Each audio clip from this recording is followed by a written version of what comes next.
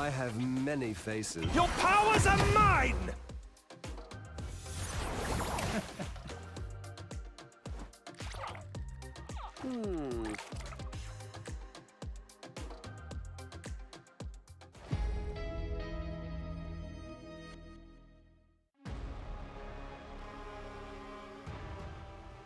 You know what time it is, Ben? You're darn right I do, matchstick. Come on, Ben! Say the thing! Nope, I'm not saying it.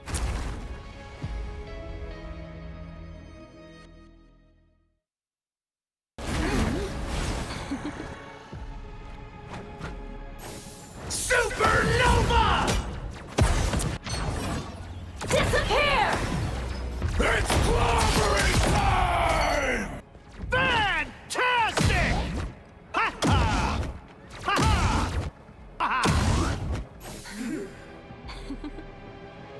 Good.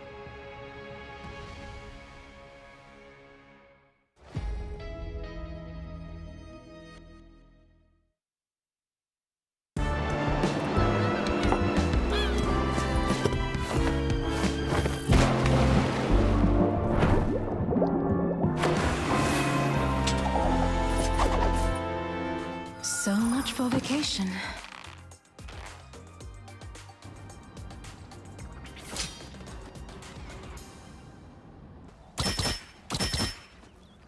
Come on, fight!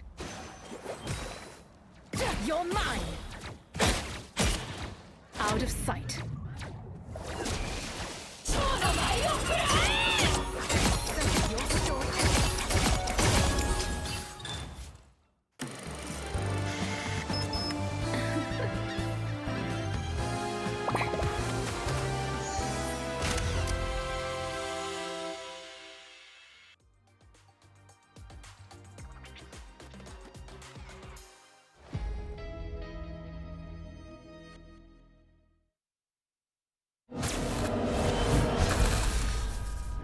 I'll fight to end the darkness that spawned me.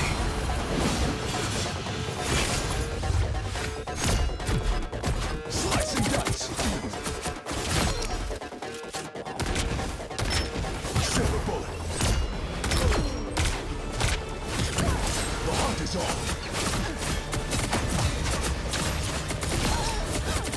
What a hack. Judgment's coming. Still got an edge. 1,000 gods! Bury the light.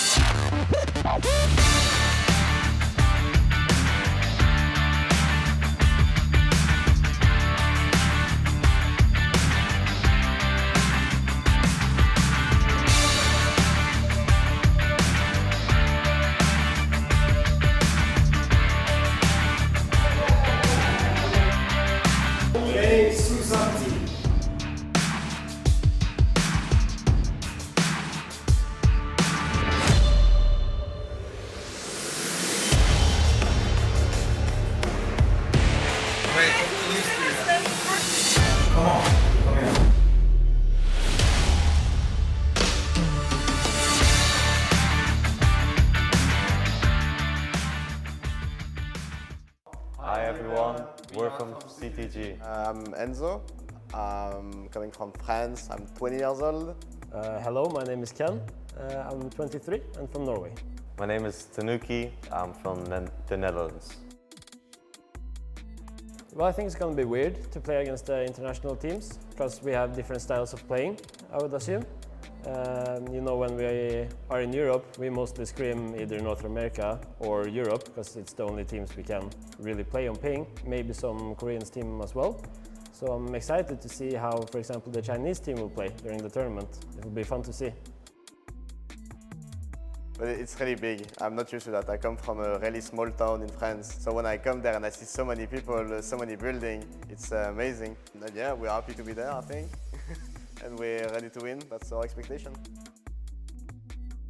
I would love to play against the Supernova. Well, they seem to be the best team from China, so hopefully they will be the best competition. Yeah, I think it's just very important that you're prepared to play against some things you've never played against before, because it's completely different players from all around the world. So you really need to look into how they play and what they play and what you play that is good against it. And you really need to start understanding the game a lot more. Yeah, my goal here is to win the championship. Confident would be the word I choose, because I believe in my team and that we can win. I'd say ready. I'd say you guys have to prepare for us to just have fun and pick whatever you want, and we will still just win no matter what. There's not much you can do against us when we just decide that we want to win. You have to be prepared for us to play good under pressure and not crumble like most of the teams here. Dote.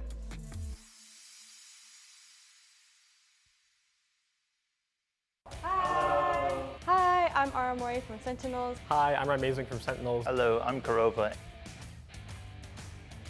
So I think we're really excited to get to prove ourselves on the international stage. I know Berber or now Citadel, they really kind of underestimated us a lot, and we've been practicing against them a lot and showing them hey, don't underestimate us on stage. So I think we're really, really excited to prove that, yeah, this is us and we can win, not just North America, but we can win the whole world. OUG.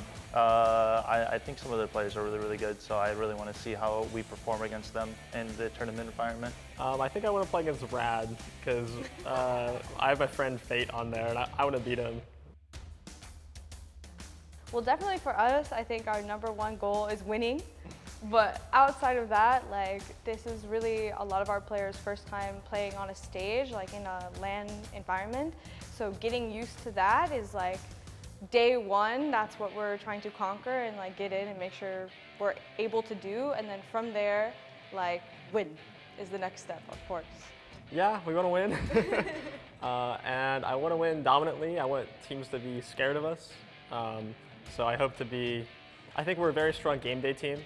And yeah, I want to dominate the other teams.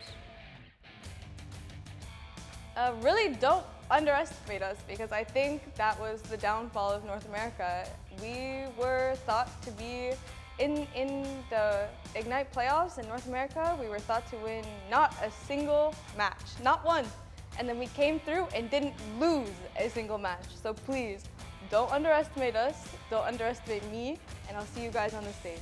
I think don't underestimate me. I think we play some weird things, and I think some people might underestimate me or my teammates. I think that will come back to bite you, and yeah, I think show some respect to us.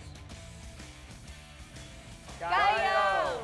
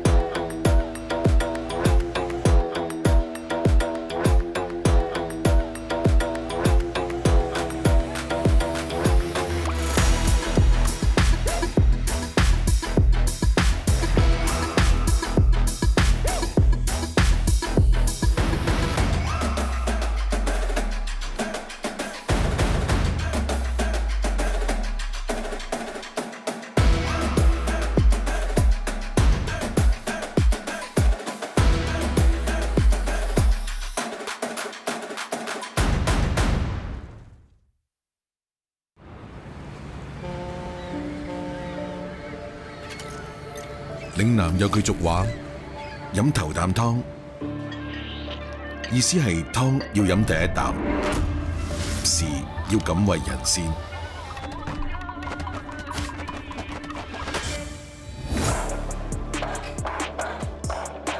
We came to win, to leave no doubt that we're the best team in the world.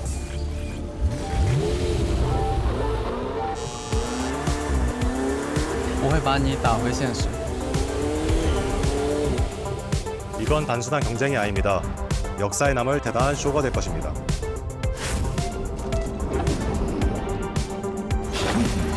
We're not here to take part, we're here to take over.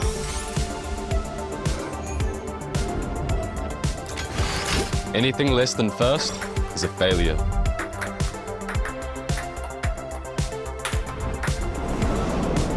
이 경기장에서는 영웅을 연기하는 게 아닙니다. 진짜 영웅이 되는 거예요.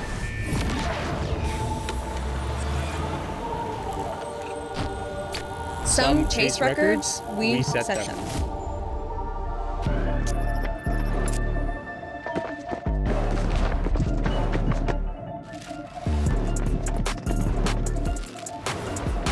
Six minds, one heartbeat, a single objective.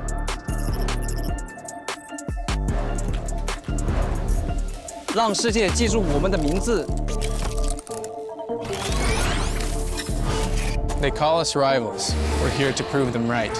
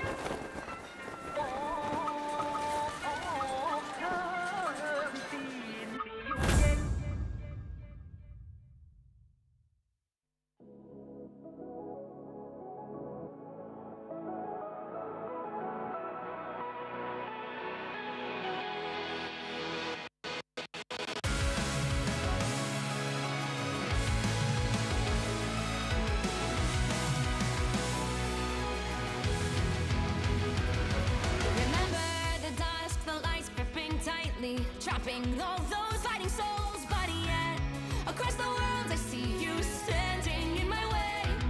And remember the time, the place we used to fight like the sun and moon. And I wonder if ever there was a time that we were friends. The night has fallen, shadows looming, and yes, that time has come for me to seek you out. We are set now for our last reunion. Break the chains, find your way, come find me. Do you remember who you really are? Show me that you are still the only one for me. I'll be waiting for you. Wake up, open your eyes, raising up your fists and smashing through time walls. Before the rift splinters again, we are rebels till the end. Rise up, open your mind, hold on to your powers. No one can stop us. We are rivals till the end of time. We will clash, no matter where. We will fight, reaching across time and space. 'Cause you are my destiny to the end.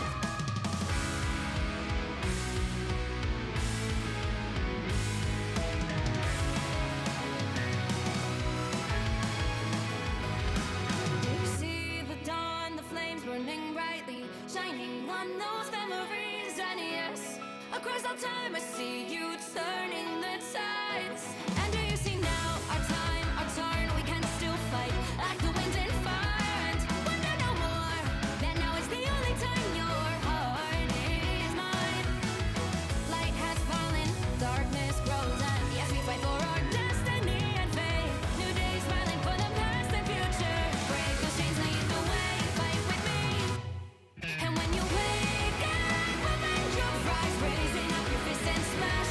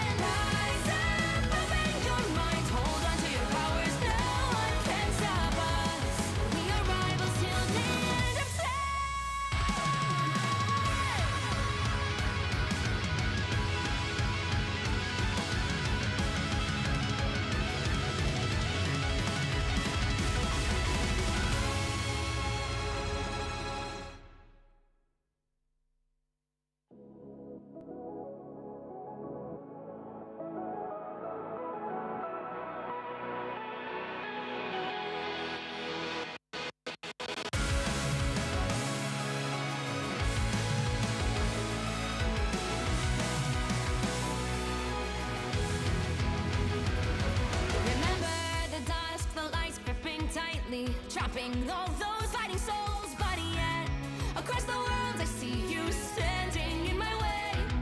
And remember the time, the place we used to fight, like the sun and moon. And I wonder if ever there was a time that we were friends. The night has fallen, shadows looming, and yes, that time has come for me to seek you out. We are set now for our last reunion. Break the chains, find your way, come find me. Do you remember who you really are? Show me that you are still the only one for me. I'll be waiting for you. Wake up, open your eyes, raising up your fists and smashing through time walls. Before the rift splinters again, we are rebels till the end. Rise up, open your mind, hold on to your powers. No one can stop us. We are rivals till the end of time. We will clash, no matter where. We will fight, reaching across time and space. 'Cause you are my destiny to the end.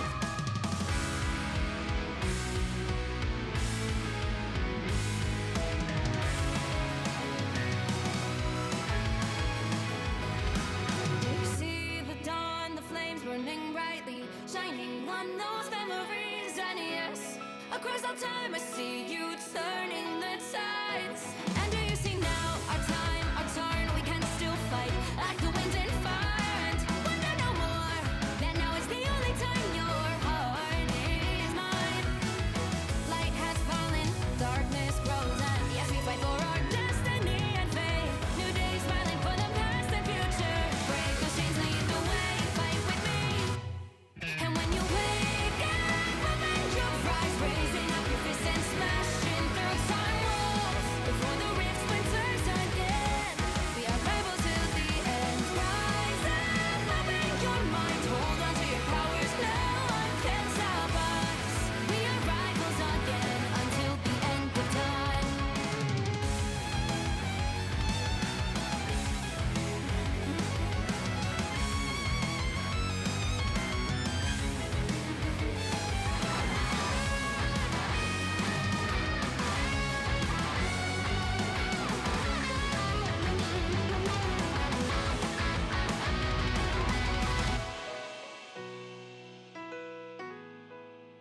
Show me that you are still the only one that matters for me.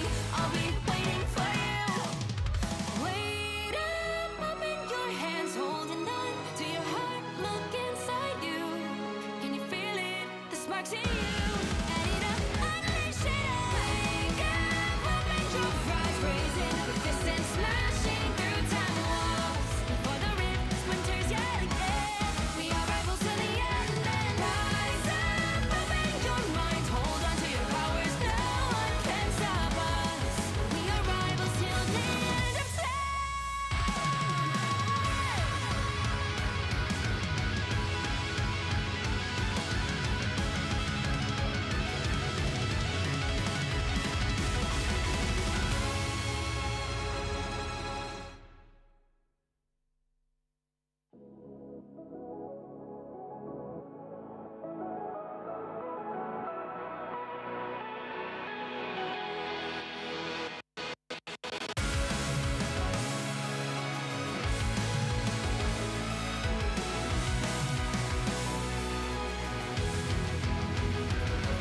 Remember the dusk, the lights gripping tightly, trapping all those fighting souls. But yet, across the world, I see you standing in my way. And remember the time, the place we used to fight, like the sun and moon. And I wonder if ever there was a time that we were friends. The night has fallen, shadows looming, and yes, that time has come for me to seek you out. We are set now for our last reunion. Break the chains, find your way, come find me. Do you remember who you really are? Show me that you are still the only one for me. I'll be waiting for you. Wake up, open your eyes, raising up your fists and smashing through time walls. Before the rift splinters again, we are rebels till the end. Rise up, open your mind, hold on to your powers. No one can stop us. We are rivals till the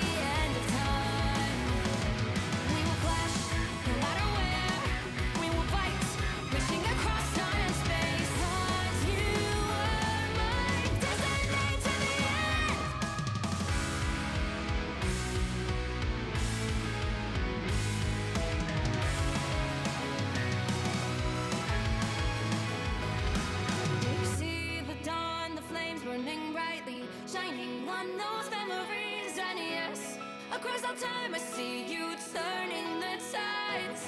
And do you see now our time, our turn? We can still fight like the wind and fire. And wonder no more that now is the only time your heart is mine.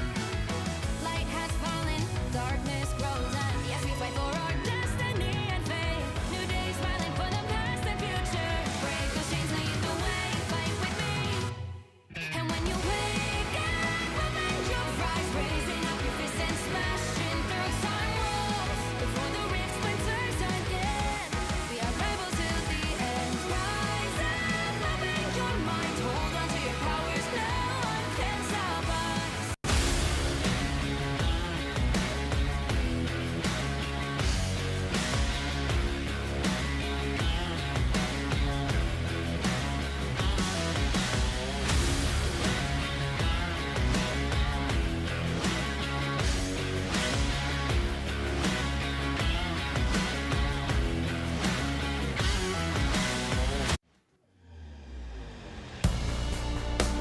Ladies and gentlemen, welcome back to the Marvel Rivals Ignite Mid-Season Finals. Once again, I'm your host, Cozy, and join with me are 4 electric matchups today. Day 1, folks, sparked the flame with the play-in stage. Day 2, melted away our expectations with the opening rounds. And Day 3, well, it looks to fan the flames of legacy that is Ignite. Every single ult, every flank, every second of that overtime clock could mean the difference of making history or becoming one. My friends, this is the moment. This is the pressure. This is Day 3. And we kick things off with a matchup nobody expected. The top 2 seeds of their region, America and EMEA, and of all things, in the lower bracket. We've got a good one today. Both these teams are going to give their all to stay in this tournament and prove what they have. And it all starts right now.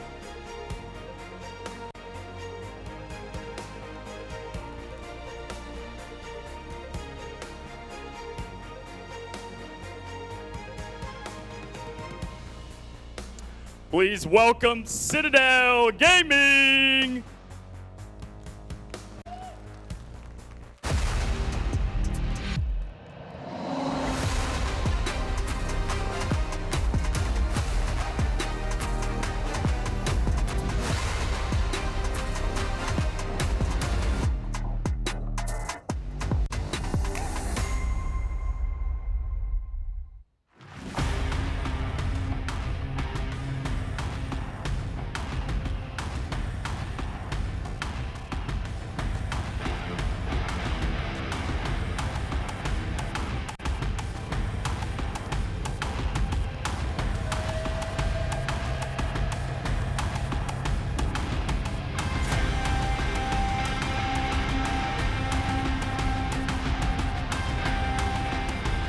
Unshaken, unmatched, unrelenting, they rise from the heart of the EMEA.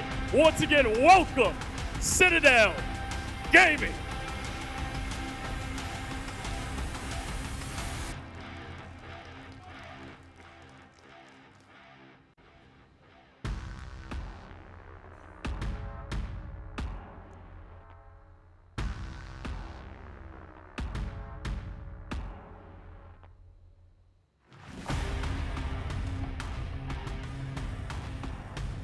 Now, teams, ladies and gentlemen, welcome Sentinels!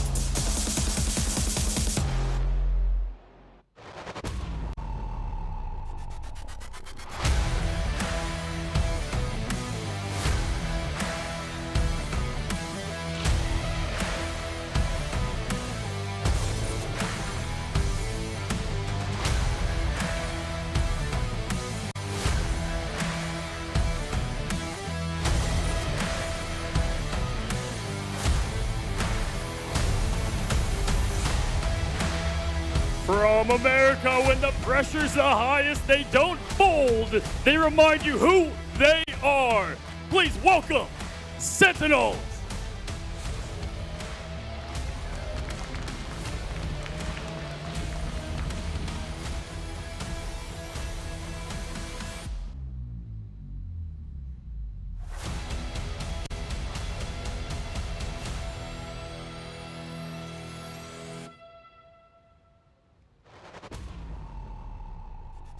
Two #1 seeds, the stage has been set, only one will move on. Now let's kick it off with the casters.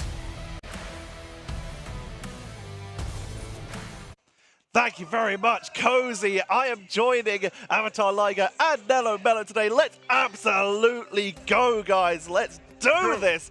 We have some incredible games, as Cozy has already said. And Nello, we have the entire bracket has flipped. Tell us about it. Exactly, like we were talking about how the mighty has fallen and they were put there in the lower brackets. If you notice properly, you would see that the number one team from America, from EMEA, from Asia, from China division, they're all at the lower brackets fighting for the tournament lives. And only 2 of them will only come out from this. There is only one champion left. And we're going to talk about that in a second because I know one of our casters here is extremely excited to do so. But just remember, we have our LAN watch party also going on. Woo! If you want to see some of your favorite streamers like Bogot, SK, FanFan, J3, Lulu Lovely, and Necros all talking about these games, enjoying each other's company, and giving you a little bit of professional player insight, then you can also go and tune into their individual streams where they're literally from our casting desk up and to the right. And we also have the Season 3.5 roadmap coming out, guys, including the new hero, Blade. Oh, Blade. I cannot wait for Blade. Blade, highly anticipated melee sword-based hero. Definitely one designed from the comics. Amazing soundtrack. Blade is definitely here and is going to be great to see. Exactly, so do check out what's in store for the next half of this season. The sharpest hero is ready to leave his mark on the battlefield. So, as what Liger and Petcher and I are excited about, get ready for Blade on August 8th. A couple days away. Actually, what day is it today? I've completely. It's today. It's today. Blade's here. He's finally here. He's woken up.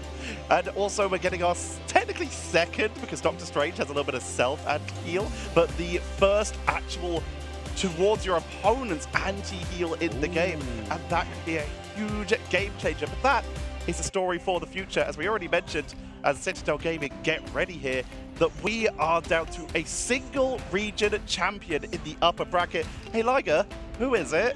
Well, a single region champion, that's right. They're from OCE, Ground Zero Gaming, holding it down. First seed still running it up in the upper bracket. I am excited to see how they perform later today. But for now, of course, eyes on, of course, Citadel right now. They are, they're rallying together, grouping up. I believe this matchup between, Citadel Gaming and Sentinels is about family. It is about their connection together. And I think this is going to be a very emotional one, and this is going to be one for the books. Exactly. So you mentioned that it is family. We're going to be seeing so many similarities between these teams. One, regional champions. What else can we see? And of course, you mentioned very familial teams. What else do we have that sort of links these two teams together? Well, a lot of the factors we need to consider is the fact that they are the top seed in each of their respective regions. They are #1. They fought through the stages of Marvel Rivals Ignite, and they made it here to the grand stage of the mid-season finals.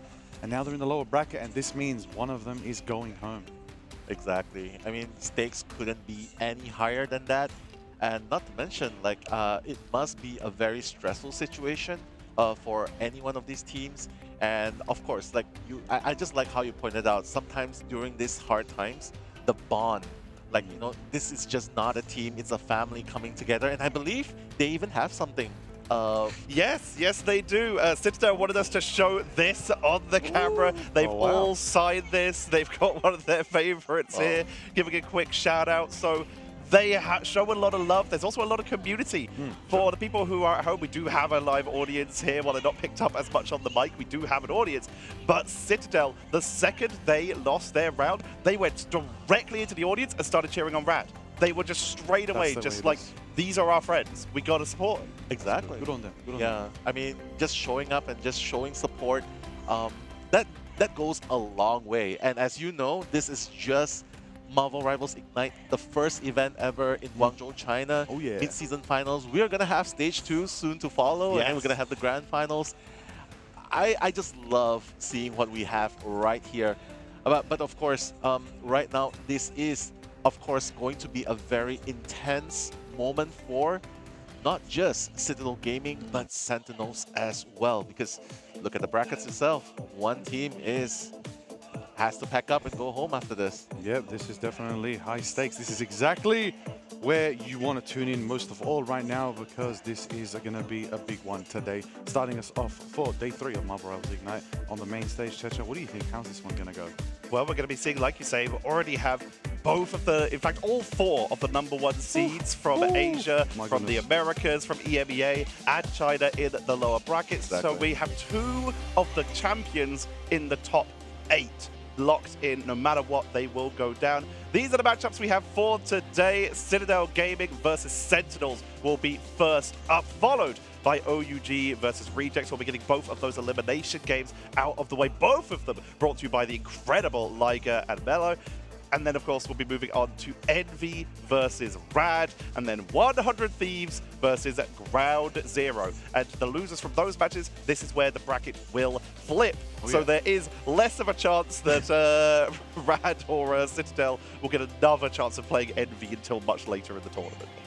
Nothing wrong with a rematch, you know, you've learned your lesson. Let's see if things are different next time around. But yeah, of course, we got Citadel Gaming here, represented by Polly, Ken, BKY, Enzo, Alex, and Tanuki. This team is formidable. Exactly. And Tanuki, Polly, just for those of you at home who are wondering, these 2 players, they're only 17 years old. Yeah, prodigies. Prodigies, right. Their parents are here to show support, and we just love to see that when that happens. And honestly, they've been showing us so many things here. And mind you, this team is one of the chillest teams. They're just enjoying the experience here, and yet they are going places. They're doing so much right now. What characters have really stood out to you coming in from the Sentinels side, though, as we move over to them? Ooh, okay. From the Sentinels, you know, you've got Kurova, Aramori, Crimson, Nectar, Amazing, and Teki.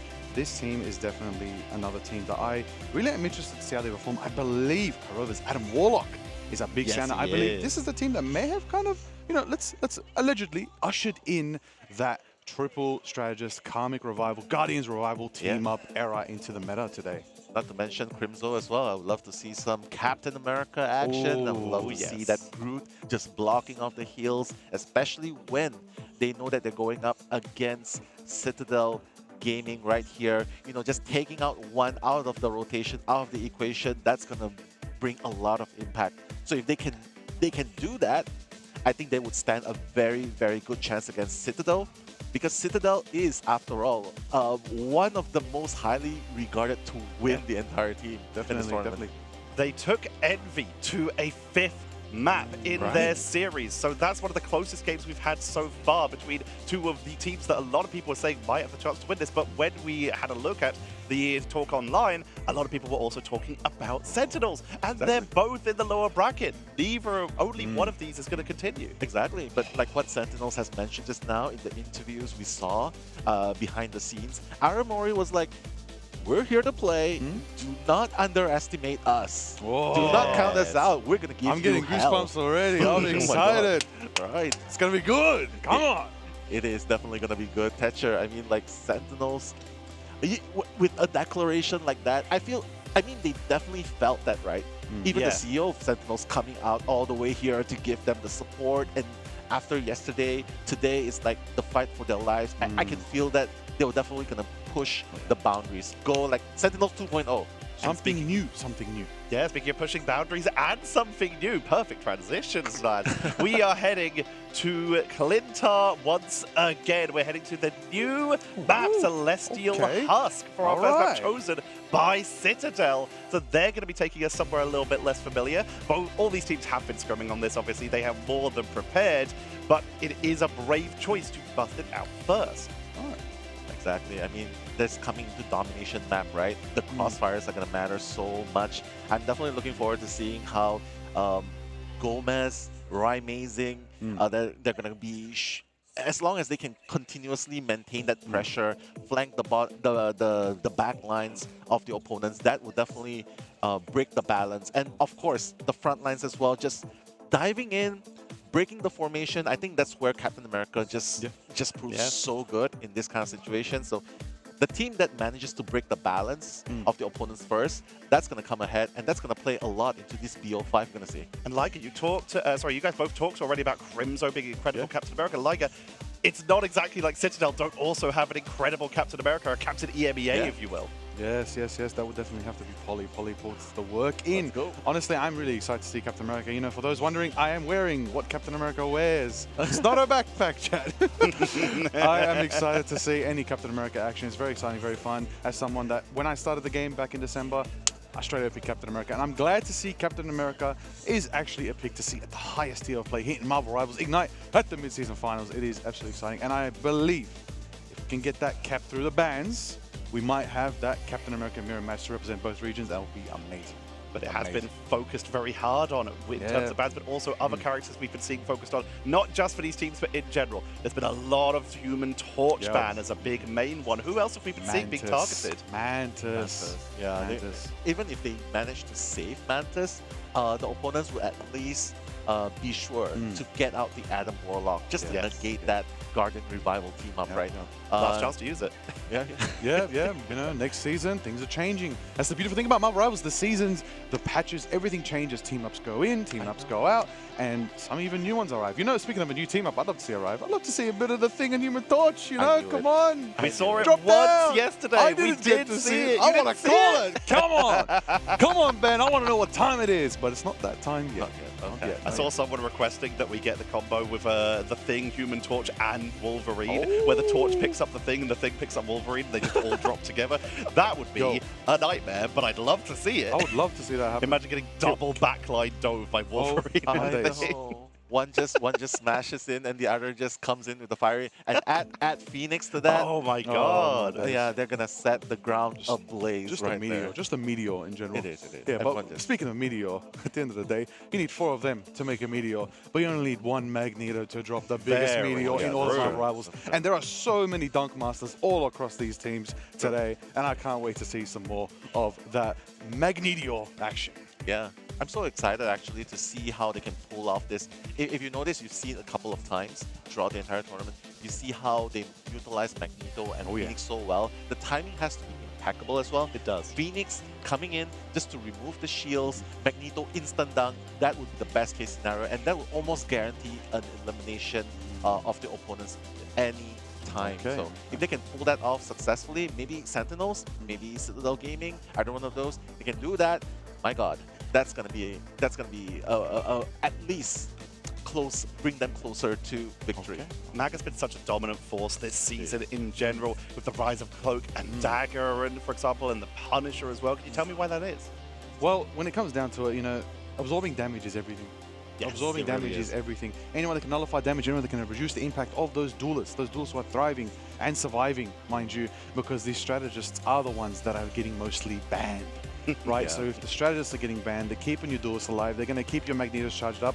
It's a cycle, and it goes round and around and around, and it takes something wacky to break it, in my opinion. I feel like we need more meta breakers out there, okay? I heard some Moon Knight arrived yesterday. It did. Oceania Ground Zero bringing out the Moon Knight to break some I'm going to tell you, these 4 teams this morning with me, give me the moon, please, come on.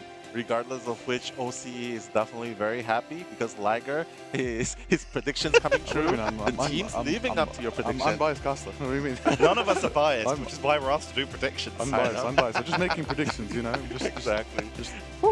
I know. But yeah, I mean, I just enjoy seeing all this unfold, right? Because we did not expect to see any of this. Like, imagine all the dark horses. Like, for example, Red was 2nd place, right? And then Envy was 3rd place, but they are playing like they're champions, and they're just sitting up there waiting to watch as how are they gonna battle and be like, okay, we're gonna see who's gonna go next, and we're like, okay, yeah, I would probably want to face Sentinels a little bit more. Yeah, okay, that's best case scenario. But yes, being under the radar will definitely give them more intel. Yeah. And I hope that they will be able to adapt more. I think adaptability, versatility, in order to face its opponents is what sets them apart. That's true. Too. That's true. And that's a question for a team like Citadels, where they have something very determined that seems to work very consistently. Cap, Psylocke, Luna. Yeah. This was their real anchor for their composition, but teams have started actually batting against that. We have seen some teams actually focusing a little bit onto the bans for the Captain America, for example. Yeah, that's true. That's true. Well, I'm curious to see what we're going to see ultimately, as we do eventually get into the action and get into the gaming. Between Citadel Gaming and Sentinels, this is going to be a very exciting one. Yeah, I mean, just to add a little bit more to the context, but we will be saying our short goodbyes to Tetcher. Thank you so much for being here. You guys are going to have such a lovely time. I'm so jealous of you doing this. I'm leaving you all with the very capable hands of Avatar Liger and Nello Mello as we're going to introduce the teams and then get right into the draft. Have fun, guys. We'll be seeing you in a bit. See you soon, Tetcher. Big love, everybody, for Tetcher. You already know. And now, Tanuki. That's the first person right there. Black Panther. There's the Wolverine. That's going to be a menace on the battleground, right? Because, my goodness, can Tanuki kidnap and just slash his way throughout the front lines? But yeah, just moving on forward as well. Citadel Gaming, Alex. That's Alex, right? Alex. Yes, I believe so. I believe this team likes to drop the E from their name. From the E name. Cheeky, a little bit cheeky. Right. No E's, I do. I did see that from Enzo as well. And Alex, I like it. It's cool. It's esports. It's esports. I like it. I like it. Imagine if we drop Liger and there's no I and then there's like Gur. LGR. That still works. It still works. That still works, yeah. But Enzo as well. Hey, speaking of the guy, the double thumbs up here. That's the Vanguard for the team. Plays the Doctor Strange and Emma Frost, and look, he's chilling. And they definitely live up to the vibe, right? They're having a good time. They're just like, they don't feel stress in the slightest from where I can see. This team, when it comes to the S word, they're not going to use stress. They're talking about synergy. That's what they're all about. That's how Citadel Gaming rolls. They got synergy with their claps, synergy with their kicks. If you've seen their shoes on stage when they're walking out, they even managed to, synergize the drip as well. And that's what I like, because this team, they focus on all the aspects you can control outside of gameplay. They focus on their morale. They focus on their team environment. They focus on their sleeping habits. They focus on their health. That all comes from Coach Sala right there. Always keeping the team happy, always backing them up, always keeping the morale high. I do believe that's why they've been so successful in their region. And right now, this is their truest test of all. Can they survive this elimination round on day 3 of Marvel Rivals Ignite? In the mid-season finals, the stakes are higher than ever, and that's what it's going to be. And look, seems as though Ken, as we know, a bit of an Ultron player, Ultron, I feel like it's not a very common pick at the moment, but it definitely shows up and he definitely shows out when we do see, the metal madness in the sky that is Ultron. Yeah, careful though. Rage of Ultron's going to take you out, especially in unsuspecting moments, right? But moving on, that's Polly. And you can see Captain America being one of the double threats that he has, Magneto being the other one. Captain America's so good to utilize in a lot of situations, just breaking formations and stuff at the back line, just messing with it. And the hard thing is, he does all that and gets out alive. Yep. Just escapes every time, hopping in and out. So annoying. He can do this all day. So annoying. I can do this all. Yeah, exactly. With the shield, just comes in. Once the shield's out, just runs out, charges out. But of course, this is going to be a very intense moment, ladies and gentlemen at home. Citadel Gaming versus Sentinels. Don't forget, Citadel Gaming went the full 5 matches against Envy, which was the 3rd seed for America. And Sentinels is the 1st seed, so I would imagine Sentinels giving them hell as well. A lot of people might call this match of the People's Finals when it comes to, a bit of NA versus the EMEA, a little bit of rivalry there between the Western region. It's going to be exciting to see how it all unfolds ultimately, But I believe, I'm going to say this multiple times, the theme of this match is family. Both these teams exemplify family in such different ways and in such amazing ways. I love the vibes. I love, of course, the characters. Techie agreed. Bit of a family, way. touche. It's all about family. But right now, families, they stay together. When it gets tough, the times are rough, they're always there for each other to stay tough. Family. Now, ultimately, what I want to see, Ryan Amazing is absolutely impeccable when it comes to that duel's presence. But I want to see some Iron Man. We haven't seen Rise Iron Man. I want to see the Iron Man. I want to see the Ultron there to complement it. And I want to see something different from Ryan. I feel like right now, this is when you bring out your comfort. Because this is when you bring out your, if all else fails, I'll run this till the end. Exactly. Like, go with your strongest, most comfortable pick and build around it, right? Yes. Like, you want an Iron Man? Fine. Make sure that you at least try and ban out Magneto. That would be a problem as well. That can be one of the scenarios as well. And speaking of which, just to add on a little bit, like, right, seriously, with just only 4 bans, it's just so hard sometimes to determine which one takes precedence. That's true, that's true. Right? Because are you going to take out the Vanguards first? Because most of the people here, the only duelist that they would consider taking out, banning, is probably just the Human Torch. Oh, yeah. Right? Usually and the rest is usually just strategists, right? Usually it's been, you know, the Human Torch, Johnny Storm. We might sometimes see the Psylocke, you know, Psylocke is a very common one. Yeah. Not, I wouldn't be surprised. Not too much Punisher bans coming through, and not too much Punisher play. But I noticed a couple of teams did bring out the Punisher yesterday, and he did. It paid off. I was like, maybe bring out the Punisher. Frank Castle, you know, he puts in the work when you least expect it. Bring him out. He can handle your Groots. You know, your bulky Vanguards in the front line. Can do a lot of work to Emma as well. You know, the immovability when he is in, of course, that Final Judgment mode.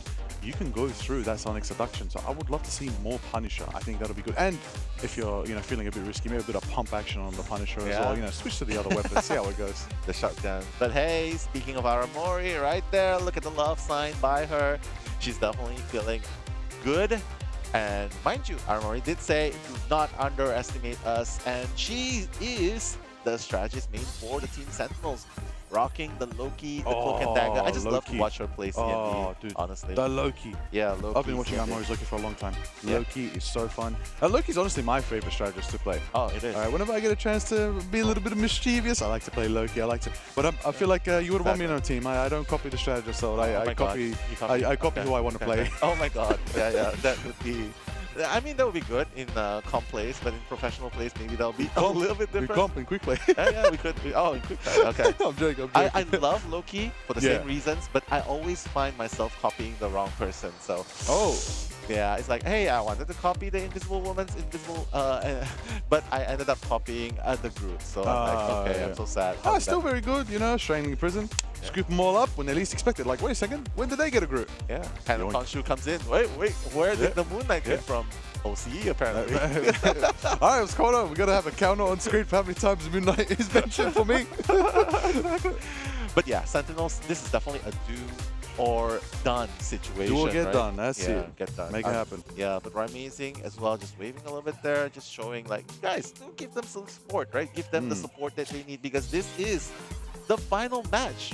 Yep, this is the final lifeline for one of these teams. And Sydney G, I mean, we talk about family, right? As if it's Fast and Furious franchise, but I'm so sorry about it. But honestly, it feels like CTG looks very comfortable. Yeah. CTG looks very comfortable, and I think a lot is actually at stake for Sentinels because they're trying to prove themselves. They're trying to prove themselves that there are no step over. They're not easy walkovers, right? Yeah, they do not estimate them, and of course, their presence is just so strong as well, especially in the community. So Look, you know, Citadel Gaming, they've made some big calls. They've done some power rankings on their social media.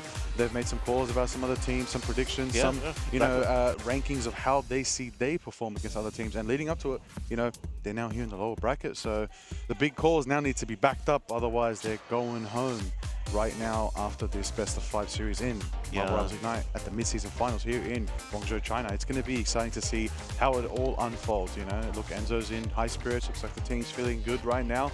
You know, warming up, you know, getting their peripherals in check, getting everything set up, getting into lobby, getting into the action. That is exactly what we want here at Marvel Rivals Ignite. This is it. Our first game of the day is about to begin. It's going to be a good one. It's going to be between Sentinels and Citadel Gaming. I cannot wait, Nello. This is going to be an amazing one to cast alongside you. Let's absolutely do this, my friend. Let's absolutely crush this as well. And honestly, I'm really glad that I get to cast with you on this bracket because, you know, I always love elimination matches because they will definitely do something unexpected. Push the boundaries, break the limits. Break the meta. It's time. It's time. If the meta hasn't been working, break the meta. Break it. Spice it up. Do something different. Or break the keyboard trying. Okay. No. Don't break the keyboard. Don't break it. I don't know, maybe some of the players got sponsored keyboards. Don't break your sponsored keyboard. We want our players to make the bread out here. Come on, make a career. We believe in you. Come on, keep esports alive. Let's go. Let's go. Thank you, Marvel Rivals Ignite, for existing. We appreciate you immensely. Let's keep it going. Exactly. And just to give a quick shout out to the people at home, and of course to our amazing co-casters that are doing the watch party as well. So please do show some love. For me, it's the Asia region, to Hot Spice, to Multitudes, and that one Dan. Thank you for doing the watch party with us as we commentate this elimination match. Yes, and I got to give a shout out to my fellow OCE casters, Profound Rice and Matsy, also doing watch parties, waking up very early in Australia to run it down and you know, watch all the action. So shout out to you, W, to all the chats over there as well, and everybody watching at home as well, and all the other streamers out there in the Marvel Rivals community doing watch parties and co-streams as well. There are some certified partners out there in the Marvel Rivals partner program, also doing it up, getting the co-streams, get your drops, you know, get your new skins and sprays and all the goods coming in Season 3.5, Blades coming out, everything's going down.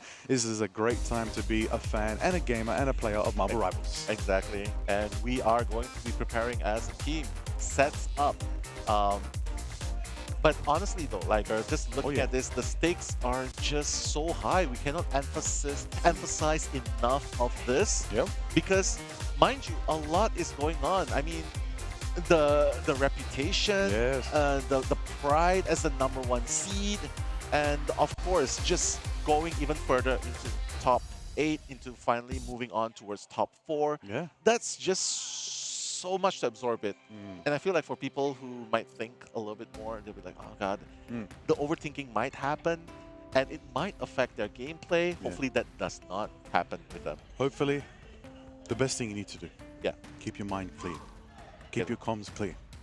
But most importantly, play messy. I'll tell you why. Play messy. Because if you've been playing clean since now, change it up. If you've been playing dirty before, clean it up. Whatever you got to do, change it up. Okay, seriously, seriously.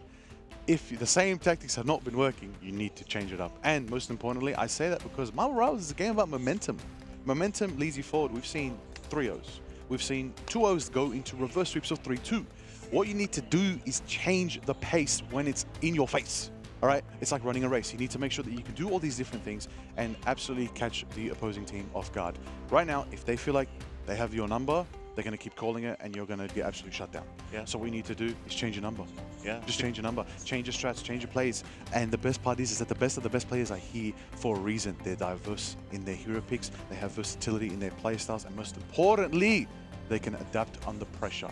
And if you can check 1, 2, 3 of those boxes, and probably a few more other attributes as well, like being entertaining and putting on a show, that's why we're here, then you will make it to the final stages and you will potentially be the ones to win the mid-season finals at Marvel Rivals Ignite. But you can't do that if you don't look inwards and work and look at each other and figure out each other's, you know, weaknesses, your misgrievances, and work towards a better future for your team, ultimately. That's it. That's all there really is to it. Sometimes it's not all about the skill. It's just about the will in your heart and the peace in your mind, of course. Oh my god. And that's how you make it happen. That's a very Zen-like advice, if I may say, coming from Liger. I wish I took my own advice in comp. We gotta believe him, though, because Ground Zero, they're in the upper brackets, and that's the only first place seed of the region. Stop it! Jinxing it. You gotta take his advice because he knows what he's saying, he knows what he's predicting. And no, that's all J-Mac, Coach J-Mac from Ground Zero. That's Shout out the coach. Shout out J-Mac, man. He's the one that put it through. Shout out the entire OCE region that has been watching and supporting. I know they've been crazy in the chat. They've been WOC in the chat. What? They will not let chat go quiet. So I love our good. community that I puts really support. love it. And the whole Marvel Rivals community. We know, everybody's been putting up numbers. We've got the co-stream all the way upstairs. They're having a good time. Amazing streamers brought forward by Marvel Rivals to put on a show. It's going to be exciting to see how it all unfolds today. I know, I can't wait to get into it. These we've got 4 best of 5s today. It's going to be so exciting. We get to start off the day. We get to warm everybody up for our fun time for day 3 of Marvel Rivals Ignite. It's going to be a fun matchup between Sentinels and Citadel Gaming. That's right. Top seed in NA, top seed in EMEA. It is exactly what we expected. Top seed in America, my goodness. Yeah. Woo! And then later today, top seed in China versus the top seed in Asia. Yeah, a lot of top seeds going down. Everybody, we're losing 2 champions of the MRI I mean, early on, in the year, and we're losing we're losing some potential gamer golems, I would like to say. Exactly. I mean, So, all the it's gonna be a teams good one. are really Yes. really good to get to this stage itself, right? So don't let the numbers fool you. Whether it's the first team that's going home, the second, the third, or the fourth, they have already achieved so much in the process of coming here, right? Exactly. Yeah, yeah. They're here. Yeah. They played on this amazing stage. Yeah. They entertained this amazing crowd. They allowed us, you know, amazing casters to be able to cast their amazing gameplay, you know. I know. Everything is just here. Like, honestly, like, no matter where you are, even to the teams that have been eliminated already, you know, the play-ins, you made it. Exactly. You can say you made it. You played a nice in-person LAN event here at Marvel Rivals Ignite. It is just, it's beautiful for everything. But I always say take the positives, take the negatives, put it all together. Yeah. Worry about it later, because right now, focus on your objective. Your objective is to get that W, get that win, get it moving, and get it going, and get yourself to the next stage. Lower bracket is everything on the line. There is no more second chance. You need to make it happen right now between Sentinels and Citadel Gaming. That is exactly how it's going to be right now. Somebody's going home, and somebody's going to start their comeback story. Let's see if they make it happen till the end. Exactly. Just love how you're building up the story about these teams, and honestly, it not only just makes the team's experience more worthwhile. I mean, the teams are not the only ones experiencing all of this. We, along with the staff, the prods, and of course the casters, like like Shib and Dogman, Moxie, Leg Day, Cozy, Tetcher, you and I, we were having such a blast as well, getting to know the culture. And it's so different because we can say anything behind the screen, but honestly, when we meet those people in real life, we just realize how different it is. When we get to see them face to face. And of course, just knowing the culture in itself, just getting to go up close with the players and just find out, oh, wait, what? These guys are actually really chill. Really We thought they were going to be really cool. Very kind. Yeah. Very kind players. You know, you always think when you're in esports, maybe there's a player who's a bit of an ego, a bit of a right? rambunctious one. Does not look friendly. Everyone's very kind. Huh? Does not look friendly, No, but actually no. super vibing. Everyone was a vibe in the hallways. Good luck, fist bumps. How you doing? Good morning, good afternoon. A lot of good evenings. Everybody's staying up late. I know. Everybody's so stressed they're not sleeping because the entire reason they are here is happening the next morning. So I understand. But I'm sure these teams have gotten all the sleep they need right now, and they're going to make it happen because you can sleep at home. Right now, wake up. Wake up. That's what I say to everybody. Wake up, everybody out there watching. Wake up to the players. Wake up to everybody here watching Marvel Rivals Ignite. It's time to get into it. It's going to go off. It's going to be a big one. Nello, they are here to play in the lower bracket right now. It's our first lower bracket. Best of 5 here on day 3 of Marvel Rivals Ignite. Oh, my heart for these teams. My heart is with these teams right now. This is very intense. I said the theme of this matchup is family for a reason, because I feel that, there might be some tears shed. There honestly might be some tears shed because this is very emotional. These teams, we know the story, what Citadel Gaming went through. We know the brackets they went through. We know how they climbed here, how they made it to Guangzhou, China. And we also know Sentinels, what they came from, how they've been represented. We know their story. There's been amazing documentaries about them as well. We know what this means for them. Both these teams have earned this spot here. And right now, one of them has to take it forward. And the other has to say good night for now and return in the near future, of course. Exactly. But for now, let's see whose story continues. And all that boils down to how they play this first game in Flintar as well.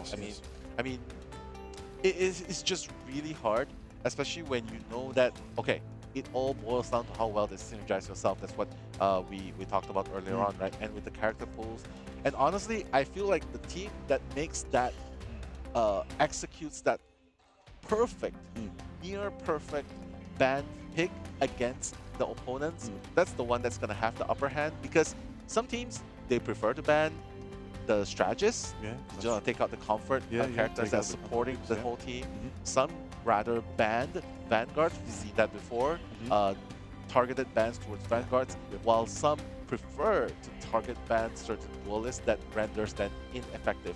I think best example that we've seen so far was like when one of the examples was when Magneto was target banned, and that was a one-trick Magneto where, and it very really, tough, very tough. Yeah, I feel like a lot of these teams do have those Magneto specialists, but I feel like the key to a proper Vanguard lineup is having your Magneto specialist also have another ace up their sleeve.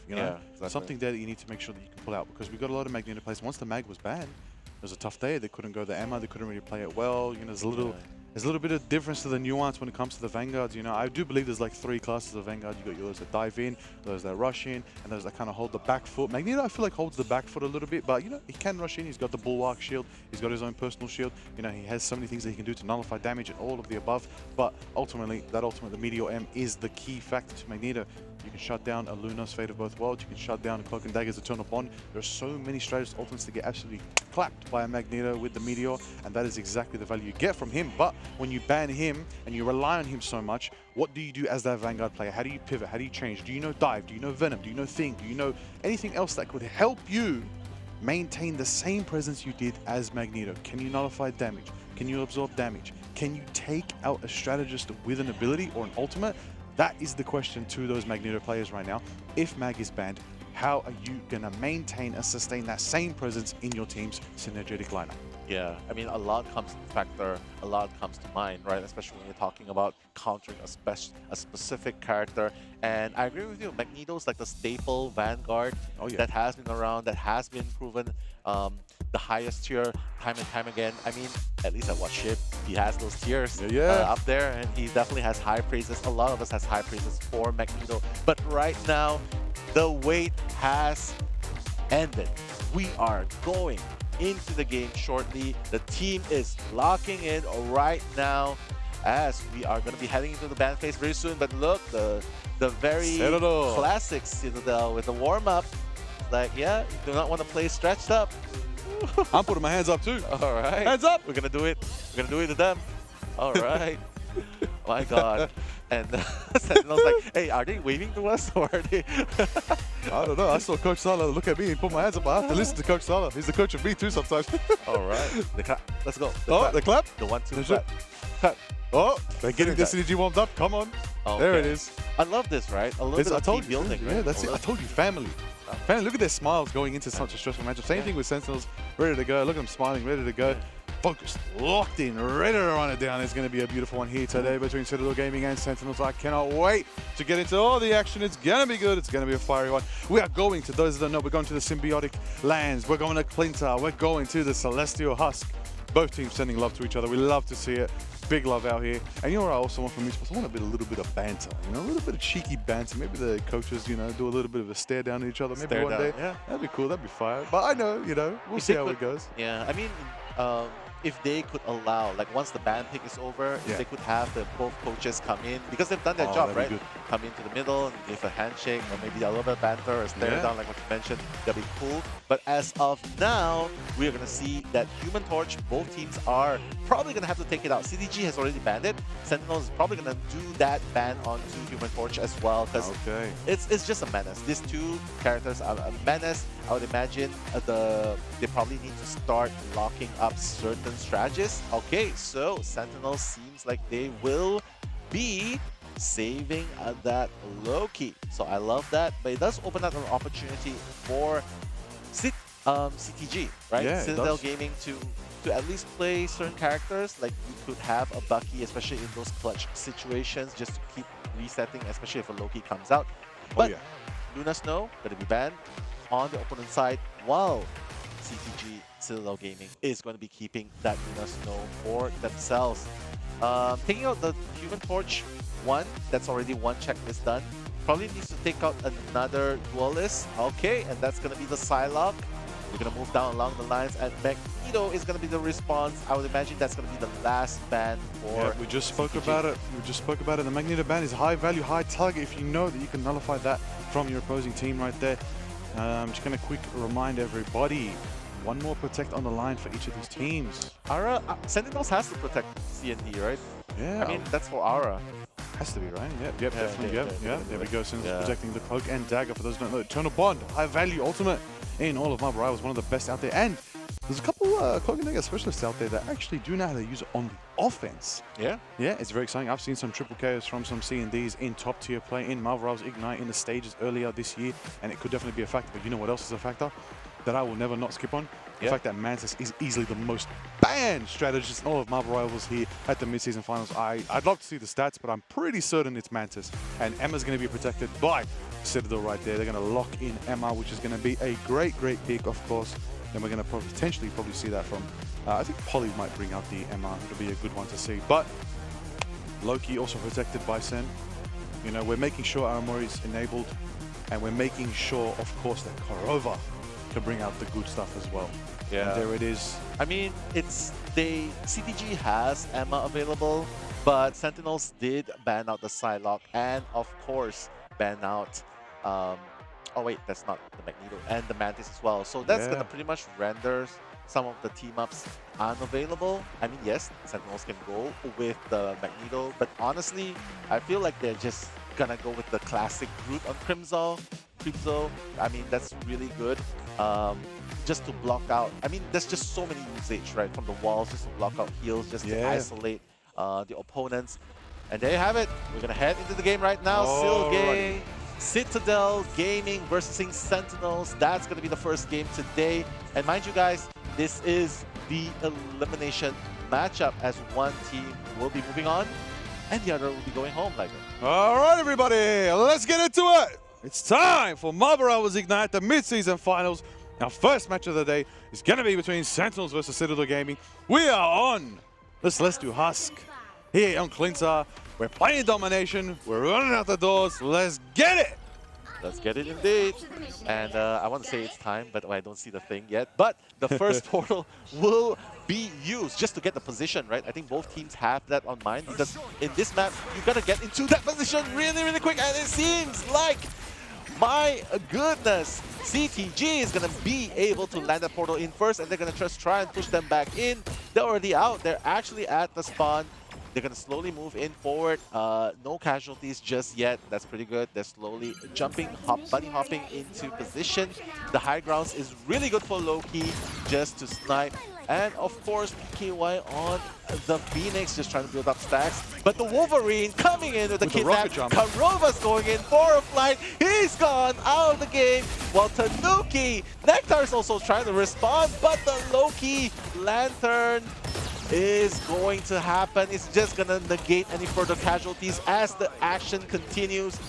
Just trying to push them out. It seems like CTG standing ground, unlocking that point, and just slowly flanking, pushing Sentinels back to the lines. Absolute stellar performance there from Tanuki right there, getting that early pick on the Wolverine. Right now, Aramori does have ultimate online as well as the Loki, and the powers are now hers. Here we go. We're seeing Nectar on the Wolverine trying to make some options happen. Cloak and Dagger is out on the field. Eternal Bond is ready to go. Phoenix take to the skies. Sets up some Enson Inferno disruption. Crimzo gets the pick on Alex on the Luna right there, taking him down. Tanuki's on the chase, going straight for that cap. You can see Luna dance, and then it's into a last stand by the Wolverine, but it's not enough. And it's counted out by Enzo on the Strange, shutting down the Wolverine. My goodness, that was such a clean takeout.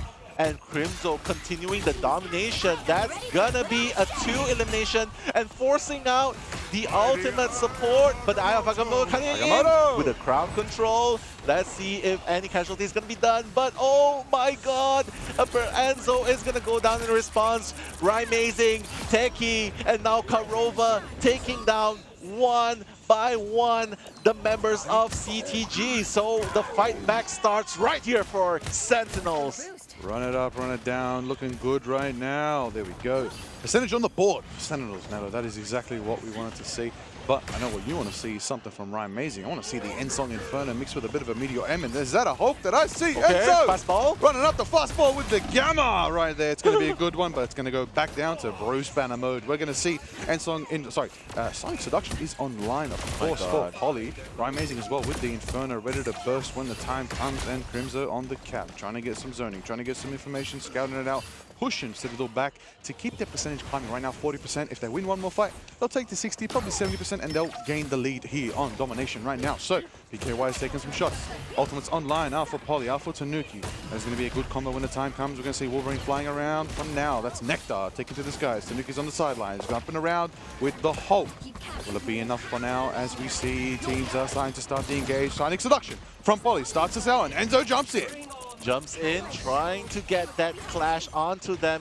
But right now, the Magneto with the Meteor M. Oh no! And that's the combo we want to see! Double KO with the Meteor! Exactly, the Flame of the Phoenix coming in response, but beautifully followed up with the Meteor Ram. That's going to take it out. Amazing taking out PKY in the process right now. Sentinels are looking super good after taking out Tanuki. That's already 80% on board for Sentinels.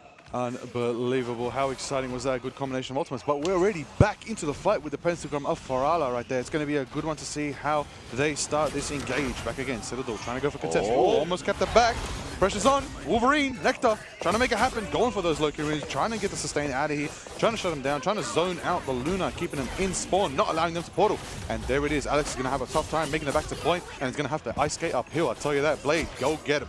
Techie, though, out here taking out Tanuki on the sidelines. We're going to see overtime is ticking down 99% for Sentinels. If anybody's from Citadel can make it, they can contest, but it's not enough time. Yeah, exactly. No portal available as well. That's going to be Sentinels' game. So, we're seeing it. I mean, oh yeah, do not underestimate us. That rings so much bells in our heads right now because Sentinels drawing that first blood, getting that first victory over Citadel Gaming.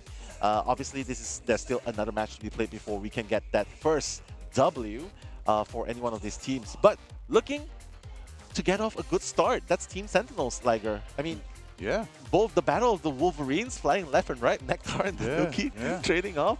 But what was the difference maker? Was the Hulk not enough in that situation? I think maybe, you know, the Hulk was an option, but maybe it was there for the Namor, potentially. Namor could be a factor to consider now. We could probably, you know, really utilize both team-ups that the Hulk can provide right there. You know, just enabling their duels more. I think Citadel's going to roll out a bit more confidently here, but Sentinels, you know, they got winners momentum. They're feeling stronger. They got the Eternal Bond. They're closer than ever to the Meteor M. Crimso's ready as well with the portal to go and contest. Let's see where this portal sets up right now. The pentagram of Farala is going to be interesting to see if they try to, you know, block out Citadel. Here we go. Portal opens up.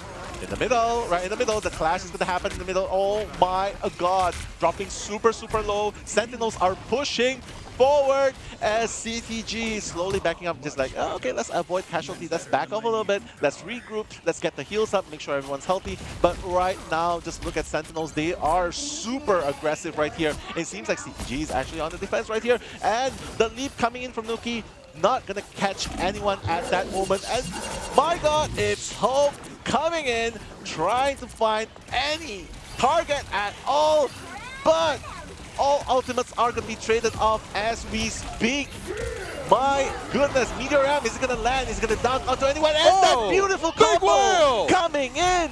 The Phoenix ultimate combo with the Meteor Ram, that's going to take out all of them, and now CTG clearing up shop right there, like our Sentinels. Quadra KO from the Namor, PKY, big whale into the trident, going off right there, PKY on the Namor. It has been so long since we've seen Namor popping off here in MRI. PKY is bringing it back to the roots of Gamma. And I'm feeling good today. I'm looking like Bruce Banner. Exactly. And, you know, when the Hulk pops off, I think like it's a sign for you to pop off as well as we speak. But seriously, though, the more paying so much dividend, the team-ups coming in. But now the fight may have been won this time, but there's still so many fights before the war is determined. Right now, they are continuing the skirmish right there in the upper bracket. They're just pushing Polly down. Okay, Enzo getting Nectar in the process. They know that they have to take out the pesky Wolverine, but Tanuki is going to be taken out in the process as well by Aramori. PKY just finding that little bit of angle, that safe angle where he can continue dealing damage onto the line. Oh my goodness, the Hulk right now looking really, really fierce, Liger. This is what I told you. Break the meta, break expectation, break the pattern. That's how you flip the script into your favor. But for now, we're going to see Aramori hit that copy right now, try to set it up with the C and D. Ollie's hitting that Sonic Seduction, making it trying to happen right now. Amazing holds on the Phoenix in the sky. Will it crash down? Will the Ensong Inferno finally start the first chord? And there it is. Crimson managed to pick off Alex with that extra burn in power. Nectar slashing and dashing and trying to make it happen. We're going to see Nectar try to go for a pick here, trying to focus on the Luna, waiting for the dance to take Thunder Step. It's a last stand, perfectly executing. Karen right there. Big Wolverine from Nectar. Amazing cleans out on the back lines as well, taking out Polly and PKY, giving them momentum, giving them power, allowing them to turn it. And they're going to take down the Brucey Banner. And you know what, though? I will say Enzo, you know, as the Bruce, as the Banner, did manage to buy themselves another 5%, bringing them to 90%, but Sentinels have got some percentage back on the board. Exactly. Amazing has been an absolute beast on that Phoenix, right? Absolutely. Just taking out the shield, just taking out the eliminations, while Teki just coming in with the Meteor M. That combo that we were talking about before this game even began, that's definitely something that is breaking CTG right now. But there is a lot of percentage, like what you mentioned, CTG 90%. Sentinel still has a little bit more way to go, but the Bruce on the Hulk actually is trying to find that target, trying to isolate certain targets, but they're just continuing to build up stack. The last stand, that's going to take out amazing. Aramori is going to be taken up by Enzo. That's the hope in play. And now it's a battle 4v6. Can they survive? The trade-off's going to happen. The support utility is going to be used. But Teki ready with the Meteor M, taking out Alex. My goodness. But Amazing knows that he has to bring the portal out right here just to bring the action back. But so many has been lost on Sentinels. They have to wait. They have to regroup. And Aramori fighting back. Tanuki's taken out, but Crimzo has also been taken out in the process. The trade-off has been crazy, and now Ken also just utilizing the next utility support just to keep the team alive, and now just bashing. They're saying this is it. This is the ground they have to stand right here. Sonic Seduction by Poly as well, trying to just silence them, but it does not seem to deter Sentinels at all, Liger. And there it is, Nello. There is the power. There is Nectar taking out Tanuki. The Wolverine v Wolverine leads into another Wolverine going straight for the Luna, and there it is. A big kidnap corner in there, but the sustain is there. Ken is there, and Turkey's going to hold it down on the mag right there. Nectar getting the pick on Alex. It turns out Nectar's going to hold it down. Amazing getting another pick on Poly right there. Sentinels do recapture it for now. Sentinels are going to have to regroup. Hulk's trying to hold it down in the back, almost getting Aramori, but Aramori survives with the protection from Crimzo and the rest of Sentinels right there, keeping them together. That's what I'm talking about, family. Nobody gets left behind. That is exactly what Sentinels just did there. Amazing on the portal right there. Poly on the portal this time. 92%, 93%. This is the final fight. Big grab at the portal right there. We're going to see in momentum. We're going to see a potential Agamotto coming out very soon as well. We're going to see Nectar slashing and dashing, and Nectar's going to try to make it happen right now. Captain America Crimzo escapes for now with 3% HP, survives. Overtime is ticking over. Citadel almost do capture it back. Karama with the Eternal Bond to keep the team sustained as their final fight is ticking up right now.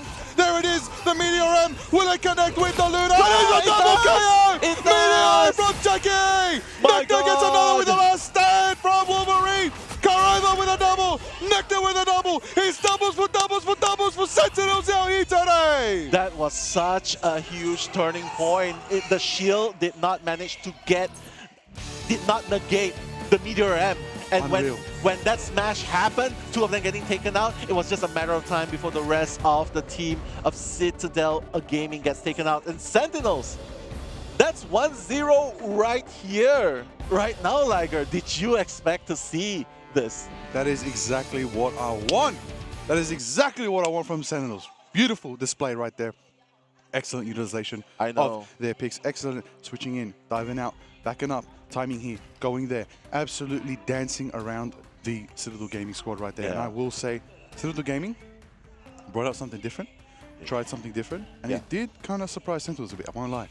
True, true. But I think it just proves that it's not enough for the combo that they have, which was the Phoenix and the Magneto tandem, right? Removing the shield and then dunking them with the Meteor M. I think they used it so many times, and it felt like they weren't really able to negate that as that happens. I mean, yes, sure, you have Poly at the very end with Doctor Strange, with the portal and the shield in the very end, but it did not really negate anything, right? And maybe they have the idea as well. The Gamma shield probably would have been a factor as well. The Hulk probably they probably had like a specific game, a play that they want to do. I'll tell you what, those horns of Proteus, the big whales, were effective, but I feel like more people need to be targeted with those. Maybe if we can group them up a little bit. That was a desperation. You know, honestly, maybe a bit of a group. You know, Strangling Prison might enable that. Again, look, the Gamma team up, you know, it does have the mileage. It does do well in competitive play, but there are new things out there now. There are the Phoenix, there are the Magneto. The cap is kind of prevalent right now when it comes to the Vanguard presence. Usually your top 3 Vanguards you want to pick. Captain America, Crimzo has that down and on lock, and that's why Sentinels do take this one for now, do take Domination, and get themselves 1-0 in this series for now. Yeah, I'm so surprised that Citadel did not even utilize. I mean, they did have a mirror matchup for the Wolverine, right? But no Phoenix as well, and yeah, I mean, that was that was really the gameplay that they were aiming for, Sentinels with that Phoenix and Magneto gameplay. But honestly, the Hulk play, I don't really see it. Maybe that's how they improvise, but I could see that maybe you always see the Hulk jump leaping in just to take that damage on behalf of the team. Like, you know, oh, it's fine, I'll just transform back to Bruce Banner, my team's still alive. Maybe that would have been a play that they thought they could do to negate the Meteor M, but yeah, honestly, the Phoenix and Magneto tandem has been wrecking them. Like, that was at least 2-3 combos pulled off perfectly in that spot, right? I would say, I think the bans mattered. I think Pokey not being able to utilize that Psylocke mattered a lot. I think that will change things up, especially when you're talking Domination Psylocke, you know, you can rotate around, especially on Celestial Husk. A lot of angles, a lot of corridors, you know, caves. I mean, we only played 2 of them. You know, there's the third section of Celestial Husk. Things could change. You could play Flyers, you could play Venom on that map as well with that massive stalk in the middle. A lot of different things that you can utilize when it comes down to Celestial Husk. A newer map. Maybe teams haven't had too much practice on it as well. True. You know, there's not many strategies been developed. You know, tried and true methods are there, of course, that you can run on any map, but you know, knowing the map, knowing the corridors, knowing the strange portal angles, you know, I feel like, there was a couple panic portals there as well. Could have been more patient with the portal placement, could have put it in a corner where you could protect your team at the same time, side by side with the wall. A lot of the portals were just in the middle of the fight. Didn't really give them the angle, the momentum to be able to just go in. I mean, Wolverine literally predicted the portal, took Strange right out of the portal jump. Exactly. Yeah, see ya. Kidnapped. You don't want to get kidnapped by the pesky Wolverine, right? You're going in for a ride, and honestly, Wolverine's just so pivotal in this game as well, right? The kidnaps happening not just towards the Vanguard, but towards the backline as well, because the moment you get one person getting taken out, it's going to be a numbers game, like the quantity over quality sort of scenario, right? Where they use numbers to overpower you. And when both your strategies at the backlines are being taken out, that also poses so much problem, because where's the heals going to come from? How are they going to sustain? How are they going to keep standing on that point? And I felt like Sentinels definitely played that better, and their lineups just work smoother, right? As compared to the Hulk and the Namor tandem. So the next question right here is, will Citadel respond and probably should go back to playing this more proven meta? I mean, I know you're trying to play off meta, but of course. Honestly, sometimes it's just too strong. Yeah, you know, you need the right picks. You need to make the right move. I believe Hulk Strange is just going to have a tough time against Magneto Cap. There's just a lot more shielding when it comes to Sentinels right there, you know. And then you've got Kuroba's insane sustain, 25,000 healing Armorian matching that as well. Massive sustain, you know. And ultimately, I think what really changed the tide was Nectar's aggressiveness. I feel like we saw Tanuki start off really early, getting massive picks on Wolverine, but then Nectar came back and just got the pivotal picks needed to actually enable the team and just get those 6v5s that they just needed very quickly, very early, and getting that early percentage. We do know Citadel came out strong. They got the point too, 50% at one point, 90% at one point, but once Sentinels held, they did not lose it again.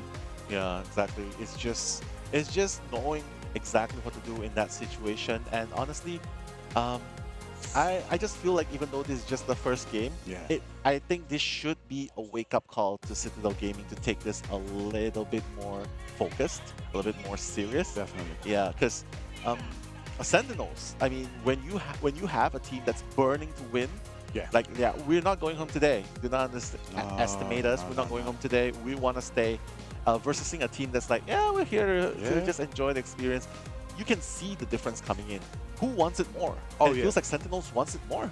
At the moment right now, getting that first dub, that's going to pretty much be evident of wanting more.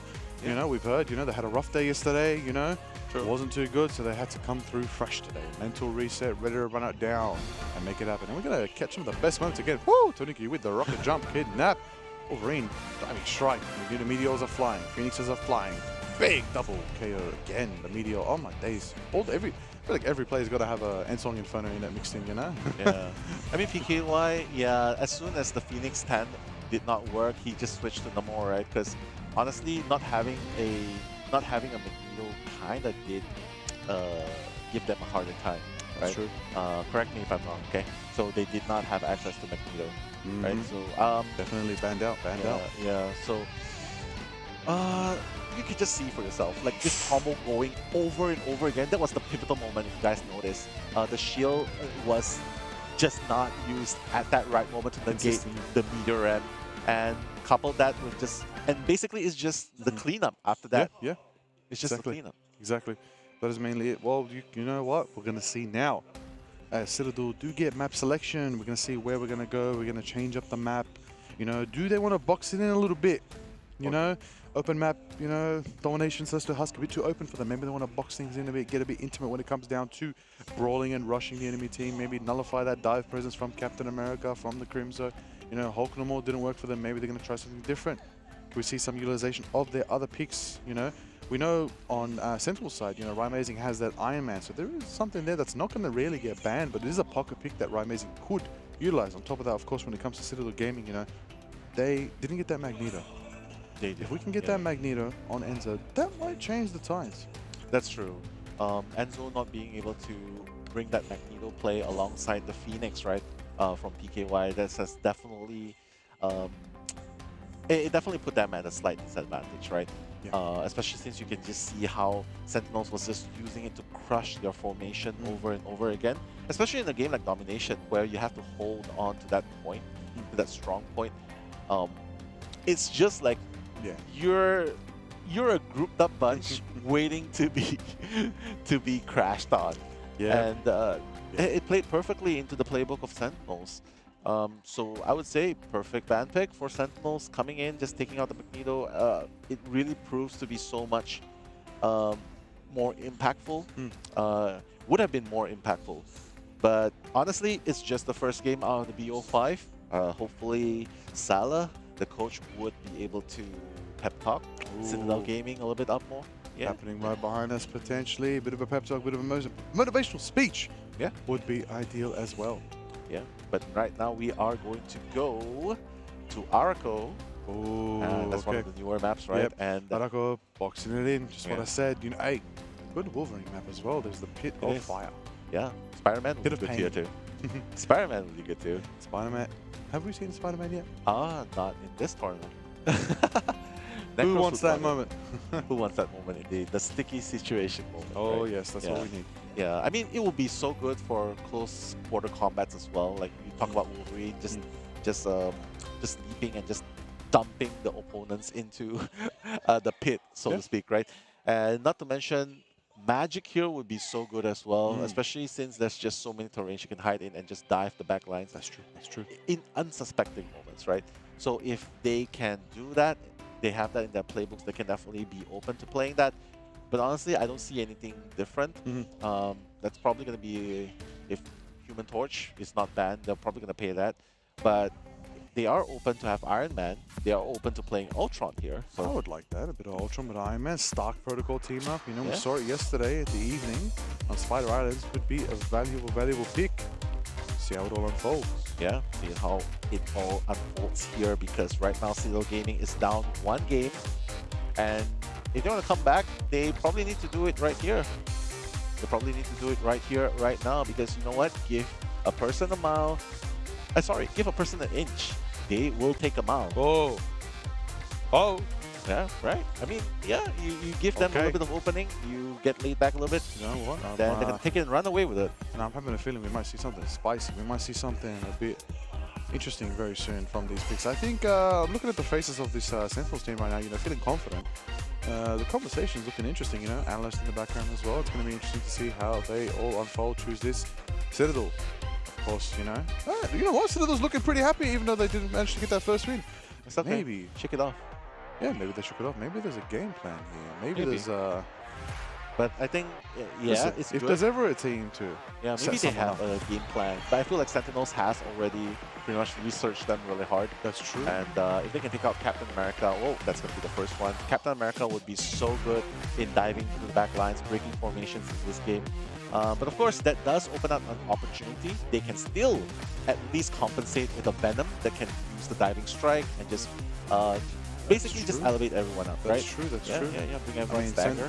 Sentinels looks like they're also going to be banning Magneto. Again, good. That does targeting Enzo. Yep, targeting Enzo, targeting Polly's best picks right there. Straight away, denying that Vanguard lineup. That's going to give Crimzo a massive advantage alongside Techie. Human Torch also going to be shut out by Citadel, as well as Luna, which is going to directly affect many players on Sentinels right now. Specifically, it's going to affect those who fly in the sky, which is quite amazing. Wolverine is also going to be banned out. They do not want to deal with Nectar's insane Wolverine anymore. Yeah, exactly. I'm just so super excited to see how they're going to play this out because this is a close-in map. You talked about it. There's a box-in map. There's the pits at the next one. And can I just say, I love it when the teams are playing. The players are just playing around the big Groot, moving around, right? Like, hey, you can't shoot me. I'm hiding behind this big Groot. It's like, that's not even the real Groot. That's just that's just my cover right there. So here, probably a little bit more dive heavy. I'm not really sure. They could definitely bring out characters like Black Panther, Magic. Heck, I would like to see a Spider-Man, although it's very unlikely. Oh, we're going to get that final ban coming through from Sentinels. Who's it going to be? Who are they going to shut up for the Citadel? Citadel has already. Emma? Oh, Yeah. Emma. Yeah, called it. Called it. Wow, they're really targeting CTG right here, right? Like, hey, you don't have access to Magneto, Captain America, and taking out Emma as well. It just shows that they recognize that Citadel's front line, as soon as they can take care, like remove the best front, options for the front lines of Citadel, they know they are able to take out Citadel there. The back line is not going to be able to sustain as much or keep alive as long as they hope for.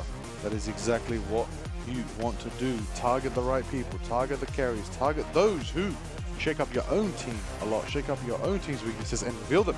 Target them out. You will not have to worry about your own team's weaknesses and you will breeze on through and get out a lower bracket, I'll tell you that. That's what Sentinels are thinking right now. They're thinking we're 2 steps away. That's right, 2 wins away from making it through in this best-of-5 series. Exactly. But with 1-0 up in advantage of Sentinels, they need to continue the momentum. That's what we are looking forward as well. While CTG hoping to reset and come back in this situation as well. Excuse me. But right now, starting off. Let's get into the action. Let's get into it right Techie. now. Hold on. Techie in this, guys. Venom making it happen. Oh, they saw him. They saw him. You're not going to pull off that cheeky play. They're going to say, yeah, we know what you're going to go for. But right now, Nectar on the Magneto. Wait a minute. Crimzo is going to be taken out by the Loki, but Rymazing is going to be able to revive Crimzo almost instantly with the BRB. Alex, though, is going to take out Techie. That pesky Venom is not going to be around for the moment, but Captain America, Crimzo has to be really careful. Oh, no. He has underestimated the firepower of CTG. CTG looking alive right here. Woo! They're taking out Sentinel's frontline in pretty quick fashion, actually. There it is. Citadel keeping Krakoa, the absolute behemoth, moving. Oh, auto limit from Techie. Sentinels aren't going to let them get around that first corner uncontested right now. They're going to keep it moving. They're going to keep it grooving.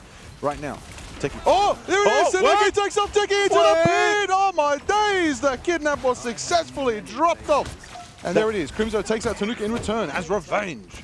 But revenge is not enough because they're still fighting, they're still thriving, they're still making it happen. Crimzo's in the thick of it right now, trying to hold it down, trying to make it happen. And there it is, and there's the action. We're going to see so much of the impact going forward. Yes, PK getting the pick, Nectar going down, Rymazing going down, and Citadel keep it moving around the first 2 corners. Citadel looking alive right here in game number 2. This is absolutely insane. It's no wonder they were smiling. They definitely have a game plan coming in and like, yeah, you know what, we'll give you game number 1, but right now game number 2, we're going to try and trash it in. PKY is so comfortable on the sidelock. And right now, Tanuki taking out Aramori, Paulie taking out Rymazing. The backlines are crumbling. Sentinels falling down like dominoes right there. Even Nectar is going to be the one to fall right after. Crimzo just wants to get the heck out of there. He's like, I want no part of this. Don't sign me up for this. He's still trying, but you know what? This is just absolutely insane. CTG's firepower, and with 4 minutes 30 seconds on the clock, they're pushing in record time. They are absolutely pushing through, decimating through. Crimzo's on the back. Oh, the Wolverine can clean it out. Crimzo right there with the Loki. Big Abyss. Crunch from the Venom right now. Enzo trying to get some sustain, trying to get them out of here, trying to keep it moving right now. Sentinels have 1, 2, 3, 4, 5. PKY takes the first step of the butterfly dance. We're going to see how it all unfolds right here. It's not going to be enough to do some damage, but they do take out some Loki clones. Ken is moving on the Loki right now, trying to... getting a bit of a read right there, trying to find some targets. It's caught up by Nectar. That's it. Magneto Meteor does a bit of damage, and it is just enough to take down Polly on the Groot right there. Big dashes from Nectar, a flash from the Psylocke, and there goes Alex, there goes PKY, and that's a triple KO for Nectar on the Psylocke, cleaning house right now and stopping Citadel's momentum. Exactly. Sentinels finally trying to finally getting that response, right, that they really need against Citadel's March, because Citadel, plenty of time on the clock, they can still regroup and come back. So this is the beginning of many, many defenses that they need to do. Sentinels does have the support ultimate that's ready to be used, but has to be really careful. Techie being pressured a little bit more, and he's going to go down. That's going to be 5v6 at the moment. Sentinels probably needs to move back a little bit more, but no, not if Crimzo has something to say about it. Freedom Charge coming in forward, but they are all focused sniping him. He does not want to be a part of that barrage right there. Amazing though, in that sliver of opportunity, manages to take out one of CTG. But PKY on the Psylocke, just absolutely crazy. Fate of both worlds to sustain as many people as they can. PKY gonna go down. The Phoenix, ultimate coming in, Dance on Butterfly, just to further push them back. But the trade-offs have been pretty even so far, Liger. There it is, the trade right there. Amazing, taking out Ken. Lucky down. Tanuki falls to Techie as well. They are feeling it right now. Sentinels are holding it down. This is literally the higher ground in effect right now. Now it is. The upper times, the ramp, the hallway, the corner. It is such a hard point to push on Arako. There's so much to sustain and drain. But Crimzo's on the thing right now, and he's punching forward. Haymaker after Haymaker is the key to victory right here. And Crimzo's charging in. PKY taking out Amazing. The Phoenix is down. Burned out to a crisp. Powers are mine as we see Loki hit the copy. Aramori is making it happen right now with the Eternal Bond. We're going to see something coming up on the Magneto Meteor M. Is it going to be enough? And it's not! No, Techie! And Polly with the Groove does shut down Techie with the tree trunk getting it up. And then Polly is going to make it happen, trying to take down the Loki runes. Nectar's going to get the peek on Ken on the Loki right there. PKY in the skies on the high ground, throwing needles. Tanuki takes out Crimzo. The thing is down. Enzo going and returning the favor, taking out Aramori. Nectar takes out Alex. It's peak for peak over here. 2 down on both sides between Sentinels and Citadel. But PKY hits the double KO, taking out Amazing. Nectar forced the Enzo on the Venom right there. And the portal is there. The portal is to contest. The walls are being set up. The Thorn Slash walls. Is it enough? From the Poly right now on the Groove, trying to make it happen, and they're gonna notice now the time is ticking down. And Sentinels do have point capture again, but it's not enough as Sentinels start their ultimates. The time is now, it's clobbering time, hopefully crowd controlling, but Poly's gonna go down in response. Sentinels right here is gonna try employing the wait, that's a rough flight, amazing. Ready to use, but Amazing already in the skies, just blowing up the shields of CTG at the moment. Ken's gonna fall in response. Crimzo just doing an amazing job on the thing, just brawling the front lines of, my goodness, CTG. But Nectar as well, just at the back line, just trying to poke pressure as much as possible the lineups of CTG, because they know it's only less than 40 seconds left. They gotta defend this like their lives depend on it. The Feast of the Beast is not gonna be able to do much damage, but the last stand as well, Tanuki is gonna die in response. Not much is gonna be able to be done. Psylocke, the last hope. PKY right there. It's gonna be a battle. It's gonna be overtime really, really soon. But the Straggling Prison is gonna come in. Volley! With a triple KO from the Straggling Prison. My goodness, taking out Techie as well. Nectar forced to PKY on the Psylocke right there. Citadel do push to the second section. The third section is now theirs to try and claim, and Sentinels gotta regroup, but they do have Eternal Bond on the line from Karova. They do have the Dance of the Butterfly from Nectar, but Citadel have a Panther now. Tanuki has switched to the King of Wakanda. Exactly, King of Wakanda in action. Pay some respect to royalty right there. Enzo needs to be really careful. Gotta back up a little bit more. Tanuki, they're fighting this with one less member. And right now, Amazing at the backlines, just trying to deal as much damage. Poly is gonna go down. Successful elimination by Nectar, but the dive by Venom is gonna buy a little bit of time just to negate a little bit more. Just trying to break that formation a little bit more. Nectar just trying as well. You know, they're just doing an amazing job, trying to trying to split damage the lineups of CTG. They know that they can hold them here, but Enzo just doing so much annoyance, so much damage in the back lines. Look, he's just annoying 3 people at the back lines there, Liger. The Dance of the Butterfly meets with the Enzo Inferno. It's a bit of a musical act right there between Amazing and Nectar, but it's not enough. Nectar does get the pick on PKY. The thing is there. Haymaker after haymaker, pushing through onto the Locust, hits the charge, hits the roundabout, tries to make it happen, tries to get Rocky with it, tries to go through, but there's just so much sustain being poured in from Alex, who is going crazy with the Fader bow towards Rymazing takes out Ken. Rymazing takes out Alex. That's a double K for Rymazing. The Strangling Prison as well. Going through from Poly while they are almost low and being taken out, but Nectar stays down, holds it down, tries to chase and does catch Tanuki trying to escape. Overtime ticks into effect. Last few seconds, last chance for Citadel to try and show signs of life and try to make a Poly does switch to the Strange. Is anybody there to contest? Who is there? Who's holding it? That's Enzo. That's one. That's two. That's Poly there to join them as well. That's going to keep it moving. That's going to be the whole team rejoining with the Fate of both worlds right there. Now it's time for them to make it happen. The Magneto Meteor doesn't connect, but Tanuki has a double KO on the Wolverine. Taking out the strategist, taking for two, triple KO for Tanuki, chasing into the portal, running after the Psylocke, slashing and dashing and crashing into a wall. It's not enough. Nectar takes out Tanuki, and there it is. Citadel keep moving. Marching. Overtime is still in effect. They're still marching though, Liger, even though Tanuki was taken out. But look, they are so close to the doorsteps. They're almost at the full point. But Nectar has a Dance of the Butterfly. Probably needs to employ it really, really soon. But has to find that perfect opening at the back lines. But Enzo obviously is ready to just dive strike when he needs to. The Dance of the Butterfly by Nectar will be able to take out anyone. It's going to be able to take out Tanuki. Ken, Alex is going to go down. PK was going to respond with Aramori. Oh no, Crimson's going down. Teki, wait a minute. What's going on? It's blow for blow for blow. They are all fighting, but it seems like Sentinels will hold the ground. Holding it down on Arako. Sentinels just before the final step. They do keep it theirs. My goodness.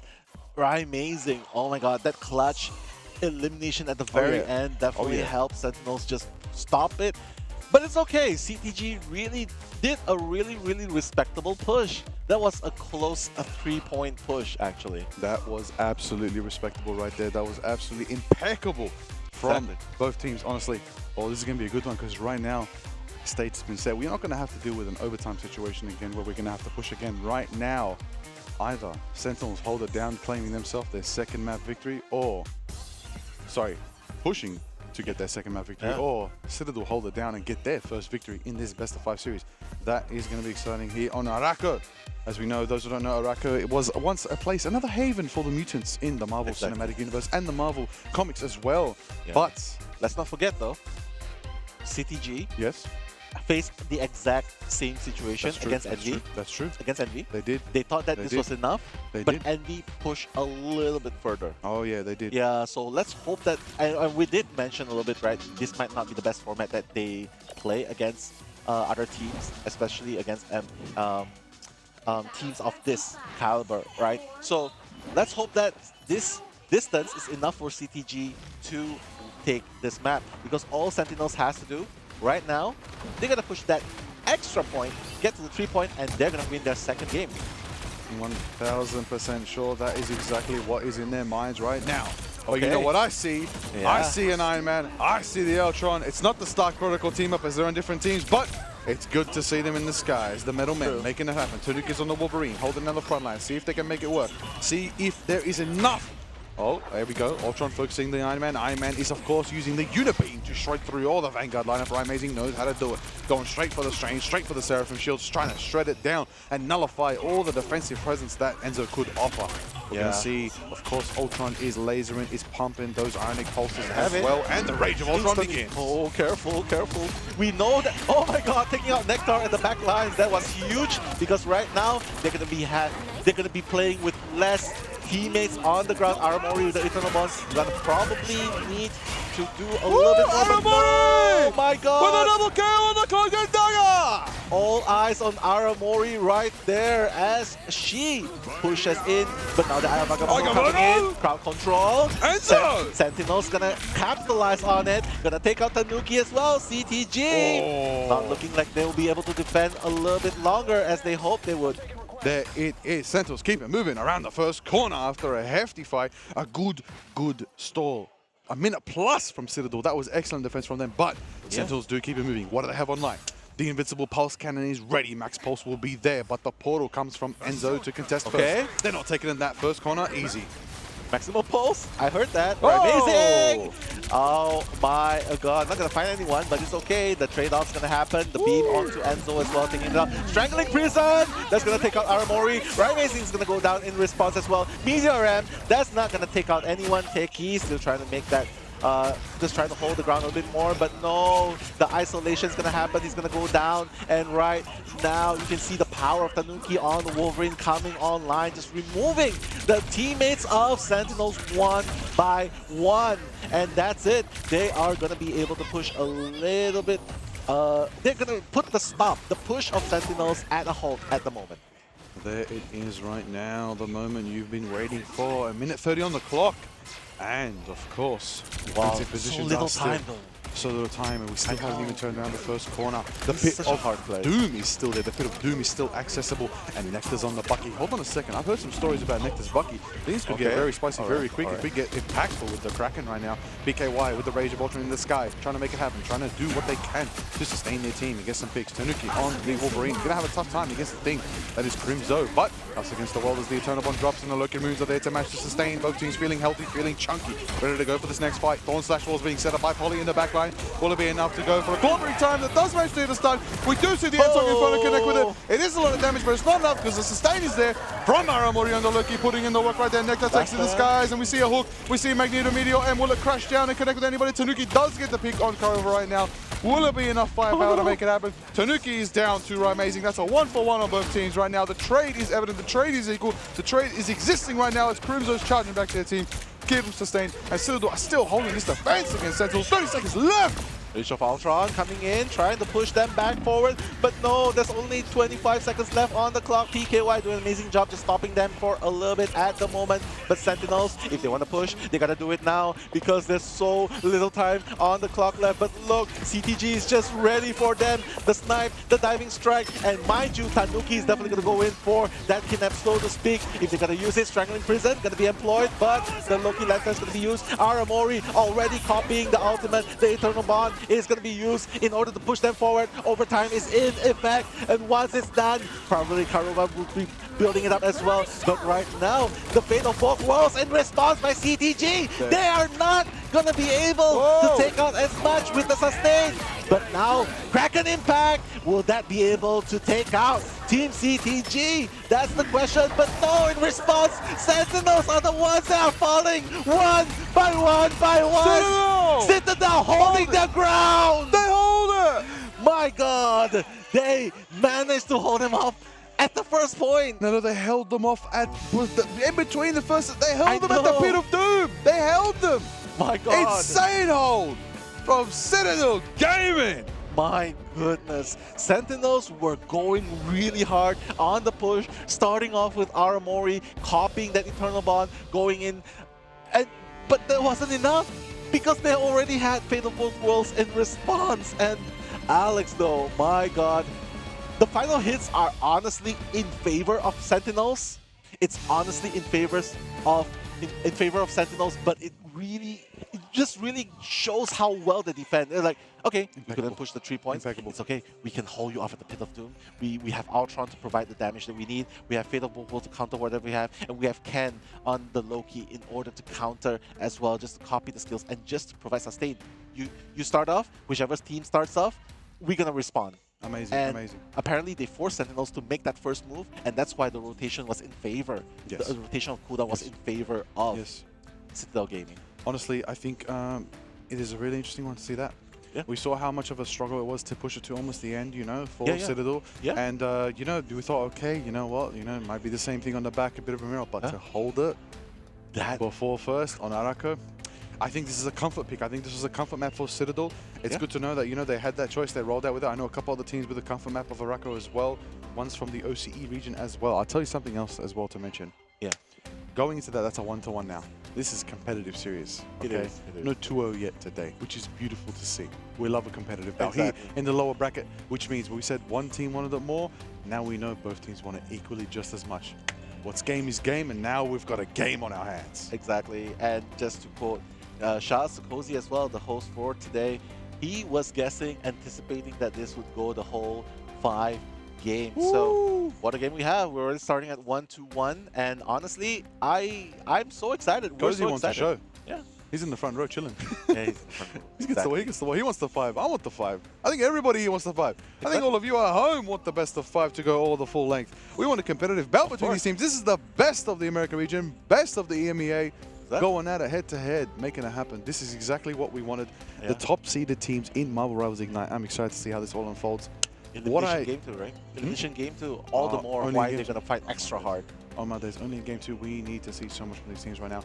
I am hoping that mag ban doesn't happen again, because I want to see if we can see that from Citadel. I really do think that will spice things up. I want to see some more meteors. I feel like they're being thrown maybe to, you know, nullify some damage, absorb some damage, but they're not really connecting with anybody just yet.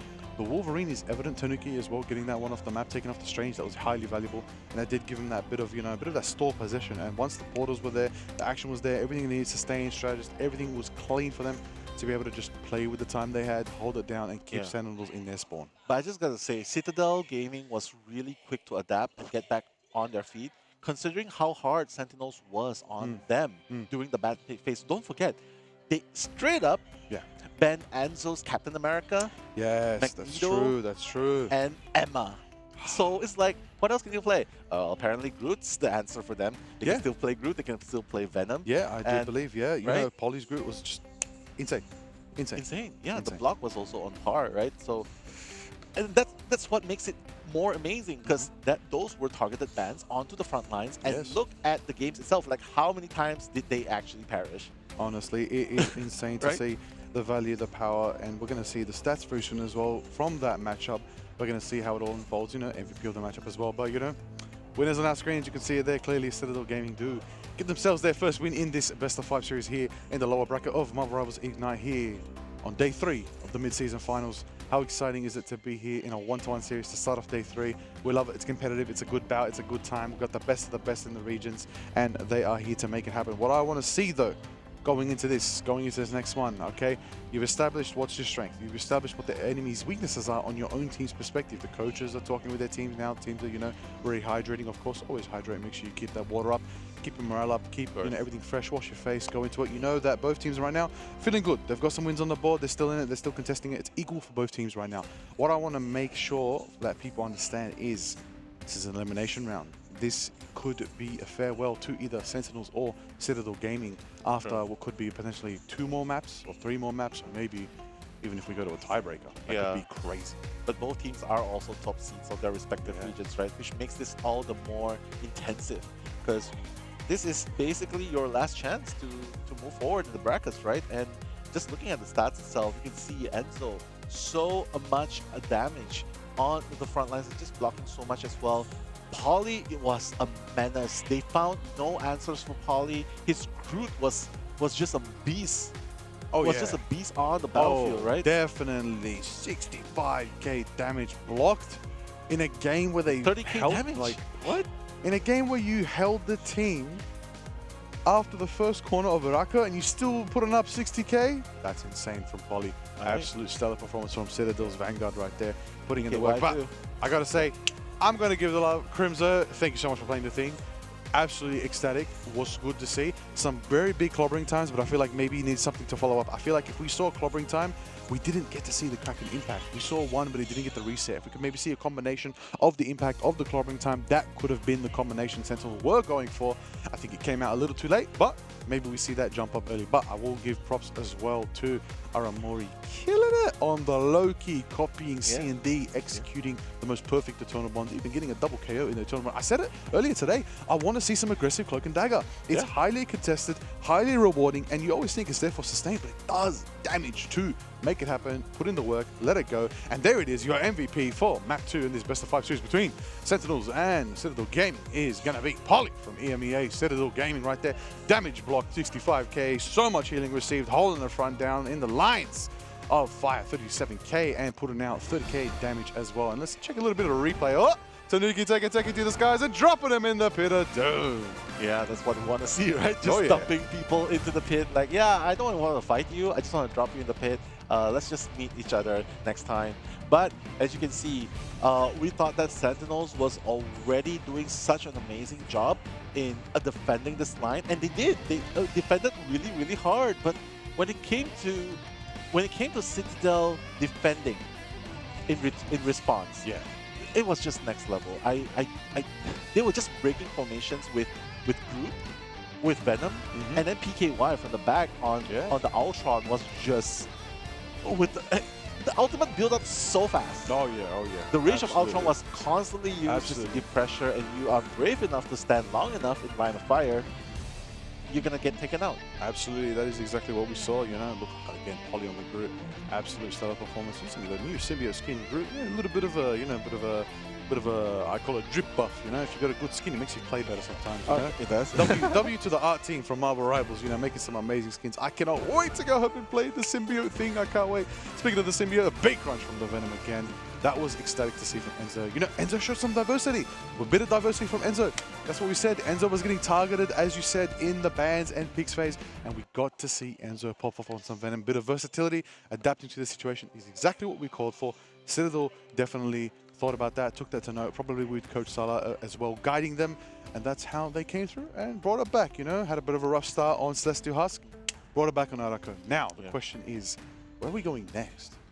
I mean, you could go to a very balanced map. I mean, they would probably want to favor open maps, right? Because I don't think Sentinels wants to go back into a box-in map, especially after that game. Open that up a bit. Yeah, open it up a bit. Maybe open sky maps. I mean, Hall of Dahlia is pretty good. Hall of Dahlia would be a good pick as well. The Wakandan Galactic Empire would be awesome to see. Open map. Yeah, we have a Panther on that map. Very good Spider-Man rollout on that map too. You want to get Spider? Oh, hey, it is Hall of Dahlia. Okay. Yeah. All right, map 3 will be taking us to Hall of Dahlia, the Convergence game mode. Yeah, switching it up from Convoy, change it up a little bit. It's going to be a good one to see how this turns out and who's going to get back in the lead in this best of 5 series. The question is it going to be Sentinels? Is it going to be Citadel Gaming?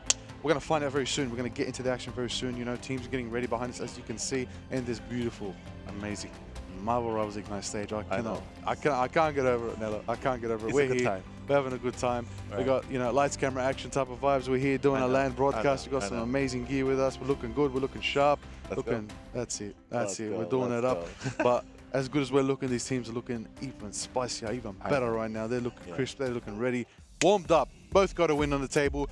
Both are now here to take the lead back in this best of 5 series. How's it going to unfold between Sentinels and Citadel Gaming right there? It's going to be good to see. You know, the team's looking good. I got to say, I want to just do a quick mention. W Esports production for when it comes to jerseys. I love all the jerseys I've seen so far this amazing week here at Marvel Rivals Ignite. This team's looking sharp, they're looking good. Hey, look, you know, it's a little game, but they got the little polo vibes, they got colors, you know, a little bit formal, you know.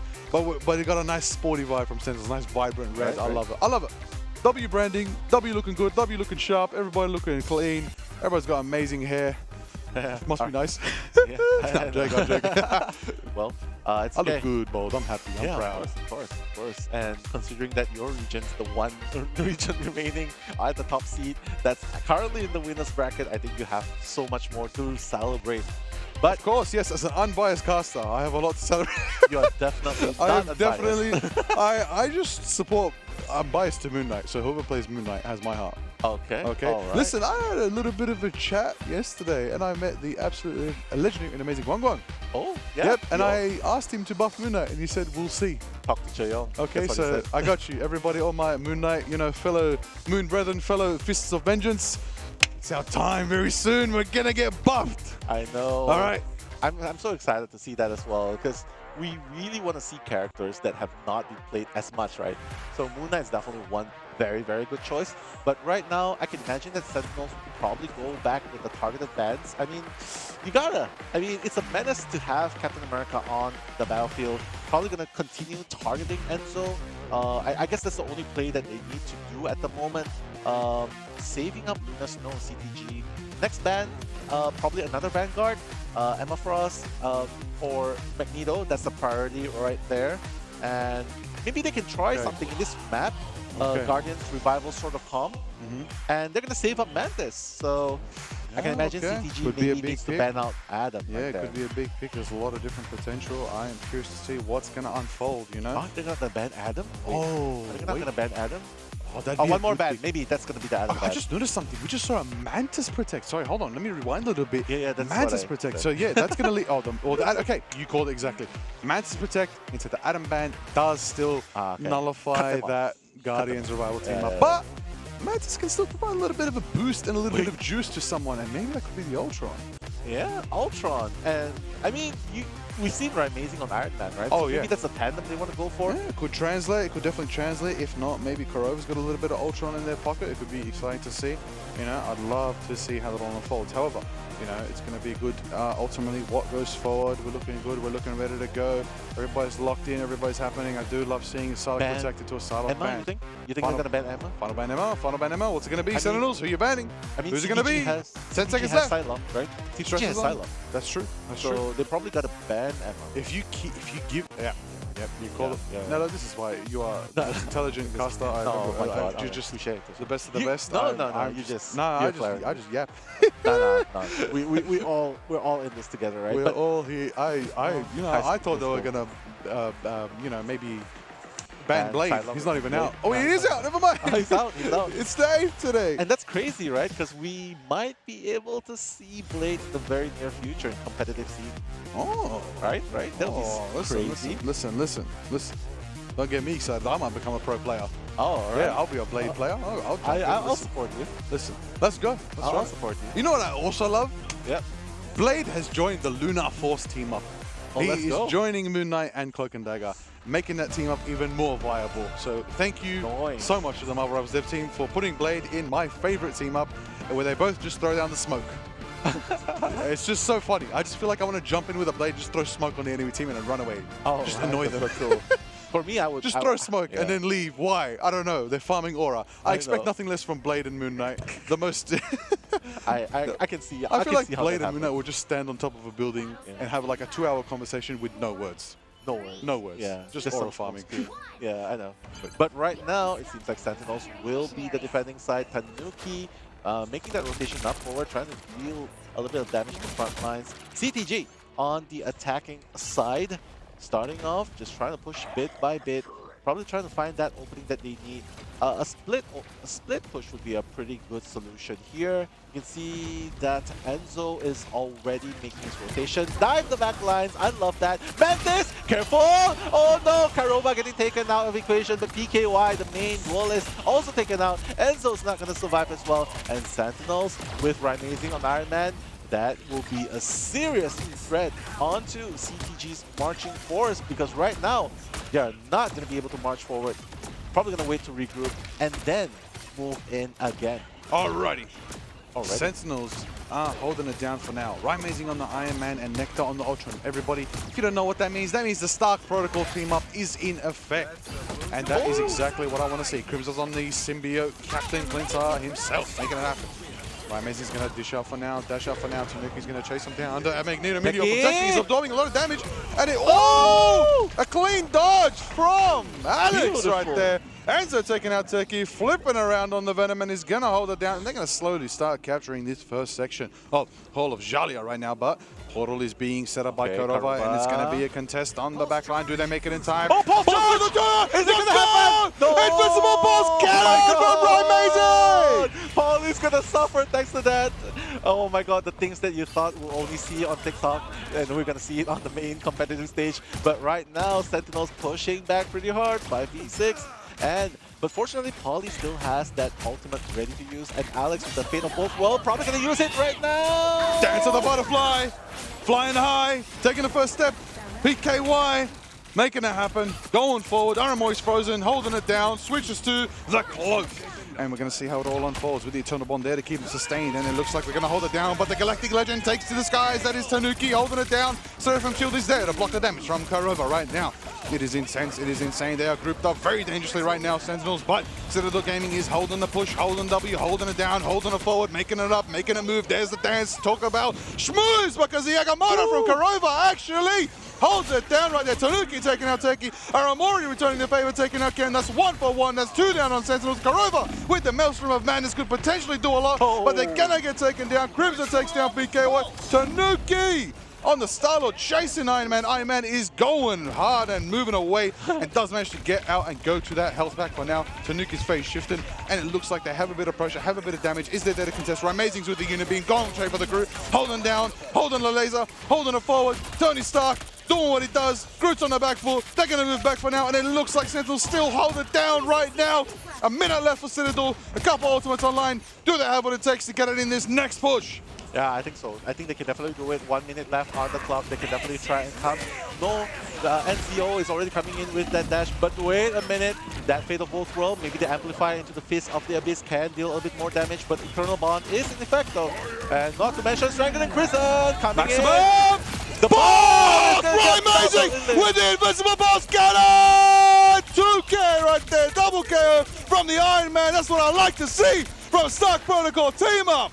What a beautiful display right there. Amazing double elims. They're going to hold on to the point a little bit longer. And all of a sudden, CTG finding themselves in a very, very tight spot. Only 15 seconds left on the clock. How are they going to do this? Polly already arranging the portal. This is going to be the last stand right here, Liger.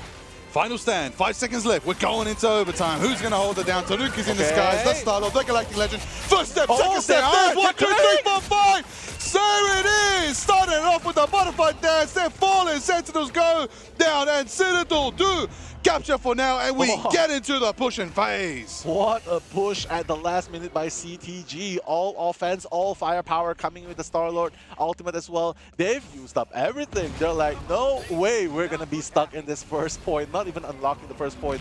So saving themselves from a certain halt right there. CTG is going to continue the march with 2 minutes on the ground. You can see Enzo right there, right? Just constantly being a menace at the back lines, dive striking the strategists, just constantly keeping them on their toes right there, right now as the action continues on. There it is right now, the Venom on the swing going into the back line. Tanuki rotating around to get an angle, but the Loki lamps are there. But the Karova is there. The Mantis, the Soul Resurgence is going to be in effect and he's going to time out for now. Polly does get Karova, taking out the Mantis. Iron Man putting in the work. Enzo chasing down. Aramori goes down. And there it is. Tanuki on the backline chasing. Whoa. Cleaning Teki, the Magneto right there. Polly takes out Nectar. That's 1, that's 2, that's 3, that's 4, that's 5. Crimson is the 5th and they go down. And Citadel keep it moving up the stairs, going into Jalia itself right now and seeing how it all unfolds. But then Citadel do have 1, 2, 3, potentially a 4th ultimate online, and Sentinels have about 2 to 3, maybe 4 as well, coming up online as well into this final chance to defend in this second section. Oh, got cancelled! What a beautiful sleep! French! What a beautiful sleep by Karova right there, but at least he'll be able to get it up with 50%. Aya Fakamoto coming in, crowd control happening, Polly with a double elimination, Alex taking out Amazing as well, Sentinels falling 1 by 1, PKY at the back, Polly, monster on Doctor Strange right there, Polly, it has eliminated everyone. Unbelievable. On the side. What an insane Sentinel. Maelstrom of Madness by Doctor Strange. Polly right there, the Sorcerer Supreme putting in the work, absolutely perfectly 2K'd right there, gave the team momentum, shut down 1/3 of Sentinel's team right there, gave him that pushing power. Because of their pace, because of how they run through, they've managed to give themselves 2 minutes as a time bank to push into one of the hardest sections of every Convergence map, the final third of Hall of Jalia. Yeah, and imagine they're just continuing the march. It seems like they've come online. CTG right now, not wasting any time, just trying to build that space moving forward.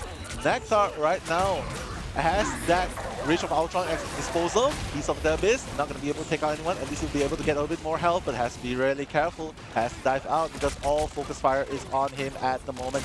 Tanuki also has the Galactic Legends ready for disposal. He's going to use it right now! Take to the skies, Peter Quill! But Meteor M in response, not going to be able to take out anyone, but everything has been thrown out. No casualties so far, but Iron Man, we will get the blind hit! Ken has suffered in that hands, but Nectar is going to fall in response to PKY. What a beautiful play. Polly probably needs to keep this Eye of Agamotto in check for that final push into the base of Sentinels. There it is. There it is, there it is, there it is, the Agamotto. The Tomahawk Agamotto! It stuns 3! Locks him down! Star-Lord! Tanuki taking out Aramori. Karova falls as well. Crimson returns in favor, taking out Alex. That's 1 to 3 in favor for Citadel right now, getting a double KO. Tanuki on the Star-Lord. An effective Galactic Legend right there, phase shifting around, keeping it moving, turning that first corner of the second, third section of Jalia right now. 30 seconds left on the clock. Teki with a clean double wipe from the Magneto, taking out Tanuki as well. And that stops the pace from Citadel. Citadel needs to regroup right now, 20 seconds left, but Sentinels are holding it down on the ground. And they have a Meteor M soon online. They have the Eternal Born just as well, and closer than ever to the Rage of Ultron from Nectar. And beautiful, beautiful done. Ken has already used God of Mischief, right? Just copying, probably wants to go in forward with the fate of both worlds just to push forward. But we'll see. Only time will tell. But now, that's gonna happen. Rage of Ultron. Big crunch! Beautifully done. 2 of Sentinels have already gone down. Make that butterfly! PK-wise, that's a butterfly. So much value out of that. And only 1 person from Sentinels is holding on. Overtime has been triggered, but it's pushing forward aggressively so far. Liger, one more last team Shades fight. of Araka right now that I'm witnessing towards the end of this map right now. No portal required. Sentinels will be able to defend one last time. Citadel do move it through. They do pass through the fog. They're in the final section. They're in the hall. They're in the chambers of Jalia right now. And the Venomenzo is going in, trying to hold it down, trying to bait. Oh, the Meteor hits some rubble in the skies right now. Blocked out. Polly takes out Crimzo. Down goes the Captain America. Another pick is going to be soon on our screens. But it's going to be denied by the Luna, hitting the fate of both worlds. That's right, Alex holding down the dance and putting them forward. PKY in the fog right now, trying to get an angle. Agamotto from Polly.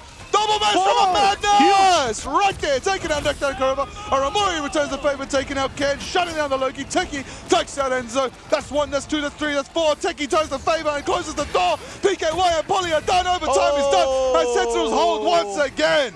My goodness, stopping CTG on point in Mother Base right there. Stopping them from the potential 3-point push, right? But I agree with what you said. Shades of Arako. I feel like we're seeing Shades of Arako here because is this enough? Ooh, is it enough? They did push really, really far. Honestly, that was insane. Again, it seems to be the same situation. They do tend to be able to lose a bit of momentum early. They actually, no, let me rewind that a bit. Sentinels, they hold that first section quite well for quite a few minutes. Then Citadel do push through. When we get to that second chunk, that second third of most of these Convoy and Convergence maps, Citadel breeze through. They manage to play correctly, use momentum, they go through. But when we get to that third and final section, it's a bit of a tough fight. A lot of ultimates are being used and they get held a bit. They always get into that overtime position once again. And when the final chance is there, the final fight is there, they just don't have enough in their time bank to be able to get enough fights to get to the end, which does mean Sentinels do hold it shy of the end. And we now have to see how will it perform with the flip of the script and they change sides. Yeah, I mean the firepower is no joke by Citadel, but props to Sentinels as well, being able to keep them from reaching that full 3 points and almost denying them of unlocking that first point in the first place. Yeah. But right now, flip the script, like what you said, Citadel, they've done it in Arako. They held them even before at the halfway point. So That's true, that's true. I don't know, Citadel, will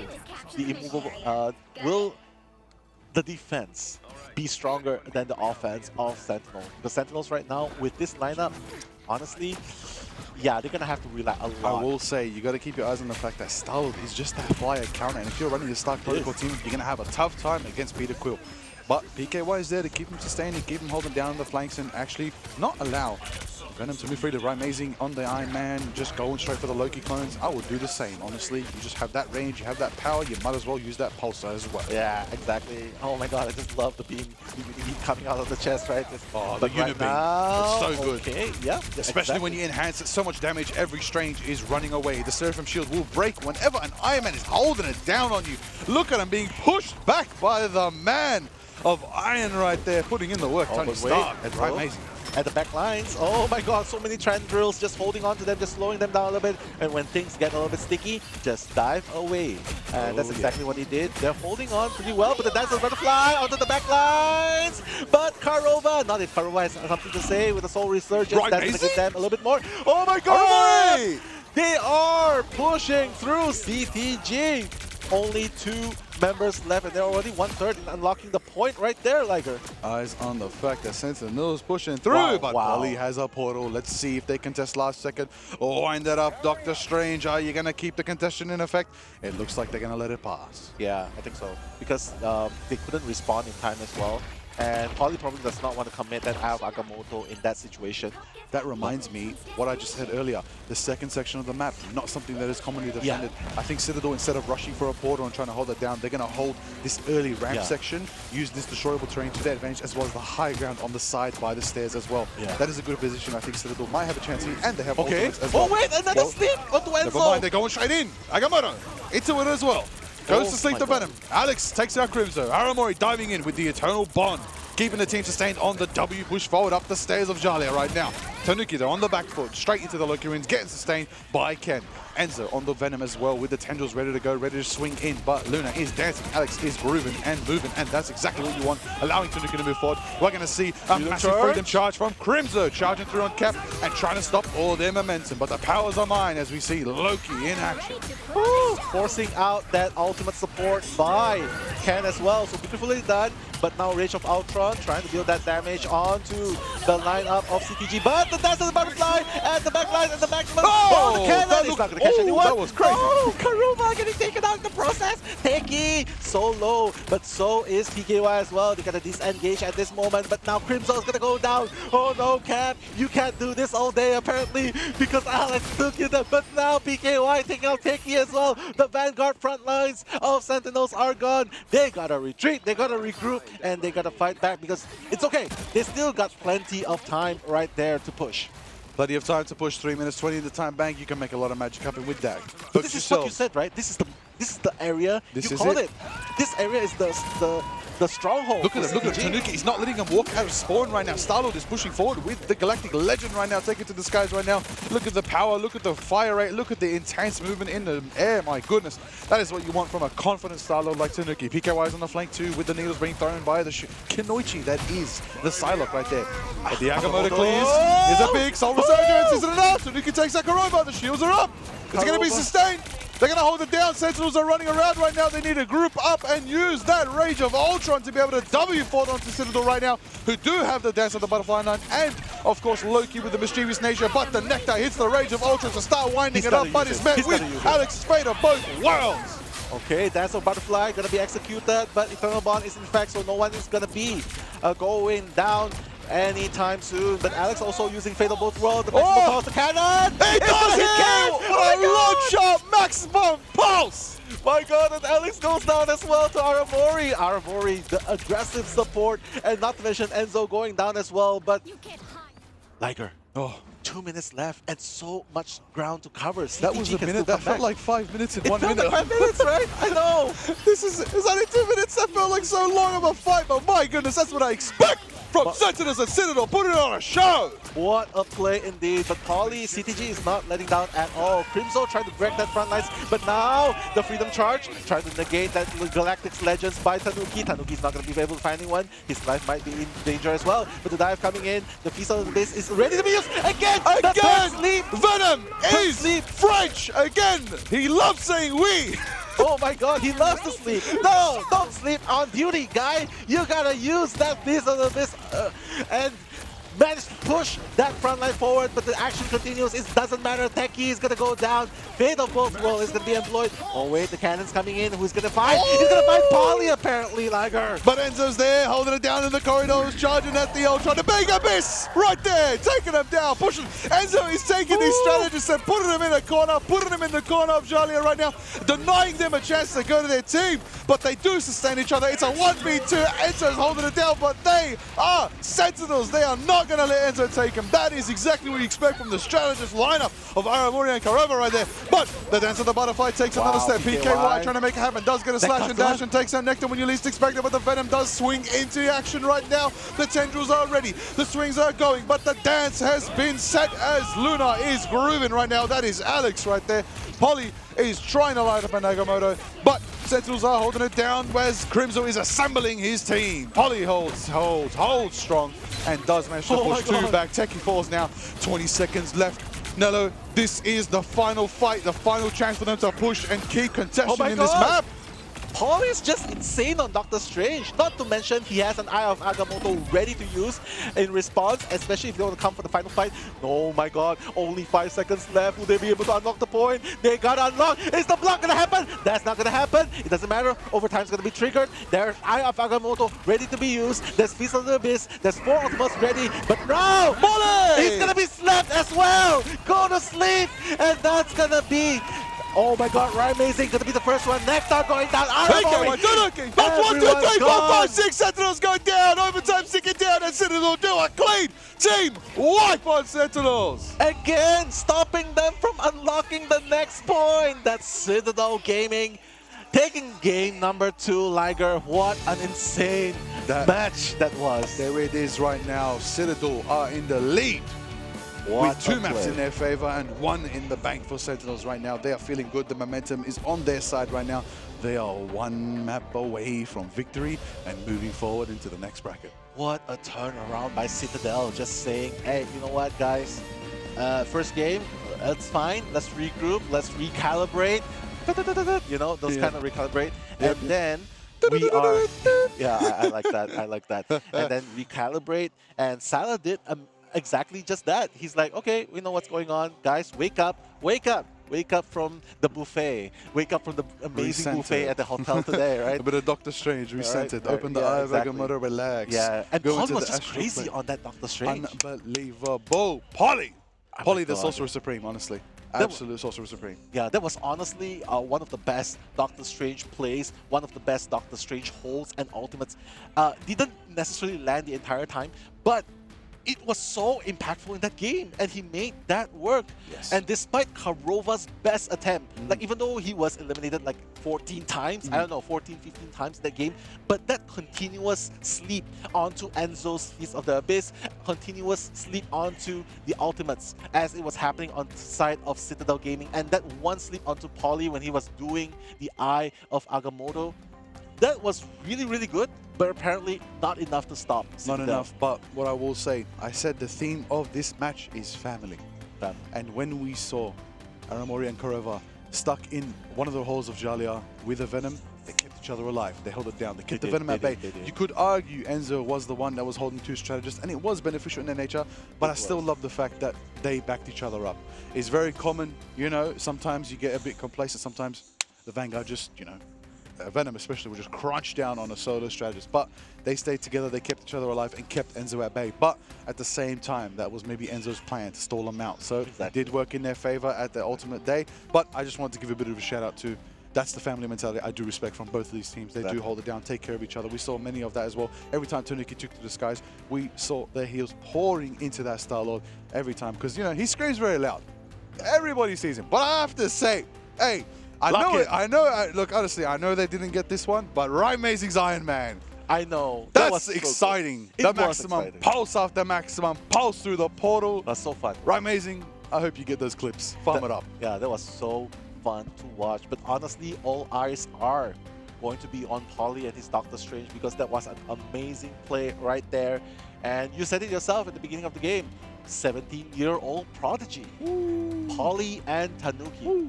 Like like the sky's the limit. If this is if this is an indication of what they can do at this level, this is only the beginning of Marvel Rivals Esports, and we already have such legends being born today. I know. It's done and dusted. It's only gonna go up from here. My goodness, these players are insane. They're amazing. They're inspiring. They're electric, and ultimately, I hope that they go far. Exactly. So far that we might see them, you know, as leave us behind in the dust. No. Let's tag along. Let's tag along. Listen, if they are, if they bring a certain hero to the game, certain villainous one, certain you know, what's the word? The octopod. Oh my god. I don't know. Just, you know, a bit of a listen. Doc Ock Vanguard villain. Amazing. Yeah. Beautiful. Anyways, before we get into what will come in the future, let's talk about the present right now. The stakes are high. Here we are at Marvel Rivals Ignite. We are here. My name is Liger. I'm joined by Nello. We're doing it up. Thank you. Let's do it up. Remind everybody, those tuning in late, welcome to the greatest esports experience that you will ever witness in your life, guaranteed. I said that. Sign it, seal it, deliver it to your close family right now. Now, I just want to remind everybody again, we're here at the mid-season finals for Marvel Rivals Ignite. These were the records so far. Citadel Gaming are in the lead with 2. Yeah, Vanguard with the most final hits. I mean, that's just another day in the lives of Citadel Gaming, right? Poly, 17 final hits, PKY 15, even Tanuki had 11 under his belt. And honestly, on the side of Sentinels, I would say the power of keeping everyone alive together, the unsuspecting cannons coming through and through, that was definitely something that is worth mentioning, because he went with it, he believed in it, he went with it, and he pulled it off. It's just very unfortunate that their backlines were getting picked off over and over and over again. Because while Enzo, like you put up a pretty good point, when Enzo was preoccupying the 2 strategies at the backline, what happens to the rest of the team of Sentinels? Yeah, no sustain being poured into them. You know, you do have, of course, you know, the borderline immortal Captain America Crimson.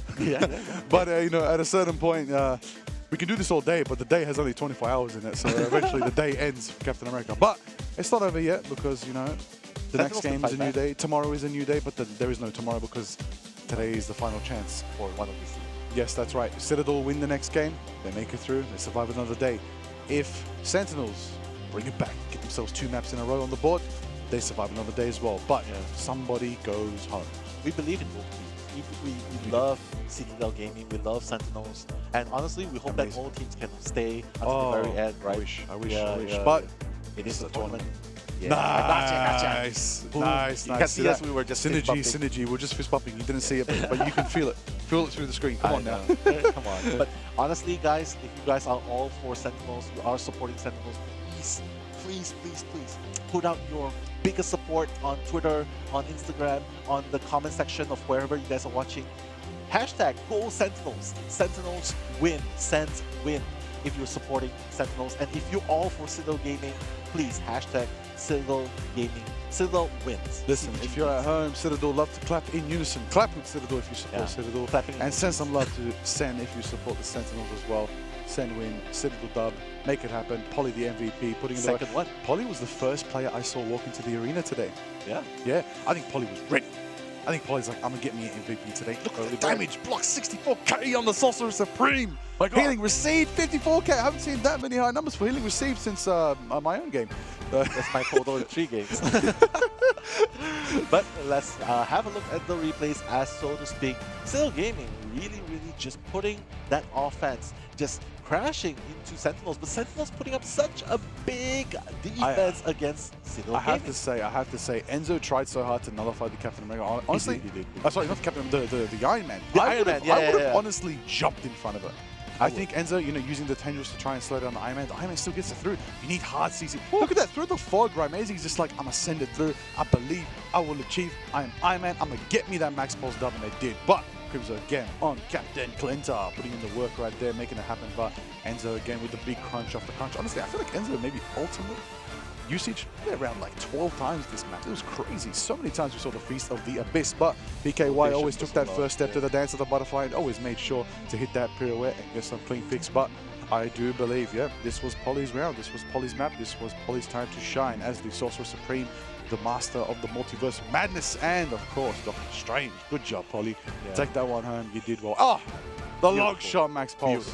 Beautiful. Yeah, second MVP. That's saying something, right? Poly, definitely a prodigy for Citadel Gaming. And honestly, things are only going to get more intense from here on. Because Sentinels, I believe, Sentinels right now, they're not out of the game. I believe what they need to do right now is they got to shake it off. We know it's a potential last game that can send them home. But honestly, if there's anything that they should not give up on, they should not give up on each other. Yes. Their family. Don't give up on each other. Just keep going on. Do the best that you can. And hopefully the coach will be, hopefully they'll be able to strategize around their strengths. Yeah, we love the targeted bans onto Citadel Gaming, but maybe it's a little bit of time to tone it down a little bit and probably focus more on building the team around you. Look, Sentinels, highlight your strengths. They're from the America region. You know, Sentinels, huddle up.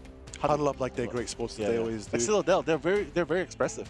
Honestly. But right now, Citadel's feeling good. We know they're clapping together behind the scenes. All right, huddle up. Everyone's got to huddle up like this. Focus. I've seen many teams behind the scenes, behind the shadows, in the backstage, in between their maps. Huddle up. Think of a game plan. Feel good. Feel bad. Work on each other. Make it happen right now. It's match point, map point, potentially. This could be the farewell match for Sentinels. Sorry. Yes, for Sentinels, yeah. If Citadel take the dub, and this could be that saving grace for Citadel if they do take it. But it could be the start of a Sentinels comeback just as well. Yeah. Watch out, watch out. I mean, we have some of the, like, if you just joined us, we did have a shout out. Oh, yeah. They did put up a board where all the players signed. Oh, I think it's right here, actually. Tetra left it here for us. I'll just grab it real quick. So we're just going to show it again for those of you who missed it. Yeah, there you go. Shout outs from all the teams as well, to all the fans that are supporting them. And their parents are here as well. Yeah, a lot of players have parents out here supporting. W parents in the chat and the crowd. Everybody coming through supporting the youth, the future of esports. I know. I remember when I was a kid watching esports, I was like, one day I want to be up there doing something, whether I'm a player, I'm a coach. It looks like I turned out to be a caster. What a time. When I was a kid, when I was looking at games, my parents would say, stop watching games. Stop playing games, go study. I fought through that. Yeah. Hi parents, I love you. Yeah. Thanks mom and dad. Thank you. But we didn't give up. We didn't give up. So that's a great thing. But right now we're going to go into a short break. Don't go anywhere, guys. We'll be right back.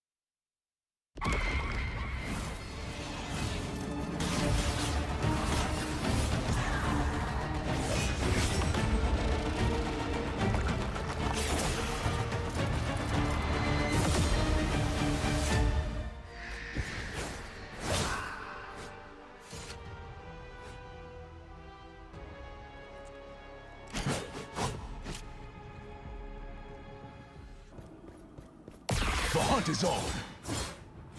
Taste cold steel.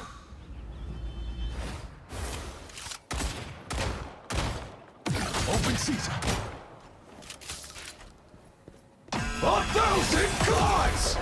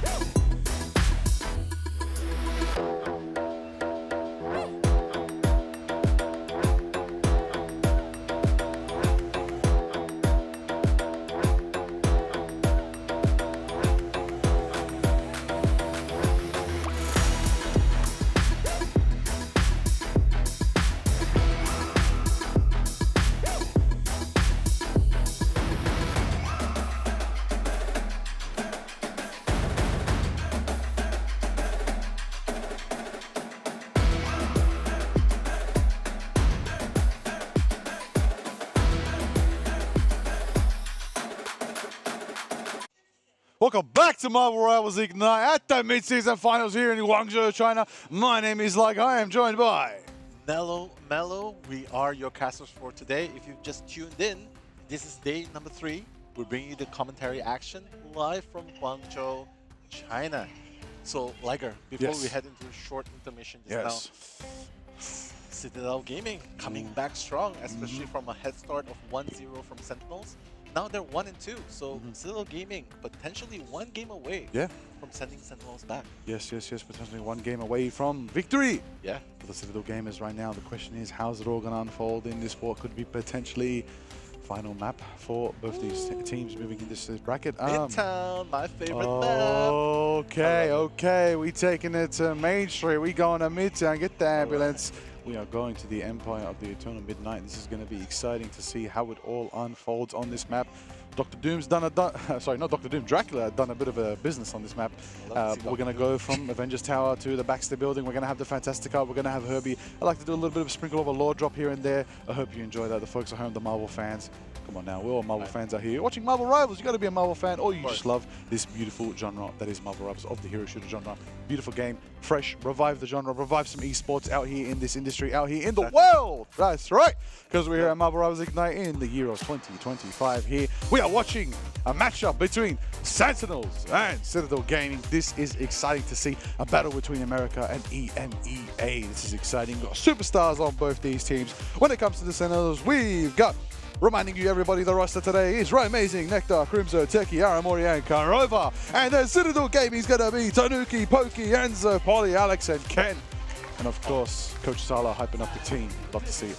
Yeah, it's like, come on, come bring it. We are here to stay, we are here to play. And honestly, this is so much pressure right now for Team Sentinels because, like what you've mentioned before, this is just 1 game away from potential elimination. And if Sentinels fail to make a comeback in this game, Citadel Gaming will be moving forward. But if Sentinel Gaming needs to make a comeback, this has to be the game to beat. And right now, Sentinels continuing at that similar ban. They're going to ban Captain America. That's obviously a targeted ban towards the vanguard of Citadel Gaming, Enzo. And hopefully saving Loki. So Loki, a very, very good choice, especially when you are on the attacking side or even the defending side. Literally just negates certain dives, certain split-second damage onto the team, especially dives as well with the Lantern. W Techie waving to us just earlier. W Techie. Big W to Techie. Good luck to Techie. Good luck to Enzo. Good luck to both these teams out here. I love this POV. I love the production right now. We just get to see, the expressions on their faces. Look, a bit of giggling, bit of laughing, bit of hyping it up. But look who's locked in more than ever. The amazing Iron Man right there. I believe Twitter's popping off for Right Amazing right now, going crazy on the Iron Man. Hey, I told you, them clips be farming. Maximum pulse after maximum pulse. My God, they're locking in Wolverine right here. Okay. So probably realizing that the battle will really engage in the first point because that's literally the strongest point where you can defend. Like I've seen teams that just straight up just stop the tracks, especially at spawn. They're just gonna go and commit towards the spawn and just stop right there. But honestly, if they're gonna do it, Sentinels, they gotta do it in this game, and they're gonna continue the trend of banning out the vanguards of Enzo. So Magneto's gonna be taken out, and the next ban probably needs to take out more firepower. CTG maybe take out the Emma. They have to take out Emma right now, right? They gotta take out Emma because Emma, they're saving Psylocke already, so it forces them with the Emma ban, and then probably that's gonna leave the last. Wait, they're gonna save first, right? They're gonna save first. Well, a lot of these decisions. Save Luna, probably. I mean, they already banned out the Magneto, so save up another strategist. That would be great.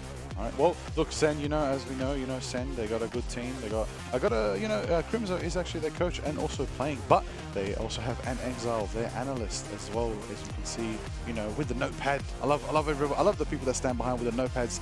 They have everything, all the playbooks, all the strategies.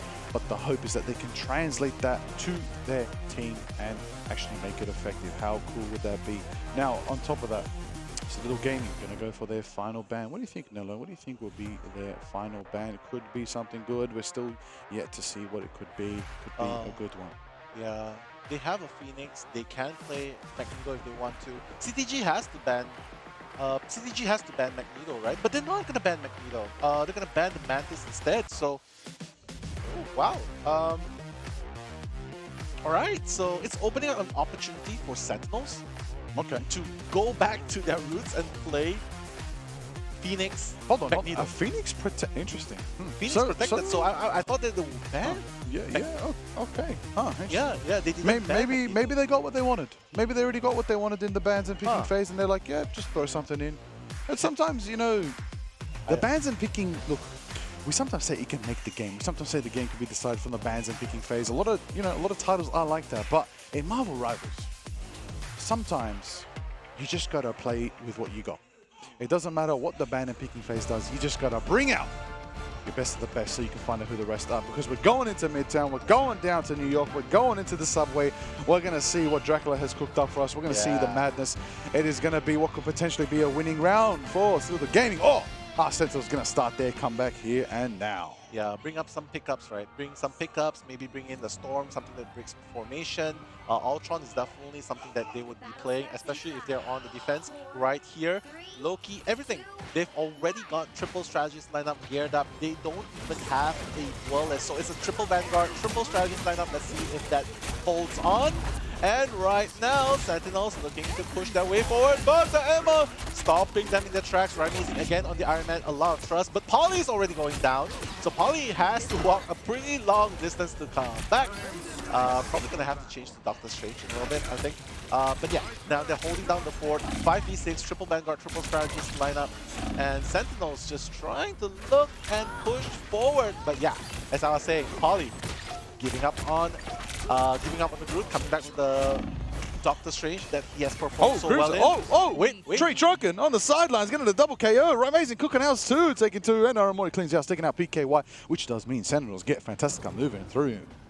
Okay, the portal, waiting for more teammates to come in. They know that they can still fight on here and there, but okay, they're just wary of it. Everyone, team fight number 2 incoming. What time is it? It's clobbering time as they go in. Right, Amazing already on the Punisher though, so a lot of punishment gonna be heading in. Strangling Prison as well. Oh my god, Karoma, Right, Amazing has already taken out 2 of CTG members. The heals are not gonna be enough by the time everyone's done. Ken's gonna join them in the respawn, and now honestly it's just a cleanup at this point for Sentinels. They are pushing forward, Liger. No stopping them. There it is, the power of the Punisher, right? Frank Castle. So much firepower. Woo! I gotta sing whenever I see a Punisher because his pump action gets me excited. And I tell you what I'd love more than that, a storm in the skies, flying high, doing confidence because the Omega Hurricane is about to crash down, and the weather forecast is it's a big storm, but it's gonna rotate around and go back to the team for now. Could have been big, but we'll play safe for now. Wise choice by Nectar, but you know what that does mean? We're gonna see Ken pushing forward, making that happen. Tanuki on the slash and dash. Agamotto takes 1, 2, 3 and stun, but it's not going to be enough to get the damage down. So Right Mazing's going to pour a lot of that execution of power into them right now. The final judgment taken out. Ken Nectar takes out Pokey as well. Right Mazing taking out Enzo.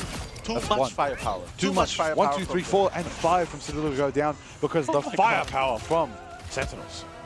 Yeah, they're keeping their hopes alive. Sentinels already pushing up to the first point. CTG apparently unable to keep them as much as they would like.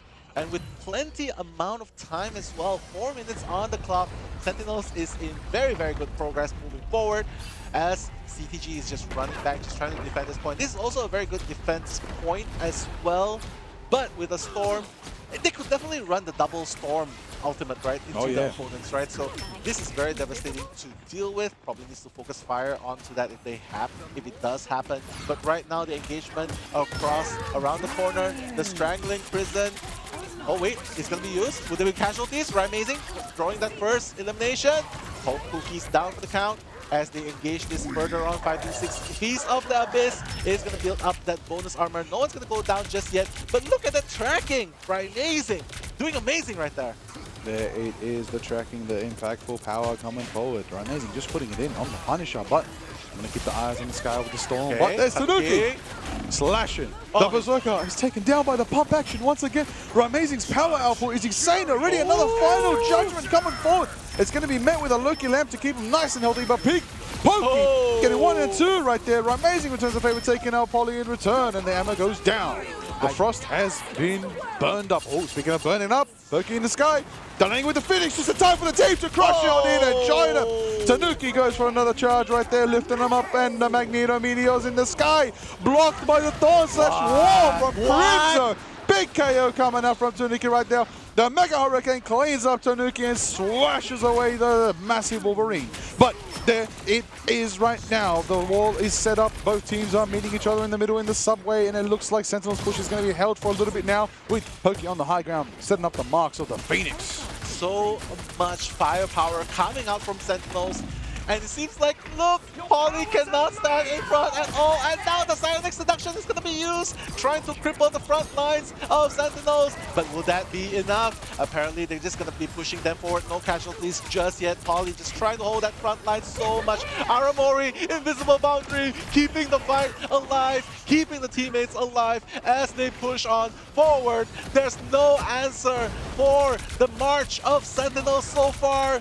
Nothing. But right now, CTG, how are they going to respond? They're slowly pushing back. Liger, they're pushing back. Yeah, they're pushing back. Start off. Training Prison is met with the invisible boundary from Karova, but it's enough for Right Amazing to push forward and shred one. Taking out Tanuki, going for the Vanguard, but it's not going to be enough juice in the tank. But Nectar gets out, Enzo as well. Seems as though Sentinels do have that pushing power to capture it back and do push Citadel back. Citadel do decide to regroup. I think they're going to go for one final fight.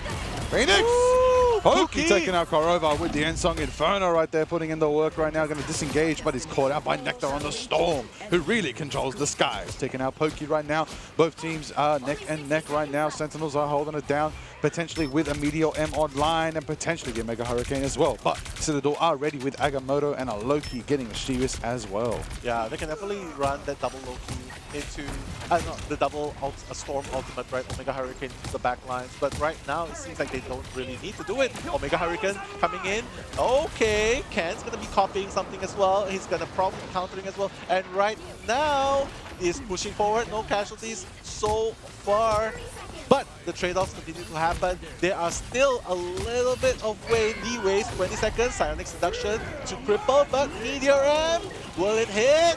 Will that connect? It's not going to connect into anything. The fight continues. No one's down for the count. Agamotto! Let's go. Enzo, he's going to take down Nectar. That's Pokey on the sidelines with the final judgment. Woo! The damage coming in, and the beautiful.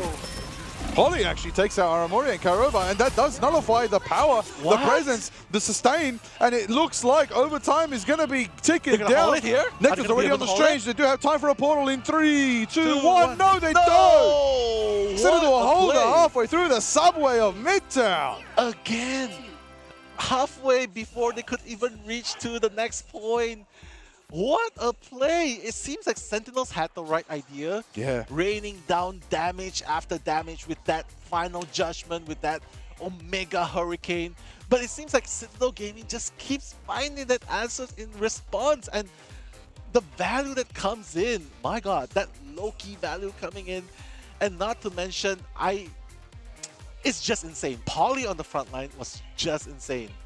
Just blocking off, constantly blocking off Tanuki, trying to pick it off. Yeah, it's just hard. Honestly, I feel like this is one of the maps where Magneto Meteors don't get that value because of the way the slant is when you enter the last section of the subway. That Meteor, it absorbed so much that it was massive. It was even so massive, it couldn't fit through the gap between the Fantastica and the roof. We saw the we thought it would be big, but it just had nowhere to go. And that gave them so much time to just hide behind the corner, wait for the Meteor to be used, and then they could rush back in with Tanuki and put in the work. But let's see if Sentinels, will this be enough for Sentinels, right? Because right now it is Citadel Gaming's turn to push. They're setting it up. They're setting it up in the Baxter building.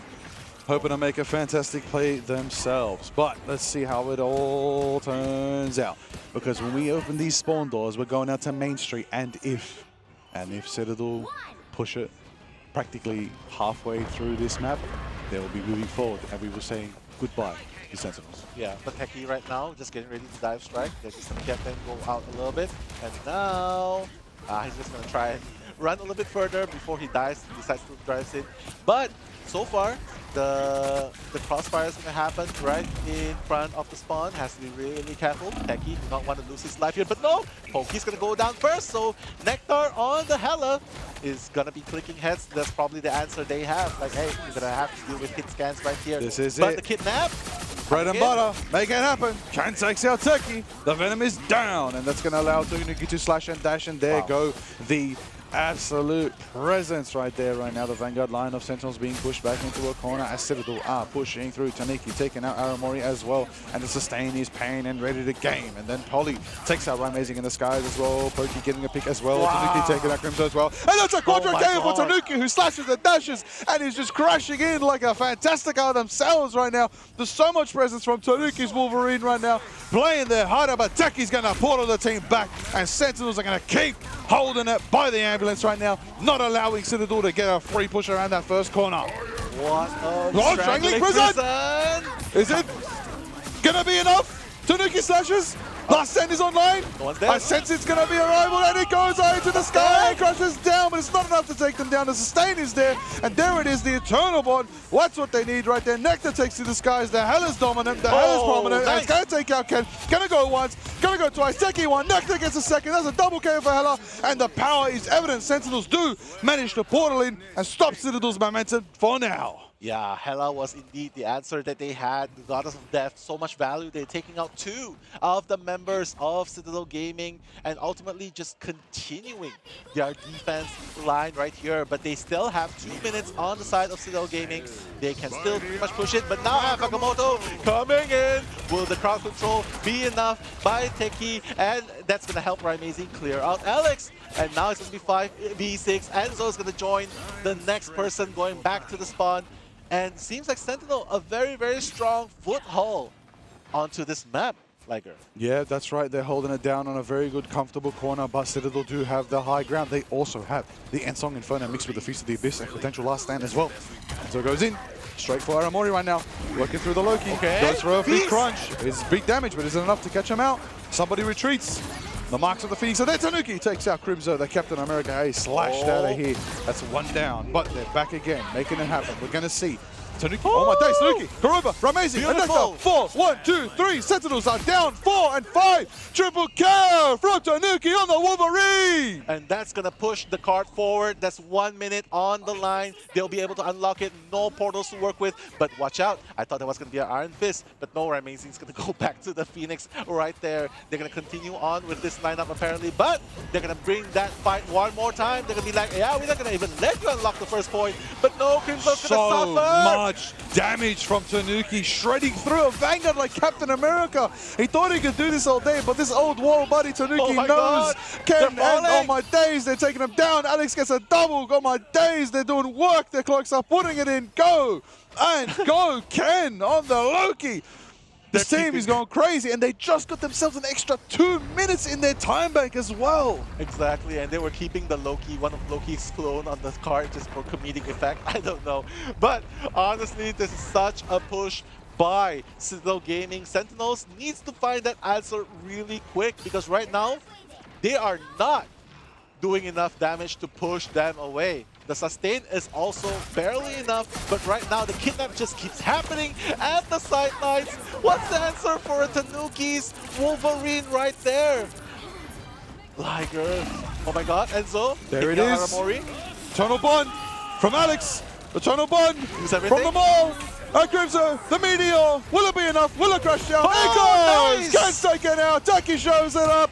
Then we're going to see Hela in the skies. They're going to be doing it. Nectar gets 1 from the skies. That Hela putting in the work. Going to chase down Alex on the clock and there gets the ping. That's a double KO. There it is right now. 2 minutes left on the clock for Citadel. Sentinels do take down 1, 2, 3, 4 from Citadel. That's the door. And there it is right now. Amazing cleaning and taking Tanuki. It looks like Citadel are going to retreat for now. They've got time in their bank. They've got 1:45. They've got about maybe 2, 3 pushes left to keep it alive. They only have to win 1 more fight, Nello. Exactly. 1 minute, 37 seconds, right, so to speak. But right now, getting there might be a problem as well because Sentinels are blocking that main entrance into the lineup. Tanuki needs to kidnap the Vanguard properly in order to make it 5v6. But it's so hard because they're covering all all the exits, all the entrance as well. Oh my god, even before going in, he's already lost half his health. But right now, Loki's gonna start off with the God of Mischief, Aramori, Eternal Bond. Takes out Tanuki. Okay.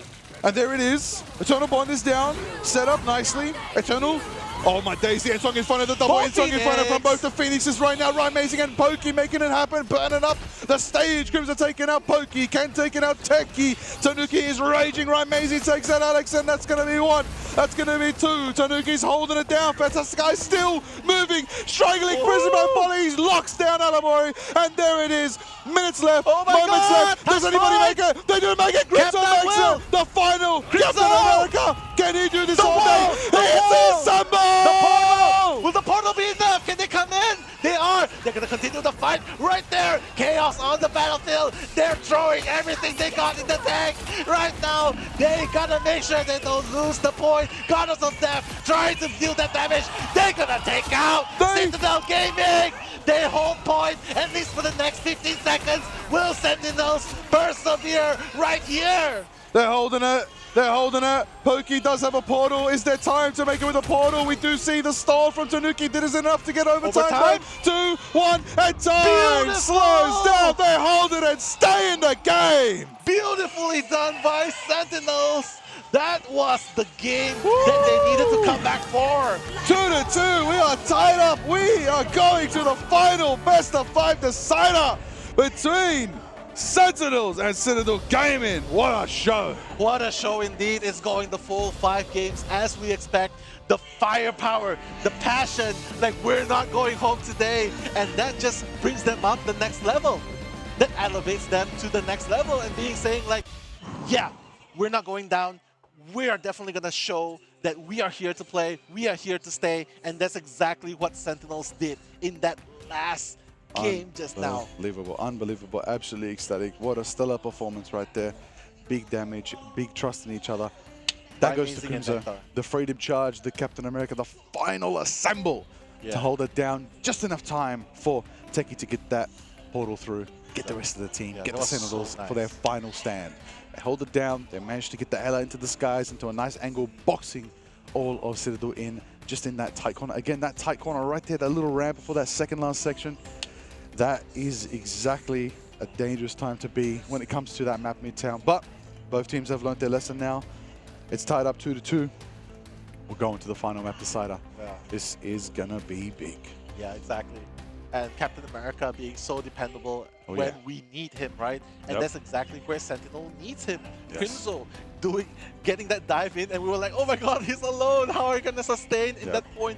But like what you pointed out, it allowed time for the portal to come true. And not to mention, we're amazing Nectar in response, like coming in and like, yeah, it's showtime. Let's throw everything we have. And they cleared Citadel Gaming right there. There was no time to respond at all. There was a buzzer beater. Yeah, pretty much. There it is. Right there. That's the one. That's the map. That's the deciding factor is there for them to turn around and keep themselves in the game. Well done to Sentinels for getting that dub.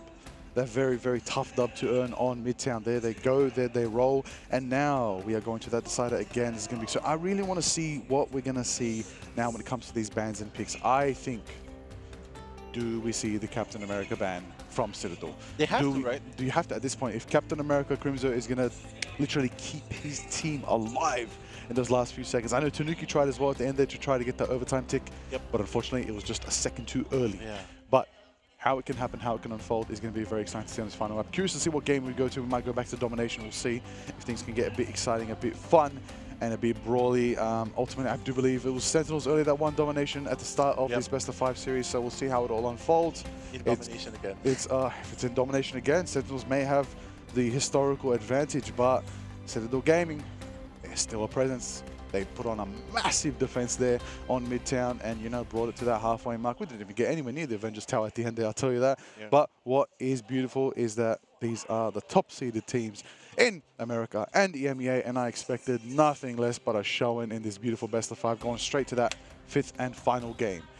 This is it. This is here. Somebody is going home. Exactly. Not to mention that this was just so amazing. If you notice, Polly was doing all he can, putting down the walls Oh, just yeah. to stop the advances. But no, Crimzo just finds that opening, leaps in, portal coming in, and long story short, that was how they win the engage and bring them to a 2-2 point so far.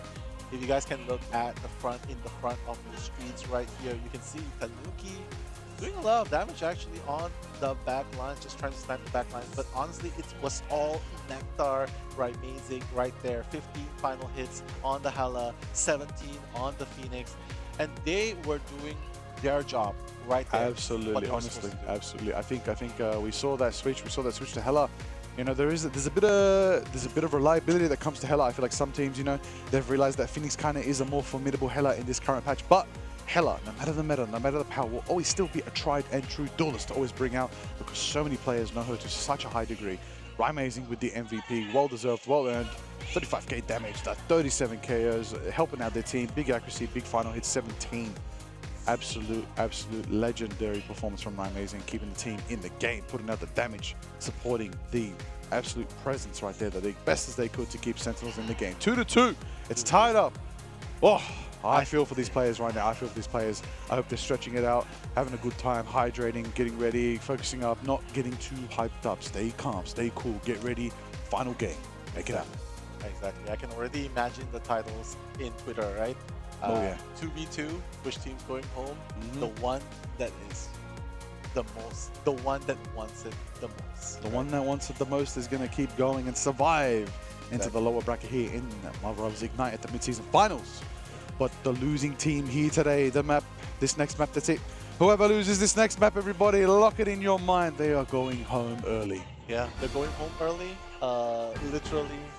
Figuratively, right? Because literally they'll still be here until the end. Yeah, that's true. That's true. You can have fun, relax, you know, enjoy the amazing accommodation by Marvel Rivals. Shout out the amazing accommodation here in China. W community, W amazing Marvel Rivals team. W to all the amazing folks who are taking care of us out here. Thank you so much. But you know who is taking care of us? Right, amazing with this gameplay right here. The Punisher putting in the work. Oh, that was so exciting to see some Punisher. I called it earlier today. I was like, yeah, lack of Punisher. I want to see some of that Frank Castle action. You know, put in the work. We've heard some news for him coming up in a new Marvel property. I'm keen to see Mr. Frank Castle once again. But Tanuki again putting in the work on Hugh Jackman. Wolverine putting in the work right there. Yeah, from OCE. Yeah, that's true. That's true. He's Australian, man. G'day, how you doing? That's how we do it. We got the Wolverine slash and dashing, but Wolverine is technically Canadian, so we can both share. Canadians and Australians, we share Wolverine together. Yeah, we could get him to come and do some shout-outs for Marvel Rivals. W Marvel, bringing Hugh Jackman to cast with us. Yeah, all right. He would probably be an amazing caster. He would definitely. Have you heard his grunts? My goodness. It's crazy. It's insane. Well, you know what I want to hear? I'd love to hear team comms right now, because I am seeing them go crazy in these replay cams. Yelling, going hard, locked in. Triple KOs after triple KOs, big damage. Tanuki putting in the work, amazing just as well. Got to give props to the Vanguards. Enzo putting in the work as well on Venom, keeping him disrupted. Poly sets up so much as well. But, you know, there's more to it, there's more to it. Of course, Crimso's massive stall, Techie with the big meteor. Can't stop. And then, of course, Australia just keeping the teams alive, keeping the teams sustained, being cheeky with it. Feels bad for Alex chased down by the Hela. But, again, Mori putting in the work as well, side by side with Karova. And then, of course, Ken with the Loki shenanigans, putting in the work. And this was that last moment again, of course. Captain America is about to go for the stall, but Hela's right above them, blasting them. Look at him, absolutely decimated by that power. And Amazing there with the Phoenix. Double duelist ultimate, clap down, boom, and they take them out. They probably thought that the Eternal Bond was enough to sustain them, but the Goddess of Death at that position, no one was going to be able to take them out, because they direct focused. hits. Right? Direct hits. 3 eliminations from Hela alone. I think that was the pivotal moment where they failed to defend. And one thing just comes after the other. And that was just a perfect example of beautiful flow. Execution of flow, where it went from Crimzo into Techie into ultimately Nectar. And that's the power of family that you mentioned. That's true, that's true. They know exactly what to do. One after the other, stack each other. Exactly, exactly. The power of family, this is it. This is it. The theme was family. It's the final stage. And they're still doing it. Who's getting kicked out of the family wedding? That's what I want to know. That's what I know. Who's the black sheep? Who's going to get it gone and dusted? Oh, Sentinels have shown some diversity, I will say. Sentinels have shown some new tactics, some new strats, and they've brought it out and they've kept themselves in the running. But we are deciding everything here on Hydra Charter Space right now. The map is locked in. we are going to a map I love to do a little bit of lore drops about, but I've done it enough. If you don't want to know, go look it up. Find out more about Hydra Charter Space. There might be a little teaser in there for a future character in Marvel Rivals, if you're paying attention. It's been there since the start of the game, even in the beta and alpha. If you're paying attention, somebody's coming. All right, a little bit of spoiler coming in right there, a little bit of teaser. I like it. But yes, what better map to decide this than a map that suits the situation they're in right now? Yes. Hell's Heaven.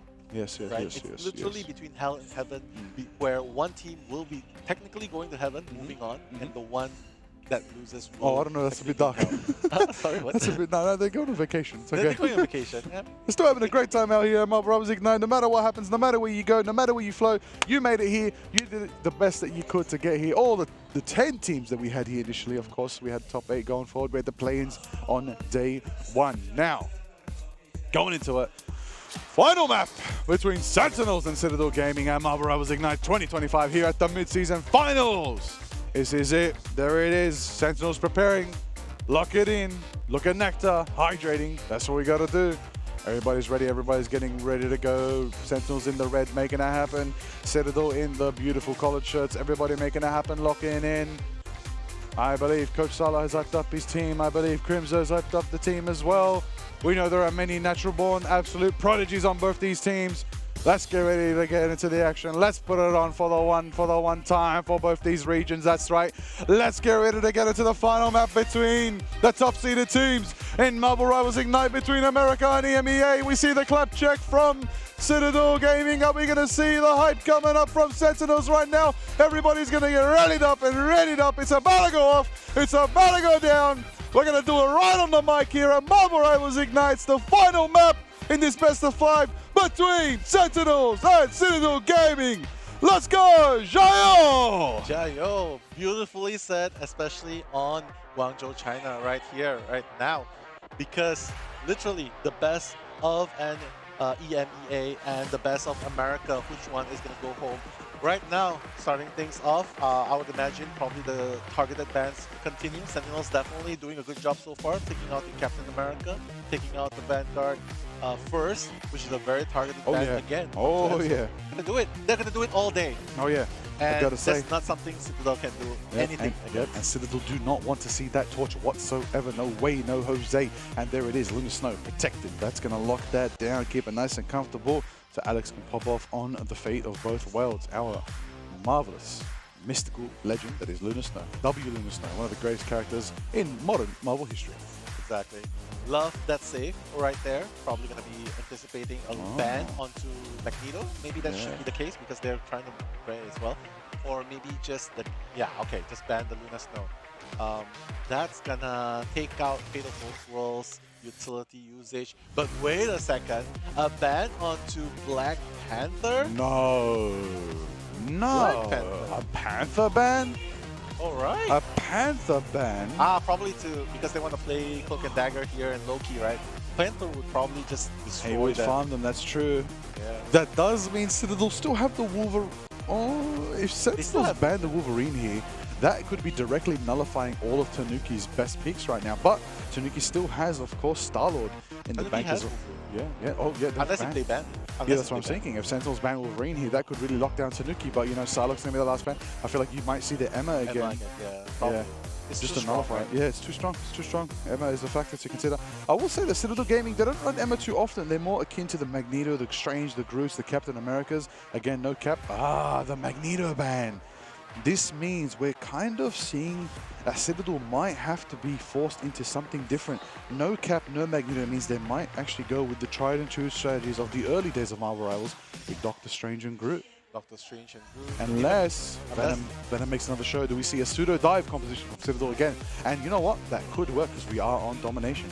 Yeah, that could work. Definitely. And even if they want to run an Emma Frost into the competition, that can work as well. But the front lines is just too dangerous right there, right? Because they gotta watch out for the back line because Crimzo on that Captain America is absolutely insane. So I would imagine, yes, maybe run that very tried and tested comp. Yes, definitely, definitely, absolutely. You know what I want to notice as well? Psylocke protected by Citadel, which means Pokey will finally get on that Kinoichi again. It's going to be an exciting one. Citadel! That's Sentinels. 2-2. It's all tied up here for our final map. This is it, everybody. Let's go to Hell's Heaven. We are going to Hydra Charter of Space. This is where it is. This is where it goes down. This is how it is. 10 seconds out. Battle of the century between the top seeded teams between America and the MEA. 3, 2, 1, and we're going. Exactly. Now the portal coming in, just trying to get that proper positioning first. Okay, they're all thinking the same thing, but who will be executing it first? It's gonna be simultaneous, and now they're just gonna run in. No, they're actually gonna just trade places, but wait a second. They probably should just get back to the front. Okay, the trade-off's happening. They're already on to the point. It's going to be unlocked a little bit sooner, 5 more seconds, but they're already building up their ultimates right there. Tanuki on the Star-Lord is trying to poke into the opponent's side, but Polly on the Emma. That's going to build up that team up that they need with a Psylocke apparently not available to use just yet. They're not thinking of it just yet, but it seems like CDG. They're going to be the ones unlocking the points first. Definitely going to be holding it down, getting themselves some percentage on the board, first and foremost. Pokey on the Adam. Oh, double KO. What? From the Golden Child right there, actually making it happen. Adam Warlock. Pokey getting a mark on things on themselves, but it's confident enough to hold it down. That is the secret duelist. That is Adam Warlock putting in the work right there. Going to be also be backed up because guess what? Citadel are running it. The Guardians revival team up is in effect with Mantis, Star-Lord, and Adam Warlock. What a beautiful, beautiful play of CTG. Sentinels probably cannot think much of it, but it can come back to bite you. But now the group walls by Crimzo is definitely going to try and isolate some of the members of CTG right here. The fight back continues. Nectar, okay. Strangling Prison. But the Eternal Bond as well. Everything's being used. Well, wait, Kraken Impact into the Nectar. Let's go, Bucky. Get in the Kraken Impact. Is there enough for another reset? Are we going again? We're chasing it down. Get slammed! Get slammed and shut down. Can you? Mantis legend for that one. Shutting down the Kraken Impact reset. Armed and dangerous and going to bed, but the Yagamoto from Enzo right there shuts down the potential for something even bigger than that, but a Magneto Meteor is winding up from Tekken. It does a lot of damage, but it's not enough to take one down. But we do see our... Never mind. 1, 2, 3, 4, 5. They all just wait. Hold on. Wait. They're back. They're back. Karmic Revival from Pokey brings Citadel back in. They got a 72% lead, but they're ready to take another fight to Sentinels right again, even though they only got 10% on the board. My goodness, then the assault continues. This is the danger of the Guardian Revival, right? But right now, they seem to be pushing Sentinels off to the little back. The wall is going to help them in their retreat, but Tanuki, no siree. He's going to target that back line. Loki in a very dangerous position. They got to watch out their back lines. They got to watch out their front lines as well. But Crimzo obviously doing a very good job with the wall, just isolating. Has a Strangling Prison initiating into the line. Citadel. Phoenix. Okay. Aramori taking out Ken. Sonic Seduction winding up from Polly. Crimzo's on the back foot. Polly's going to push Sentinels back into the corridor right now. Nectar does have Kraken Impact. Get ready for that one because that could be an actual moment to watch right there. But we're going to see the Cloak and Dagger. That's right. We're going to see Aramori on the Loki. The copy going to get the Eternal Bond winding down. Nectar hits the Kraken Impact. Doesn't get the reset for now. Tanuki gets back in the fight with a self-res. Agamotto Tomahawk. Agamotto from Enzo. Takes 1, 2, 3, 4. That's a Quadra KO for the Sorcerer Supreme. Enzo! How is Enzo doing this? Format elimination, that Eye of Agamotto perfectly executed, allowing them to get 100%. 0% on the side of Sentinels Liger. That is insanity right there. I believe Enzo has astral projected into the future. Polly's and what's like, that I could have done that. Polly's like, I probably could have done that. But honestly, that was all. How are they Enzo so calm, did. cool, and collected? I'm sweating up a waterfall right now witnessing that. My goodness, and speaking of oh my days. They could have popped off. They could have. Look how calm Enzo is after such an amazing pop-off. That is Aura Incarnate. Okay, I see some sweat. You know what? I feel you. Yeah, from the inside. I feel you. Hey, listen, if there's ever a game to get sweaty, to put it all on the line, you get to have a break. If you win this, you get to have a break. You get to relax for the rest of the day, and you get to come back to Marvel Rivals Ignite tomorrow. This is it. 4 seconds, 3 seconds, 2 seconds out of the doors. If Citadel win this round, they go forward. Yeah, Sentinels needs to make that comeback happen here because this is their last stand. Enzo already with the portal coming in, but it seems like Sentinels did not respond with a portal of their own. They're just going to walk into base, and this might be a there might be a little bit of slip up, I don't know, but they're just gonna walk in and brawl the front lines right there. But I'm not sure if that's gonna be enough. Loki Lantern's gonna be utilized already. No casualties so far, but a lot of firepower onto Sentinel. Strangling Prison! And Nectar taking Crimson take 3, but it doesn't matter because Pokey brings them back. But a Meteor's charging up. It doesn't get the value they need. Aramori is taken down by Tanuki on the Galactic Legend. Chasing 1, chasing 2. Nectar taking Karova 4. That is the power of Tanuki. The Guardians team up is in full effect. They're here to defend their galaxy. That is exactly why you need to fear the Guardian Revival, because look, they got cleared up and that was supposed to be Sentinels to take point, but because of that Revival, CTG is holding strong to the point, and now they're pushing Sentinels out. They're pushing them back, and they are holding on to the point really hard. Not to mention, Alex still has the Eternal Bond ready to use. Ken has the Soul Resurgence ready to use, and Enzo as well. The Eye of Agamotto, will he be able to make that play once again, Liger? Will they be able to make the play? 33% inclining for Citadel, but Sentinels do have everything online that they need to make an action, to make a move. Crimson dives in and goes for the Eternal Bond, back up by Karaba. Nectar winds up the Bucky, the armed and dangerous. That's right, the Kraken is impactful. Does manage to allow Karaba to get Pokey, can force the amazing Zensong Inferno. And there it is, Pokey bringing themselves back into the fight. Ken does the same with the Karmic Revival Guardians team up. Strangling Prison from the from Crimson right there, locks down one. Crimson goes down, Crimson goes down, takes Pokey. Paulie and Rai amazing trade as well. They just keep coming back, Liger. They just keep coming back. It's not even a 6v6, it's a 6v10 at this point. There is absolutely so much presence coming forward from this team up. My goodness, they're backbone again and again. And I want to see the again from Nectar, but it looks like it's going to be Pokey who's the one bringing it again and again. This might be the last stand, Liger, because it's already 80%. Amazing is going to go back to the Iron Man tandem right here. Will that be enough in order to secure that comeback right here?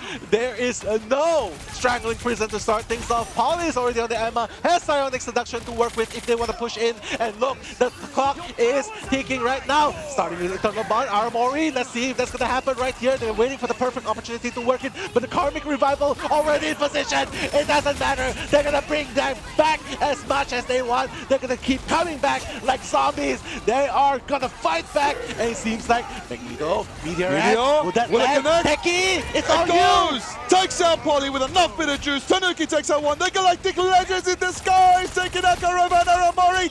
And Crimson, that's a triple KO for the Star-Lord. And that's a quadra KO for Star-Lord. Tanuki's chasing once. Gonna go for Nectar. And there it is. The Penta KO! The portal's coming in. Not done yet. Sentinel is fighting back hard. Let's see if Amazing will be able to hold on. But oh my goodness, the fight continues. This is such an intense matchup right here. But it seems like they're going to be able to push. They captured back. They did. They pushed them back. Sentinels are back. They pushed them back. The portal, Citadel exhausted every ounce of resources and holding it down, and Sentinels got that amazing portal back, brings the team back. They got 1, 2, 3 Vanguards now. They do lose a bit of their juicy power, that's right. Sentinels are down one bullet, but Nectar should be enough for them. If Crimson's there to line it up with the Strangling Prison, they have a chance of winning another fight. But Citadel, all they need to do is conserve their ultimates, conserve their abilities, and go as one unified front. Tanuki taking down by Nectar. Exactly. It doesn't matter. He has Cocoon Rebirth to work with. He's going to do that just now. Because they know they don't have Amazing on the duelist role, right? They have him on Doctor Strange. So that's going to definitely impact their firepower. But right now, Tanuki's going to be taken out by Nectar. And it seems like, wait a second, they're going to aim for the skies. Paulie's going to go down. And it seems like Sentinel has found the answer. They are going to be fighting back. They are not out of the game just yet, Liger. It ain't over till it's over. That's how we know when we do it down here. But going forward, it's 49%, 50% climbing for Sentinels. All they have to do is win 1, maybe 2 more fights, and they keep themselves in the running. But Citadel have to win 1 more fight. Enzo's trying to line up the Agamotto. Will they be able to get it? They're spotted. They're going to try to find the angle right now. They're rotating around. Is it going to be enough? Tanuki's trying to get an angle, they're trying to get a pick. Ultimates are online for 4 people on each side of the teams right now. 99% meaning 70%. Who's going to get it? Who's going to start the first shot? Who's going to land the first ultimate? Who's going to make it happen? We're flying up with the Doctor Strange. Does Enzo drop down with the Agamotto? It starts 1, 2, 3. Magnetic Meteor is winding up as well, and it goes down, doesn't connect. Enzo's holding the shield. They're both holding the shields. There it is, Polly with the absolute psionic seduction. Alex hits the eternal bond. There it is right there. 99% is climbing closer than ever to 90% in match. Like a motor from Amazing. Stuns Alex, takes out one. Nectar hits the reset. Taki gets another. Ken taken down. Pookie with the race. Brings back Ken. Brings back Alex. Brings back the rest. Overtime is in the skies with Tanuki flying high. And there it is right now. That's one. That's coming two. back. And there it is. They're coming back because of the power of the revival. They're coming back and they don't care. They're gonna pick up the last of Sentinels. There it is. One more tick. Does anybody make it? Overtime is ticking down. 3, 2, 1. There you have it. Citadel Gaming is going to move on. What a game! What a series by Citadel Gaming. Staying in the game. Passing through into the next stage of the lower bracket. But we gotta give our hands, right? We gotta give our props to Sentinels. Massive love to Sentinels. Yeah, so much love to Sentinels right now. I know how they might be feeling, but honestly, that was such a close and intense game right there. They put Citadel a game at the edge of their seats. The right emotions are running high. I can see it on Citadel's face for that insane victory. They put their heart and soul, and not just one soul. They put multiple souls because they came back again and again, and they were born again because of the Adam Warlock team-ups. The Karmic Revival kept them going. At the end of the day, it's all about the name of the game, sportsmanship and esports. We love to see it right now. Citadel handshakes with, of course, Sentinels right now.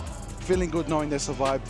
It is unfortunate that we do have to say farewell to the Sentinels, but what a stellar performance they put on here in Marvel Rivals Ignite. Exactly. But out of the 4 teams in this elimination bracket, honestly, I would feel like Citadel's biggest threat is honestly Sentinels in this bracket, because right up next that's going to be OUG versus Rejects, and I feel like they would probably be like, I think we were going to have a better time simply because we took out the biggest threat, which was Sentinels.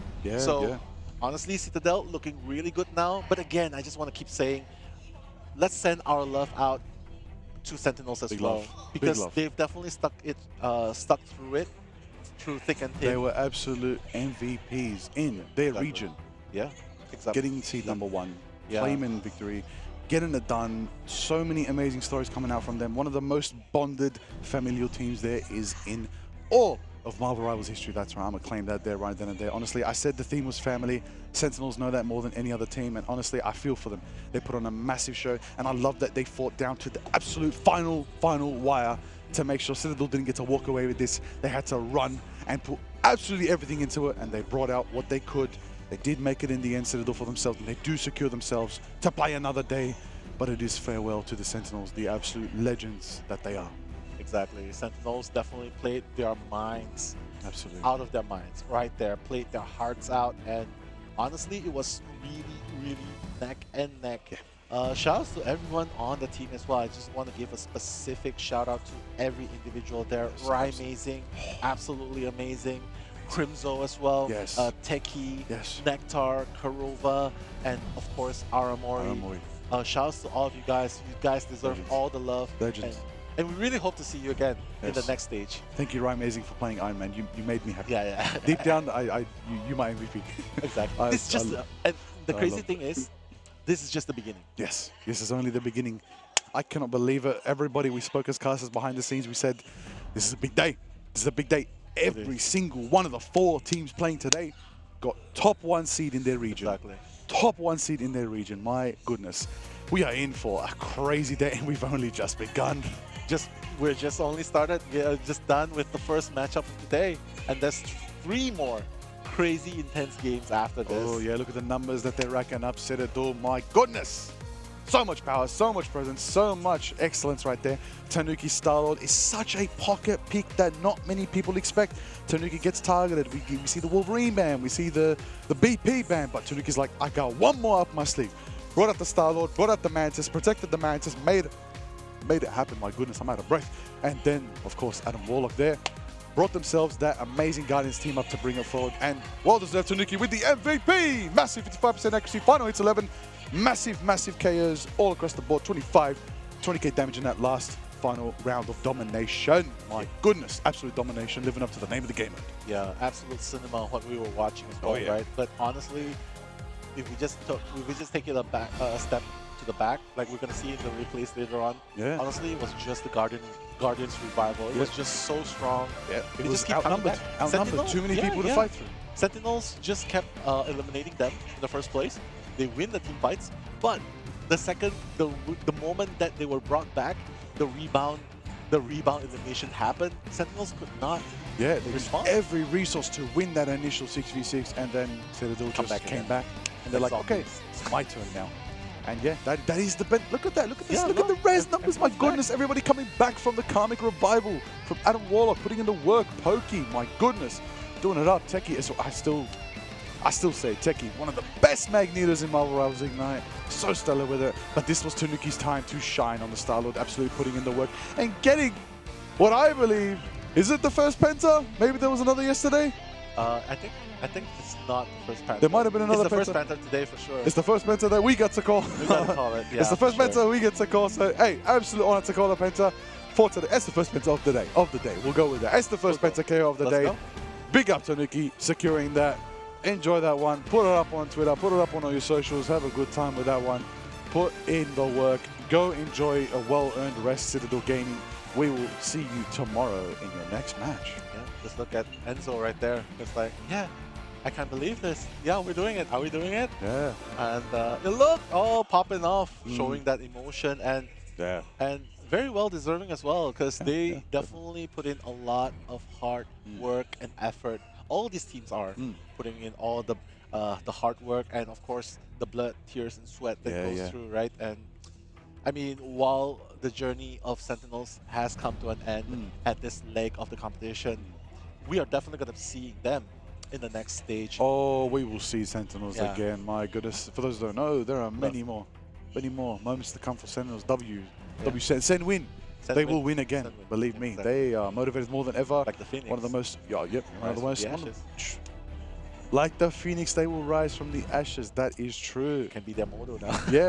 Right, amazing is the Phoenix play. Hey, listen, only Phoenix just came out. Blades on the way too. We could see some new formations. We could see some new compositions. You know. And hey, again, of course, big shout out, of course, to one of the other players, Gomez, as well. And I'd love to see Gomez on the stage one day. Be exciting to see how it all unfolds. Keen to see Sentinels come back stronger than ever in the next time we see them on the Marvel Rivals Ignite stage. Exactly, and this is just the first part. First stage, Marvel Rivals Ignite is just the first stage, mid-season finals. We're still gonna be having stage 2, and of course we're gonna be having the grand finals. And I know we keep talking about it because it's just so exciting. Oh, can't wait to find out more about the grand finals. Can't wait to find out what teams arise from stage 2 across all the regions. Also, another season of MRC as well is in effect very soon. A lot of things coming up in the next couple of months leading into the end of the year. Marvel Rivals Ignite. We're here at the mid-season finals. Mid-season. And all this is happening at the mid-season. And that's what is in store for us for the rest of the year of 2025. My goodness, Marvel Rivals. Shout out to you. Shout out to NetEase. Shout out to everybody involved in this amazing game. I cannot wait to see how this all crescendos into the end of the year. Exactly. I love the build-up, right? And the way that they just build up all the teams, the storylines, and it started with such a sick trailer coming into this competition, right? And coming all the way into this matchup. And not to mention, we will still be seeing more teams coming in. We'll be seeing the remaining teams fighting it out. Yes.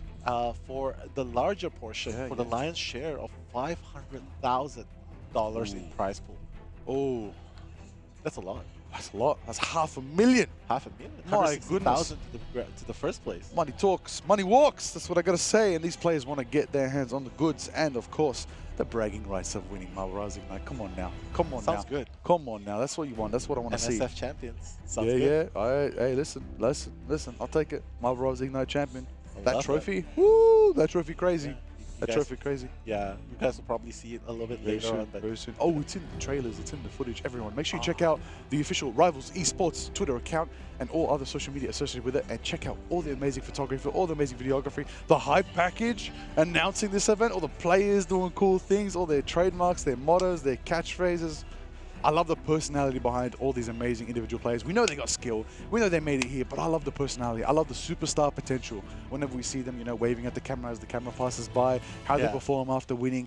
I love that most of all because that is esports, the feeling. behind the gameplay. The adrenaline rush as well, Yes, right? yes. Just watching them, and Yes. just getting to see them in person, Yes. it's definitely so Yes. much different. Yes. And if you love a player, talk about them online. Yell about them everywhere. Let them know. Send them amazing messages on Twitter. Make fan art. Do everything you can because they will massively appreciate it, and that will make them that one little bit better the next time you see them play on stage. Exactly. They'll definitely That's make their esports. day as well. Yeah. And Sentinels. Sentinels and Citadel Gaming, both teams very, very, very, very interesting matchup. But right now we'll be heading to the interviews section where we'll be meeting Tanuki. What's going on, guys, and welcome to the player interview post-match. 10 games, 1 win. I'm here with Tanuki as we just saw a nail-biter of Citadel Gaming taking down Sentinels, 2 #1 seeds. First, how are you feeling? I mean, it's crazy. We love to make the games close, as you can see. It's very insane how both #1 seeds from America and Europe have to go against each other so early, but we pulled through.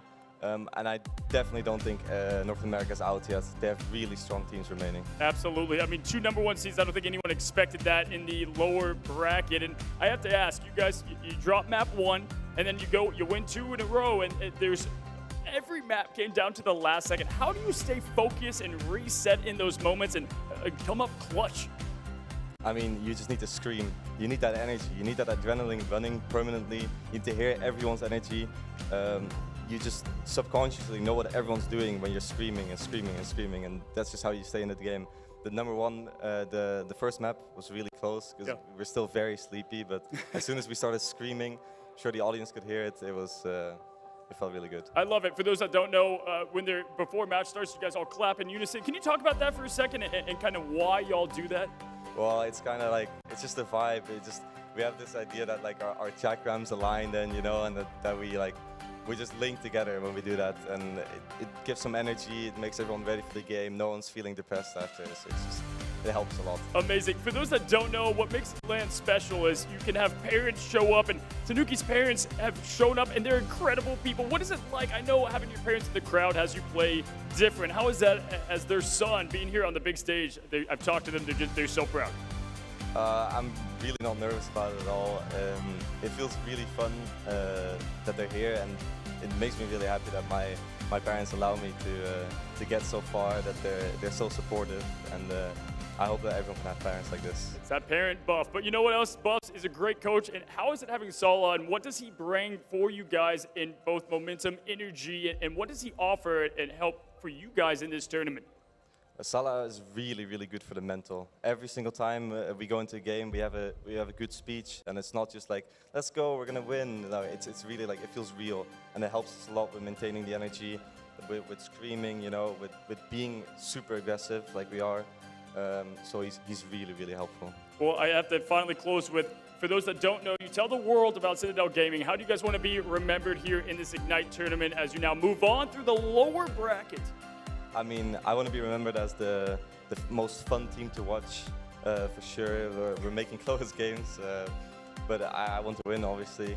And the aggression from us. We like to be really aggressive to make things happen permanently, and that's just us. And I want to be like that. I don't want to go out sitting there. Well, you're doing a good job. 10 games, 1 win. If you guys don't know, that happened with Envy, now with Sentinels. We say goodbye to Sentinels, and thank you again for taking the interview. Go celebrate with your team. And y'all, we have a great match coming up, OUG versus Reject. So don't go anywhere. We're going to take a quick break, and we'll be right back to the action.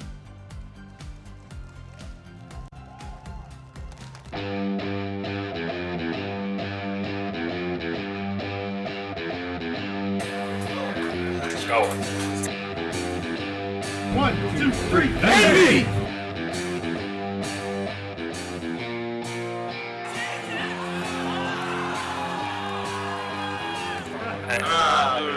I did!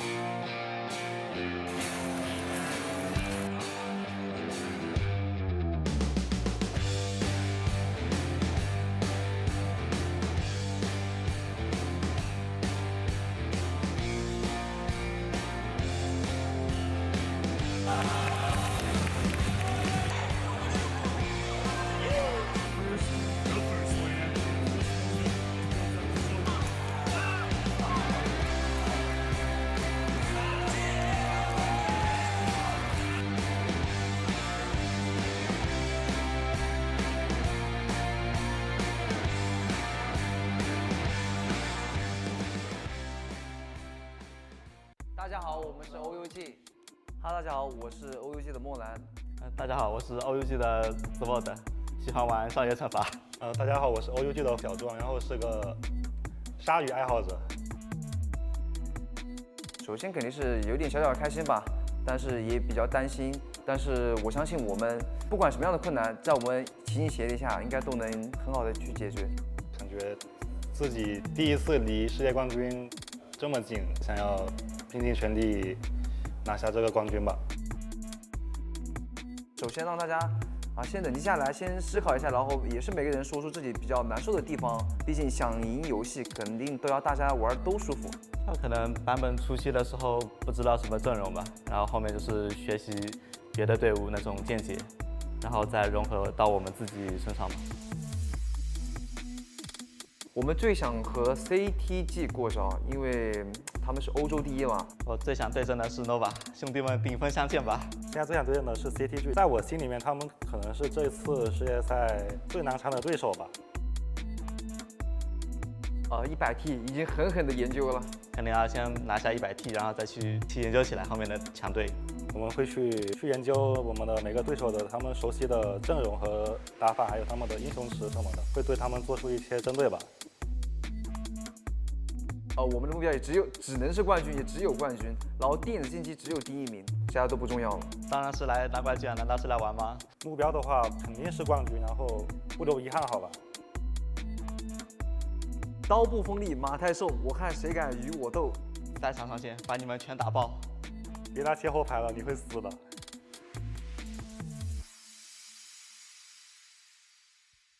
안녕하세요.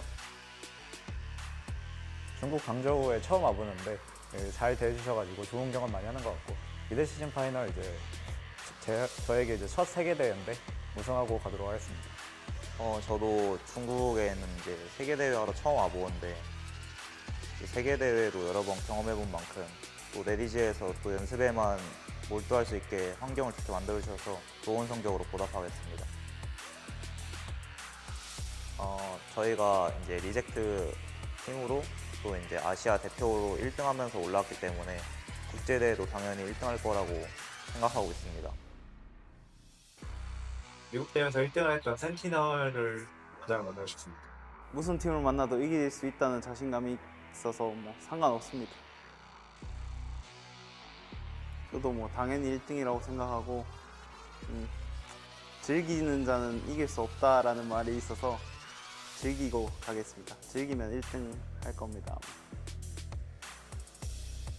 그냥 뭐 딱히 저희가 이긴다고 생각해서 그냥 하던 대로 하고 있습니다. 너무 못하는 팀이라 충분한 휴식을 하고 있습니다. 저도 뭐 쉬어가는 경기라 생각하고 결승전만 생각하고 있습니다. easy. Because easy. 1등은 정해져 있으니까 2등 두고 그냥 열심히 싸웠으면 좋겠어요. 어차피 너네 나 못 이겨. I'm winner, you lose.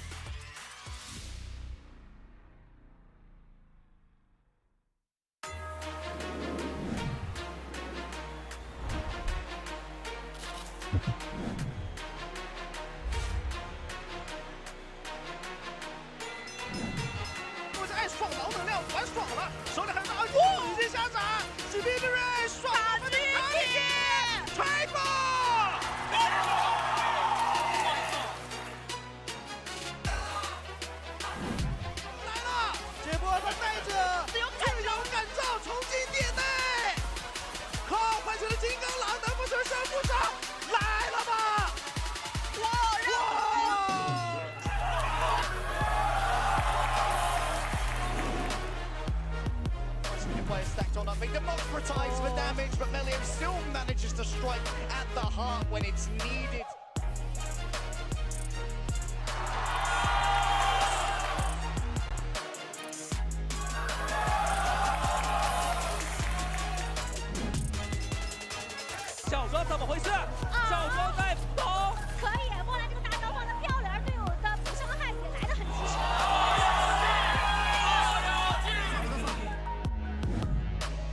Yeah, and that's the problem with taking that space. Terra with a 2-piece. We see Deletta on a Taro cookie. Terra on a headlock. And that is a great...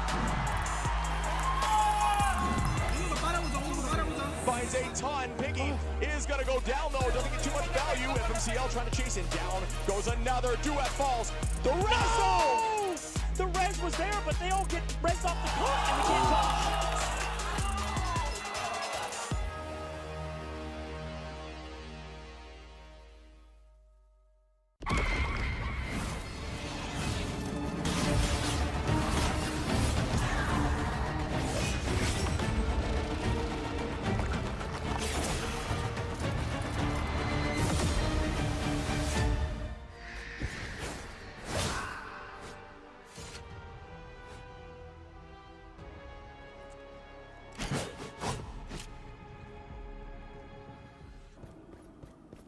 The hunt is on. Taste cold steel.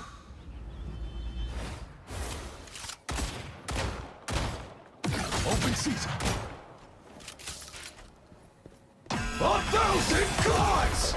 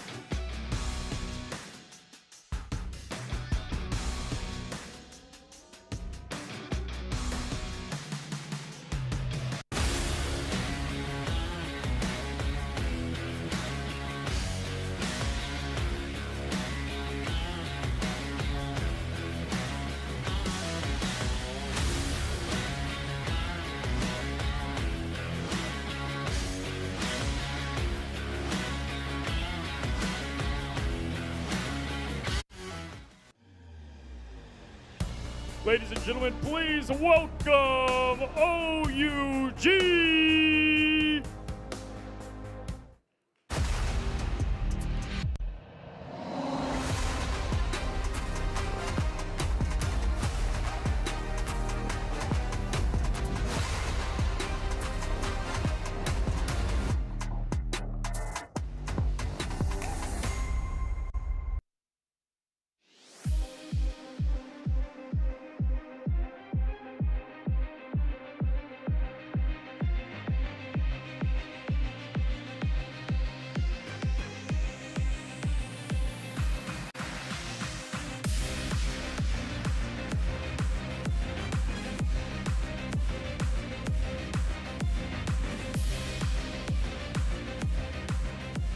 representing the #1 team in China in front of their home crowd. You can hear it, you can feel it. Will OUG bring it home for the home court? We'll have to see. Again, welcome, OUG.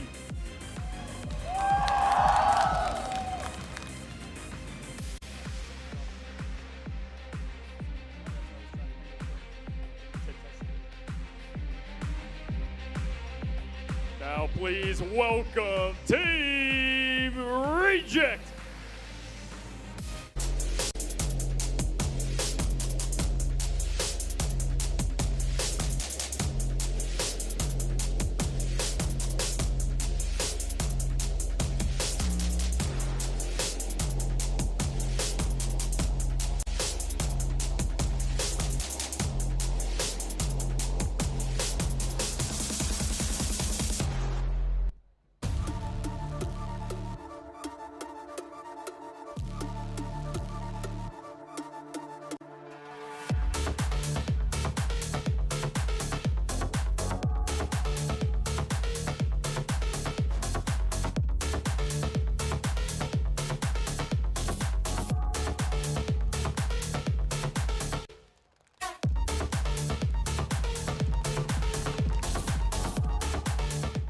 The team best known for sharpening their blades in the shadow, will they rise above the rest and come out with the victory? We're about to find out. Again, welcome, Team Reject.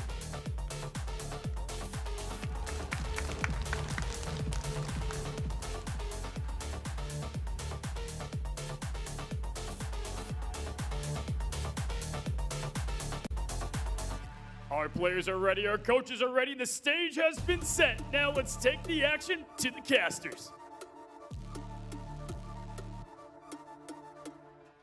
We are back with Marvel Rivals Ignite here today. Let's get it. My name is Like. I am joined by Mello, and we will be your commentators for today, day number 3 of the mid-season finals.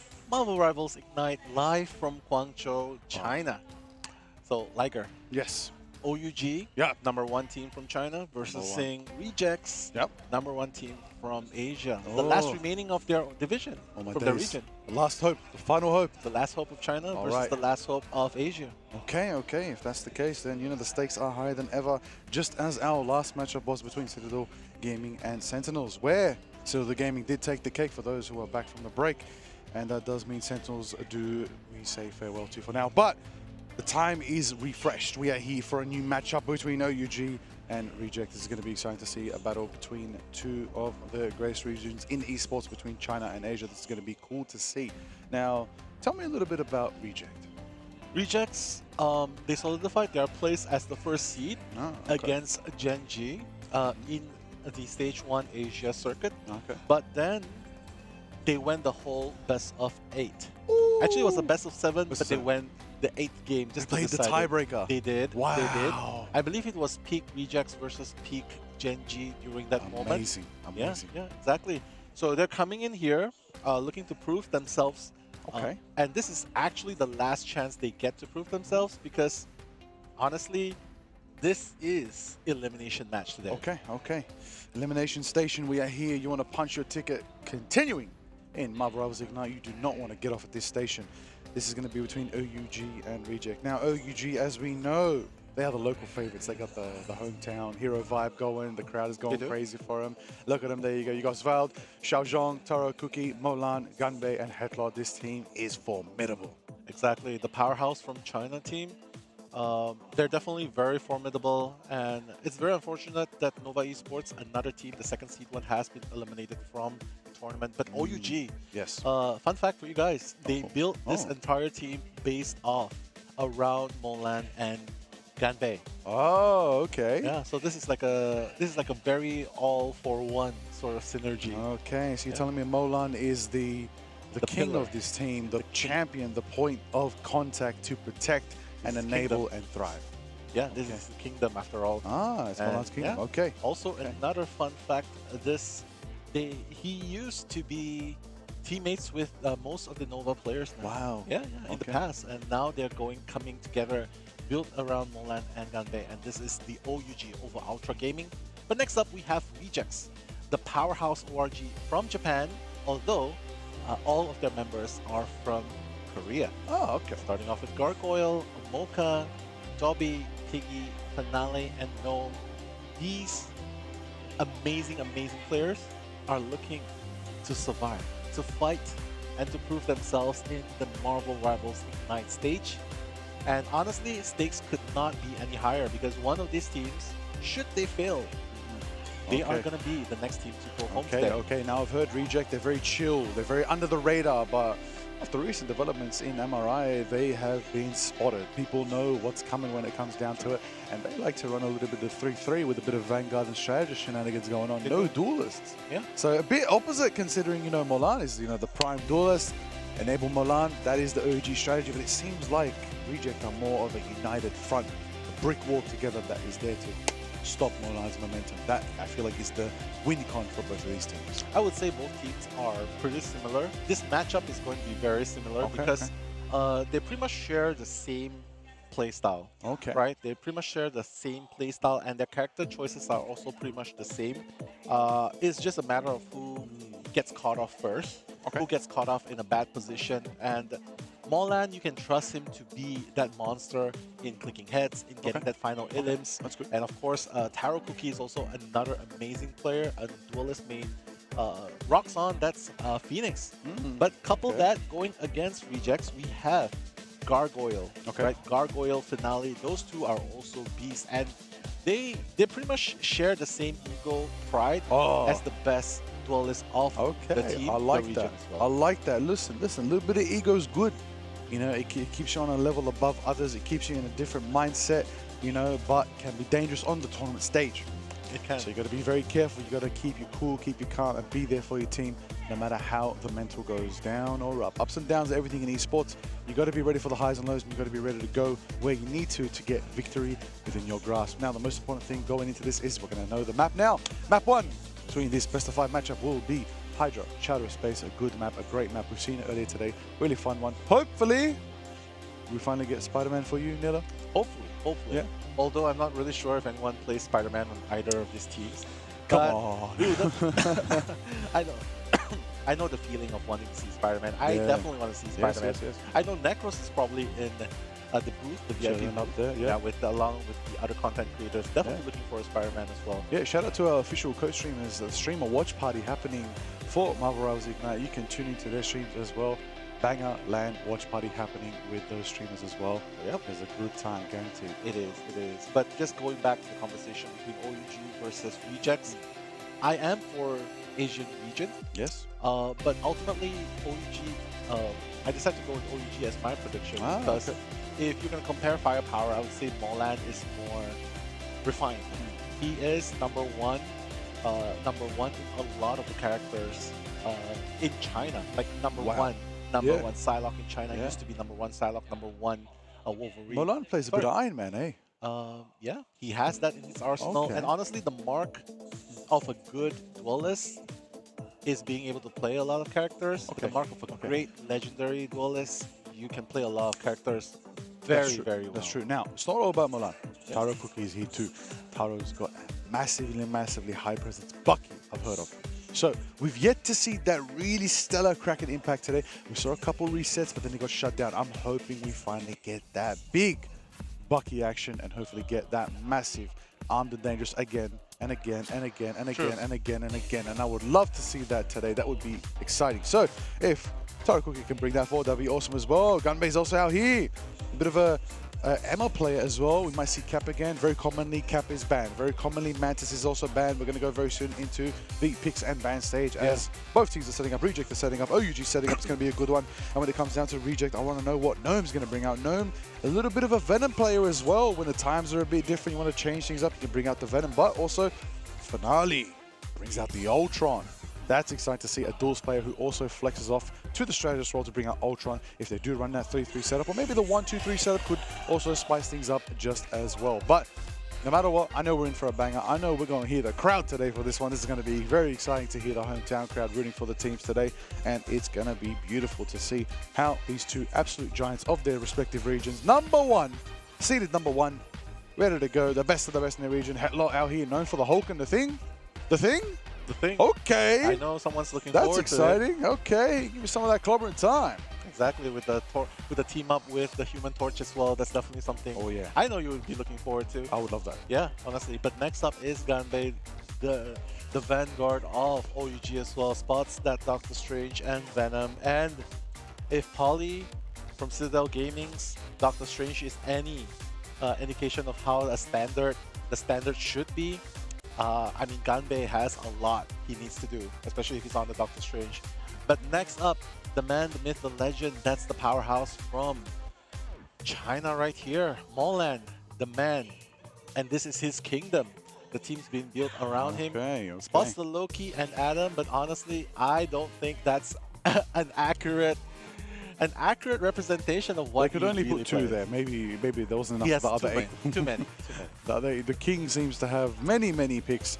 But there we go, Taro cooking on the Bucky. Oh, Psylocke too. It'll be interesting to see some of that Kunoichi action as well, which will be very exciting. But I'm very excited for the rest of the lineup as well. The strategists on OUG are very exciting to see. Very good with the Luna Loki, very good with the Mantis as well. C&D action as well. Would be exciting to see some Sue Storm as well. Big variety coming from the strategist pool, coming from OUG as well. With Xiaozhong is here on the Invis and Mantis preferences. That's very good. Yeah, Xiaozhong is definitely very good, especially when he comes, especially when he plays Invisible Woman, I believe. Just being able to pull the enemy into rotation. And I just want to go back to just Taro Cookie with his Bucky as well. The isolation is the name of the game as well. The hooks and of course the pull. That's definitely one of their playstyles in their playbook as well, right? But right now, Vlad spotting the Cloak and Dagger and of course Luna Snow. Two most pivotal strategies that they could be using. Of course, both of them can be using Loki, especially if it's not banned. But honestly, they have a lot of work to be done, especially as strategists for these teams, because when the guns are pointed, you can expect a lot of crossfires, and the strategists, I mean, being able to heal and at the same time dealing with the vanguards diving into your back lines, that's going to be a tough thing to do. Definitely.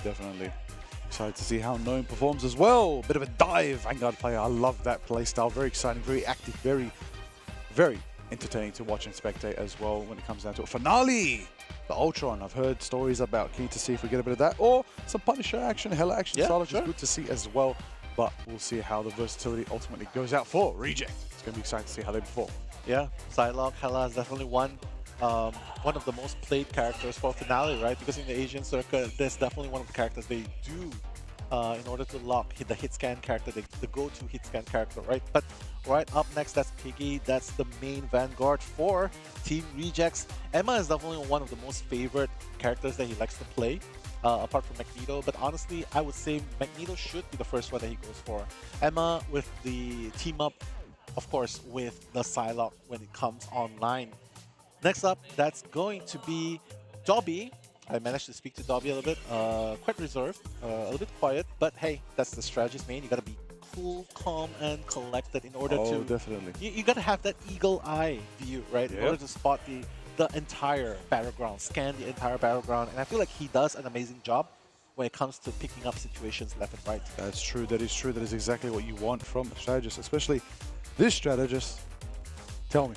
Mocha! I have not yet get to talk to Mocha, but amazing Invisible Woman and of course Luna Snow. Definitely it's very exciting to see how do you say, a female player gets the spotlight, because I always like to do the hashtag girl boss thing. Yeah, that's it. That's what I'm talking about. Girl boss. No, I'm excited. I also know Mocha plays a bit of that cloak and dagger, which is exciting to see. Like I said, if Mocha is the aggressive cloak and dagger, I love to see.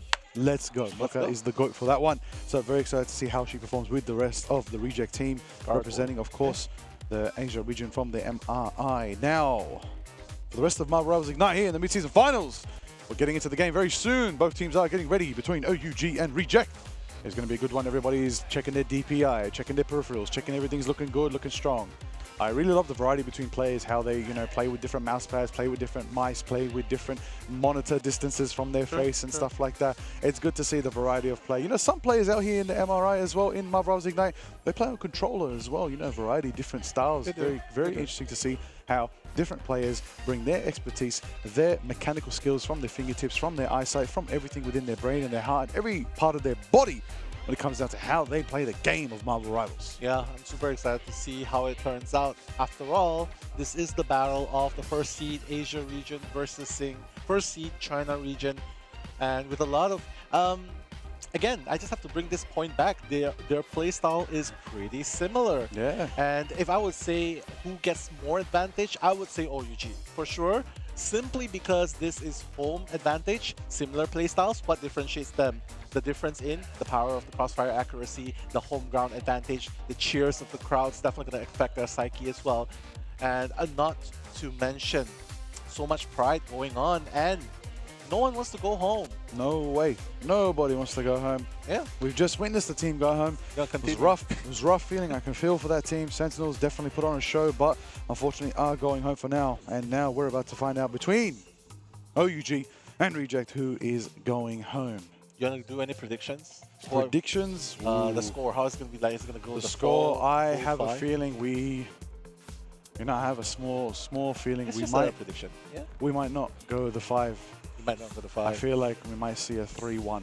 3-1. Yeah, but it won't be 3 in a row. I feel like there'll be a flip. It'll be 1-1, then we flip back to 1-2 and so on and so forth. Okay. And then it'll be a bit of a back and forth battle, but each match will go the distance into overtime and craziness. But I'm also down for a 5 match. I don't know about you. I'm keen for it. Hey, I want a show. And I know everybody at home wants a show too. And a competitive bout between, of course, the top teams in China and Asia. These are the two. Let's see how it goes. It's a very, very respectable prediction. I would say 3-1, 3-2. That can be very, very possible considering how their play styles are pretty similar. And they do scream a lot against each other a lot. And yeah, I mean, if you run stable compositions 2-2-2, you can almost always expect OUG to have the upper hand simply because of the few reasons that I mentioned just now. And Molan is just a monster, especially when he just gets started. He's just a monster. He's all gas. I want to back that as well. I want to back them for the 3-1 because purely I believe the environment matters a lot. Yeah. And the cheers with their crowd, yeah, when they're roaring for you, you gotta put on a show. And if Molan really is the king of the region, then a king has to put on a show and represent their people. So let's see if Molan can live up to all the hype and all the, I will say, stress and you know the expectations. But they are not alone. The rest of OUG is with Molan, Tarakuki, Ganbei, Hetlot, Xiaozhuang, and of course Zvald. And I'm sure they've got an amazing staff backing them as well.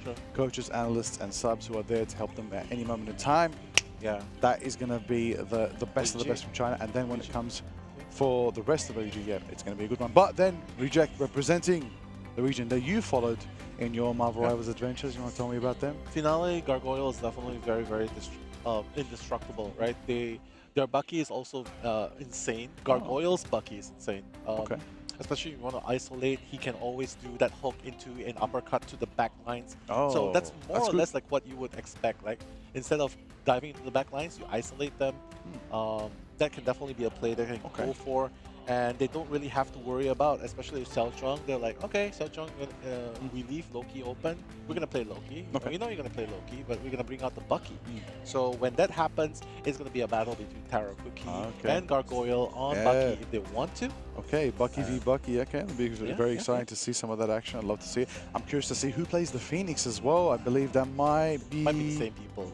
But they can same rotate. people, Yeah, okay, that's good. That's good. Rotations, good variety, good stuff. That'll be exactly what we need. Teams are getting ready soon into the lobbies. We're going to get into all the action. Won't be long, definitely. But yeah, to the folks at home, we hope you're enjoying the mid-season finals for Marvel Rivals Ignite. Having a good time, enjoying the show. We just had a great, intense best of 5 between Citadel Gaming and Sentinels. That was insane. The best 2 teams seeded in their respective MRI regions for America and EMEA. And now we are in China and Asia. That's right. Watching the 2 teams from both those regions right now.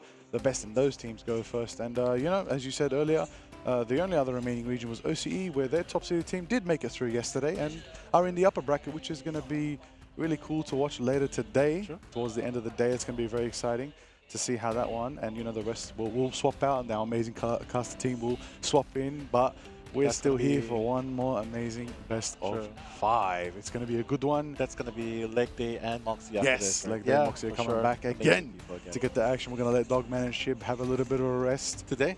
Yeah, we for had sure. Tetra earlier today with us on the desk. That was fun as well. Coz is doing the hosting and interviews today. The whole team is stellar. And of course, all of our amazing behind-the-scenes staff represent NetEase, doing it up. All of our amazing, amazing folks here taking care of us here in our travels and our amazing work here for Marvel Rivals Ignite in China. It is an absolute blessing to be here and an honor, having a good time. And I hope you are too, those watching at home and those, of course, in the crowd as well today. Let's get it. It's Marvel Rivals Ignite time. Very soon. It's about to go off. It's about to go down. Mello. Yeah. Very soon. We're going to get it right. We're going to get on the mic. We're going to do it up. We're going to get into game. We're going to witness the best of the best so we can find out who are the rest. And we're going to see, ultimately, who's going to continue and pass through this lower bracket of Marvel Rivals Ignite. Yeah, a lot at stake, right? Yes. Similar play styles. Strategists might be the difference maker. Duelists, I would say they're pretty much, they're very close. Molan, Evenly Taro matched, Cookie, yeah. Finale, Okay. Gargoyle, they're pretty close. I would say it boils down to the Vanguards and Strategists mostly. But Convoy and Headlot are also very, very good. Piggy, Gnome, very similar. So I think Xiaochun, Splad might be the battle between Strategists. Monka and Dobby might be how well they can hold down the Ultimate's run. Because the first Strategist that gets baited to use up their utility ultimate, I think that's gonna favor the ones that hold on a little bit longer. So Strategist factor might be a thing there. Okay, I could see that. I could see that from what I'm seeing here. Oh, very good news. You know, teams are getting into the lobby very, very, very soon. Getting set up. Everybody's getting going. Right behind us, all the action here on the amazing stage of Marvel Rivals Ignite, the mid-season finals. It's going to be a good one. You are in for a banger, everybody. I can't wait for it. Now, what else we need to know? What else we need to know going into this matchup? What are we missing? What I am going to say what we're missing is we're missing the fact that there's no Blade yet. There's no Blade yet. There's no Blade. It's available today, though. He is available After today very maintenance. soon. Of course, respectively with time zones into consideration. But Blade is literally available, ready to go, around the corner, one of the above. Pretty much, I'm pretty sure he's available by now. I think we've been casting for an amazing day today, and I'm pretty sure Blade is out there for people to play. But the beautiful thing about Blade being able to play is that you get to witness the amazingness of a new melee character, Duelist. That's going to be exciting to see. And I'd love to see Blade in MRI very soon. Maybe not for now, but we'll let the players learn him for a little bit, and we'll come back to the next event and witness some Blade. But don't worry, we can still see some other Blade action. We can see a Magic out there. We can see a bit of Psylocke action. We can see lots of other amazing, amazing heroes in the game showing up here on the Marvel Rivals Ignite stage. I'm excited to see some Human Torch, maybe a bit of Jeff, maybe some Hulk, maybe some Luna, some Cap. You know, a couple of these players got some Ultron specialists, bit of Magneto action. We love a good Meteor, don't we, Nella? And a bit of Loki Luna action. Can't go wrong. These picks are fun. I'm absolutely loving the diversity in picks that we're getting from all these players here at Marvel Rivals Ignite. Yeah, and if there's any indication, right, they can definitely learn on the fly here as well. Simply because they can just watch the other teams that are having success with their lineups, and maybe they can be thinking, yeah, we can do that. We can definitely do that. But moving on to the ban pick phase, I would imagine Human Torch and Mantis getting banned off. Probably Captain America to follow suit, simply because in this small little area, it's going to be a menace to deal with. But Luna Snow is going to be locked on the side of OUG. So probably a response. Maybe RC might want to lock Luna Snow too. Like, oh, it's fine. You have a Luna Snow. We probably want to lock that as well. But Captain America is going to be banned first, and Luna Snow, that's going to be a save. Next ban, Loki, Torch. Yeah, okay, just balance things out. Just take things out. See, like, this is what happens because they are so similar, right? Okay, the moment you take out Torch, we're going to take out Torch. The moment you save Luna Snow, we're going to save Luna Snow. So, oh, you called it. Double mag. Yeah, double mag ban. What's it going to be? What's it going to be? Definitely going to be double ban. Yeah, for sure. And if you ban Psylocke, rest assured, we're going to ban Psylocke and the very last pick as well. So yeah, I feel like that's going to be very, very similar locks, similar bans, maybe only one difference. And now you can see the Emma being saved. I'm guessing OG's probably going to save Emma too. So there you have it. They're going to save Emma, and that last one probably going to ban out the Psylocke. I would not be surprised. Oh, now it's going to be the Mantis. Okay, so similar bans, see? Okay. Everything's almost the same, except for Captain America and Psylocke. Okay, I'm excited to see what compositions these teams are going to roll out on, because the bands are almost near similar, you know, a couple differences here and there, but ultimately, yeah, it's just right there. Wow, only the difference. 5 for 5. 5 for 5, my goodness. 5 for 5 on the bans and protects right there. you know? That's why. Psylocke and Cap, It's just so similar, right? Yeah, all right, well, we're very much getting into game very soon here at Marvel Rivals Ignite. Hey, in 2025, let's get into it. The crowd's getting crazy. OUG versus Reject. Let's go, everybody. It's about to go up. It's about to go down. We're here at Marvel Rivals Ignite for the mid-season finals. We're going to Hell's Heaven. We're going to Hydra Shadow Space. It's going to be a battle for the ages. The best of the best in both regions that are China and Asia. This is going to be a good one. This is going to be a grand one. This is going to be what you wanted. This is going to be how it's going to be. We're going in. Get ready, everybody. 10 seconds out. Wow, what a play. I can already see the team up, right, happening just because of the bonus armor. That's going to be the Penny and, of course, the Rocket Raccoon. But now the positioning of the portal to start things off. Ganbei and Gnome going to be doing that almost instantly. They're going to be opening up portals in front of each other. That's going to be the thing. But right now, both portals coming in. Oh! It's like, hello, knock knock, who's there? Here we are. Molan taking out Gargoyle. That's the first casualty of the game. And it's okay because mission area unlocks in 10 seconds and they can still rush to the mission area. That's gonna be the first casualty of the game. So OUG already taking up point right there, Liger. Yeah, they have the advantage, they have the lead, they have the fire, the pressure, everything they need to move forward and head on over. Deep into Hydra Space. Molan! Zhao! Oh my days, the Loki finale taking out Ganbei 1-1 right now. They're feeling confident right now. Both teams in the lead right there, 4-4. But OUG are the one with percentage on the board right now. And Taro Cookie landing some shots, maybe potentially some pump action Punisher as well. Yeah, you can see Molan and Ganbei, right? You can see the pass ball action probably happening soon. But right now, you can see they are fighting for possession of the round. The Wolverine is gonna go down. That's finale getting taken out by Ganbei. Dobby already taking out Xiaozhuang, but it's still 5v5. Dobby already stealing damage right now. Fate of both worlds going to be employed. All the dance-off is going to happen in the middle of the map. The Fly Wolverine finding no target, but everyone is being kept alive. But not for long, because once the utility ultimate is down, that's where the casualty starts to build up. Piggy, Psionic Seduction, pulling, trying to damage as much as possible, but right now, the Inferno! That's gonna take out Ganbei. Finale! Double elimination! Finale with a pump action, double elim, double KO, double up on everybody right now with a double pump action. That is what you expected from a Punisher with the shotgun action. I've waited a long time to see Finale's Punisher, and I'm very excited and very, very entertained already with the final judgment ready to go into the next fight. Xiaozhuang is ready as well with the Loki ultimate as well. But Mocha on the other side ready to dance with the fate of both worlds, and Finale's closest ever to that Executioner ultimate as well. Now, powers are mine. Xiaozhuang, Coffee Sooner, fate of both worlds is online and available when they need. Yeah, and they can definitely use that as an opening to rush into the position. It's pretty similar to the progress we're talking about.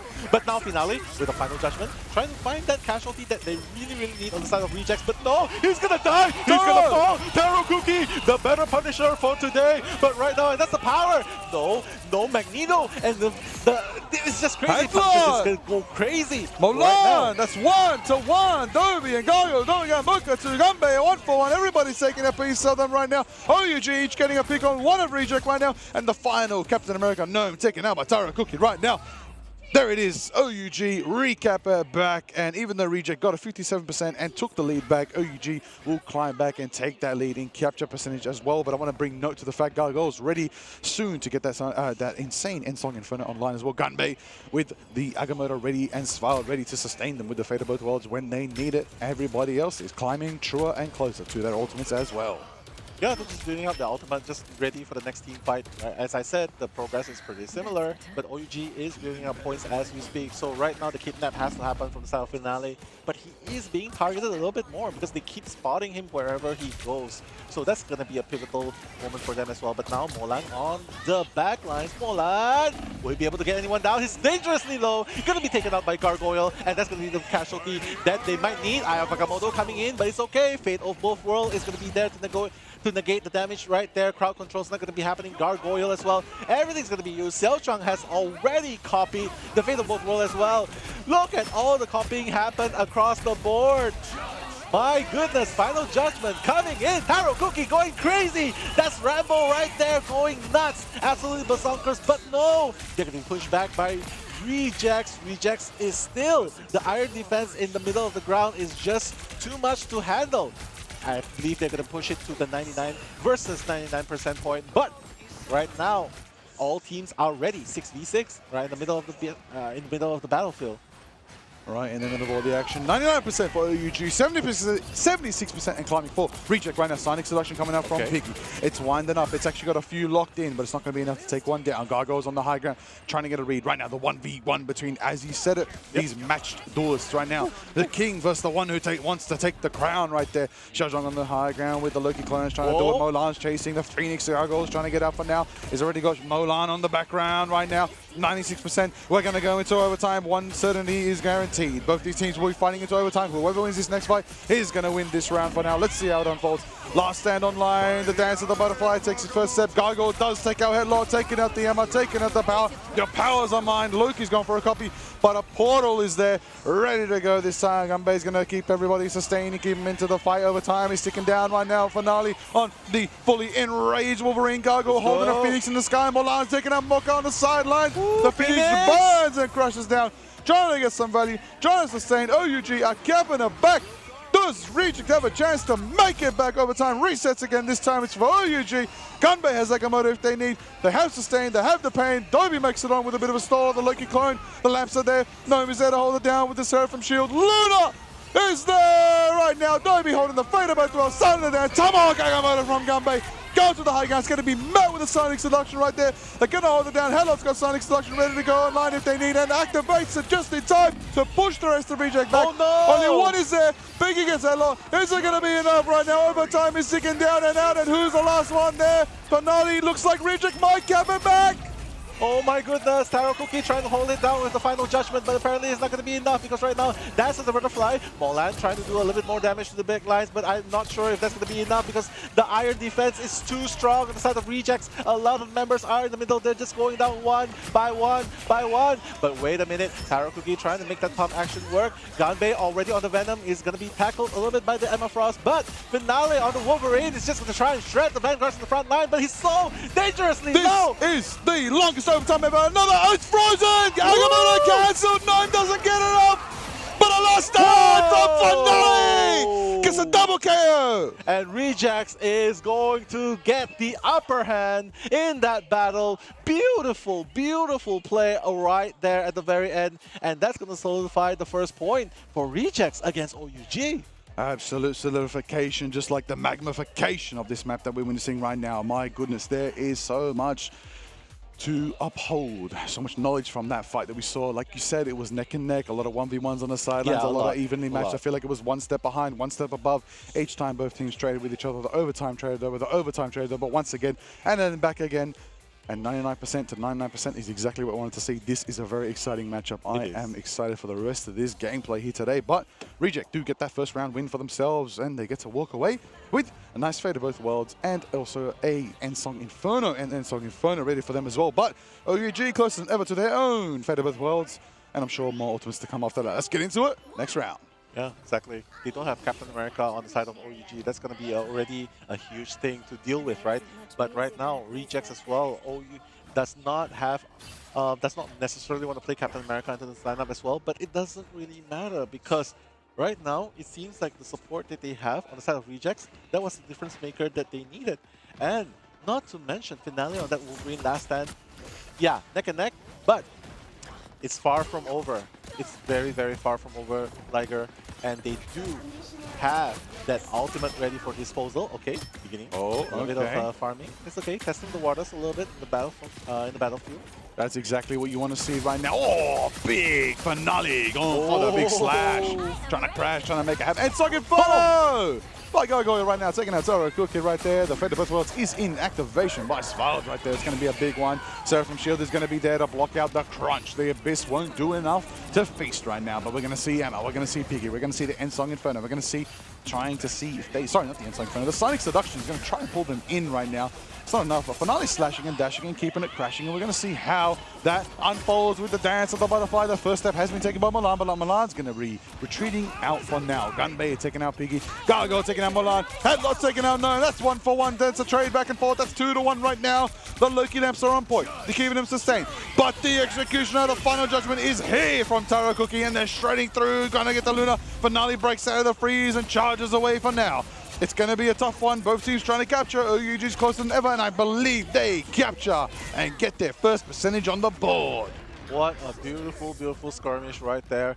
Both teams refusing to let out even just a little bit, but right now you can see that Gnome with the portal placement is probably going to try and contest it. It's fairly early in the game, but it doesn't really matter. They just want to have to wait a minute. Headlock, be careful. You do not want to get stuck in that position, but they're going to come out of the portal. Everyone is just trying to bring that in, but the last stand! Last stand by the Wolverine. Let's go for Nutty!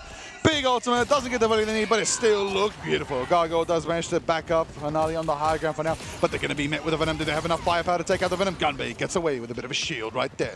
Self-healing is exactly what you want right now. Gnome definitely going to hit that Maelstrom Madness very soon, but wait!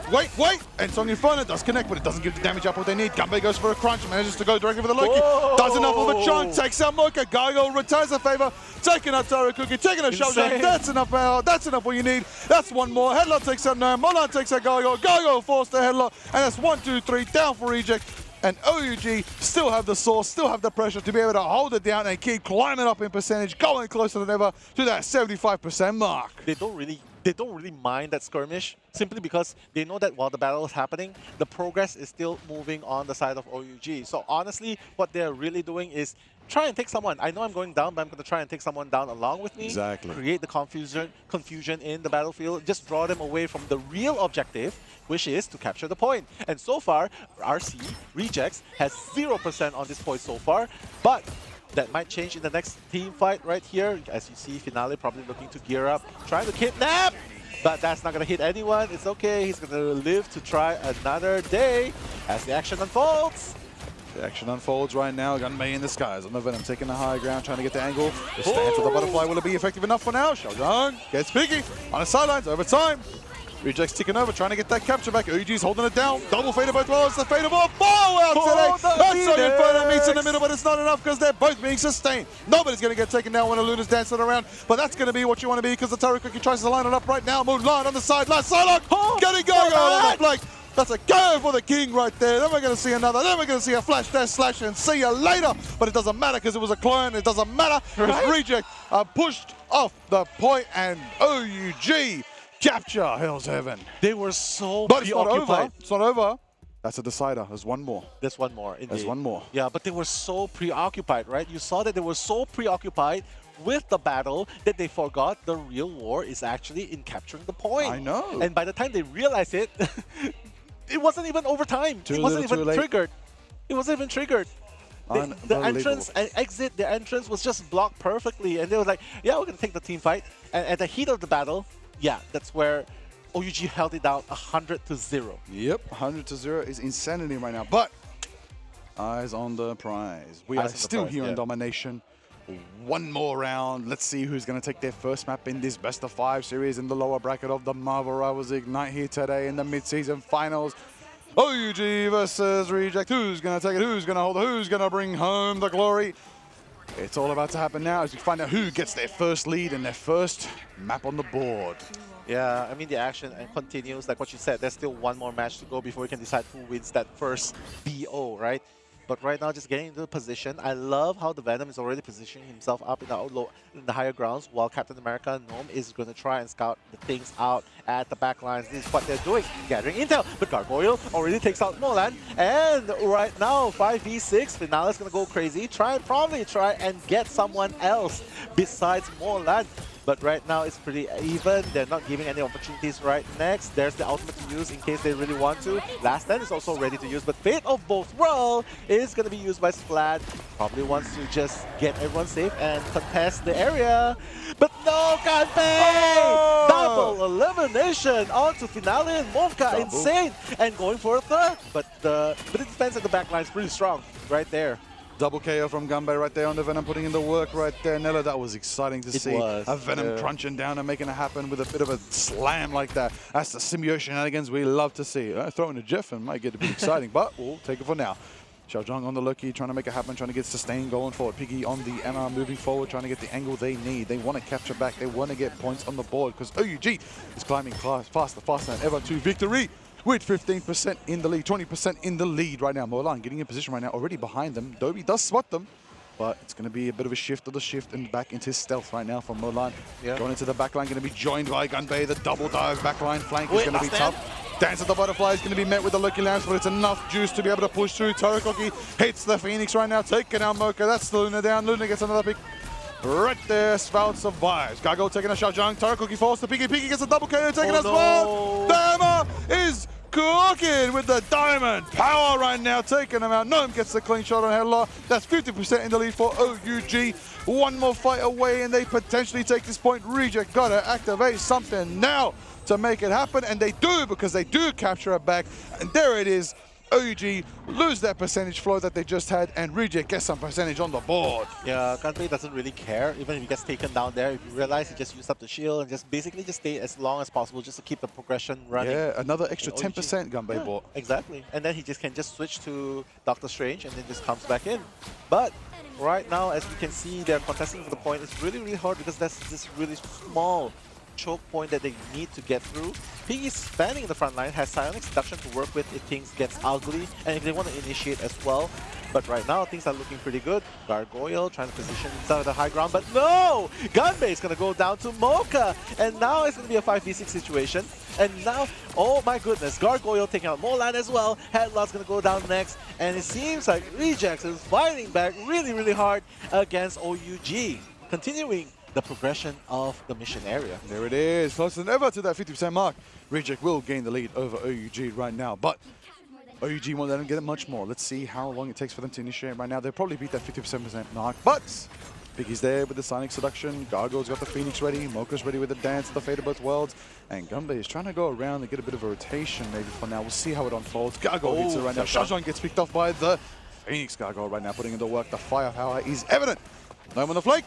Captain America making it happen right now. Going to bait an ultimate. Fate of Both Worlds. Sonic Seduction. Pop. There it is right now. Seraphim Shield's going to be able to try to block him off. A lot of people are actually entranced by that, but it's not going to be enough power. But it doesn't matter, because the fate of all four worlds are here today, keeping all sustained. And there it is right now. Both teams will not get taken down while Lunas are dancing. But eyes on the fact there's somebody in the skies. That's a storm, and there it is. Molan ready closer than ever to the Omega Hurricane. Torokoki is trying to get into position, ready to counter that. Oh my goodness, Gargoyle going to be taken out by Torokoki. That's going to be huge. Omega Hurricane at the back lines, but it doesn't really matter because he's just baiting out the fate of both worlds. That can work as well. But overtime has already been triggered. Kraken impact. Will it be able to get more? But the Eye of Agamotto coming in, and that's it. Finale is gonna go down. Torokoki is gonna be taking him out, but the battle continues really hard. No, with the Freedom Charge is gonna provide the bonus armor that his team needs. But Xiao Chong as well, trying to keep his team alive. But it seems like they wouldn't go more than that. Gnome trying to snipe the behind, trying to snipe the back lines. Let's see if that's gonna happen. But now the Inferno coming in strong. Will that matter at all? But no, Gargoyle actually getting taken out. Headlock with the Ensong, ready to go. That's the power, that's the Phoenix. There it is now. Phoenix Force Emma Frost is just as powerful with what I like to call the Ensong Seduction right there. Piggy returns the favor, bringing their own Sonic Seduction themselves. Torokoki on the front force right now, met with the Luna sustain, trying to push through, trying to get the damage. Damage miss from Luna actually changes it up. Sonic Seduction from Headlock this time, making it happen. Portals are open. Torokoki goes down and taking out Gnome right there. Overtime sticking over, 99% to Reject right now. Who's going to get it? But Nolly's on the Wolverine, slashing and dashing and going straight through the diamond armor of the Emma right now. Not letting us survive without a fight right there. It's not enough.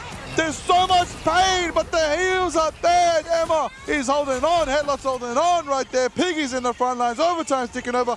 Both Lunas again. Dancing with the fate of both worlds. And it's going to be Omega Hurricane. Straight for the Luna. Molan.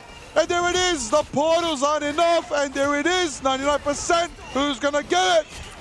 I believe that's probably going to be OUG. They're clearing up shop. Rejects. No one is in the vicinity. And oh my goodness, OUG probably saving themselves from losing the first game, slowly building it back up. It's only at 70%, but honestly, Reject still has this in the bag if they can win this next team fight. Mathematically, Piggy's got the ult. Gnome's there too. Mocha will both definitely be there as well. That's 3 to reject, and there's probably going to be 1 or 2, potentially a 3rd on the line from Gunbei if OUG grind it up as well. The ultimates are in equal form right now. It really is a matter of who activates first and who activates correctly. And there it is, freedom charge from Gnome, leading them on. Trying to get him forward, trying to rush directly into the back line. Bait at the fade of both worlds from Vlad. There it is, and Song Inferno is going to be potentially ready by Gargoyle, but Sonic Seduction from Hetlot is ready when the time comes. They do manage to push them off. They do manage to capture it back. OUG holding it down. There it is right now. Overtime's ticking over. It's going to be a battle over every mountain you can see. Finale! Bucky! Kraken Impact goes once, going again for the second impact. Do we see a reset? There it is. That's another Kraken Impact. The Song Inferno. Another one. Are we going again? And for now, it might be no uppercut into the Venom, and he goes again! Oh, they're dangerous! Come on, Finale! That's a double KO! Do we see a triple? Do we see it going up? That's an unofficial quadra, actually. There's so much value coming from the Bucky right now. Finale wants to end the show right now. Xiaozhong on the Captain America, going to be running directly into the absolute Sonic Seduction right now. Finale's holding it down. Gargoyle takes out Xiaozhong. Headlock pulls to Biggie. Overtime's ticking over. Reject do capture her back. Overtime is ticking over. There's one final stand from OUG. They're falling one by one. They're falling one by one. The Bucky power coming into play. That's the power right there. Bucky impact right there. The Kraken impact onto them solidified. They could not respond to that Bucky threat right there. That is exactly what we want to see. I asked for the Bucky and I saw some of that armed and dangerous action. That was exciting. But Domination is crazy. Wow. Yeah.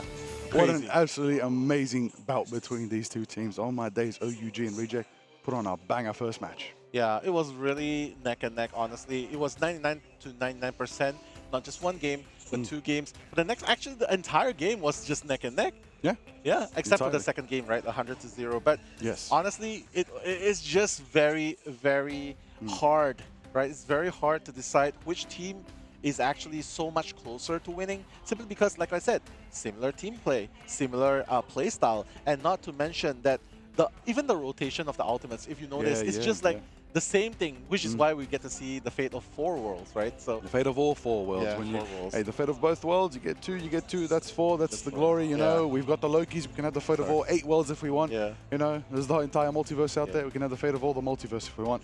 Yeah.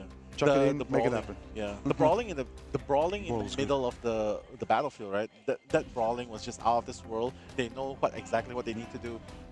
The Bucky, the Wolverine, both of them are just I feel like that was the front differential line. factor. The Bucky and Wolverine were the mirror in their own right, but then on top of that, you had the Phoenix and Phoenix, the Emma, True. the Luna. Everything, right? Everything was just such a mirror match. So it really is about who can get that step ahead of each other and get that victory. And yeah, there it is for now, as you know. But Headlock, though, yeah, it was very unfortunate because I think that they were expecting Headlock. I think they played it a little bit safe, but then again, a lot of them were getting picked off. Headlock was the team was probably waiting for Reject's Psionic Seduction to be over with, and then probably Headlock can respond with his teammates later on. Yes. But unfortunately, he gets taken out, and all of a sudden they just lose that frontliner. They couldn't respond because of that lack of Vanguard in the front lines. Yep. It's just hard. It's just really hard at that point, and Rejects capitalized on it, and the Bucky just went absolutely insane. And the Kraken impact was like, okay, I take down 2. The third one was more or less like, hey, you're gonna come in, you come in, that's gonna land on you. Xiaozhong came in, he fell. Yep, exactly. That's exactly it. A lot of power, a lot of pain, a lot of lessons to be learned from that matchup right now. Recoup, take a breather with your team. I can see a huddle happening behind us as well as necessary right now to go forward into this match. But yeah, Reject get their first dub. 1-0 for now in this best of 5 series. All they got to do is get 2 more and then move on through. But OUG will not go down without a fight, and they actually might win the fight in all and get themselves the 3 wins as well. You never know how it can go. We're here to watch as we enjoy the show, and that is the way it is. I'm keen to see how it all unfolds. So many amazing players here today, so many amazing players on our stage. Keen, so keen to see how it all unfolds. Could it be a 3-0? Do you think we're going to see that 3-0? I don't think we're going to see that 3-0 anymore. Yeah, I don't think we're going to see that 3-0. I mean, you did predict a 3-1. 3-1, yeah. It's more likely, but honestly, with the way things are going, it might actually be a 3-1. Yeah. 3-1, 3-2, one of these two. But Yeah, a 3-0. No, I just feel like OUG is probably going to power up and come back stronger in the next game. Yeah, but could be they get the 3 in a row. Could be an option, you know. Yeah, it was curious to see how, you know, the warm-up phases for these teams as well, you know. Are they used to playing on stage? Do we have any hero shooter veterans in these teams as well? You know, there's a lot of factors to consider, you know. As you said, OUG, a team built around one star player, could be a bit of a backfire if, you know, if Reject just lock Molan down. And they did a couple times there in the back line, you know, making sure they're calling picks. I feel like everybody was sharing each other's vision there. I feel like when Molan was caught, everybody knew what to do, how to react, how to back off from the front line, not move forward if Molan was behind them as well. I noticed that a couple times as well when it came down to the Lokis that were getting hunted down by Molan, which I believe was potentially Dobby in that fight. So then that way, Dobby moved forward, didn't get absolutely caught out. Moko a couple times did get a couple picks there and taken out Molan in the back line, getting a bit greedy, but that's the beautiful thing right there, is that Molan did come back with the Sylar and put in the work, put in his pain to get some picks in the back line. Once the Vanguards were focused on other things, popping the Sonic seductions away from Molan. Molan could go in free as a Sylar would and get those picks like an SS. Yeah. I think Rejects did an amazing job in sustaining their back lines as well, because they notice, if you notice, they don't give away free kills. And it's more or less like 1v1. Okay, you get caught off in that position, fine, we'll take it, but we will end up having the advantage in the main battle, which is happening in the middle of the map. If you look, it's pretty closely contested, but Finale and Gargoyle just went absolutely insane. Especially when the Bucky came online, couple that with Gargoyle's Phoenix, they just took over the game, especially in game number 3, especially in the third part of the game. Absolutely. I mean, look at the numbers Piggy's racking up. 51k blocked, 40k done. Piggy's Emma is insane. It is. Wow. It is. I mean, Piggy on the Emma is definitely very, very good as well. The diamond placement is definitely very good in blocking certain angles, and not to mention Gnome on the Captain America. The Freedom Charge definitely did pay off its dividend, especially in the early games where he just continuously used it to scout, continuously used it to crash the back lines, and of course, no casualties. It just makes, he just farms up. He just farms the ultimate and use it, especially when needed. But whatever it is, Dobby definitely MVP right there on the low-key. I mean, ecstatic. Yeah, it was amazing. Insane. Yeah, and a lot of the healings actually came from not just the Lantern and left clicks, but honestly, the Fate of both worlds just keep copying the same thing over and over again. Definitely, absolutely, definitely. Massive work from the Loki, copying the Fate of both worlds. Big healing for the teams, big KOs, big assisting, and a lot of accuracy as well. And, you know, being a little cheeky one, getting a final hit for themselves as well. And it's always good to, you know, be on the offensive when you play Loki, you know. Get a bit mischievous, live up to the character's name, live up to the character's lore. Translate that into your gameplay, and you're going to have a good time when you're playing some strategist. Loki.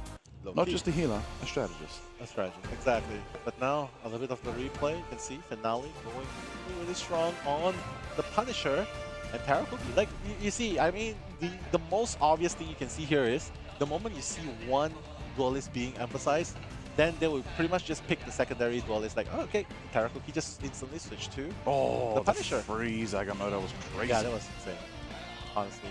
But yeah, you can see the copying, the mirror matchup happening a lot right here, a lot more than you would see in the matchup between other teams. But honestly, this is just the way how they're playing it. And I mean, Marvel Rivals Ignite, that's just the first online stage, the offline LAN stage that they have right here, right? And Molan, usually he does find a lot of value with his Dance of the Butterfly. You can see that not happen as well because of how well Rejects was just covering their formation. So nothing on the side of OUG to break formation, that's already something that Rejects is doing very good. Like nothing in that lineup is breaking their formation.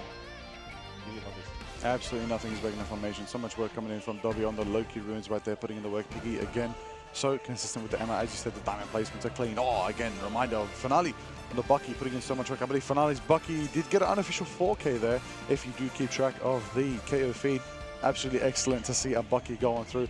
Got to take another Venom, putting in the work. That's 1, that's 2, that's 3, that's 4. Mocha celebrating as well. Let's go. Everybody popping off, everybody having a good time. Congratulations, of course, again to Reject for getting their first round 1, but it's not over yet. OUG is a tough opponent, and they could turn the tides when you least expect it. Exactly.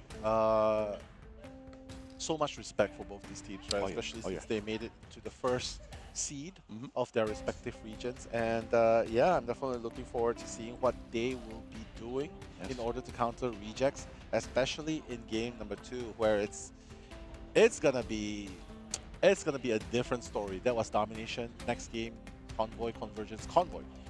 That's going to be a different formation, right? And in open areas, you're going to deal with those flyers. Ultron's going to come into play, and who knows, your Iron Man as well.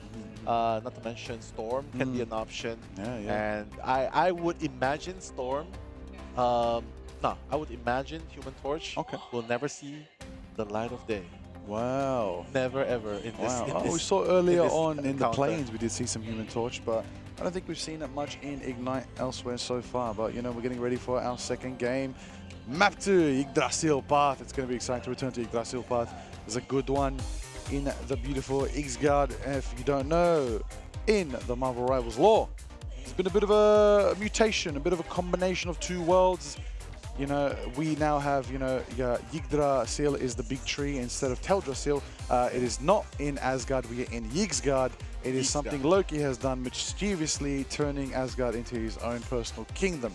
Odin is not around, and Loki is going crazy. But Thor's going to be there to handle it, and Hela will be there to join the annoyance and be annoying too. Now, it's a bit of a trifecta of annoyance between the three siblings of Odin's kids, but don't worry about Odin's kids. I'm worried about the legends here who are going to become the future leaders in Marvel Rivals, the future prodigies and the legends that stories will be told about, just like with Odin. Right now, let's get into the action. Human Torch is banned, as you said. Yeah, it has to be banned, and they're probably going to counter-ban it as well in the next game. Unless, if Rejects saves Human Torch, this might be an opportunity. Oh. Yeah, so they banned Luna first, so it opens up opportunity for Rejects to save Human Torch. So this is already a very strong start right there, going in for Rejects.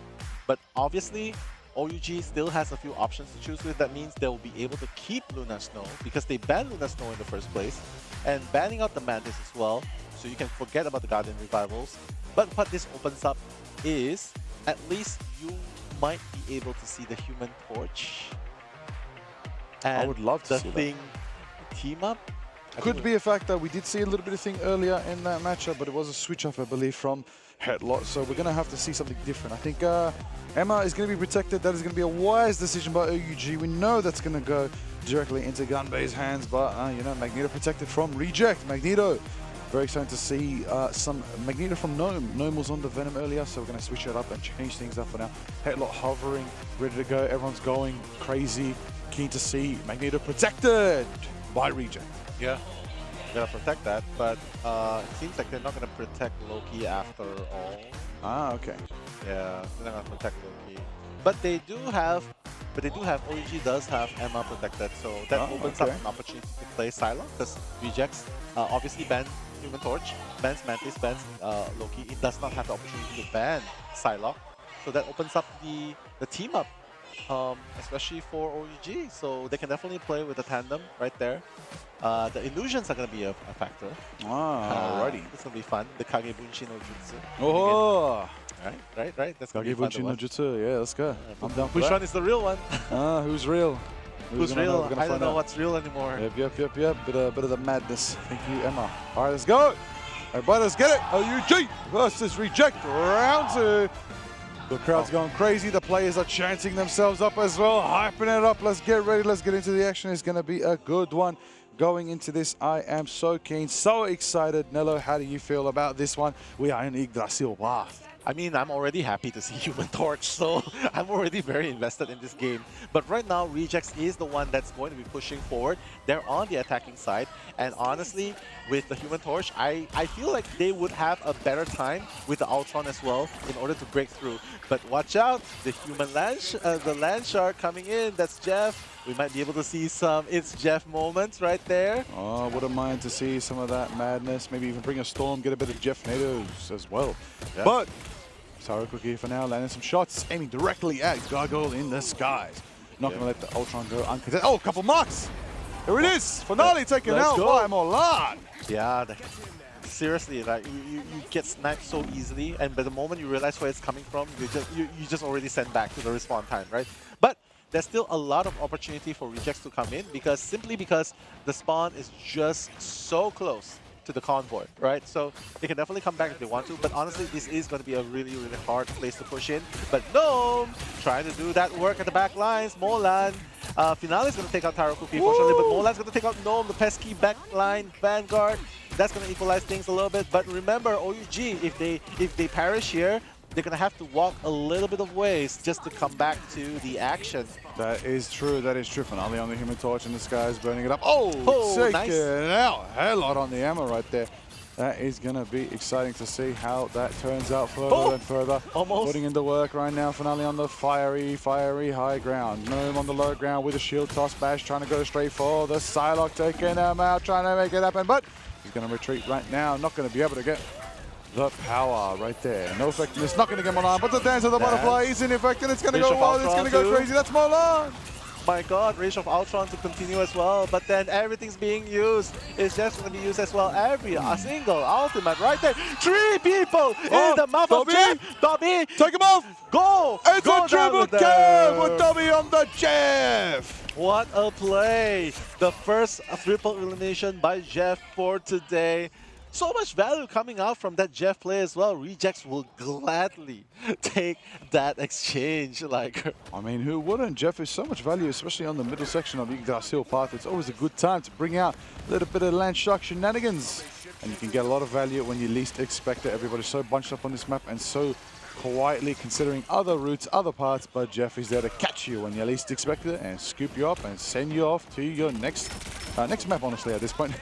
next destination. What is cool is Taro Cookie also ready with the Star-Lord, ready to take to the skies, the Galactic Legend! It's gonna go legendary. Let's see how it unfolds. Lasering through, doesn't get the pick they need. I love it. I love it. The moment that he went ultimate, the response was Galactic Legends coming in, right? Like, hey, you're not gonna have free reigns, but Finale taking out Molan, and that's why you have to give props to Human Torch, especially in this map. It's just so much annoyance coming in by the Human Torch, played by Finale, and this is just a push that OUG has failed to defend. 3 minutes, more than 3 minutes on the clock for them. There it is right there with the power. The Assemble! Come on, Gnome, hitting the Freedom Charge right there. Going straight for the Luna, going to try to bait her. Xiaojang's Luna Snow. Ultimate, that is going to be the fit of the world. Will not go off because Finale's going to bring the firepower to get the double kill. Taking out Sparta as well. Taro Cookie forced the Dobby. And Gnome cleans Headlock, clearing out the hammer. And they keep on pushing and pushing through to Yggdrasil path and going straight to Yggdrasil itself right now. Going straight for the tree, straight for the gold, straight for the throne. And they're going to take it all. But right now, Reject are going to try to hold it down and make something happen with Dobby on the Jeff. That's right. You know what that means? That means it's Jeff time. Exactly. I would just love to see that happen the second time. But Dobby is going to go down to Molan. He's like, enough of this pesky play right there, you mischievous little land shark. Yeah, but honestly, he still has his ultimate ready. So Dobby can definitely come in and land with this Jeff. But right now, Silent Seduction is going to be used by Piggy. Going to try and silence the entire front line, but it doesn't really matter because Vlad has already utilized the Eternal Bond. That's going to help them heal a little bit more.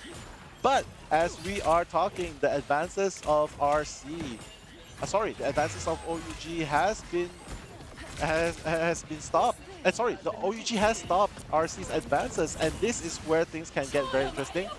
Wait a minute, the backlines, Molan, will he be able to catch anyone to dance a butterfly? Actually, no. That's very unfortunate, Liger. Very unfortunate indeed, but you know what is going to be not unfortunate is Ultron raging in the sky. He's going to go straight for the Venom, try to sustain. Mocha trying to keep the team alive, not going to let it happen right now. Gargoyle's going to do what they got to do to keep it up, and now, and there it is, the fate of Earthworld is going to be met with the Supernova. It's going to zone them out, keep them burned up, keep them back into spawn, keep them away from your team so you can keep on pushing with no contestant right now.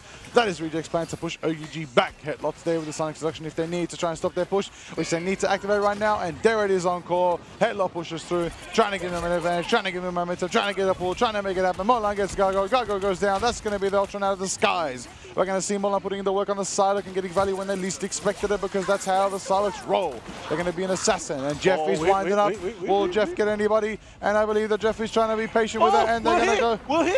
And he gets the Venom and fellow Invisible Woman. Oh my god, and almost instantly getting taken out by Headlock. And that's going to be the end of Dobby right there. But it doesn't really matter because they still have a lot of time. 2 minutes on the clock from the side of Rejects to push forward. OUG, though, they got to stop that full 3 points push. Otherwise, it's going to be really, really difficult for them to when it's their turn to attack. Definitely going to be a tough one for OUG going forward. Only 2 minutes left in the time bank for the squad right now. There's going to be an interesting turn of events as we see the bucket. Cookie winding it up, getting the first cracking impact, taking out one. Then we see them go for two. It misses for now. They're going to have to reach it for now. They might be able to get the torch, aka... Oh! Nice! Mulan takes out Finale, who tried to get away from the action from Zara Cookie right there. Bucky's cooking it up on the front lines, making it happen. Sending them off to get absolutely flanked by Mulan.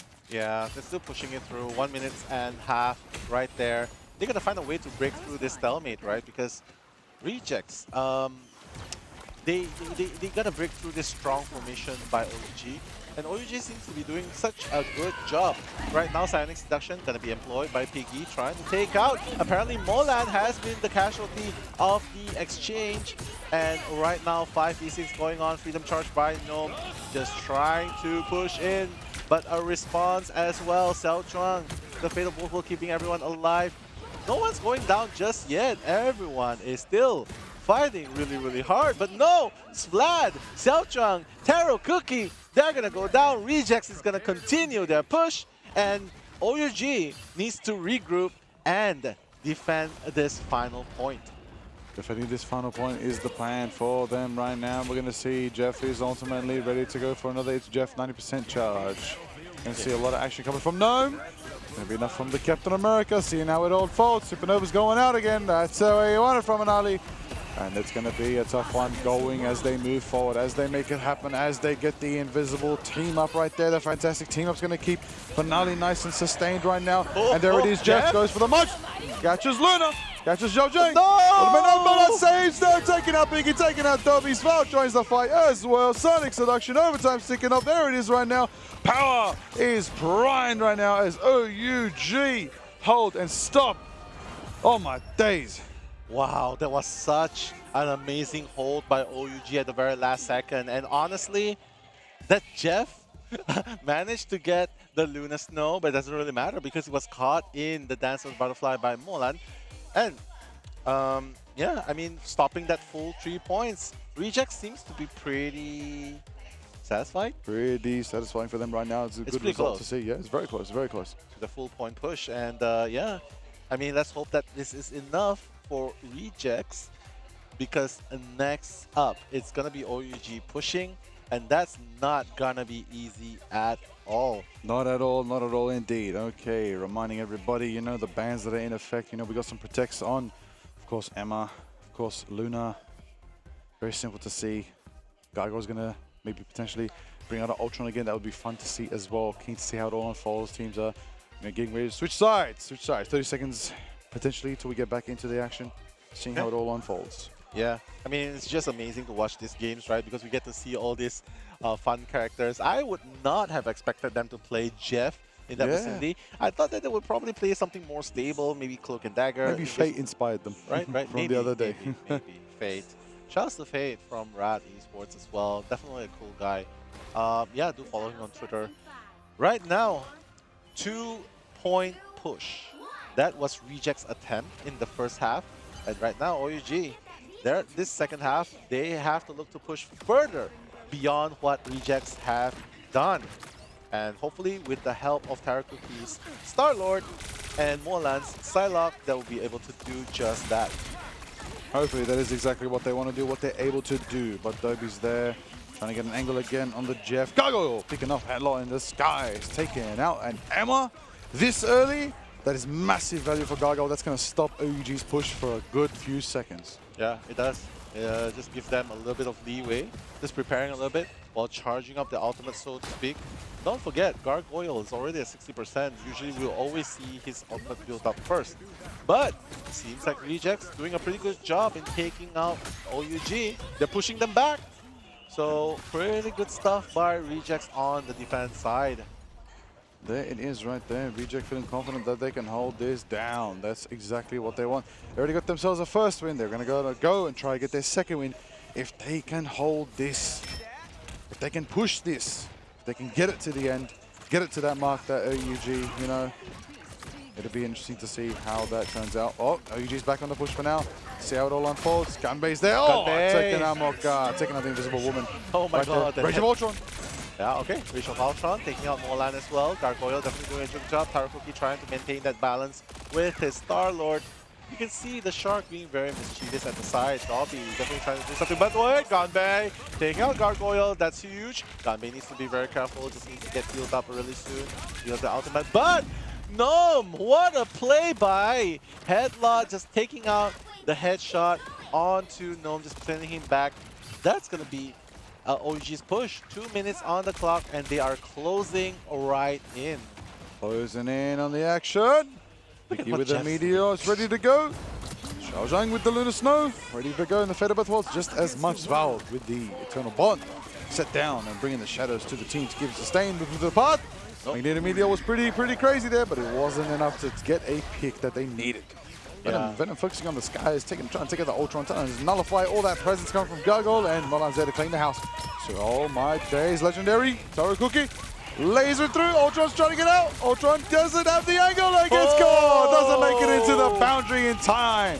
Finale taken out by Tarakuki right there on the Star-Lord. Jeff is getting chased down, but Jeff is undefeatable. Jeff and the Captain America are the hardest two divers to chase at the same time. But Tarakuki manages to get Piggy right there, and it looks like the OUG will have 3, 2, 1 meters left to push, and only a couple of rejects are there to stall them out. Hold on a second, they actually have the resources to do this. If we see a Gargoyle building up an Agamotto, they will be able to hold it down. Headlock tries to hit the Sonic Seduction. It's not enough Jaws, not enough swords. Finale gets taken out by Molan, but that's an Adam Warlock. Adam Warlock can join the fight once again and rests themselves, bringing them back into the action right now. 2.57 meters left. They've returned the favor. They're trying to hold it down. 55 seconds left to go. Adam's farming Aura right now, seeing how it can all turn out. We're going to see Molan on the high ground on the Psylocke. Dance of the Butterfly is only 50% charged, but Tarakuki is closer than ever to going Legendary in the skies. Oh, what a beautiful play as well. Finale! Oh, gonna get sniped by Finale right there, and with only less than 30 seconds remaining. Wait a minute, they're pushing forward. Jeff, are you gonna do it? Jeff Castillo! Oh my god, he got no one, right? He got no one. He got one. He got one. Oh, go. That's one. Sending them to the skies. Yeah. Absolute decimation right there. 2.86 meters left to push, and they're gonna hold the defense for now. Rejects still have a chance to win this right here and now.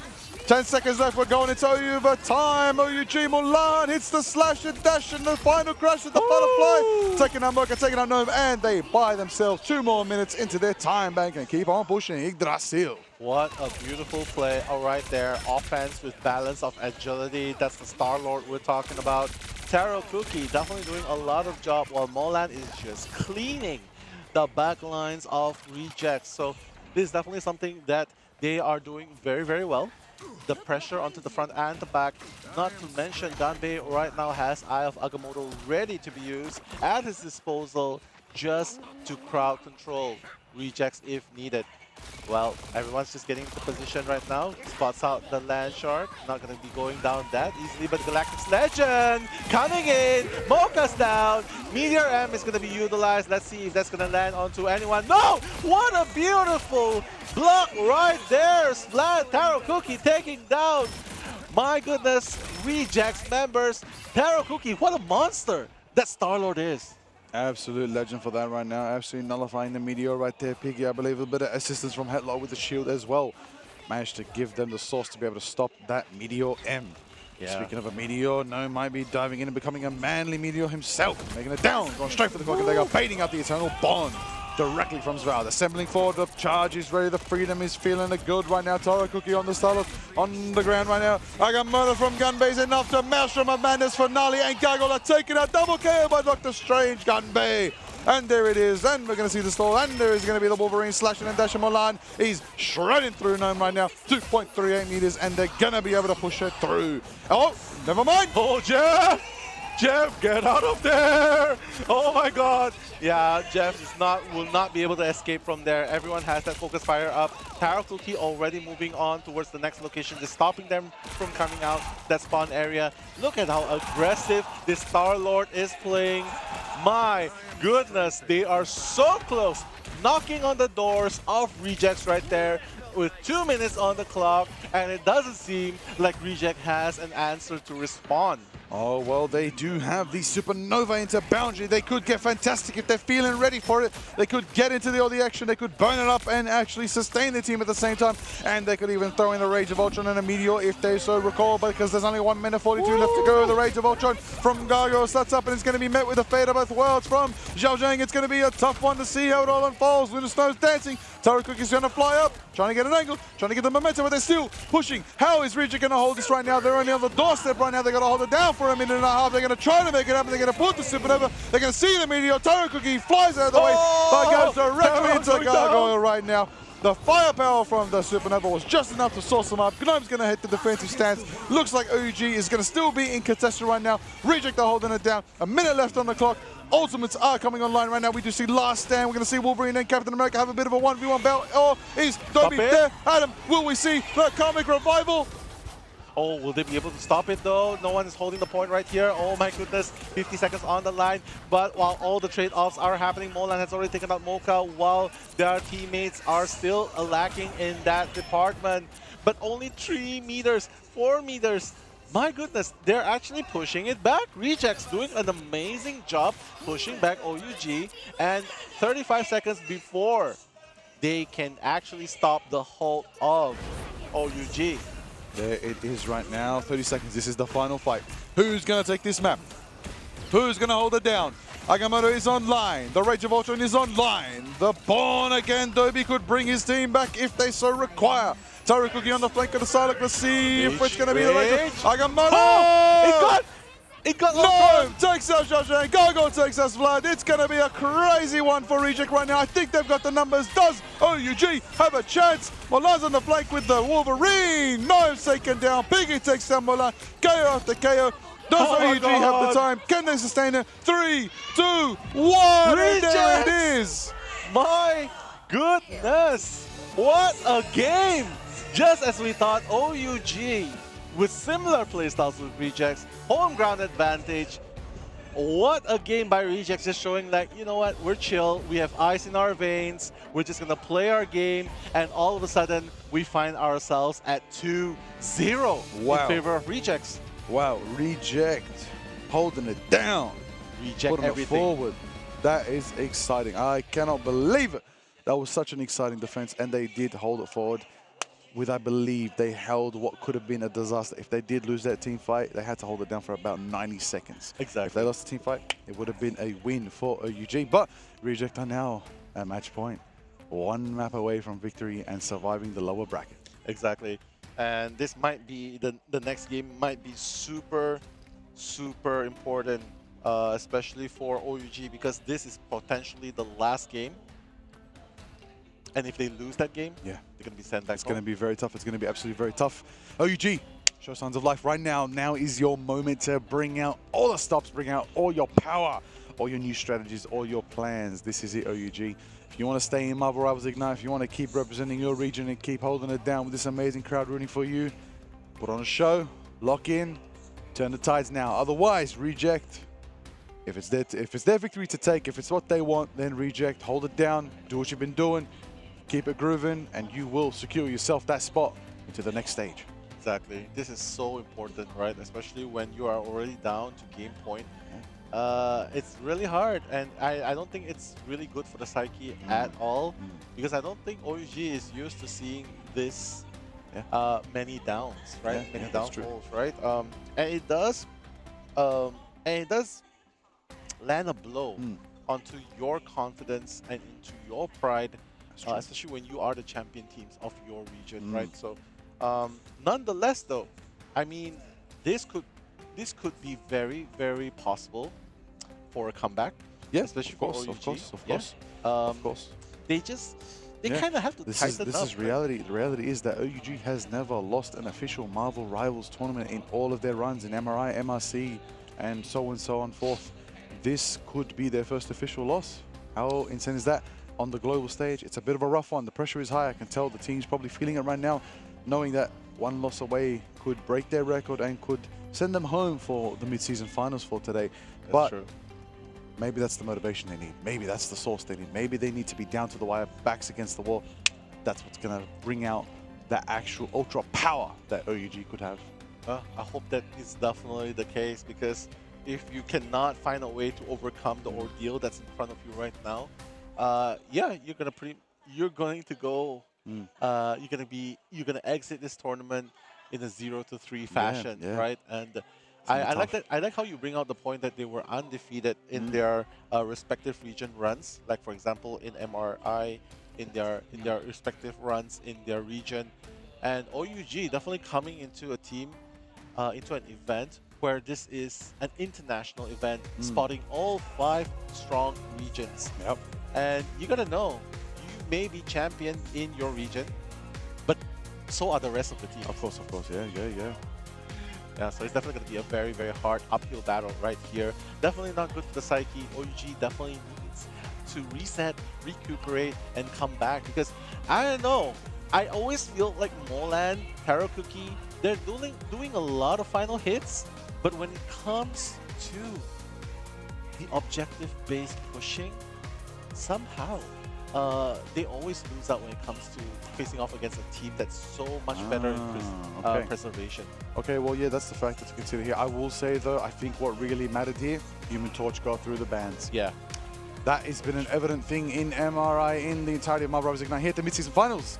We do not let Torch through. Torch is too powerful in the right hands, and if you're enabling it with an Ultra in the sky, you're going to have Finale putting on an absolute fiery supernova style masterclass right there. 29k damage, total KO is 25, assisting the team not required because Finale is the one putting on the show.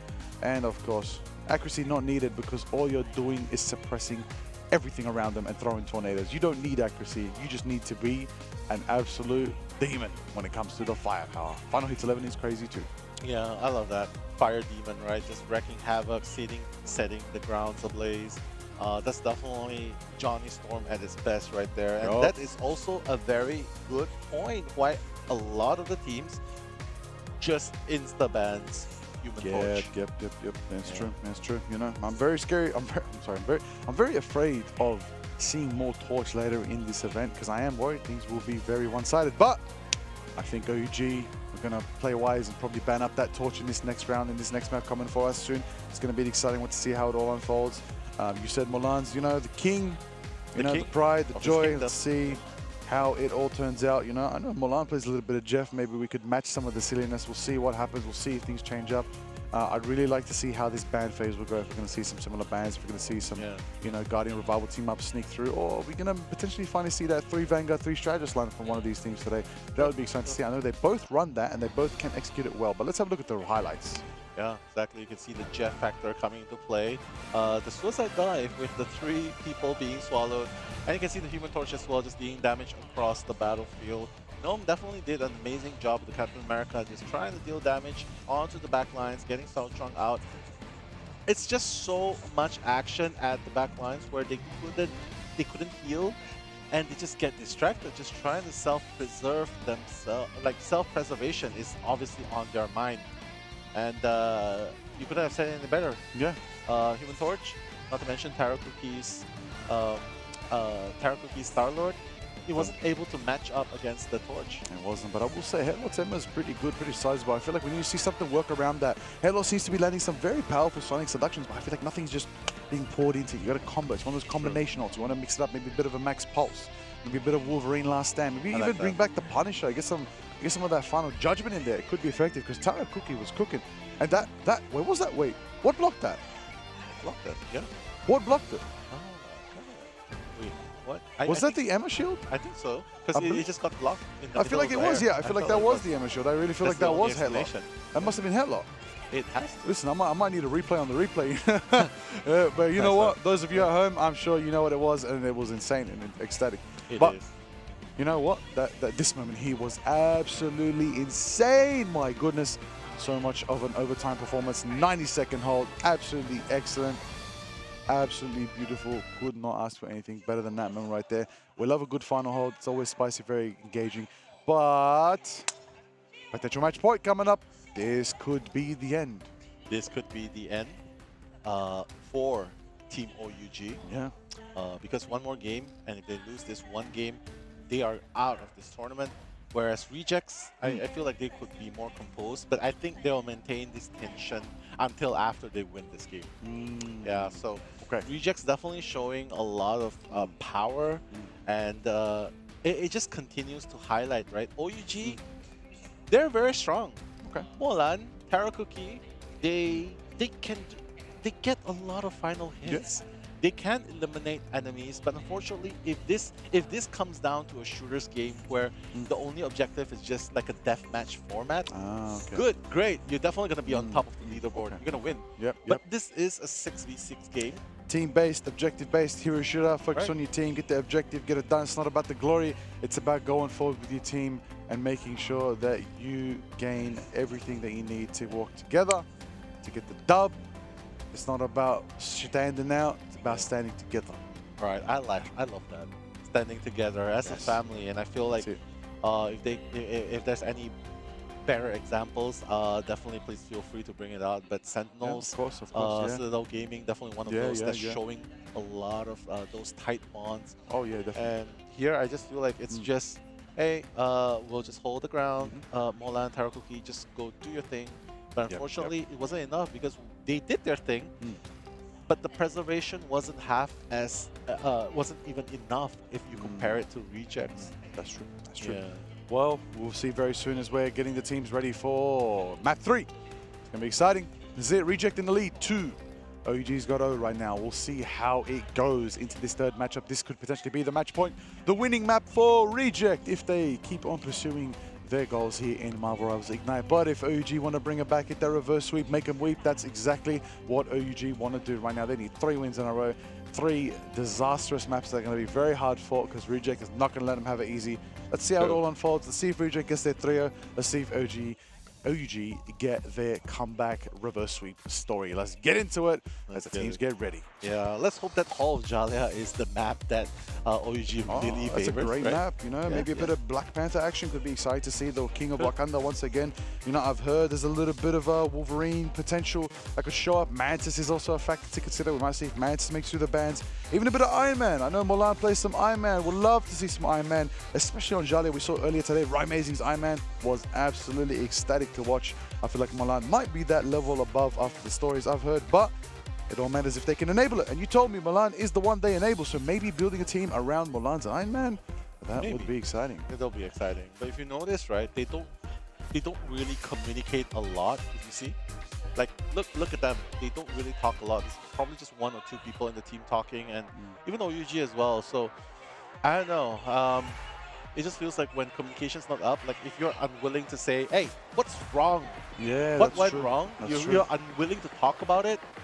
You cannot fix it on the fly. And Speaking of fixing on the fly, we are going to make sure we don't see the guy who flies with the fire in his eyes. He's gone. No Human Torch for either OUG or Reject today.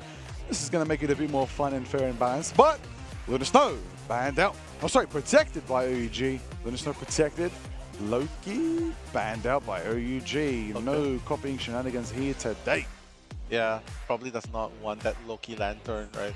It's definitely very annoying. But as you can see, they're gonna lock in. They're gonna save that similar lineup. That's gonna be Lunar Snow. Probably gonna ban out the Magneto. Probably gonna ban out the Loki next. I would say probably. Oh wait. Oh. So Captain America is the emphasis. Oh, banning out a Vanguard line right there, taking out Magneto and Cap for OUG. I believe that is a bit of a target onto Gunway. Plays a lot of Cap. Halo not too much on the Magneto, but you know, they still have the option to play a bit of Hulk, bit of Groot. Maybe they play Cap 2, could be a tough one. You know what? I do think Mantis ban is wise by Reject as well. That's going to definitely be a factor to consider. I believe Svald is a very, very great Mantis player as well. So that's going to definitely be a good round of bans for Reject. But OUG as well, you know, managed to lock out some Loki, some Mantis as well for themselves. You know, no caps here today, no America, no freedom charge. We're just going to have to go with the classic charge, which I hope will be a thing charge, and we get that clobber in time. But not going to get ahead of myself for now. Emma is protected, Luna is protected for OUG. They're going to bring out the Sonic Seduction and a Fate of Both Worlds as usual. But Reject really want to bring the Meteor, and we know that because that's what's going to be played by Gnome. Gnome is going to bring that Meteor M. I hope we see an absolute Magneteor performance today.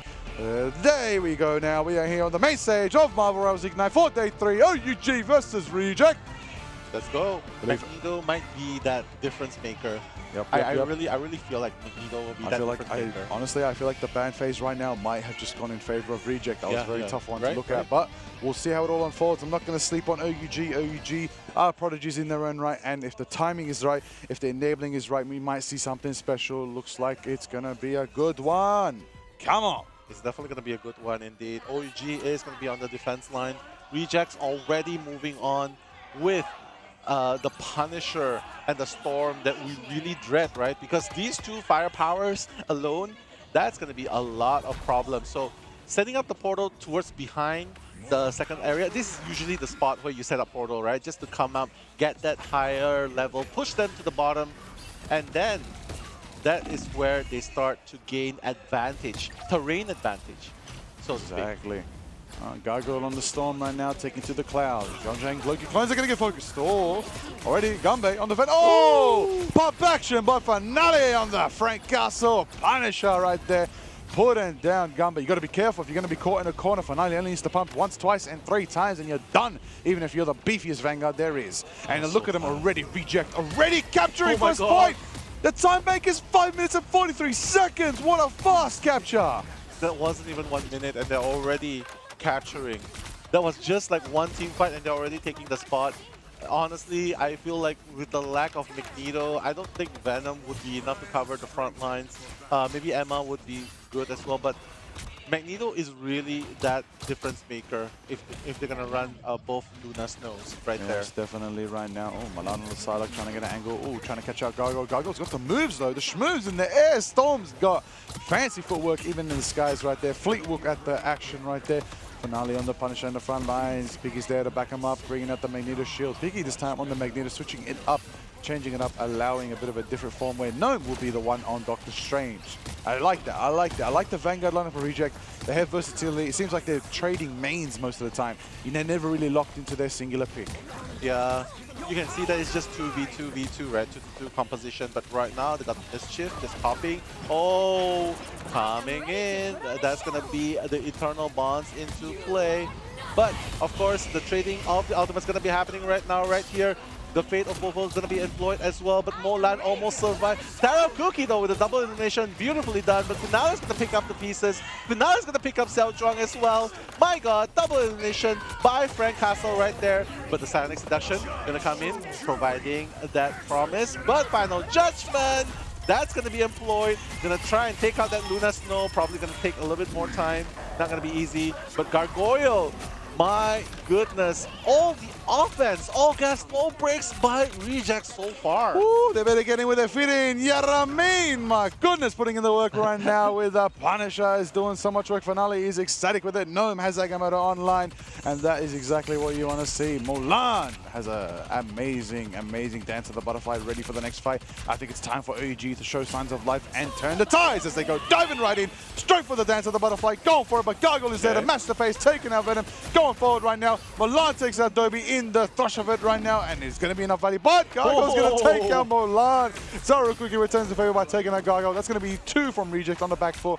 OUG do show signs of defense right now and hold it down on the top of the stairs of Jalea right now, as we're going to see them move back and regroup for now. Reject are going to group up with their team. Agamotto is online for Gnome, closer than ever to their own Fate of Both Worlds from Mocha, and it's going to be spicy. Taro Cookie with the Insong Inferno is ready and online. I believe that might be able to combo with a bit of Loki shenanigans, and it could be something spicy if Xiaoshong is there to bring something good. Piggy on the Magneto in the front lines, Gnome on the high ground trying to get an angle for the Agamotto. I cannot wait for Gnome to hit a massive Agamotto unless OUG is going to stop it.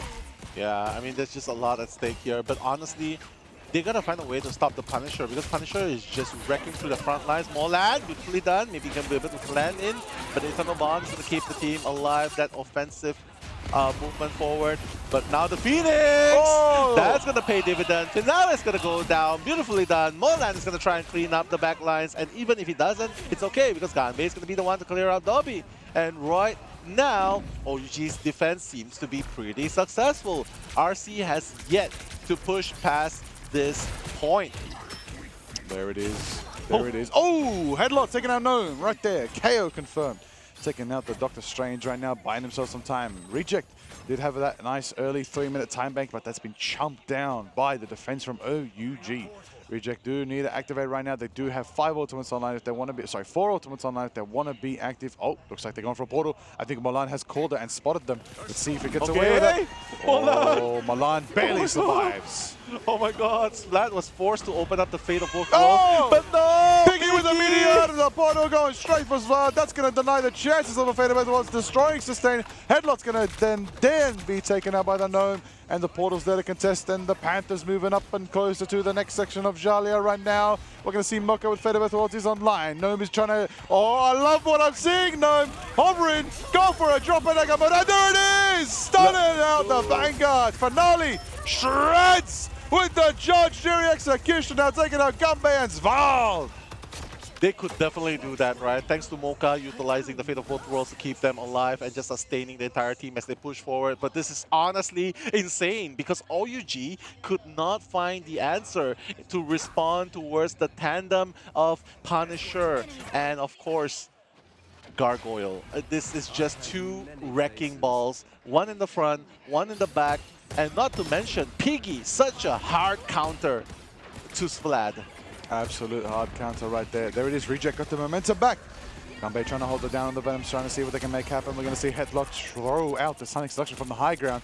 Instead, going to dive straight down and go for Magneto. Oh, cornering. Oh, Bulwark Shield. Careful. Bulwark Shield is massive, massive defensive strategy from Piggy right now. Keeping themselves alive with the Bulwark Shield from Magneto right there. Sval taking out Finale right there. Finale, the Punisher, is down and out for this next fight, but it's going to be a regroup for now from Reject, but the Eternal Bond is there to keep them sustained. Their goal is to burn as many OUG ultimates right now, but OUG are holding it down. Gumbe with the crunch is available. No, taking out Mulan. Mulan's down. When you least expected it, Reject do have the pace again. They can move in quick as OUG are down Mulan.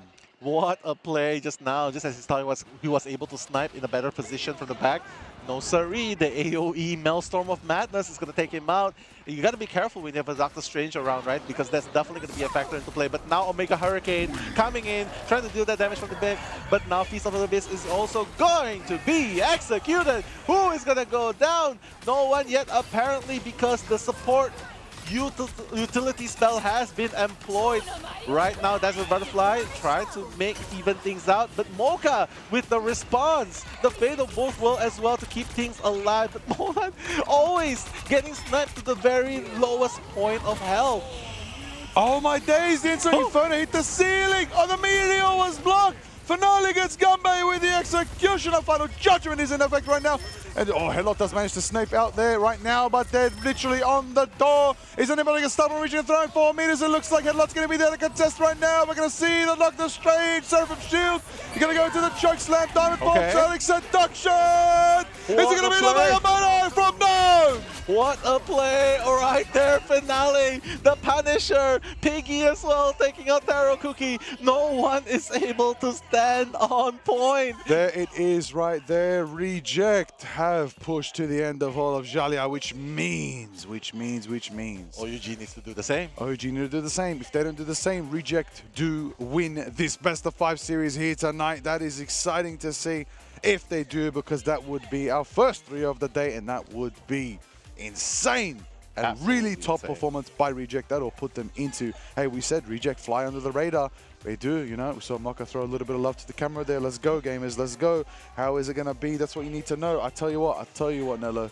If they win this, every single team is not going to let this team fly under the radar again. They are going to be locked on to Reject. Exactly. Reject definitely showing why they are the strongest in Asia right now.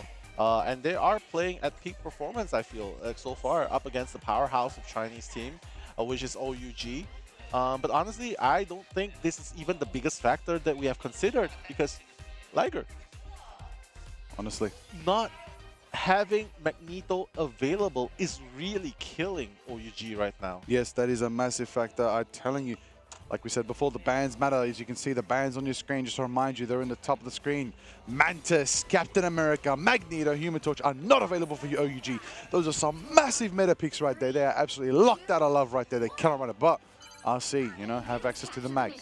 Really confident. They don't need to run the torch. They won with the torch. They don't need to run the torch again. All right, let's have an eye look at Gunbay right now on the Venom on the high ground, trying to make it happen, trying to make it cook up a storm. Cook up storm. Let's see if that's going to happen right there. Molan's definitely still on the Psylocke right there. Finale having... He's at a really good position, right? So he can definitely snipe from on top, doing damage. Gunbay just trying to scout out that position to dive strike. But honestly, everyone is just so hidden behind the terrains, and it's really hard to just peek and not get punished for it. So far, oh wait, Molan taking out Gargoyle. Good start. Very, very good start so far. Let's see if they can continue the momentum. Oh, Gunbay taking out Dobby right there. Finale forced the Taro Cookie right there. Big paid, big action. Molan taking out Mokka. And it looks like OUG showing up right now on attack right there. Reject aren't going to be able to contest this one. They're not going to switch to Strange, not their style. They're going to let OUG capture this, and they're probably going to do what I said a couple rounds ago, play for the stairs. If you can get that stalled point on the stairs, you can hold down Jalia for even 5 minutes in just one section. It's crazy, it's reliable. If you know what you're doing, you can make it happen. I think Reject do have it in the bag in terms of that strategy in their knowledge, but can they pull out of the bag? Can they utilize their skills? Can they actually make it happen? Can they do it with a Mag and an Emma? Can they do it with the formation they've made is the real question. OUG, however, they are on the hunt. Gunbay is feeling good. Molan's in the front lines right now. Oh, nearly getting picked off, but looks like it's okay for now. Halo on the front lines on the Emma. Destroying terrain, going bang for bang with Piggy as well. The Diamond Queens, the White Queens are going out. Yeah, what a beautiful play as well, just coming in. Of course, there's still more than 4 minutes left in the lineup for OUG to push. And it looks like they're going to commit offensively, aggressively. Not even the Eternal Bond's going to work. They're going to clear up shop. Molan, double elimination. Taro Cookie as well into Finale. And maybe that is what OUG really needs to do. Just amp up the firepower. There it is right there. Piggy taking out Headlock right now, putting in the work, cooking them up. Right now, Mokka's going to be running away with the fate of both worlds. OUG have the pace. They seem ready to win this race if they're going to be able to chase them down and make the moments happen for them. Piggy with the Silent Seduction going to try and lock down Molan. Molan is there in a tough position. Oh, the Meteor doesn't have enough juice to be able to go through the fate of both worlds right there. And it looks like Svald will survive it, but the Phoenix is marking them. Taro Cookie's putting in the work. Finale's got that in Song Inferno online as well. You got to keep your eyes on the prize right now as we see the Phoenix. Finale is lasering shots from a distance, trying to mark him up, trying to get him pushed back. Headlock's hiding behind the pillar for now. Let's see how OUG take this next attack. Yeah, there's definitely a lot of time, right? OUG can go and commit towards the attack. But Rejects as well, they're doing very, very stable. They just have to make sure that their lineups don't fall apart. The preservation is there. But Molan coming in from the back lines, Dance on the Butterfly, probably not going to do, probably not going to take out anyone, but it doesn't really matter because right now Headlock is going to follow up with the Psionic Seduction. And wait a minute, they're going to take out Dobby. Molan, beautiful execution at the back line. Double! Taro Cookie taking out no Biggie falls as well from Xiaosheng. There it is right now. Taro Cookie getting another double. It's doubles on doubles right now for OUG. The pace is in their favor right now. It's going to be a tough one. Reject have to defend the last third of all of Jalia in only 4.5 minutes. Can they do it, Nilo? I mean, look, you know, like it's possible. It's possible. This is this is the hardest section of any convergence map to push statistically. It's a fact in MRI, it's a fact in Marvel Rivals Ignite. I'm keen to see if they can pull it off, because if they do, they move forward and survive the lower bracket, but if they don't, OUG keep themselves in the running. Yeah, exactly. But Molan is just so good at taking out the back lines, and not even the Punisher that has been doing so much damage to the front line in the first half is going to do much right now, but we'll wait and see as it unfolds. But seriously, man, Molan is just a beast at the backlines, and no one is picking him off so far. At least not intentionally. Definitely not a fact. Oh, hold on a minute. Peeking with the Sonic Seduction. The smoke is set up. It's going to be a tough one. Storm in the skies. Gargoyle making it happen. Powers of Mind. Look, he's going to hit that copy right now. We're going to see how it all unfolds. We're going to see where it goes forward. Potential Meteor from Gnome as well is online. Going to see the magic. Going to see how it all unfolds. Big picks right now are going to be what they need. No one's holding. No one's holding. They're moving forward. They're getting uncontested range. Headlock's going to be able to stun him out and shock him out. Not going to let him go. And they're talking forward. But taking out Finale. That's a big play. Taking out Punisher. Zhao Zhang gets meteored by Gnome right there. That's a trade 1-1. Losing massive sustain for OUG is going to be a tough one right there, but they're going to hold it down. Molan takes out Dobby. The Dance of the Butterfly takes another as Gnome falls to the second step. Molan is just stepping up and they push it through. 52-55. We are going into overtime on All of Jalia. What a game. And they did that with more than 3 minutes on their clock. OUG finally showing some signs of life. Fighting back, if you guys can hear the cheer going on right now. That is the family, the audience ready and cheering on OUG right now to start the step towards their reverse sweep. Lock in. That's the name of the game, right? Lock in. Name of the game. Yeah, focus, lock in. Lock in, lock out. You better show up or show out, because if you get done and dusted right here and there, you're going home early, and nobody wants to go home early. You want to go home as the victory claimed victors. That's right, on Sunday. Not today, not this day. You want to hold it out, keep it going. Look at the amazing crowd right now, going crazy. And speaking of going crazy, we got fouled on the Lunar Snow that you already know. Let's go. Maybe that's going to be another pick that we're going to see. I hope to see more from these teams. They're getting into position. 30 seconds till the spawn doors open. It's going to be a tough one. It's going to be a fun one. Nello, this is going to be crazy. This could potentially be the end of this matchup, but OUG are here to deny a Rejects 3-0. Yeah, let's see which team will be able to stay on top of the card even longer. Because I think statistically, it's really hard. To stay throughout the duration. I've not seen a lot of teams successfully do it. And let's see if Rejects first offense will be enough. There's 1 minute on the clock. So obviously, this will be the only opportunity for them to push as far as they can. All right, eyes on the fact that we're going to see a massive portal from Gnome. Probably going to go behind so they can have their health back, so they can fight on the high ground and switch the pace a little bit and force OUG on the back foot when they're defending point, and put, you know, the Reject in a nice position to defend on the high ground with some natural cover, with some health packs, and the chance to be able to drop onto point and capture nice and early. Let's see if they get effective again. Taro Cookie on the flank right now, trying to get a good angle. Molan is behind from the back, from the back. That's massive damage from Xiaoshang and Headlord right there. That's going to be collapsing, taken out for Nani, Mocha, and Dobby, and Gnome. And that's 1, 2, 3, 4. Close the door. 5 is down. Pig is out. Gargoyle's in the sky, and they're going to try to stagger Gargoyle right now. And there it is. That is an ace clean for OUG holding the fence. But Spider-Man going to touch the point. Force it into an overtime. Does Gnome make it? Do they make it? Oh my God! He made it! The snipe, but no, it's not even overtime. It is. He triggered overtime. Gnome, you absolute menace on the front line with Spider-Man. Does anyone else make it? Does it matter though? Because they're getting cleared off, and OUG stopped RC on their tracks. 38.17%. Now Reject did get 1 tick. Reject needs to get 1. Yeah, it needs to stop them from getting 1 tick. They need to stop them, which means Reject did get 1 tick. If they deny a tick, it does mean that Reject do win, but OUG have 3 minutes to get 1 tick. It's very much in their favor. Let's see how it unfolds. This is it. We're going straight into it. Flip the script again, get onto different sides. Let's see how it unfolds. I will say it was nice to see Spider-Man. It was awesome. I'm going to be excited to see how this one turns out. I think OUG are feeling good right now, knowing that they have a chance to get themselves a map on the board. Let's see how it unfolds. My goodness. This is it. This is it, definitely. Either it's the end or the comeback, one or the other. Yeah, that's true. I mean, it's definitely, how do you put this? It's definitely very doable for them because I think they are very strong on the offense. And I think defending was actually the harder part, right? But definitely, absolutely. Yeah, but it's okay. Right now, they can definitely make it through. And if they do push past that 38% progress by Rejects, they're going to finally get that first win. They're going to get it. They're going to make it happen. Let's see. We're on Hall of Jalia right now. A little bit of cheekiness, a little bit of Rocket Raccoon action. It's going to be cool to see. A bit of speed boost for the team. Get some armor packs, get some jet packs. Get it going.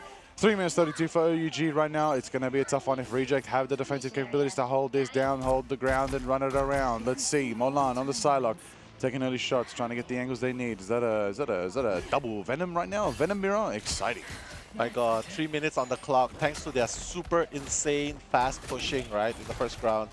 I really feel like OUG is in a very strong position to get this, but hey, we can never confirm until the end, right? So Rejects right here, you gotta defend all of this. And honestly, 3 minutes on the clock is just so much time. I don't see how Rejects can defend this. Oh, well, anything is possible when you're aggressive and when you're in the back line, or the front line. Hold on a second. Gnome's trying to be a bit of an interesting one over here. Oh, headlock going a bit too deep right there. Going to have to retreat for now, but they're going to get some nice healing source from Zvald right there, backing them up with the Lunar Snow. That's what you know. Mocha's there. You got to keep eyes on the fact finale's down. Loki's down.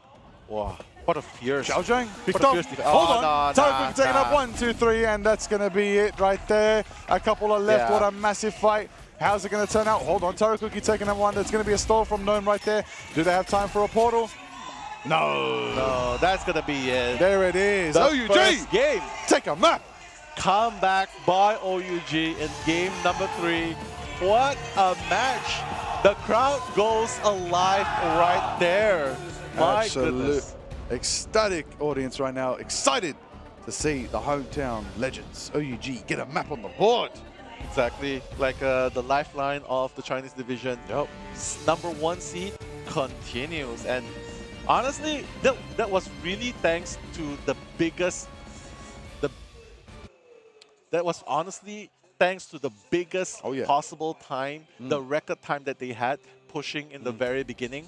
Amazing. 3 minutes. Amazing. If it was 1 minute, that would have been the massive. different This is story. the flip of the script. I believe Reject, you know, they had a good momentum right now.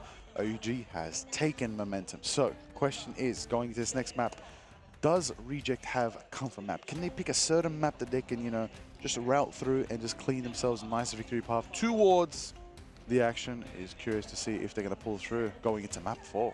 Yeah, I mean, the maps are going to be pretty similar too, because like again, like what I said, they pretty much have the same character pools, probably different in 1 or 2, and it really depends on how they want to play it as well. So true, I would say it's pretty similar. So even if you say, yeah, we're going to go into a boxed-in map, well, it kind of makes things more easier for OUG, because then they don't really need to worry about certain flyers, right? And they could just focus on just the Wolverine and focus on the Psylocke, and that's going to be enough to kidnap. Like Arako, that would be really good for them. So I think probably they're going to resort into going into a maybe an open space map. I think that's where Rejects actually had more chance, right, in order to push through. But it really goes into what they really prefer, because I think both teams will definitely like whatever map that the other picks. That's true. Right? Okay. Keen to see what it's going to be. You know, it's going to be exciting to see how it all unfolds going into the 4th map. It's going to be a good one. Teams are having a little bit of a breather going into this next one. It's going to be good times ahead. OUG get themselves a map on the board. Reject start 2 maps. 2-1 in favor of Reject, 1-2 in favor of OUG. Yeah. This is it. OUG get 2 maps in a row. We get ourselves that another best of 5 series, and we get ourselves another regions number 1 continuing forward, and we say farewell to Reject. But if Reject get 1 more map win, they hold it down. They get that 3-1 that I did predict, which was very interesting to see. But I did predict it in favor of OUG, I will mention that. So, yeah, hey, you know, game's the game. Keen to see how it all unfolds. Predictions are fun, but ultimately, I care about what happens in the game, the real truth, the result of it all, when these players go bang for bang, make it happen. Yeah, I mean, we pretty much set in stone what we were expecting from the beginning of the game. We were saying like, hey, it's elimination day. In this lower brackets, it's elimination matches all throughout. And we're expecting to see like best of 5s, most probable best of 4, best of 5s. Oh yeah. And it's Big happening time. right now. Big So I'm not hating on it. And as a matter of fact, I feel like it's just getting started, at least for OUG. We're not even at the halfway mark of the day yet. My goodness, it is a good time certified, guaranteed. It is. Let's get into it. Let's see. It's going to be good to see how it all unfolds. Have a look at the little cheeky round more lads. recap. As we can see, OUG getting a map on the board right there and getting themselves that 1 map there. Tarukuki, Dos, cooking up a storm, putting in the damage on the Phoenix. I gotta say, gun-based Venom, kinda cooking, 32k damage blocked. Absolute massive presence right there on the Venom, really shutting down so much momentum that RC had, stalling him out, putting a level just a little bit above Gnome in where it mattered most. But Petlock was a vanguard like no other, consistently there with those Sonic seductions. Yeah. I don't want to jinx it, but I really feel like it's going to go the whole 5 games. Simply because next game, it's going to be Domination. And probably going to pick up one of those few maps that are available, the newer ones, Arako, Krakoa, that can be a choice as well. So, but before all that, congratulations, Vlad, on the Luna Snow, saying, hey, we don't have a Magneto, but it doesn't really matter because we have won. This is the beginning of our comeback, and hopefully they'll be able to continue that momentum. Yep, Vlad with the MVP 38k. Healing, going crazy. Total KO, 14 KOs. My goodness, assistance is unparalleled. So much presence from Oswald, putting in the work, doing a lot. I believe Oswald was there to just give a lot of sustain to Headlaw as well. Massive Emma presence. I love it. Yeah, beautiful start. We just give a lot of praise, right, to Finale's Punisher. He was just wreaking havoc, especially with the Final Judgment thing. Yeah, Final Judgment, that's definitely something that was a problem in phase up against OUG. But they quickly realized what could be done. Oh yeah. And they were like, yeah, it's okay. Let's just focus fire on Finale before he gets to do anything. And they pretty much just shut down the problem. Like, hey, he's gone. Gargoyle on the Phoenix. Oh, it's fine. And we get to clear shop from there on. So I really like that comeback story. Oh yeah. Oh, that Panther on the prowl. That Panther did not stop moving when OUG were pushing out. To that Turret Cookies, big, massive Ensong Infernos were so high value. Milan's here. That flank by Milan was ecstatic to see. Unchecked, nobody was looking to flank. Milan could just get so much value. Exactly, so much value as well. Molan is definitely very strong on the offense as well. But yeah, you can see Molan finally giving out that shout like, let's go! Let's go! Hype up, hype up, hype up. That's Exactly. what you need. Momentum, hype, everything you need to keep it going. Exactly. They were just, it felt as if they just woke up and be like, yeah, we're just getting started. Okay. And I really love what's going on. Yeah, yeah. But before all that, we're going to head into a short break. So guys, don't go anywhere. See you soon.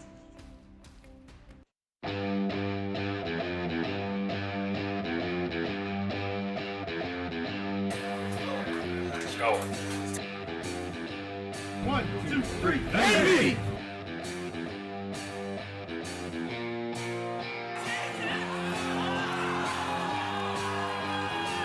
하나, 둘, 셋, 파이팅!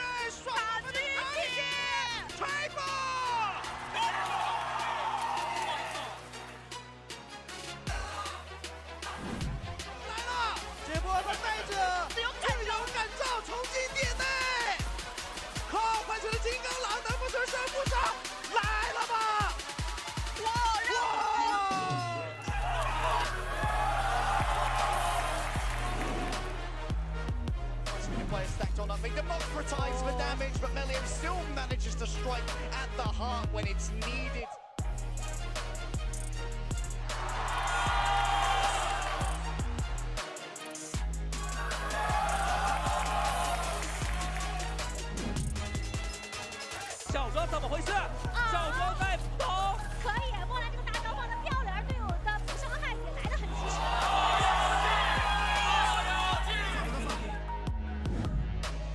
Yeah, and that's the problem with taking that space. Terra with a two-piece. We see Delena on a Taro Cookie. Terra on a headlock. And that is a great... Finds a ton. Piggy is going to go down, though. Doesn't get too much value. FMCL trying to chase him down. Goes another. Duet falls. The res! The res was there, but they all get res off the clock, and we can't touch.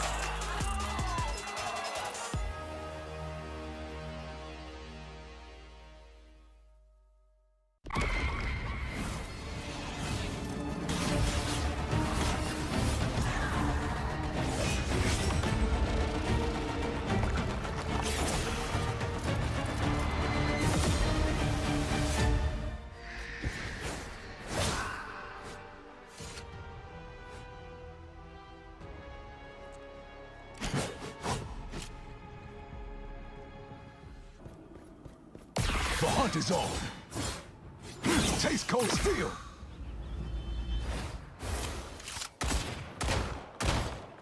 Open season. 1,000 cards!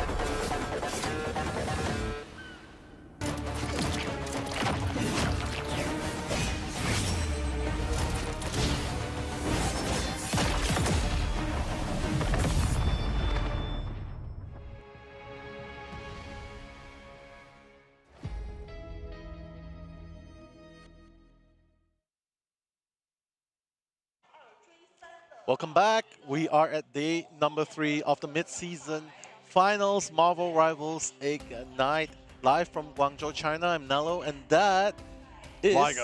Yeah, Liger from OCE. That's the happy man right there with his team in the upper brackets. Unbiased cast. Come on, man. Come on. I'm here to watch OUG and Reject. I'm here to watch the best of China and the best of Asia go in.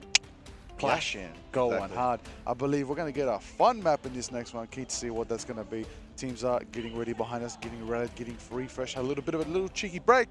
Get some water, head to the bathroom, refresh, get some fresh air, and get back into the Marvel Rivals Ignite action here at the mid-season finals here in China. It's going to be an absolute grand time. Nello, let's get into this 4th map, shall we? Definitely what I'm intending to do. And of course, let's just recap a little bit of what's at stake for both of these teams. Reject is just one game away from moving on. Okay. Yeah, and OUG, well, let's just say they're going to win 2 more games. They're going to move on. They just won, and if they want to reverse sweep, make them weep, then they're going to have to get that 2-map victory in a row. But if Reject want to shut down the dream and make this audience sad, then and make themselves glad, of course, at the same time. One more. One more dub. Bring it home. That's going to be in Krakow. Krakow! I've been waiting to go back to the land of the mutants all day long. I love this map. It's very exciting, very bright, very vibrant, very good. Portals, shenanigans, everything you need is on Krakow. Undergrounds, what else is there? Big trees, destroyable terrain. One of the better of the new maps, in my opinion. One of my favorite maps. And lore-wise, beautiful, absolutely beautiful. Shout out to all those who write the X-Men lore out there in the comic book writers division of Marvel. Thank you for developing the world of Krakow and the mutants. Exactly. Special shout-outs to Mr. Kwang Kwang and Chiyong as well. The Marvel Rivals team that extracted the lore from the comics, brought it to Marvel Rivals. Let's go. Yeah, they were here yesterday and we were so glad to meet them. And Liger here was pretty cheeky. Wanted to ask for a buff onto the Moon Knight. So let's see if that happens. I mean, if you don't voice out, you'll never know what's going to happen, right? Hey, one day, I'm waiting for the new video. Hello everyone, Gong here.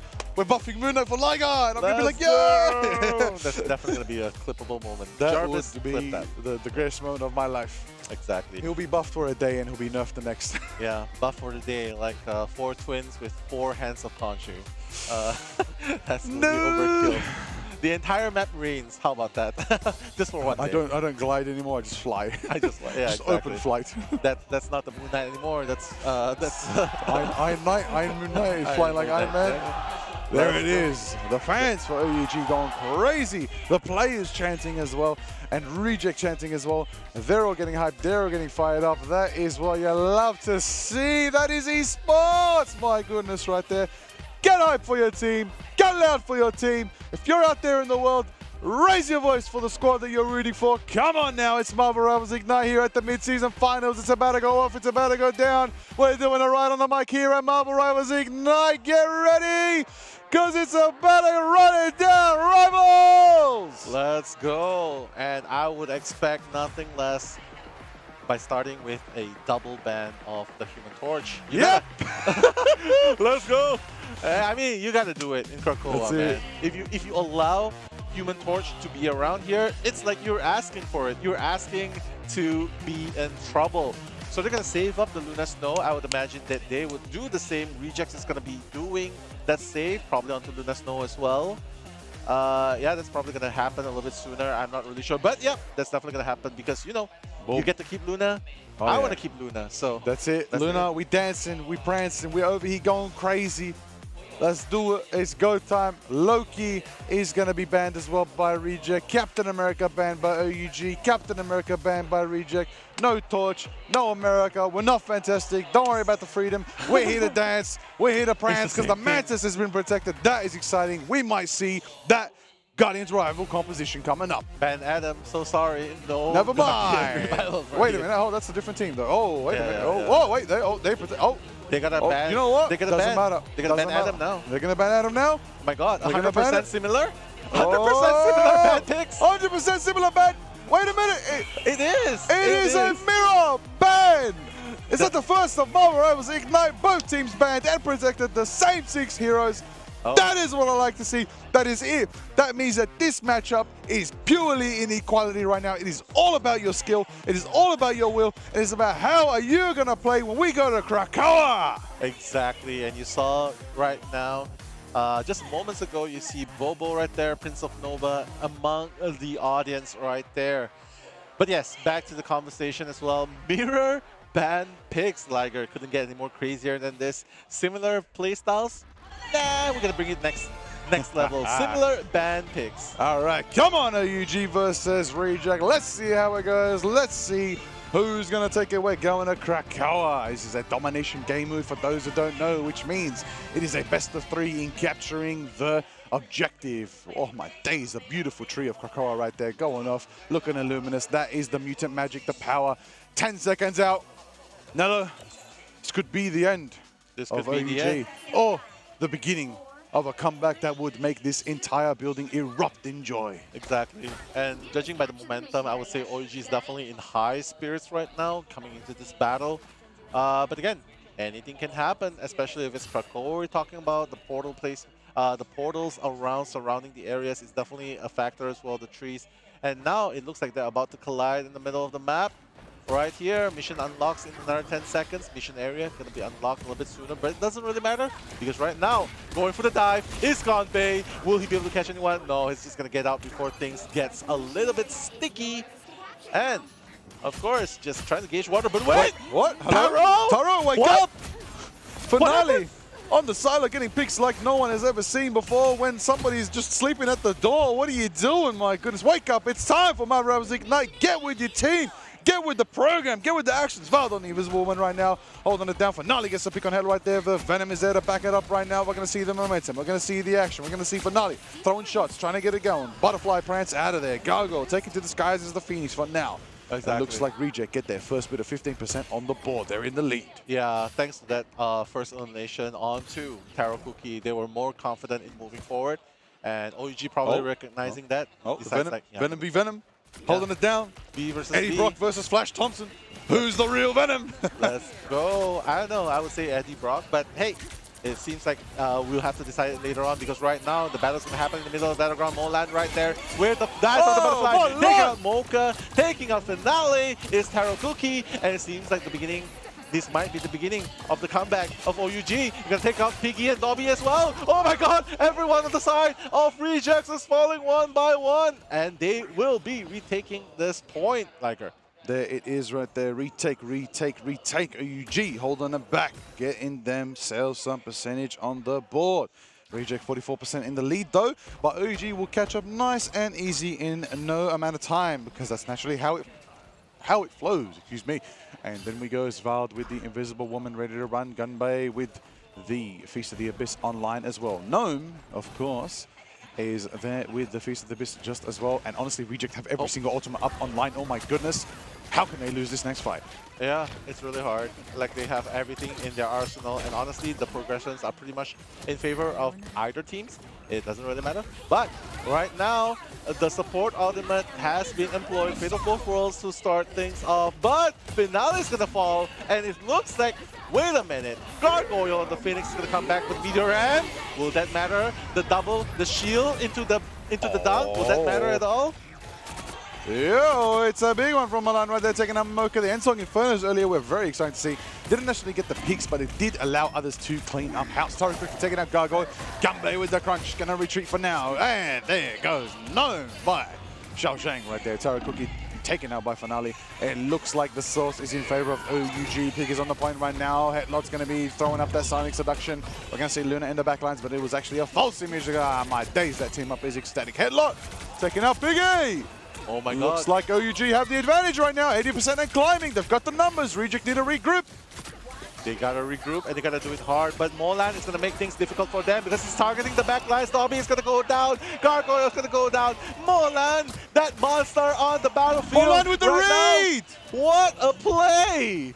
Molan did the read and wasn't gonna try and go for the greed in taking out Mocha, respecting the presence of Mocha, the invisible woman right there. Overtime's ticking out for OUG right now. Looks like Gumbe is gonna try and sustain for now. Mocha's on the back foot right now. Looks like Headlock's gonna... And Reject don't make it! That's gonna be game number 1. Actually, the first part of Krakoa, right? Going in favor of OUG. So OUG definitely have that momentum going on for them. 1000% they do. That is exactly what you want. Now, OUG's got the crowd behind them right now. The crowd is cheering crazy. What did I say earlier today? The environment, the audience can give you so much energy, more than most people know. Hometown advantage could be a factor, Nello, but if I'm Reject, I wouldn't let it get to me. I made it here for a reason, and I'm going to keep it going. But both teams are both teams. Let's see how it all ultimately unfolds. Reject could turn it around now. Krakoa is a very divisive map, a lot of different strategies, a lot of different plans. And I think if Reject do play their cards right, they could get themselves this next round, and then we'll go to a deciding third round. But OUG showing up and showing out, which is what we wanted to see, a competitive bout between these two teams. Well, let's see if they will be able to continue their streak, right? The momentum, just build it on. All gas, no brakes. You can see Molan already out in the open, just trying to march his way forward towards the mission area, which will unlock in approximately 20 seconds. But Reject so far is definitely... They definitely still have the ability to defend and come back from this, but I don't know. Once the momentum gets started for OUG, it's just so hard to put a stop to it. There it is right now. Momentum. 3, 2, 1. And the point is open right now. The mission area has unlocked. Finale is on the butterfly dance sim. Psylocke right now. Hopefully soon we're going to see something crazy. Oh, Milan getting pushed. Milan dashes out. 33 HP and they survive for now. Get a nice heal and nice health back and retreat for now. Svald on the back foot as well. Gargoyle's pushing forward, landing some shots. Fiery turning up. The marks are there. We're going to see. Oh, that's close. That's close. Milan manages to slip out with a couple bit of HP left to go. Gambe's got the Abyss. The dance has begun. Both Lunas, that's right. Dobby and Shao hit the Feather back to us, but Toro and Gargo hit the Ansong and Feather taking out the others. And there it is, the dance. Finale this time with the butterfly dancing. That's the way you want to see it. Taro Cookie taken down, Zwar taken down, Yanmei taken down, Gargo gets the big headlock, turns around, taking down Mocha, and Piggy takes out headlock, which means with Piggy taking out another, that does mean Reject do get some percentage on the board here on Krakoa. Has to be really careful though, because this happened in the first part of the map, but then OUG came back, retaliated, and never left the point afterwards. So right now, they're probably going to be scouting out in different entrances and exits just to know where Team OUG is coming from. Molan, again, trying to be a menace at the back lines, has the Dance of the Butterfly to work with, gonna get pushed out, but no! Big feast from Gnome! The Feast of the Abyss, Val taking out Finale on the silence right there. Molan cleaning out, taking out Gargoyle. Milan is right now snowballing through. Choke slam, taking out Gnome. Milan cleans up the last bit of HP from the Venom right there. Milan's pushing forward. Headlock's going straight for the other Emma right there. Going straight for Piggy right now. Making it happen. 1% on the board. OUG do capture and get some percentage in their favor now. And turn the tide. Reject's going to have to regroup as Mocha and Dobby fall now. Yeah, I think it's the beginning of the end right now, simply because OUG has finally woken up the Tigers of China right here, right now. Over Ultra Gaming, led by Molan's elimination after elimination, and of course Taro Cookie as well, is definitely stirring up the morale of the team. And you know, when this happens, it's just all gas, no brakes, all forward, and no I know what you mean. I know what you mean. Yeah, it's just hard, right? Because right now, look, Molan, he's just targeting the backline so hard and just isolating, just shifting the focus, splitting the focus of the entire team. Hold on, Mocha taking a Gunbay. Okay. That's big power right there. Should give him the pressure to be able to push forward right now if they're down a Vanguard. The momentum is there. Gargo's trying to get some picks, starting up the Phoenix marks for now. We're going to see how it all turns up, how it all turns out. Gargo flies to the skies, and it seems like another Ensong Inferno is coming out this time from Taro Cookie. Going to be able to nullify that. Both Lunas are dancing. Another Ensong Inferno! Is it going to combine? It does! Convoy, Domi taking him out. Gnome takes out. There it is, Taro Cookie right there. The absolute Sonic Seduction, and it looks like Reject did almost capture it. Finale with a Psylocke, slashing and dashing and trying to through crashing, but the absolute sustain of both strategists keeping each other sustained. It's not enough for Finale being able to take him out, but tries to go for Swell, and he's caught out by Taro Cookie right there. Bit of a tough bout for... Oh my days, bit of a tough one right there, of course. What does that mean? Gargo's going to go on the Strange right now, seeing if they can Portal 2.2 contest. 90% and climbing. OUG have it in hold. If they win this, they go to a 2-2 series. Let's see how it goes. OUG has finally woken up. I think the momentum is definitely going to continue from here. The Portal coming in, trying to force it into overtime, but honestly, OUG is just standing really, really strong. Let's see if that's going to change a little bit. Gnome with the Feast of the Abyss. Let's see if that's going to be a Devour. That's going to be targeting the back lines. Headlock's going to be the first one down. Xiaocheng's going to retaliate by taking out Gnome. It's going to be a 5v5 in the situation, but honestly, Finale and RC has finally taken back control. They're going to let them take back control. They have eyes on the fact Finale's ahead, closer to the butterfly dance than Milan is, 80% to 65%. Yanbei does have a closer attempt to the Fist of the Abyss. Gnome is not as close as well. Ultimate's not online for anybody just yet. The closest one to it would be Finale, with a couple shots away from the dance of the butterfly, but he's actually going a bit on the flank right now. Let's see if Milan gets the pick first. Let's see which Psylocke is the true assassin here today that can start up a trend, but Gargoyle is closer than ever to the eye of Agamotto. Yeah, Finale versus Molan, who's the one that's going to be able to bring that value from the dance of the butterfly. Coming in, Gnome's already down. Splat almost down, but it's okay. He'll be able to escape. It's going to be that situation. Another dance of the butterfly on the battlefield. Combination! Taro Cookie with a triple Ensong Inferno! What a play, Taro Cookie, the savior of OUG. And will that be enough to stop them? Oh no, the bomb coming in by Gnome, trying to bring it to overtime, but the OUG is gonna take this game to 2-2. 2-2. Wake up, everybody. That's a Krakoa 2-0. They're gonna hold it down. OUG has claimed winners momentum, claimed themselves back in the spot. It is 2-2. It is tied up. It is neck and neck. OUG versus Reject right now. Who's gonna take it? What a game to witness. And look at Bobo. He's like, yeah, very good. That's very good. Very good, very good. That's Absolutely ecstatic gameplay right there. That is what I love to see. We did it. We're here. Another best of 5. We're at the 5. Let's get it. That's exactly what it is. Like you said, all gas, no breaks with it. It's going to be a good one. I am excited to see how this final match goes. Keen to see what map it's going to be. Keen to see, just everything is going to be a good one. And of course, Reject do get map picks, so let's see how they play with that. Milan is crazy, but I think Svaldor's a big standout there, putting in so much work, putting in so much power. I believe I was mostly impressed with one massive decision there. Every single time they had the ultimates ready, Ganbei and Milan and of course Taro Cookie comboed, and they guaranteed at least one of them got a 3K. Yeah, every time. They always managed to combine either 2 or 3 of them, and it just collapsed. Every time I saw the Inferno, once the fade just disappeared, there was an absolute venom there with the Abyss, and it was just collapsing on them. Yeah, I mean, just the jump, the leap, the diving strike onto them, right? One after the other. It was just too much pressure, damage onto the lineups of Rejects that I don't think they were able to cope fast enough. That's true. And it just left them at very low health points. They couldn't even hold on until the very end, and that's all thanks to the powerful combination play right there, right? And it's just honestly how they would have played it. And I feel like if they did it earlier on in the first 2 maps, that would have probably been a different story here. They probably wouldn't be playing a whole 5 games right there. True. Let's see how it all unfolds, you know. This could be the reverse sweep. This could be OUG's reverse sweep. They got momentum. They got the crowd behind them. They got the people with them. That's exactly it. But look, we are going to a map I haven't seen in a little bit. I'm very excited for this one. It's going to be good to see. But, you know, there it is. The dub certified for OUG.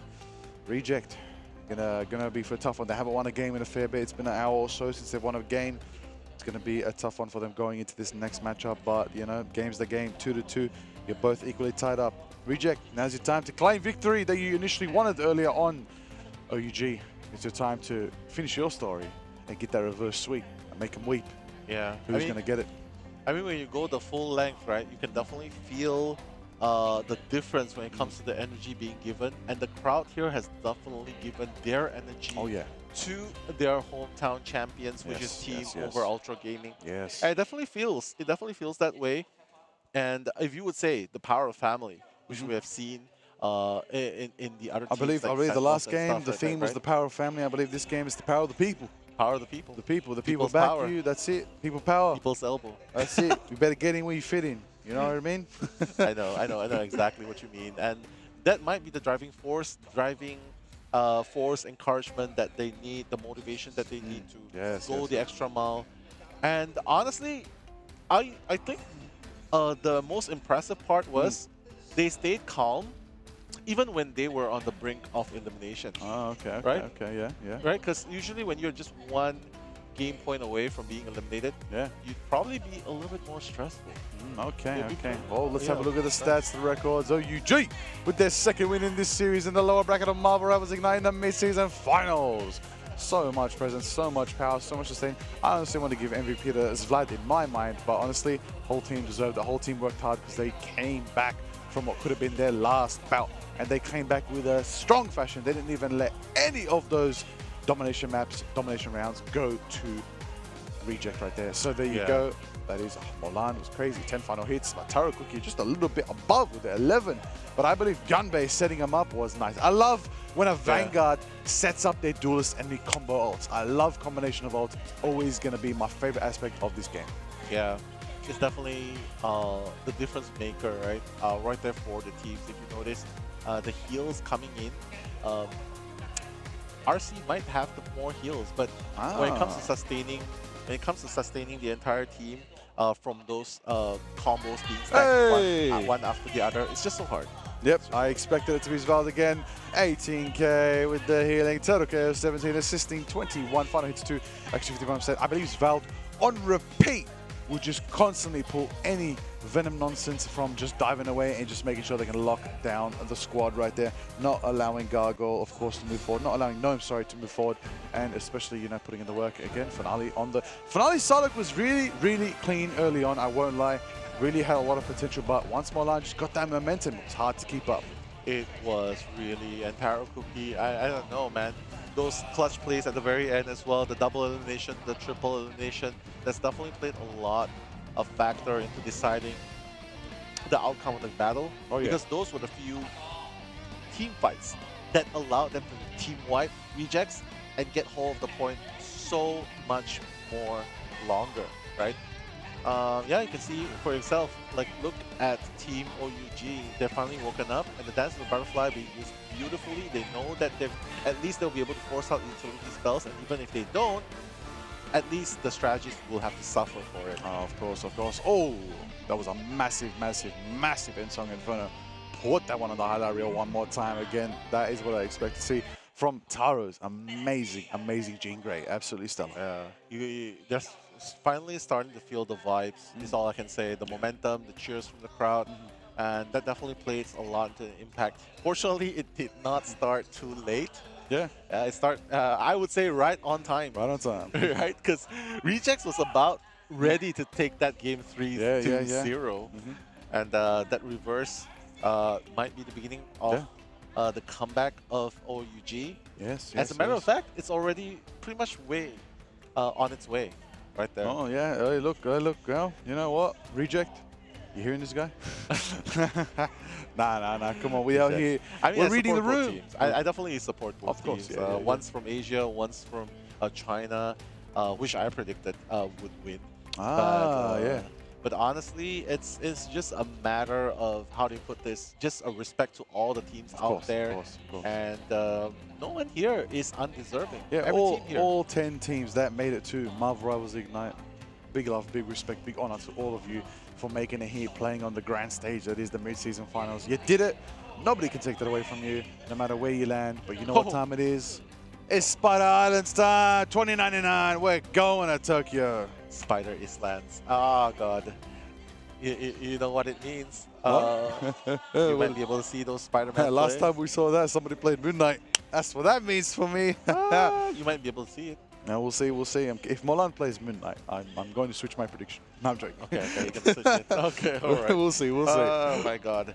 But yeah, Tokyo 2099 is definitely a very interesting map to be playing on. But hey, that's Reject's choice. So that is their choice. Maybe they have a game plan there. Let's see how it ultimately unfolds. It's going to be keen to see how that goes.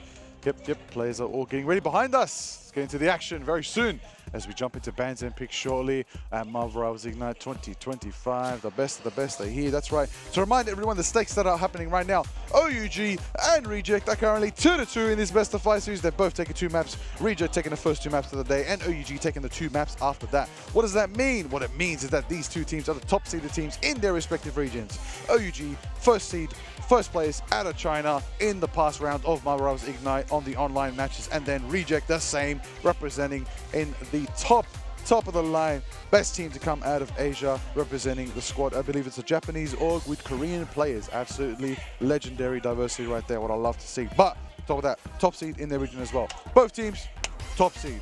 What does that mean? That exactly means what it means. It means the best of the best are right here. We're about to find out who's the rest. We're about to find out who's going home early between OUG and Reject. It is going to be exciting to see how it turns out as we get into picks and bans very soon. You can see the pressure on their faces right now as we pan around and have a look at these amazing esports future legends. Yeah, I mean, it's definitely very nerve-wracking, not just for OUG, which was moments ago. It's also nerve-wracking for Rejects now, because I feel like they are feeling the opportunities slowly slipping away from their fingers. Yeah. Because they thought they had this unlocked 2-0 to begin with, and now all of a sudden 2-2 with the potential of OUG coming back. But one thing's for sure, ban picks, take out the Human Torch. We don't even need to say that.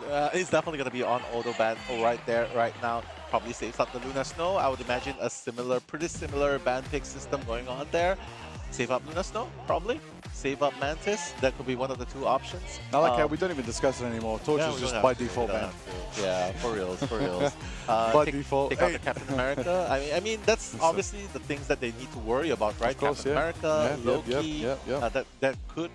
That should be the things that they are worried about. So Rejects right here already taking out the Captain America, but decides to save the Cloak and Dagger. Okay, saving the C&D action. Saving the Cloak and Dagger is going to be an interesting one to see. Luna Snow protected as well. Protecting strategist, no cap. Yep, cap spanned once again. Ain't nobody playing Mr. Freedom to date. No Wolverine as well, though. No Wolverine, but saving. Doctor Strange.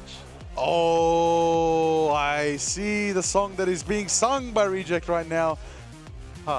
They want to make sure they guaranteed have this portal, which means when it comes down to those final overtime plays, they can guarantee that Strange is there and available for them no matter what. Question is, what's OUG going to do in response? I mean, they can pretty much save up. Like, they already banned out the Mantis, right? So they can probably just bring out Mantis, save Mantis. But if that happens, RC can choose one of the 2 things. Ban out Doctor Strange or ban out Adam Warlock. Hold on. If Reject ban Doctor Strange here, this could be wild. Nah, I don't think they're going to ban Doctor Strange. Okay. Yeah. I'll give you a bit of a fact. In the finals for MRI OCE, we did see that. Yeah. A team picked Strange and banned Strange, and the enemy team could not teleport back to point and lost and got 2nd place in MRI OCE. It matters. That was ground 0. They made that decision. So ground 0 are very confident. They know how to, when it comes down to that final game, they do manage to do it. But look, we're on Spider Island's Convoy. It's a bit different of a vibe. It's not necessarily a domination mode. It's exactly what it is, a convoy mode. So, like New Protected, makes sense. Keen to see how these teams all unfold and go into this next stage. Keen to see. Yeah, I don't feel like this is like a full ban potential, because you save the Doctor Strange, and potentially what you want to do is you want to ban out the Doctor Strange too, because right now you're saving Doctor Strange. Cool, you'll be able to do that portal play if you want to. But hey, it's a free Doctor Strange for OUG as well, so I think they might be losing out a little bit on the bans, but it's okay. It's all or nothing right now for Team OUG and RC. Who will be the ones to move on and who will be the ones to be sent out of the tournament? Let's see as we rally on, and the crowd goes wild for OUG, and Reject is chanting as well, and everybody's going crazy. Into the action, into all of the above. Let's get it, let's go. Gargoyles on the high ground right now under Doctor Strange. Finale on the Ultron in the skies. Let's see how it turns out. Mulan on the Psylocke that you already know. Honestly, I'm surprised no Psylocke target ban has happened yet.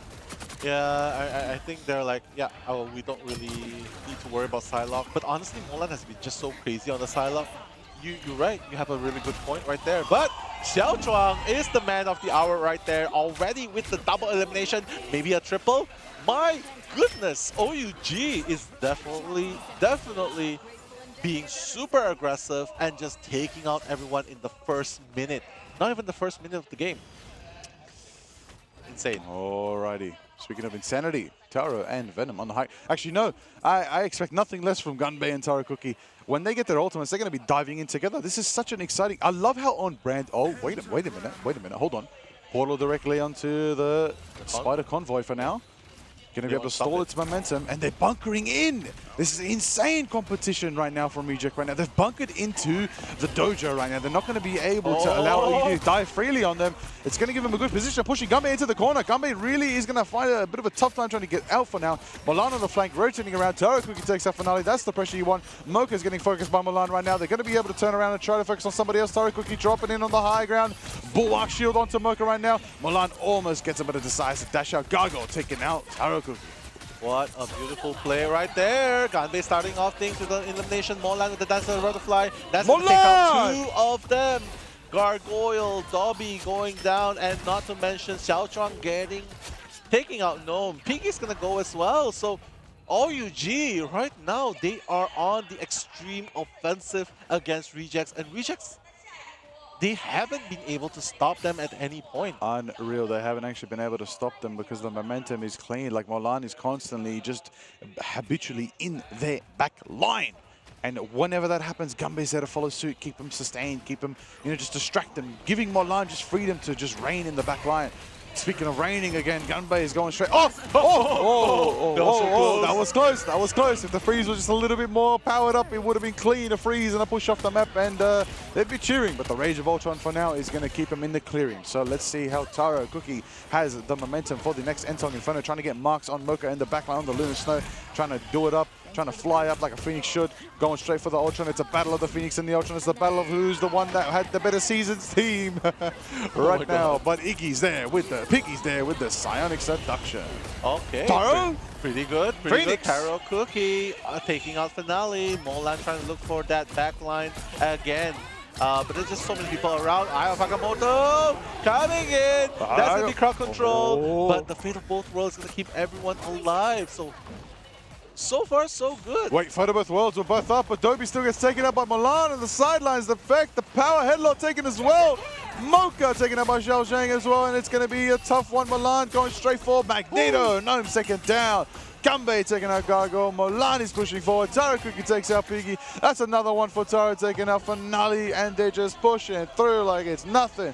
They're crazy. Reject is putting up a fight, putting up a hold, but OUG just seem to be winning fight after fight right now, getting the picks they need, the pivotal moments they need, and the precise power is utilized. And this is an interesting Venom spot for Gunbei on the carousel over there. The watermill, I believe it's called. The watermill, yeah. The watermill.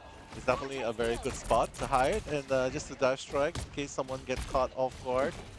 But continuing on the action, Rejects is currently on defense right here. It's already halfway across the map. But now, my god, Dance of the Butterfly coming in. He's going to take out Gargoyle, and Molan has been unstoppable so far on the Psylocke. Taro Cookie as well on the Psylocke, on the Phoenix, taking out Finale.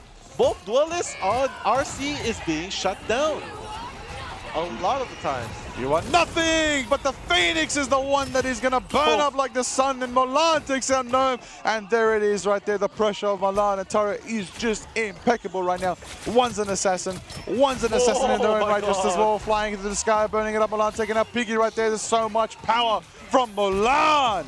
Come on, hello with the Magneto Meteor is online next, and it could be big. Finale has a dance of their own to pull off. Dobby can bring out the Fate of Both Worlds, so can Xiao Zhang if they want as well.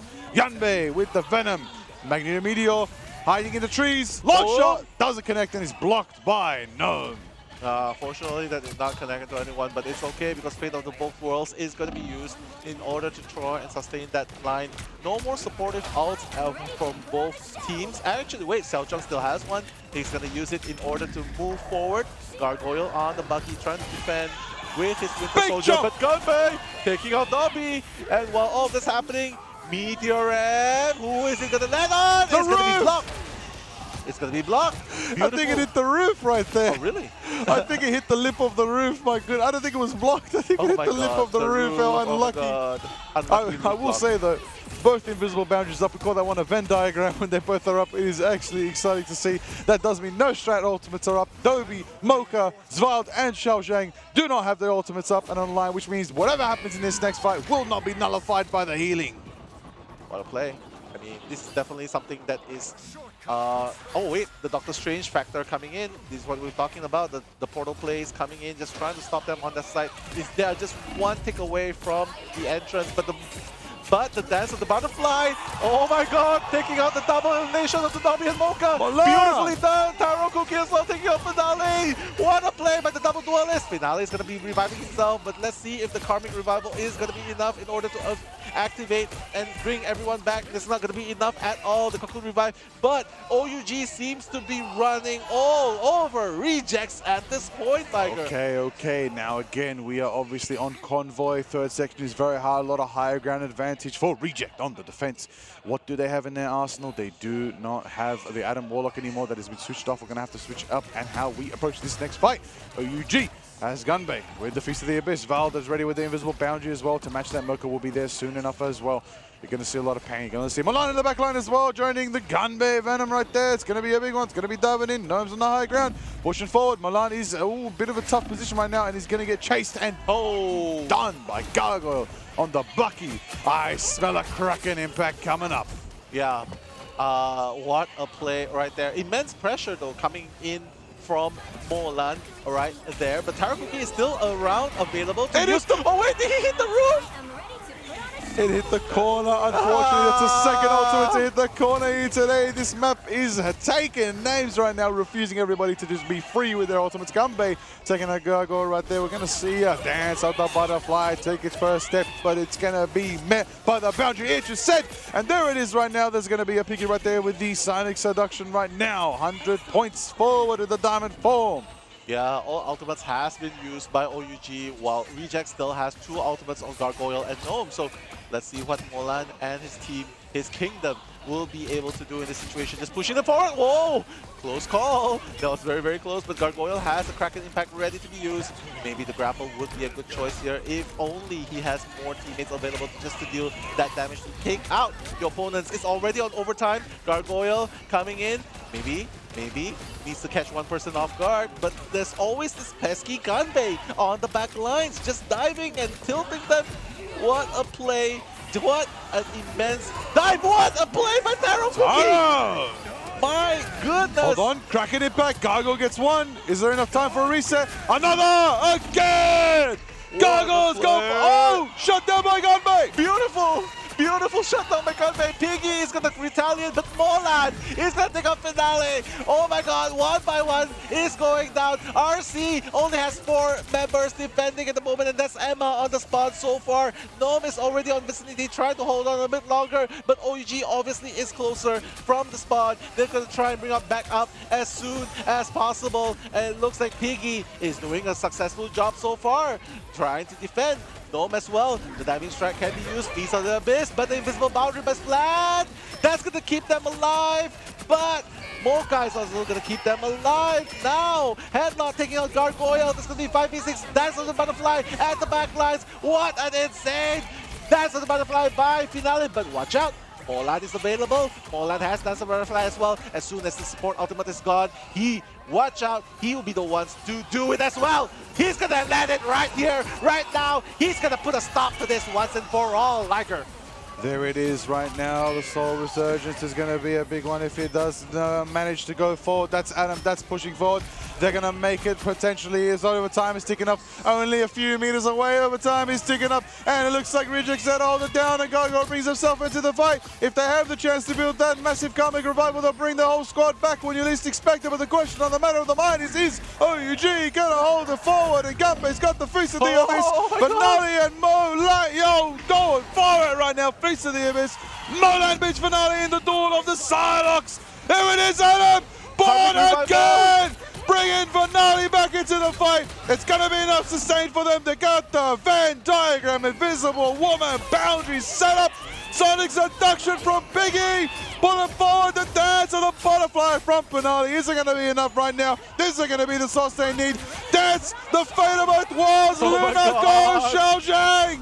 They are trying to keep the lights alive. Xiaoxiang is the last ultimate utility ultimate available, but RC Dobby has his ultimate Fate of Both Worlds available, and it doesn't seem like they'll be able to hold on a bit longer because right now Ganbei has to be really careful not to die because this support. This is the last stand for both teams right here. Everyone is alive. 6v6 and no one is falling. Taro Cookie has the Eye of Agamotto ready. Let's see if he'll be able to pull it off. Wait right for here, the moment. Right there. Wait for the moment. Doctor Strange, the Sorcerer Supreme, Eye of Agamotto is online. There it goes! And it's cancelled by the Chunk Slam! By Biggie with the Sonic Seduction. No for the Feast of the Abyss, matching it in overtime right now. Everybody's pushing forward. Nobody's being taken down but Molan. Taken out by Finale right there. Headlock moves forward. That's going to be Biggie. That's going to be one. That's going to be two. That's the butterfly Finale in the back line. But the strangers keep each other alive, but they walk away from point. Yeah, that was definitely very, very intense for the nail-biting situation right there. They forced them out of the point, and when Molan fall, that was honestly, that was the point. That was the point that Rejects knew that they could defend against. I mean, it's very close to the full 3 points, right? But oh yeah, well, it's still not a 3 points, so that would leave room for Rejects to push and get that 3 points to win. There it is, there it is. Let's see how it all unfolds going into this next one. Reminding everybody again how it works. The bans that have been set. Reject have protected Doctor Strange and Cloak and Dagger. They've also banned out quite a few. Sorry, they've banned. They cannot play a few other picks as well. You know, just reminding everybody how it moves, how it rolls. There are bans, there are picks, there are stages. A lot is coming forward. These players are feeling the nerves right now. 108.53 meters by OUG. Wow, it's seriously very, very hard, right? In order to defend that much against a menacing. You saw OUG, right? The march was just so fierce, and it's just. I think the saving grace was they were much, much closer to the spot. Oh yeah, yeah. But other than that, I feel like not being able to push the 3 points might be Rejects opening to go the whole way and push 3 points, because we know it's definitely not going to be a tiebreaker. Oh yeah, absolutely. Let's see how it all unfolds. Again, just shy of the end, just shy of the end. All that Reject have to do is take it to the very end, just shy of a couple steps, and they win. Spider Islands. It's very hard. You basically got to win the entire map. At least they know there's no overtime, but at the end of the day, it's not about the overtime. It's about getting there on time and making it happen. Exactly. Yanbei in the back line, going straight for Derby right there. Piggy in the front line doing what they do. That is the Vanguard combination station right there. Nobody wants to get off at Elimination Station because we are here. We've checked in. And they want to punch their ticket and keep riding on the train directly to the final stages of Marvel Rivals Ignite here at the mid-season finals. Both of these teams deserve a spot. They've put on a show here in this best of 5 series to the absolute final wire. Put them on show. Get in where you fit in. Yara me, let's get it! My goodness, Ganbei just running in circles right there just to avoid that crack beam, right? But right now, Soul Resurgence going to be used to pull forward. Wait a second. It seems like OUG is, well, what? They're able to defend. The very, very good start so far. RC's Gnome will be coming back after that death timer respawn, but Molan on that Adam Warlock. Let's see if that's the opening they have, because Guardian's Revival, that's going to be an important factor right there. Oh, speaking of importance, we're talking about the final judgment. Get ready because Frank Castle is grinding forward right now. We're going to see Gargo switch it up on the Frank for now, hitting that final judgment. What's it going to be met with? It's going to be met with Xiao Zhang with the amazing Fate of Both Worlds. Finale taking out Molan in the back. Molan on the Adam Warlock is a spicy pick I'd love to see. Sval take it down, Headlock take it down. Molan brings themselves back to the fight. Sval as well, part of the Guardian Revival team up returns. Taro Cookie as well returns with the Guardian team up. It is just ecstatic. They can just bring themselves back once again and run it down one more time. Let's see if that's going to be enough, because right now Hatlet is on, well, he's going to be on the front lines trying to defend against the March of Rejects. It's very, very close, but it seems like OUG might be able to hand on. Oh my god, clearing shot. 4 of them has been taken out on the side of Rejects, and only 1 minute and 35 seconds remaining in the game. And it seems like OUG might be able to put so much more pressure onto Rejects, because look, they have not touched that first point. And I think the most that they can do in this situation, waste as much time as possible, push it in overtime, so that point 2, point 3, they will have so much more less time. Oh, definitely. Oh my days, 1 minute 13. Do they hold it? Do OUG hold it? I mean, they don't have Comic Revival anymore, but Galactic Legends gonna be employed. Taro Cookie right there, trying to provide that pressure and push them away. Ganbei as well. Very low in health though, has to be really, really careful. But let's look. Rejects coming in strong. Final judgment. It's gonna take a splat. The beginning, the first piece of OUG has fallen. And right now, Taro Cookie as well, very, very low in health, probably has to go away. But Fate of Both Worlds coming in, trying to balance that battlefield into their favor. And of course, they are still fighting nail and tooth, not even past the first point. All right, 2.6, same meters left, 20 seconds left. This could be it. This could be the moment. Reject have 1, 2, 3, 4. Ultimates ready and online. We're going to see a Meteor. We're going to see Gargo with a pump action in the front lines. The Sonic Disruption. That's right, because there's 2 Magnetos on your screen. Piggy taking out Halo. Wait a minute.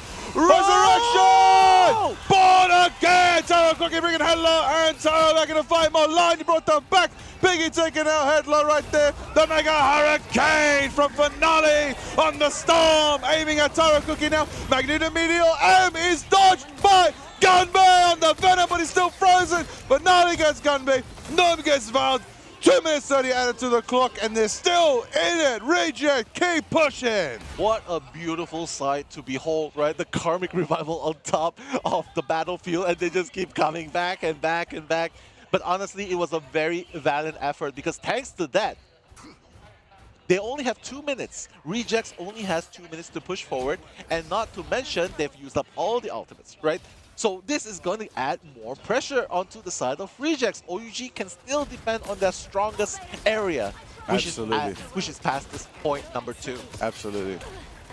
There it is. Yeah, coming in. I mean, look, Ganbei, obviously, just trying to dive that back line, but the final judgment again by Gargoyle, hoping to rip through the front lines. Xiaozhuang is going to go down. That's the first casualty for OUG. But of course, the Psionic Seduction. Wait a minute, Peter Quill says, Frank Castle, not if I'm here. But Taro Cookie is going to take out Gargoyle. Insane. Finale is going to go in, but it doesn't really matter because Rejects only lost 1, but OUG has lost more than that, and they are honestly still fighting forward. Taro Cookie is going to fall. Finale is going to take him down. Mocha's going to take down Headlock as well as the march of Rejects continue with 1 minute on the clock. If they make it to this next session, they get another 2 minutes added to their time. That is value unlike no other. And all they have to do is push it to that top ledge. They don't even have to deliver to the very end. They just got to get to that top ledge. But Taro Cookie's going to try to stop them in the tracks with the legendary Guardian of the Skies right there. The galaxy is his to protect. Making it happen. Ganbei with the Feast of the Abyss online. Let's see if they go for the crunch. We're going to see Dobby hit the under. Oh, okay. Piggy locked down Taro Cookie with a Sonic Seduction. Peter Quill, what are you doing? Getting tempted, mate. Oh my god, but Molan has revived him with the Karmic Revival. This has to be it. 30 seconds. This might be the point that they want to contest for. Molan has already bring him back. Now, Headlock has taken out Finale. The beginning of the first casualty. The second one, Xiaozhuang has taken out Gargoyle. And right now, they are moving on, trying to push Rejects out of their advances. And they seem like it might be able to do it. Fatal Piece of Both the Abyss is Worlds online. coming If in. that Fate of the Both Worlds ends. Darrow! They're gonna remove Rejects. That's gonna remove Mocha, and it might be it. Is anybody 3, contesting? 2, There's a 1. portal. Portal, block it, block it. Overtime, okay, finally Finale is going to be able to move into position to force that overtime, and now this is where the battle continues. Reject's going to come in, and the final judgment by Gargoyle coming in, ripping off Headlock, taking him out of the equation. Convoy is going to take Convoy with a Fist of the Abyss right there. The big crunch from the bottom tower takes that Gargoyle overtime. He's sticking down. Oh my God, Milan takes a Finale Globe. He's sticking down as well. Milan! Adam Warlock! Overtime takes it! OUG win! Molan! What an amazing play by OUG! From the brink of elimination, coming back with a 2-2-3. Reverse sweep! What a respect! Respect to Team OUG, respect to Team Rejects, but honestly, it was really Molan. All Molan right there, Karmic Revival, and of course, that last minute clutch play. Look at the sportsmanship right now. Shaking hands. Honestly, what an amazing bout. I thought Sentinels versus Citadel was so intense, and this was just as intense. The storylines between all 4 teams that we just casted today, magnificent, amazing 10 maps that we just went through, Nello. What an honor, what an honor. Hey, look, listen, you know what? We gotta do it. We gotta do it. We gotta do it. Boom. That's beautiful right there. Yeah. That was absolutely amazing. Molan locked in. Molan locked in on the Adam Warlock, born again. That was Molan. That was Molan 2.0 right there. He locked in. He stepped in when his team needed him. Taro Cookie was right beside him, providing that additional offense power as well. And that was honestly the Guardians revival again. The impact you can see right there, right? That honestly I felt was more impactful than saving a Doctor Strange portal. Yes, honestly. definitely, absolutely, definitely. Wow. Woo. 3-2. 3-2. Not even 3-1, not even 3-0. No, not even. Hey, there you both go. Games today. There you go, and we're only at the halfway mark Halfway of mark, today, yeah. of day 3 of Marvel Rivals Ignite. We've been here for 8 hours. We've been here for 8 hours. An amazing 8 hours at that. Exactly. What a pleasure to cast these amazing 4 teams. Earlier with, of course, Sentinels and Citadel Gaming, and just now with Over Ultra Gaming and Reject. Amazing, amazing teams. And that does mean Citadel Gaming go forward. I know. And Over Ultra Gaming. I know, I have goosebumps just now. That game, right? Goosebumps. Firepower over firepower on top of the firepower. It's just insane. Absolute insanity. Frank Castle versus Peter Quill. Woo!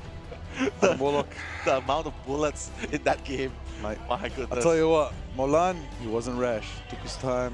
Adam Warlock, born again, brought the team back again. Again, that's another matchup where Adam Warlock is the factor. Yeah, and it really does show evidence as to why next season that team up, it's not going to be the big deal anymore. Last chance to use. Yeah, last chance to make it happen. He and Marvel Rivals Ignite run it down on that amazing Triple Rose comp. As we know, the Guardians Revival team up.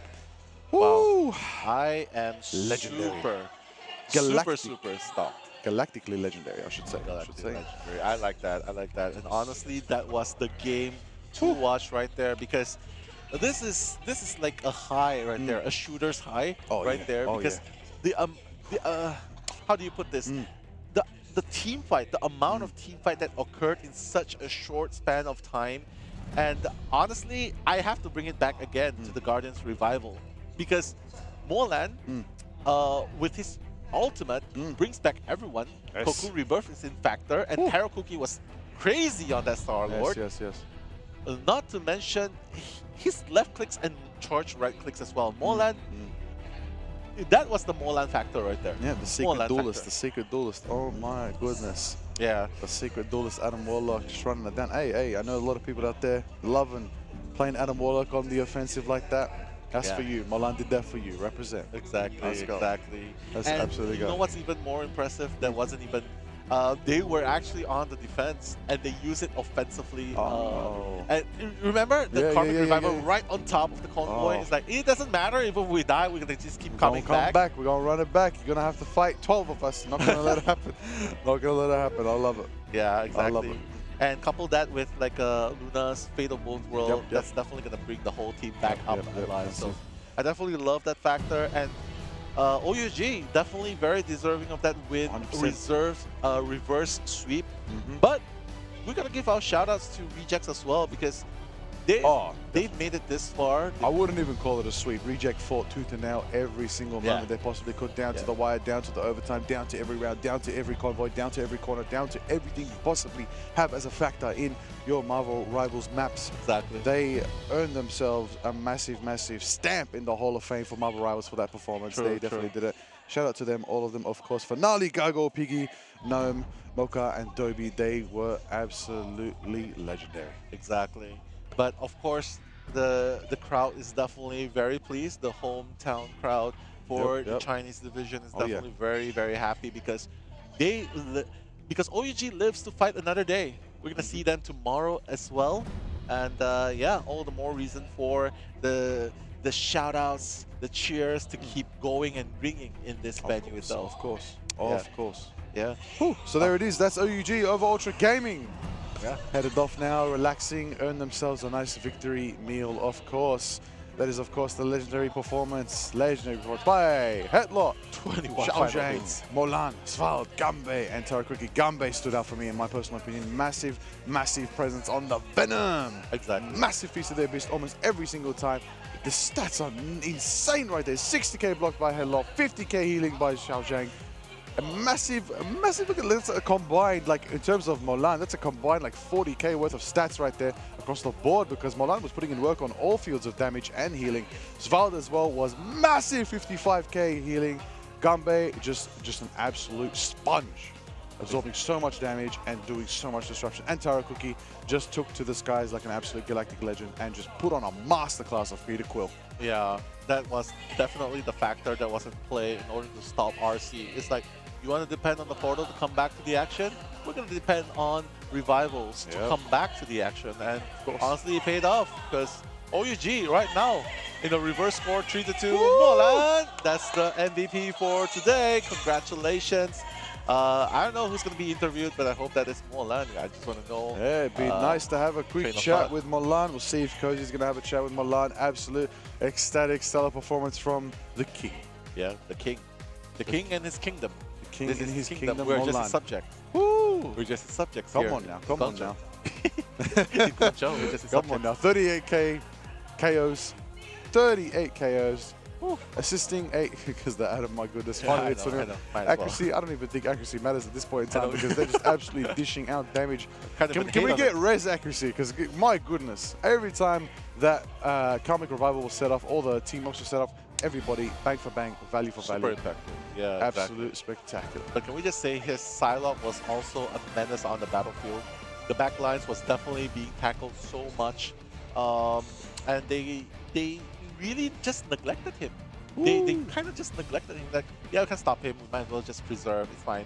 We'll just sustain our lines so much that it doesn't really matter. Neglect is a factor, but Gambe was just in their faces. So was Cookie as well. Tarakuki side by side with Gambe. You know, the theme of the season, you know, Phoenix versus Null. They decided, what if we team up? The Phoenix and Venom, running it down, putting it down on Reject, and then Molan just cleaned house from the sidelines and just picked and picked and picked away at Reject's backline. And then, yeah, the dance of the butterfly took its first step, second step, third step, and the final step towards victory for OUG of Ultra Gaming, putting in the work right there. Piggy put in the work as well. So much presence coming from Reject.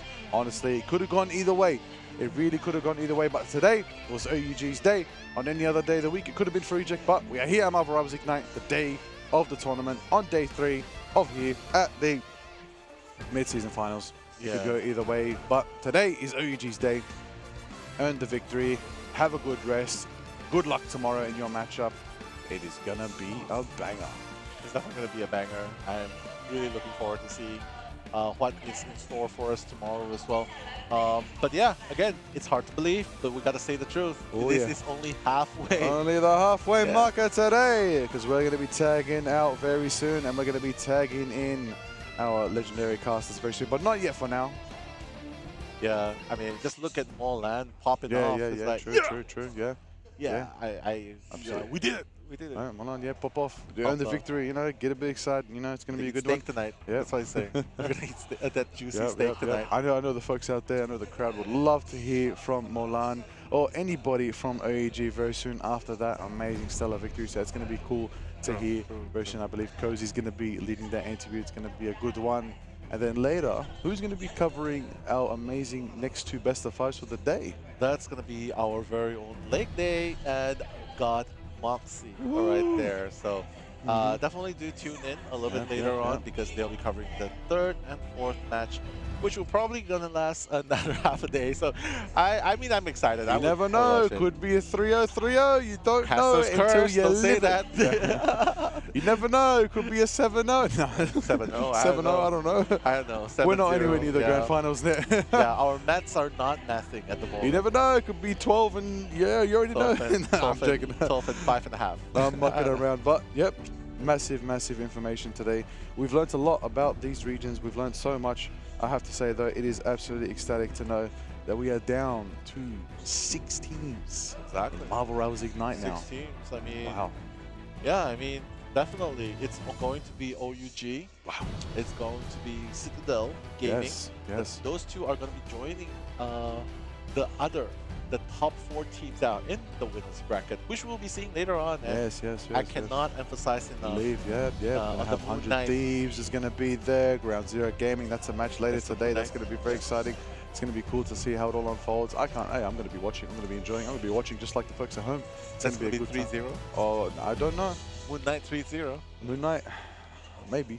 Maybe. Gonna be cheeky with a bit of Iron Fist, you know? Yeah, Iron Fist, I was thinking that We'll as see, well. we'll see what everyone has in store. But that's not the game, you know, there's more to come. We'll see how it finds out. But yeah, just to recap all of that, that was awesome. Nella, it was an absolute pleasure casting alongside you once again. It was always a pleasure to do that. I got to learn more about the top dogs that came from your region as well, with Reject, of course. And now we know OUG from China, absolute stellar performance as well. Yep, we saw, you know, a lot of information. Citadel Gaming survived today as well. Yeah. They survived to keep it going. Citadel Gaming, it's going to be good. Now, let's go to the interview with Molan.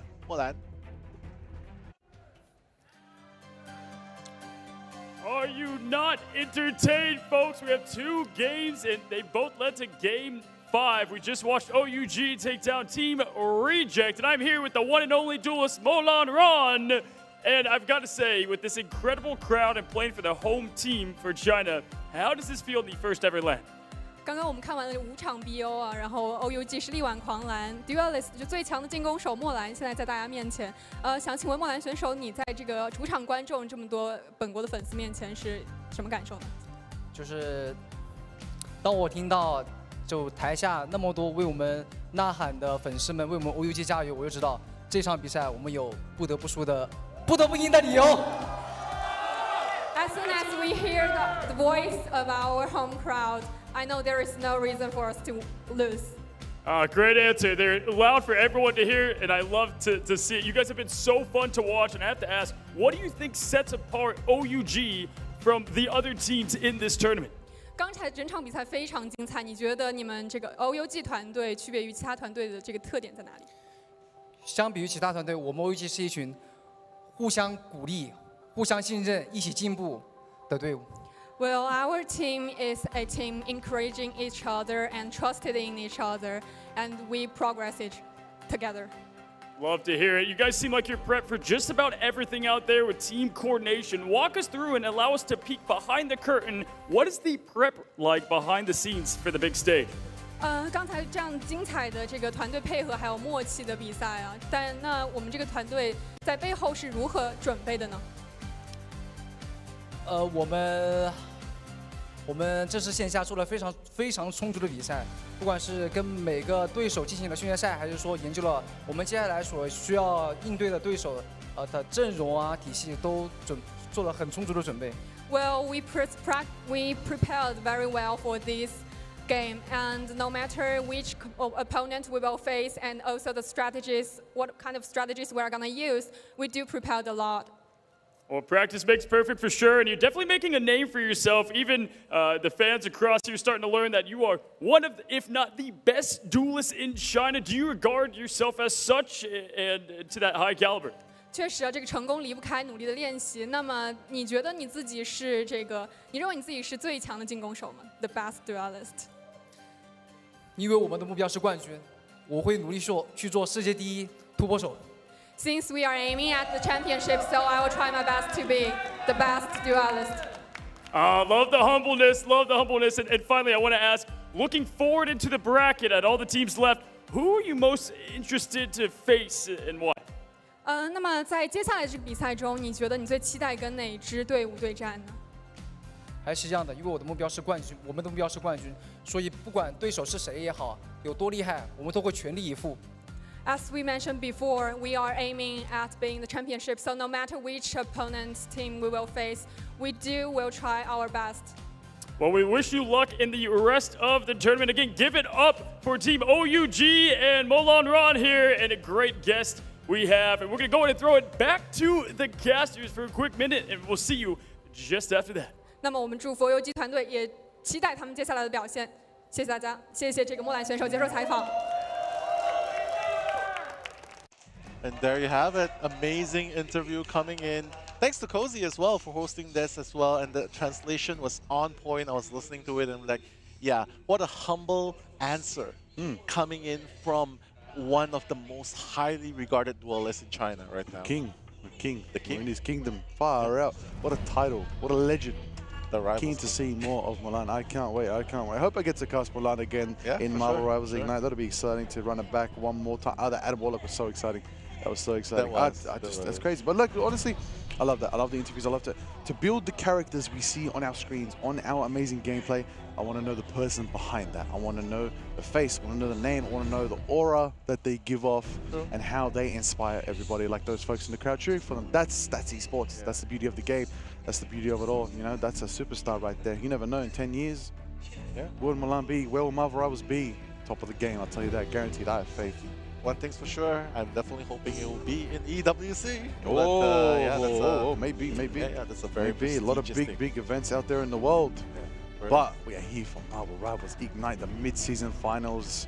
We've only just begun. This is the first ever official Marvel Rivals LAN event in Guangzhou, China, and the first of many more to come.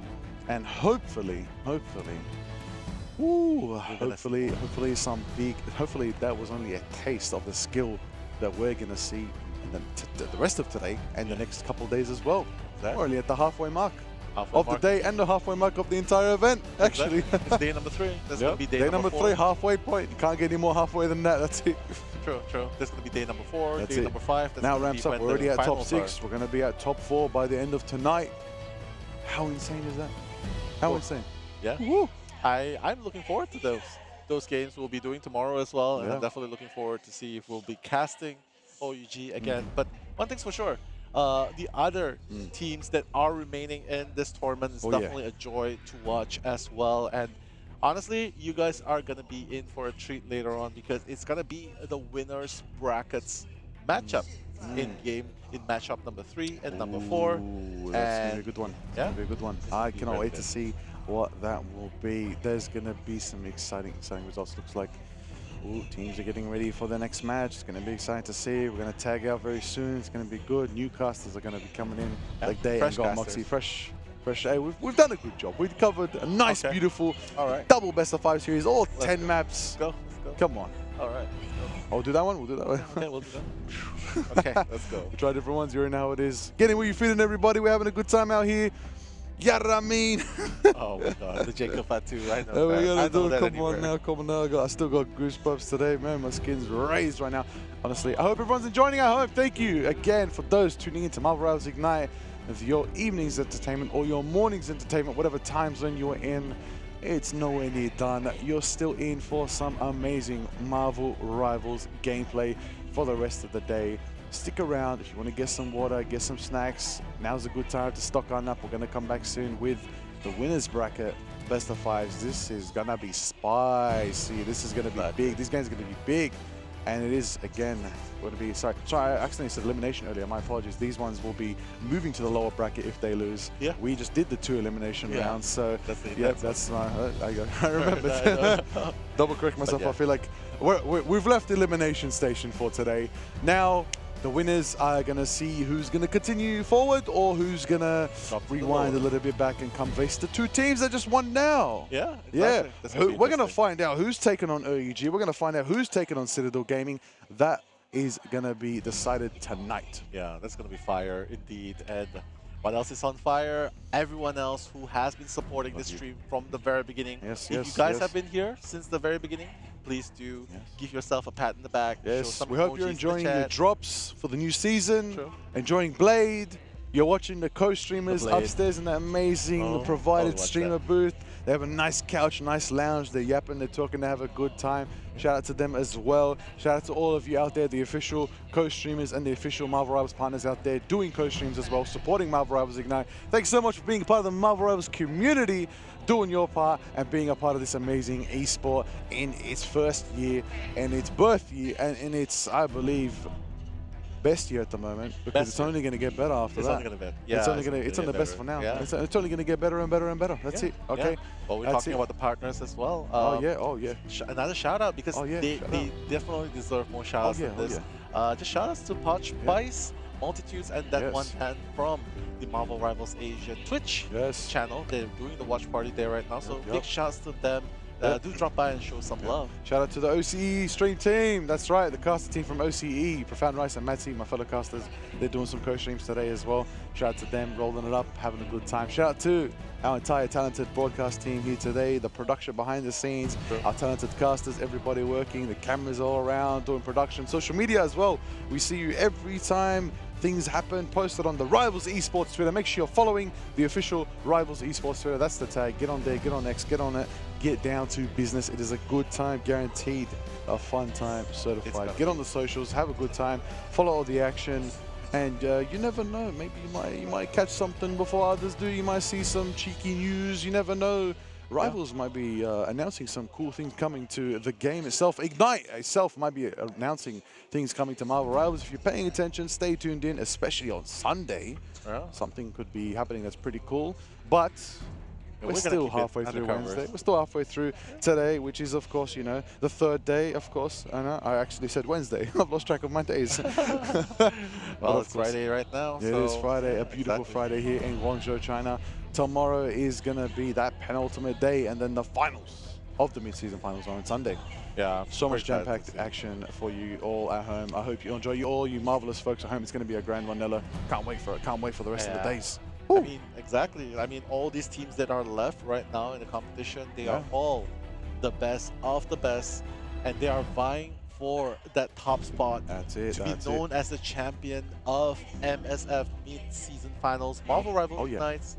And yeah, right now we are gonna head into another interview. Let's go. With the content creator. Please have a look. Hello guys and welcome back, and I'm here with a very special guest, the streamer and my friend J3. And Jay, I talked to the team behind the scenes, and I know, Short King, we got you. We brought the J box for you, okay? Now I finally know what it feels like to be over 6 feet. Oh, you know, follow your dreams, guys. Follow your dreams. Anything can happen here. Anything can happen here in Guangzhou, China. I gotta ask, man, you've watched a lot of teams. You've watched a lot of Ignite in general. Which team are you most surprised at in this land? The most surprised would probably be Rad. You know, they went on the first day. They, you know, had to survive that lower bracket. They won, and now, you know, they're beating teams in the top 8 now. Yeah. Especially, who did they beat yesterday again? Rad? Yeah, Rad. Yeah, Rad yesterday beat. Yeah, you hit me on the spot. Yeah. Here. There you go. They did well. Looking at though everything to come, I have to ask you, what's one thing about LAN that just hits different here versus spectating online? Probably being able to see the players in person, and also the fans, and you know, probably just being able to interact with people and actually have guests on my stream. Like, there's a lot of people who played on the matches, came to my stream, and you know, asked some questions, and it's nice to have that little face-to-face interaction. Okay, fair enough. With all this and all the heroes you've seen these teams play, especially Rad at that, what hero do you like to watch, but you absolutely refuse to play? That would probably be Jeff. I will not play Jeff, but it's actually really, it's nice to see him being played on, the stage. Definitely. Fair enough. Not in my game, please. Do you, I guess a follow-up to that is like, out of all the roles in Marvel Rivals, which one do you think is the hardest to master? Ooh, you're putting me on the spot. You're trying to start some drama. I would say the most important role would be strategist. Okay. Because I feel like I'm pretty sure there's a lot of people out there that had their strategist double ult. That's really bad. You don't want to double ult when you're playing support strategist. Yeah, fair enough. Okay, and with that, it's the grand finals. There's 2 teams there. One's winning the $500,000. Who do you have in the grand finals? Both teams? Like who's Yeah, winning? give me both. 100 Thieves and OUG. 100 Thieves and OUG in the grand finals is what J3 has to say. Love it again. The energy here is insane, right? You're expecting that last match. Is it not crazy in person?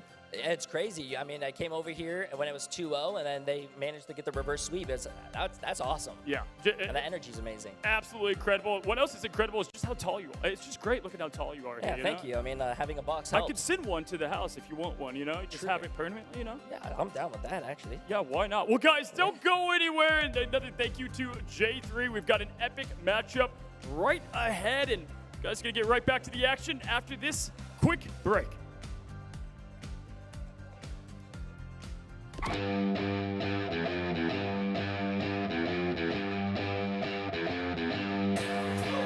Let's go. 1, 2, 3, baby!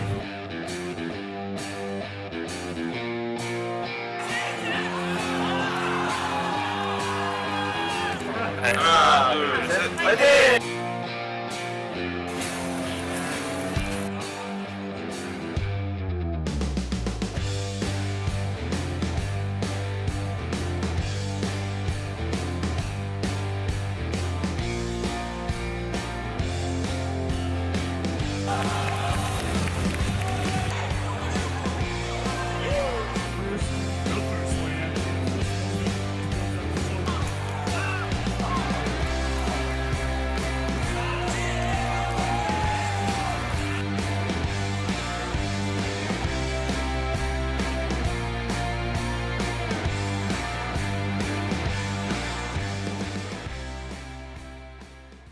Hello, we are Team Envy.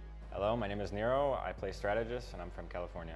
Hi, my name is Schmieder, and I play duelist. Hello, I'm Kalush, and I play Vanguard. I'm ready to go. I'm ready to start playing. I'm focused, and my main goal is to win. You don't dwell on any past mistakes, and make sure you focus on the current map, current situation. Like Kalush said, you need to be forgiving. You need to just, if someone makes a mistake, you tell them it's okay. Everyone makes mistakes. Everyone's human at the end of the day, and that just makes them feel more comfortable and more confident in themselves, which is very important when it comes to playing in matches. I want to play versus Sentinels because we lost versus them in our first match in this Ignite qualifier, and I just want to get my revenge on them. I want to play against 100 Thieves. They talk the most trash to me, so I just want to beat them and then talk trash back. Yeah, I'd say also 100 Thieves because they love to trash talk and it feel good to shut them up. My team, of course, wants to win the championship, and I think if we play how we play in scrims, we'll easily win.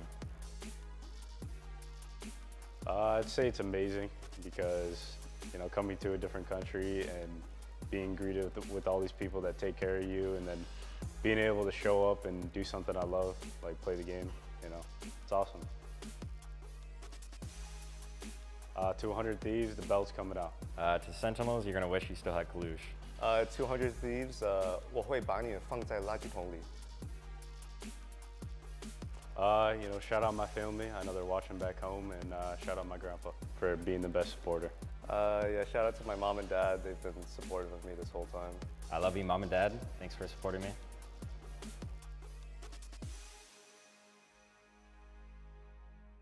Hello, we are Rad. I'm level 1 Crook, and I specialize in Mantis, Loki, and Lunar Snow. Hello, I'm Trust Me. I specialize in Captain America, Venom, Hulk, and yeah, Penny, Parker. It's definitely exciting. We want to win it. We want to do our best. It's definitely a big event. See what we can do, really. I hope we can do our best, and I'm really enjoying it so far. There's no downside, and I think we can happily go into the mid-season final tournament and perform our best. The big two for me are Envy and Sentinels. Envy is, honestly, we think probably one of the stronger teams in the competition. They're definitely ones we are going to be putting in a lot of focus into trying to beat. And Sentinels is also a team which I have friends on, and I know there's a high chance we'll play them early in the tournament, so they're one of our earlier focuses, and we need to make sure we beat them as well. Personally, I would like to face Citadel Gaming again, since they're this other European team, and we did fall short to them in the Ignite finals in Europe. So I would love to meet them again and show that we can be the better team. I think we will be able to beat any team. I don't think anyone is able to put a lot of pressure on us. I think the only thing we can do is like focus and do our best. I think we need to put pressure on ourselves rather than be pressure from any team. Yeah, I mean, if you got no chance, we're going to be the ones to win. We're going to put in the most effort. We're going to roll every game. And to the team we see in the finals, unfortunate for you, but the crown will be ours. The results will speak for themselves. Langzai Lei Suzamti.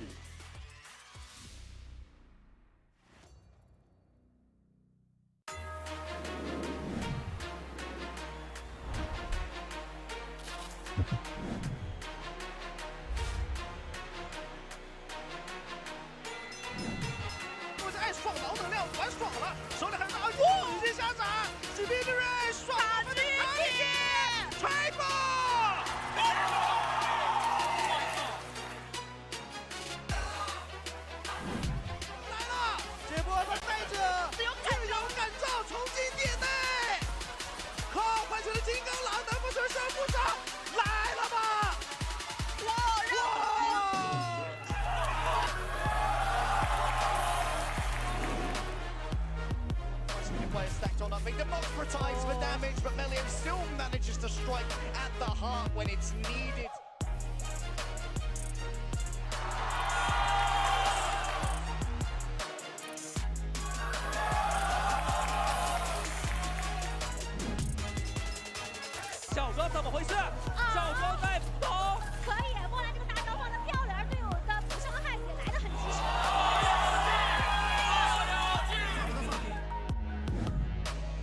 Yeah, and that's the problem with taking that space. Terra with a two-piece. We see Deletta on a Taro cookie. Terra on a headlock. And that is a great...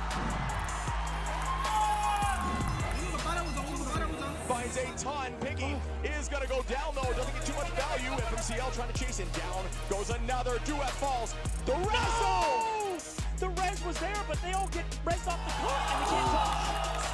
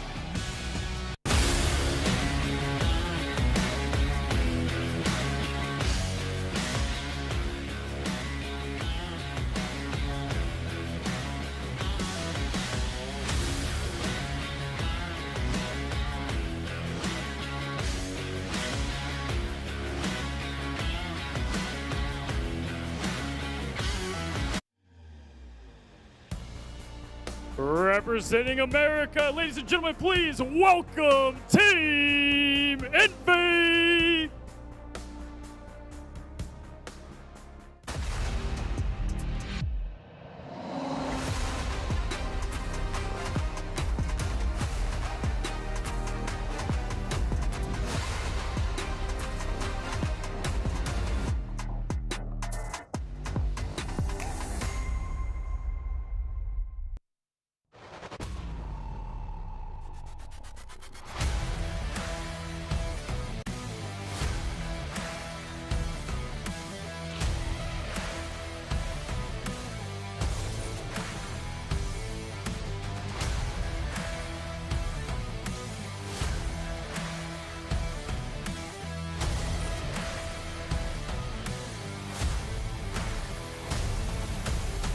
Incredible with ice in the veins and fire in the crosshair, Envy shows up when the moment matters most. Ladies and gentlemen, please welcome Team Envy.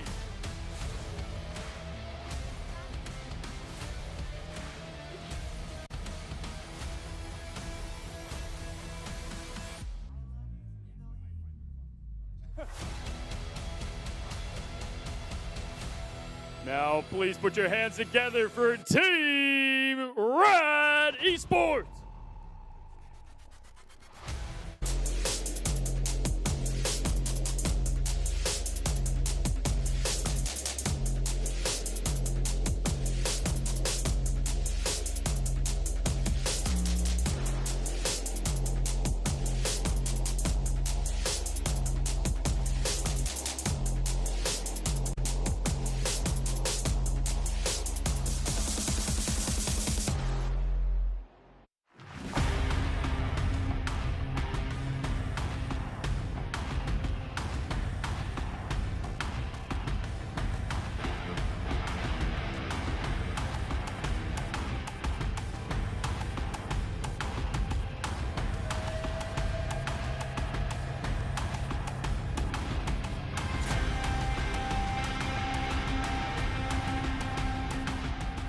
Representing the EMEA Rad, the team known for their unique lineups and unpredictable plays. Do they have what it takes to move on in this bracket?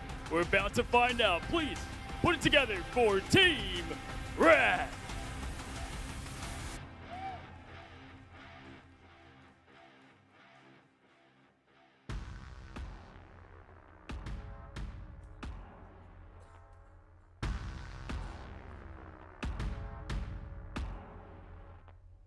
The stage is set, the rematch is set to begin. Ladies and gentlemen, let's take it to the casters to get the action going.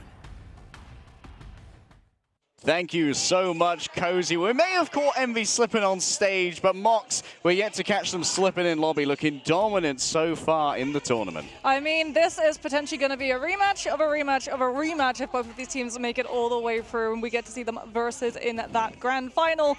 But because it's now the upper bracket and because it's now the official bracket, we don't get the VO3 anymore, Harry. We potentially get a 5-mapper, as I'm sure everybody will have witnessed with that first half of matches today. 10 maps of Marvel Rivals.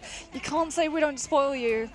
Yeah, say a little prayer for Avatar Liger and Nello. They made it all the way through, but you can make it all the way through our collection of drops as well here at the mid-season finals. From August 6th through to September 6th, you can earn exclusive sprays, nameplates, and a Star-Lord costume you won't be able to get anywhere else. So make sure you keep tuned in and keep it on lock so that you can make sure to check out our full schedule for drops. Yeah, and that Star-Lord skin is going to be seeing a lot of usage because Star-Lord is a very strong duelist. And unfortunately, speaking about strong, we've also got some very strong characters up in the box. We've got our wonderful LAN watch party going on right now. I was speaking to them a little bit earlier. We were watching some of the matches between OUG and Reject, and they were getting incredibly hyped, although unfortunately I believe there were a couple of Sentinel fans amongst them too. So we didn't really talk about match number 1.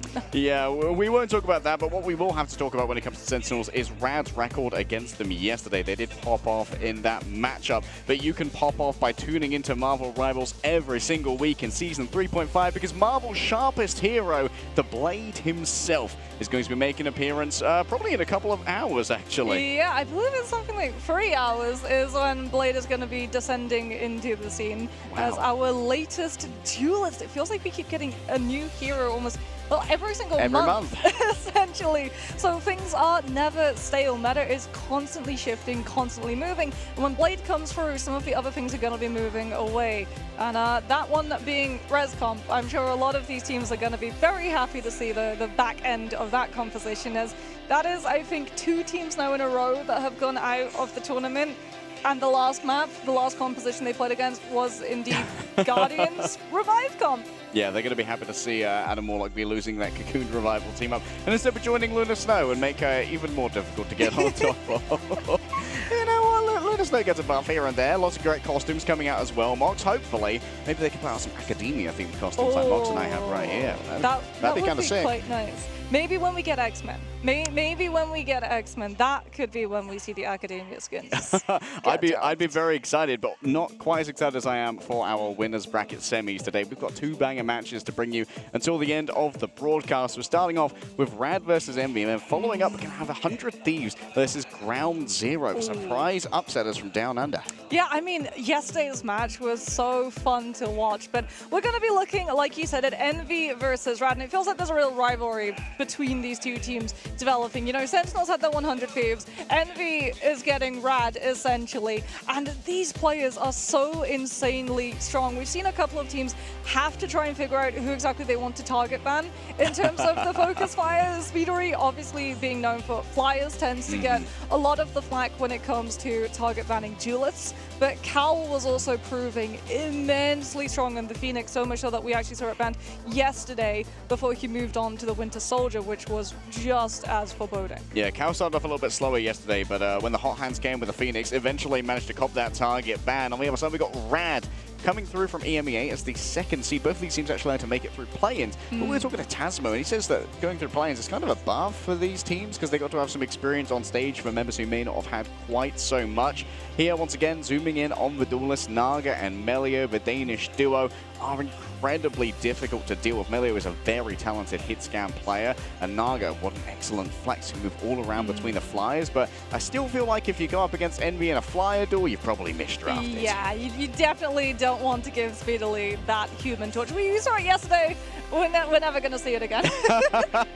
Everybody gets one. Everybody gets one. You always get one time where you're like, maybe we can beat it, and then you lose that map instantly. You're like, okay, maybe we can't. You can't. That's the secret. And obviously, like, some teams are solving these drafts in advance. We saw that Citadel Burr today going up against Sentinels. There was that constant draft to try and get rid of Polly's cap. Like, okay, it's been solved. Sala's going to be working overtime in the background to try and figure out the other strategies. Of course, Citadel are surviving for a day longer, making their way through that lower bracket. And Envy looked a little bit mortal yesterday as well before they discovered the cap ban. Yes, they did. Yggdrasil was by far their weakest map yesterday, it is fair to say, even though historically that's been their comfort map. But like you said, we were talking to Tasmo, and he was saying that the team just didn't play good yesterday for a little bit of it. They were able to recover, but for the first 2 maps, it was pretty rough.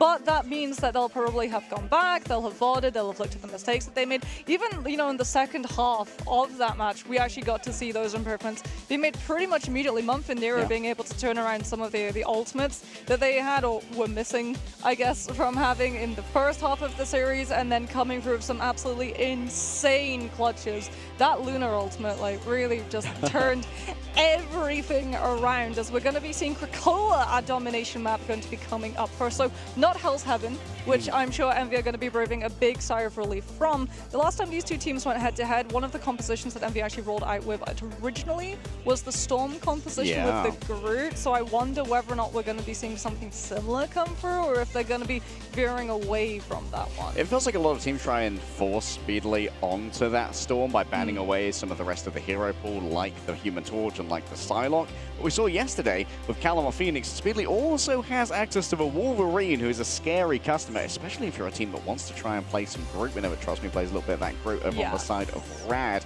But also Envy's draft strategy cannot be underestimated here. And as we head into our first ban phase here, Mox, let's allude to the fact that our ban phase here at Ignite is a little different from in your comp games. Here it's not going to be 2 universal bans per side. There's going to be 4 bans from each team that are only for the other side. Yes, and we get save slots too, which are huge for these teams because it means that you can get one-sided hero picks. Yeah. And I mean, some of the sides, they do get the insta-ban into insta-save. So those first bans are incredibly important because if you see something like the Mantis slip through the cracks, potentially one of those teams decides to just bag her up immediately so that they then force you to throw a ban either an Atom or an Ultron, and then you burn bans and something even stronger gets through. Yep, good amount of these bans are not going to be simultaneous either. Mocks are going to be going in like a snake style, one after the other, so you can try and identify either what your opponent does not want to play against or maybe what kind of composition they're trying to craft for themselves. Do we see the Phoenix ban?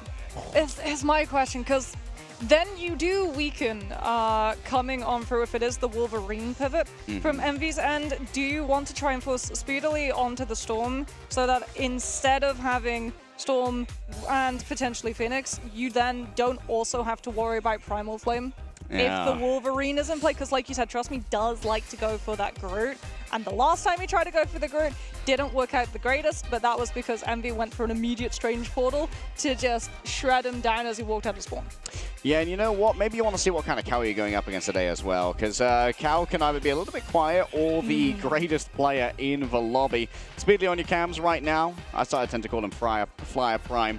As when it comes to mid-air duels, no matter how confident you are, you can never be confident going up against Speedly. You all have seen Kaluge in the breaks, giving a quick flex in the corridors. The world's largest landman, and of course he's going to be picking up the Vanguards. He's such an experienced player as well. Land means nothing to Kaluge. It's no different from any other game. See, I wonder if we're going to start to see the evolvement of bans to target Doctor Strange. Because, I mean, Citadel did it yesterday against Envy on Yggdrasil, and it definitely paid off. But if you look at the amount of times that Doctor Strange portals have been able to turn fights around for teams, especially if you have a strategist ultimate, the second that portal comes through and you can just hit Q with your Luna, you're going to be holding that space for a good 12 seconds, and that provides your duelist the opportunity to find a pick that immediately swings the fight around. Yeah, his Nero on your screen also had a very slow start yesterday, but in the end really proved to be instrumental to victory on the Lunar Snow. In previous hero shooter titles, he has been a very aim-intensive player, playing a lot of those duelist-esque roles. And moving over to the Lunar Snow really does scale with how well you can aim. Nero certainly has that talent in spades. Yeah, Mumford very, very strong. Loki and Mantis too. And we've talked a lot about strategists.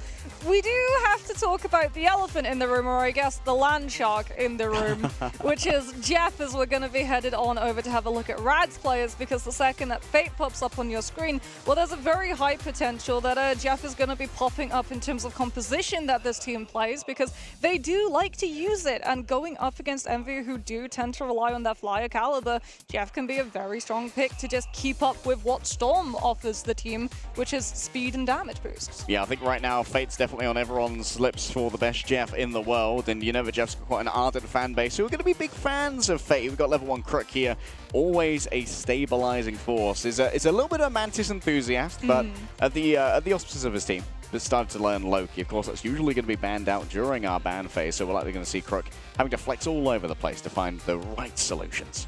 Yeah, Domination is a rough one too, because if you try and read your opponent's composition and you get it wrong, sometimes you can end up on a comp that plays really terribly into it. You lose that first fight, and playing from behind, not having access to that point from the rip where you have the better positioning, it's always going to be tricky to be able to pull it back in terms of those retakes.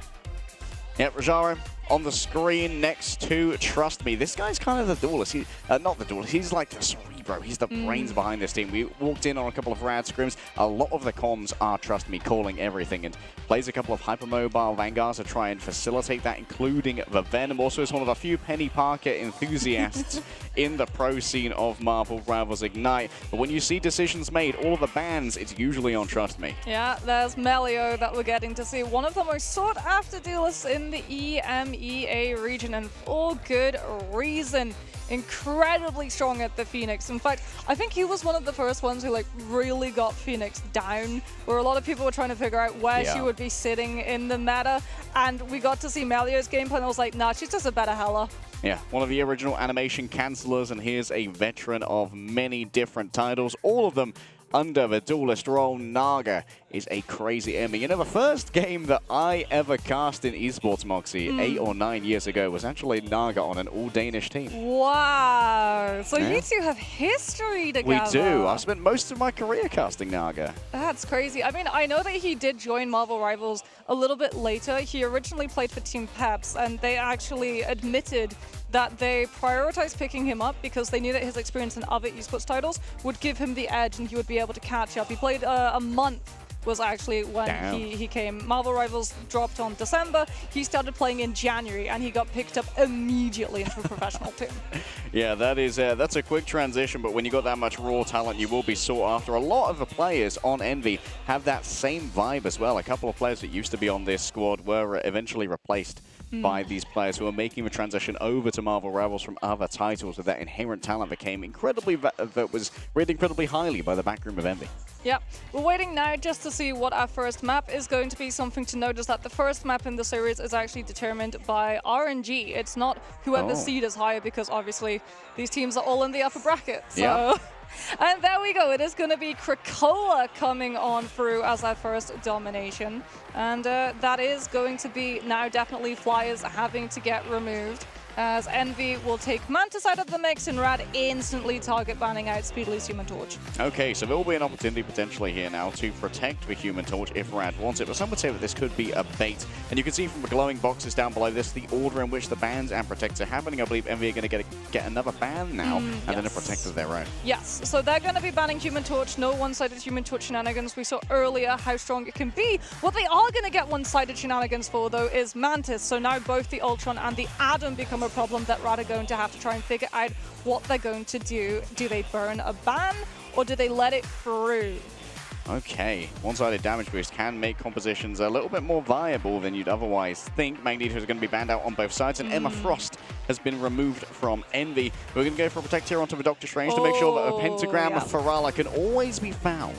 Smart. Rad actually went for the target ban onto the Magneto too, so instead of going for the Atom or the Ultron, they've gone for the one thing that could really prop up the res comp and make that Star-Lord incredibly hard to be able to take down when he's in those Blaster Barrage animations, and that is the Magneto. No Bulwark, no Bubble, as they're just going to keep target banning out Vanguards, and this feels a little bit personal because this is actually what Envy have been rumored to do in terms of the ban strategy, which is just annihilate your Vanguard lineup. Might be an attempt to try and force Kaluge and Window onto Doctor Strange and Venom, who don't have a huge amount of synergy, but we know they're both very good at that. Getting rid of the Wolverine's actually a great pickup, because it means that Groot's now going to be a bit more viable. Yeah, it might be Doctor Strange and Groot. It might be looking a little bit similar to a Beta Season 0, Beta. Man, back when Thor saw some play. Oh, yeah. I mean, back in Beta, every single game was Groot, Strange, Punisher, Hela, Loki, and Rocket. Shout out Dawn of Legends, gang. If you watch that tournament, you're officially entitled to a Marvel Rivals pension. Oh, those were the fun days before we had res comp shenanigans coming on through. And I mean, those res comp shenanigans can still come on out, but I do like as well the fact that Rad went for the Captain America, because Captain America with res, where you've already got 3 strategist ultimates, and then you throw on top of that a Captain America to also stabilize the team on Domination, that's just too much stall. You can't allow to go through. All right, gamers, let's get ready to head into our winners semis here between Envy versus Rad. Mox and I have been lucky enough to bring you all of the NA versus EU action. It's a rivalry as old as esports, and it continues burning bright as we ignite the battle once again. Let's see what compositions these players are going to be on, and it is indeed the fabled res composition that have been able to make it through. Envy is going to be on Jeff at the moment, but I feel like it's just going to be for speed bubbles out of spawn. Oh! Yeah, they're on Strange. They're going to go for a teleport play. Yeah, quick prank portal here. Most likely it's going to be on top of Trust Me as they walk on forward. Actually looking like they're going to prioritize spacing on the point. This is just to get window set up on that high ground. Is the Jeff staying? Nero is indeed staying on the Shark. It looks like Envy are taking Rad's strategies. They're missing that Storm, but they do still have the Jeff that they'd like to go for. Rad with the Groot and the Punisher wanting to just try and stabilize themselves on the point and anchor on down and have burst damage to be able to blitz through Envy's health bars. Yeah, that adjudication shotgun, it does some work. Speedley's going to have to resurrect themselves there with the Cocoon Revival provided by Adam Wall. Like I believe Soul Bomb's been used as well. Many defensive major tools from Envy have been expended, and Cowl's going to be on the business end of Rajara's fully charged beam now. Decisions have to be made by window. How long do you want to try and stay in here as Cowl resurrects himself on the backside? Should have some live stream cooldowns. Once again, back up and ready to work with Trust Me. Not so lucky when it comes to the resurrections. Wasn't able to get any of this. Incoming already. Kaluja, I don't think gets any stuns off the back of that Eye of Agamotto. It was open early, and that's going to be a biggie. Oh no, it's only onto their own ally. Oh, that's a little bit of an unfortunate mess up there from Nero. Still Melio going to be in dangerous territory. Chased down here by the Venom. Judge, Jury, and Executioner all ready to go, but quickly swept, and all of that focus of the targeting means that there's no chance for the Punisher. Despite the mind control, there's going to be no action after it. Yeah, see, the problem as well for Rad is that Envy have been in control of the fight the entire time, and the point percentage too. So the longer this fight goes on, the better it is for Envy. Comic Revival's even going to be invested. It's going to be covered now with Galactic Legend so that Rad can't chase in and punish when the players are too low. Blind comes on through, but Speedley's already done his job and kept Rad at bay for Envy to stabilize. Oh, the Feast of the Abyss is brutal when tanked by Fate right here. The walls can't stand up to the dual miniguns of Melio. Not firing for now to move ever faster as Envy have to make a choice as to how they're going to try and contest this. Down to the Venom. Unbelievable target focus onto Melio. Cucumber Kaluj gets yet another one, and everyone's eating their vegetables right now. Been forced to down those greens. Rad find themselves wiped off once again, and it's almost done for Envy already. I mean, that was just one fight. 82% of the point in one fight. It's going to have to be a Doctor Strange portal coming on through from Rad, but they don't really have good ultimate economy. It's going to be reliant on level 1 Crook to come on through with that Loki, but that means you're going to be treading water until you get a damage ultimate that can finally start taking some of these players down.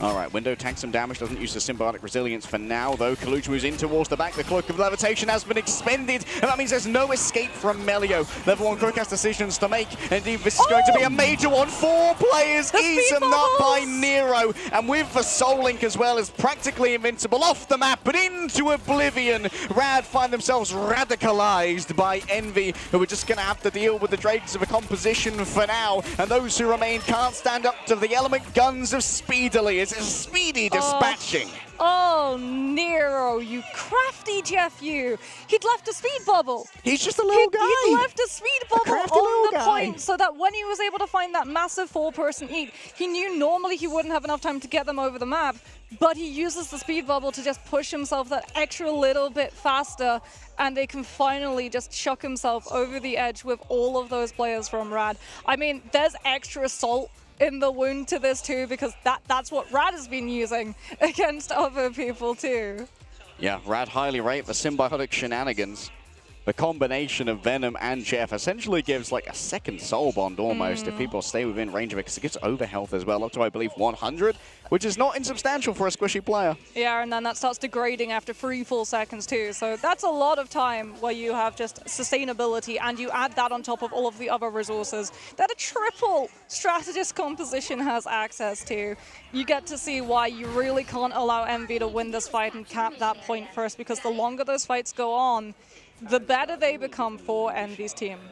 All right, going to be a lot of pressure on Fate here as to how to use the Eternal Bond. You want to try and use it to answer Speedley's Galactic Legend, but Month can drag everyone forward with that Soul Resurgence. Yeah, it's going to be a rough one for sure. Month, like you said, with that Soul Resurgence, has the means of just allowing Envy to go aggressively, and that can then give the damage boost over to Window 2 for the Feast of the Abyss to chunk through one of these players from Rad's side. Oh, already so much damage taken by Rad. Forces Fate to make the move moving forward with the Eternal Bond. Melio is going to follow on in here as Rad gets behind cover. MVC a touch of ground away before Window slaps on back. The Feast of the Abyss is ready to break on through. Melio take him down by the cellular corrosion. Frank Castle was no match for the power of Null and Clintar combined. Eddie Brock just too strong to deal with that one. Speedily blasts away with the element guns and attempts to try and turn this one all around with a Sonic Seduction. Only Rajaro gets stunned despite having their own shield to try and block it. The follow-up is not there. Trust me, falling hyper low. Envy's target focus is still good. They've got plenty of ultimates to try and turn this one around, but it might not be that they need them. Naga taken down by the right click out of the middle of nowhere. 2 Vanguards grabbed up by Nero, and this is going to be a lot of value. It's the pun. As it's going to be the Punisher. He's got no way to try and save himself from this one, despite the smoke grenade. Oh, no. Yep, there it is. It's delayed. It's kind of a cell stagger here as Envy are back in control. Oh, what a play from Nero again. He knew that Melio was so close to Final Judgment. If the Punisher gets Final Judgment, he's got CC immunity. He doesn't have to worry about it's Jeff, and they would potentially have lost that fight. So they go for the Punisher before the ultimate can come on through, and now Envy, in control of this point, can just keep sending Window in, disrupt Rad's walk-up engagement, potentially force an ultimate before the point's even in play, and if Rad are able to encounter the point to utilize his Final Judgment, Cal can just play hard to get and res everyone back with Karmic. Yeah, an inspired Window will also potentially be able to one-tap here with their ultimate in towards the back, so the corrosion used, he just disappears. Where did the Venom go? At the hands of the Punisher and the Loki combined, the damage is too much to bear, but Cal's already started a resurrection process. Everyone's back, coming out of a factory, brand new. No stun coming through from Rajaro, anti-healed by the cost of a dark magic. Window's got everything they need, and Naga strikes Terra Firma with righteous fury of the Phoenix. Monthus returned off the back of a cocooned revival. Speedily for now, trying to pick their targets, and it looks like we're going to be staggering the Phoenix. This is brutal. No, yeah, the body block too, so that the Phoenix can't get past to get closer to the edge of the map faster. That's so rough. It's gonna be final fight territory. Nearher's gotten its Jeff to carry one of these players from Rad far away. Melio is gonna go just the Psylocke to be able to have the dashes and potentially avoid it, as Rajaro has no choice but to go to the Captain America to try and touch the point for the team.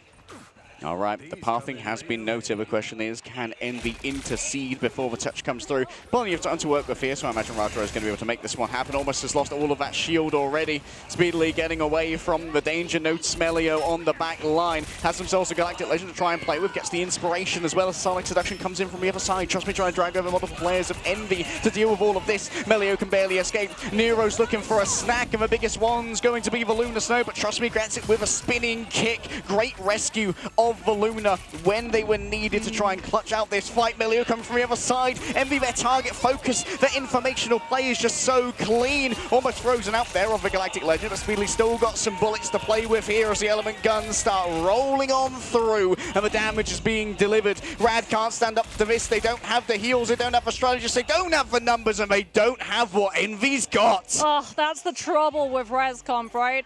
You have the ultimates to stall. Even if you're losing the fight, if you stall it, at some point you're gonna be able to start winning it. You have so many defensive resources, and then if you hit a Galactic Legend and your opponent have had to use every single one of their defensives to match and mirror yours, they don't have anything left to be able to survive the Star-Lord's Legendary.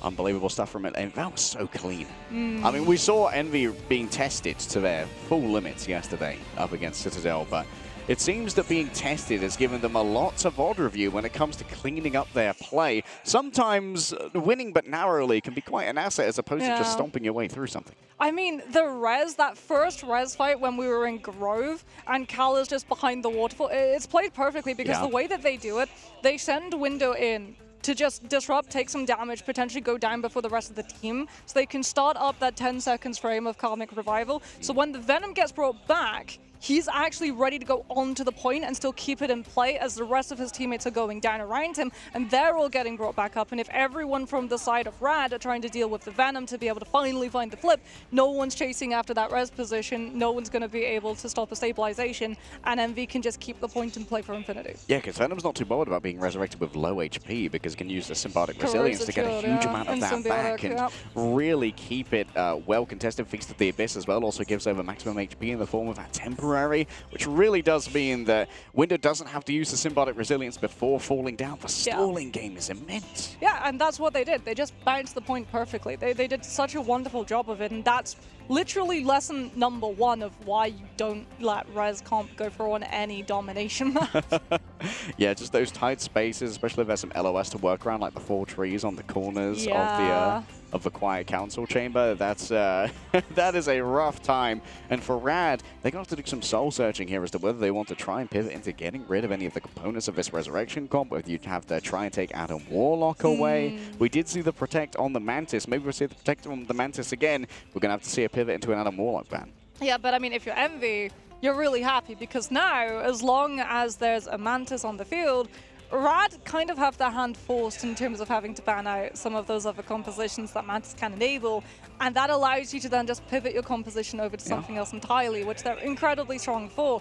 And they look so incredibly strong, which is the thing. Coordinated really, really clean, and we're going to have to see Rad try and find a turnaround. There's going to be a tilt factor too, that they lost to a Jeff strategy when they themselves have been using Jeff since like day 1 of their regionals. Like, I don't know, where would you even go? Would you try and take Envy to Yggdrasil now that we've seen Citadel just go for the Strange and being able to dismantle the spawn hold? Or do you worry that because they stumbled on Yggdrasil, they went, they vodded, they practiced and prepared? Yeah, and like Yggdrasil has been their comfort map for the longest time for Envy, so maybe Hall of Jalia? Like, we saw these two teams go up against each other in the plains, and the Hall of Jalia was remarkably close, came down to just 1 fight in overtime. Maybe Rad have reviewed that one, and they think that they've solved their problems, and they can figure out what they got over on Envy. I mean, Hall of Jalia is scary regardless because it's very, very strong for Human Torch, very, very strong for Rescomp, very, very strong for Venom, and very, very strong for Captain America. That's a lot of things that you all of a sudden have to contest and pan out. Yeah, that's a lot to think about. So it's like, do we want to go that? Maybe you go somewhere like Midtown, as we can have a look and see all of these stats coming on through. A lot of this is going to be very one-sided in terms of just Envy, because Rad, they do a lot of damage, right? But when you have 3 strategists on Envy's end, nothing is really going to be able to go down. Punisher is very, very good for melting things like Groot walls and also flyers if it's in a 2-2 composition, but if the Punisher is looking at just a Venom and he's being full healed by 3 strategists, neither on that Jeff having very little fall off on the primary too, so even if that Venom is super far away from the fight, he's still going to be getting a huge chunk of resources allocated his way. Dude, let's have a look at Kaluja's damage as well. More than Speedily on the Star-Lord. Yeah. That is uncanny accuracy with the Daggers of Danak. And don't forget, that's getting buffed going into Season 3.5. The projectiles of Daggers of Danak are going from 8 to 10, which is going to make them significantly more deadly. I mean, significantly deadly is definitely what we can say was Kaluja's gameplay, as that is total KOs 19. Oh boy. Coming on through. He also received a whopping 19,859 heals. So yeah, a little bit of care, a little bit of care. You can tell that there was a lot of pressure coming out onto that front line where, like, Rad, if they had been able to break the front line and find the point flip, then they probably could have been able to use that anchor composition with the Punisher, but because they were constantly playing from the behind, having to play into the retake, only really being able to deal damage to the Vanguard's a strategy which Envy used perfectly, where they would just swap out. It would be Window going in, drawing, diverting line of fire. He would go low, get out, get to the team, get stabilized. At the same time, Kaluj would just bounce in instead. Yeah, there was that threat of the group the entire time as well that kind of kept the Punisher being a #1 pick for Melia. Yeah.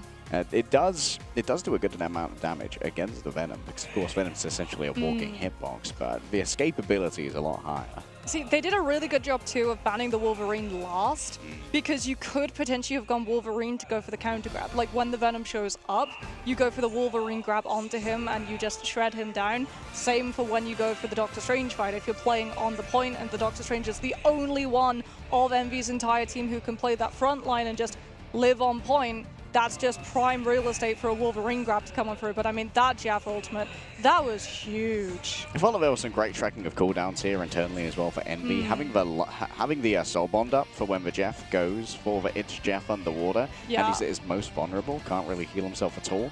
apart from like the passive healing of being underground. That Not just that, Cloak yeah. and Dagger was in. Yeah. They had to track Dark Teleportation. Because if there's a Cloak and Dagger in play, I mean, any Jeff player will tell you, if there's a Jeff player in your ranked lobby, the one thing that they will ask ardently to be banned is Cloak and Dagger, so that Dark Teleportation is removed and you don't trade an entire ultimate charge for a cooldown. Yeah, that's not ideal, but it was ideal for Envy how they managed to make that one work. And also, like, being able to use the tendrils as the opener to hold on to that soul bond for when it's needed for defensive purposes. Yeah. It's a great backstop of healing that's available for an Adam and Jeff composition. Yeah, they just could outlive. That's the thing, they could just outlive. Essentially, if you're Rad, you needed to find those picks, but the damage just, even with the concentrated chunks of damage that they were doing, there was so much healing and resources on the side of Envy that they could never really punch through it. Yeah, I'm not sure what the mood is. What the mood is for Rad. Trust me, he's going to have to be doing a lot of mental stabilization as well as thinking through how the ban phase is going to go here. Yeah. You don't want. There was still the option, I believe, to go for the Wolverine on the side of Envy, which is always scary to go for. We're going to go for Midtown, I believe. Oh, we are going for Midtown. Okay. Okay. So, are they going to go for the penny? No, that's already been solved. No, trust me, he's not going to bring out the penny at mid-season finals. There's no way they go for that. I mean, he's a bit of a Penny Parker enjoyer, but I don't think he's that much of a Penny Parker The way enjoyer. that you break a spawn hold is you go for a damage-boosted composition with Storm. Why would you ever try and play a spawn hold into Envy, who are known for their Storm Oh, you want me to play compositions? Storm? Say less, King. Get into our bans soon here. Remember, they are asymmetric, and we're going to be doing it in a snake style, so keep an eye on how each of our banners reacts to what's being built by the other side. Okay, if we're going Midtown, maybe we're going to be trying to take some of these lane fights over on the left side or the right side. It might also be trying to get Trust Me onto that Groot that he's like to go for, and Groot as a Vanguard can be incredibly strong at finding those isolations, right? If Envy are banking on having a triple strategist line so that they can just keep healing their frontline core and stop Rad from taking any sort of space, the way that you then break that is you put a Groot wall in the way. Yeah, a Groot wall in the way is a great answer to all of this, but got to constantly be worried about the double Wolverines coming through from the other side. I wouldn't mind seeing a Wolverine ban here just to limit the options that Envy have for that anti-Vanguard or for that Vanguard role. Let's get into it here. First ban, I imagine, once again, is going to be the Human Torch from Rad. And then likely the Mantis as well from Envy. Oh, Luna! Hello. Oh, okay. They're trying to bait it out. So Luna weakens Psylocke and also means that you don't get Idle Aura to potentially also pocket some of your other duelists. Okay, one-sided Luna Snow here. A pro-gamer move, but Envy, this is where their bread gets buttered. Flyer Prime able to play. They're also going to be trying to force Envy into having to burn bans on both Emma and Psylocke. Ooh, yeah, there we go. So Envy know that because Luna is one-sided to Rad's end, Psylocke is going to get stronger, so they're going to save the Loki, which means if Psylocke does make it through, we've got the Doppelgangers to be able to have extra bodies to absorb down to the butterfly dashes and also the regeneration domain, so you don't have to burn an ultimate on it. See, if this ever makes it to comp, this is where you got to listen to Mox. She's very smart when it comes to the bans. me Grug, but that's all that goes into these bans here, Mox. It's such a game of chess here. All the possibilities, the flow charts that have to be followed. Yeah, because like they can't burn bans on the Psylocke or the Emma. It has to be removal of Magneto, as Magneto Bubble and also a one-shot potential with an ultimate to be able to take down one of your defensives is incredibly strong. And we're actually going to be seeing the Cloak and Dagger save, which is also another reason they wanted one of those one-shots removed, because Cloak and Dagger means, we'll tell you, every single time you hear Fear Magneto, we do indeed fear the Master of Magnetism. That spicy meatball can be a little bit too much for the palate of Tandy Bowen. Jean Grey taken away for now. Cal has had the hot hands on those, and the last protect will come through from Rad here. Maybe the Wolverine, if they fancy continuing that threat onto the Vanguard. They're going to go for the asymmetric Human Torch. Okay. Yeah, Rad do indeed get their hands on Torch. Now, do Envy remove Inviswoman or do they go for Ultron? Something is going to be able to pocket this Torch, and they've got options. You can see that this ban is actually taking a little bit longer than some of the others, so there is significant discussion and debate, and there it is. The Ultron has been removed, which means triple strategist lineup has been somewhat decimated, but Rad will still have access to Inviswoman and will have the sibling synergy to give that Human Torch a little bit more extra life in the sky. All right. It's going to make it a little bit easier for Human Torch to survive, but I think that getting rid of a Jean Grey, if you're going to go for Human Torch, is a very smart move because Cal is just such a threat. Of course, Cal still has access to the Hela and to the Winter Soldier and to the Punisher. Yeah, I was going to say Punisher could be a potential. Also, Wolverines, I mean, they do like to go for targets in the sky, especially if fastball is in play. It's a point of pride. You see something up in the sky, you're like, it's okay, I can 100% get that. Fear not, guys. I've got this. Envy certainly think they have this after basically a 200-0 win over on Krakoa, starting off a series strong. NAEU once again matching up, and Rad with a vendetta on their mind take us all the way to Midtown. Well, when we talk to teams, they said if one side gets one-sided torch, it is normally going to be Curtain, so we'll have to see whether or not Envy will be able to find the recovery and try and keep this Human Torch out of the sky for as long as possible. This is going to be Envy on the defense starting things off with an Ultron composition of their own, so again, they're trying to just outlive their opponent. All right, inside of the theater. It's going to be difficult to break this one. Might see a full compositional swap here from Rad. Instead, we're going to send Trust Me around the back to try and get a crunch working. It's not the ideal habitat for a Human Torch if I've seen one. That's quite a sneaky little health pack steal coming through. Doesn't mean it's not going to be available for Trust Me as the Pyro Prism makes this area inhospitable for Envy. A quick hot drop in. The healing's so good, though, coming through from the Ultron. The drone is getting basically everyone right now, and you can see the inside of the Cloak and Dagger bubble. It's just practically immortal. They've got Rage of Ultron, so Speedily is immediately going to be able to pop that one off. It's not going to be in time to save Month, however. The regeneration domain not coming on through in time either, but Kalush will be able to find the trade. However, Envy still having Doctor Strange in play. If they want to, can just portal back into this fight. Oh, Melia went a little bit too far out. It's going to be the Cloak and Dagger's Eternal Bond used here for additional sustainability for Envy, and this is going to give time to return for Month. Rad are going to have ultimates coming into this. They've got both the Phoenix and the Cloak and Dagger's Eternal Bond to try and invade into this room that Envy are hold up and not allowing that payload to move any further faster. There goes Melio. Does it get any follow-up? No. Window barricaded themselves into the room with the group. Yeah, and it actually barricaded Kaluj on the outside. A little bit of friendly fire there from the group. Yeah, it burns the Supernova. And, of course, Phoenix's ultimate as well, but Rad still have plenty to bring forth as Kaluj sets up another portal. Yeah, it's going to be 3 fights minimum. Do they try and TP onto somebody, or do they go straight? Nah, high ground hold. Okay. Coming on through so that Speedily can get a better angle to not get jumped on immediately. Window 2 can set up for a Strangling Prison that Rad are going to have to worry about. Fade and Level 1 Kirk can both let the team live it, as we can see Nugget starting to remove some of those vertical angles.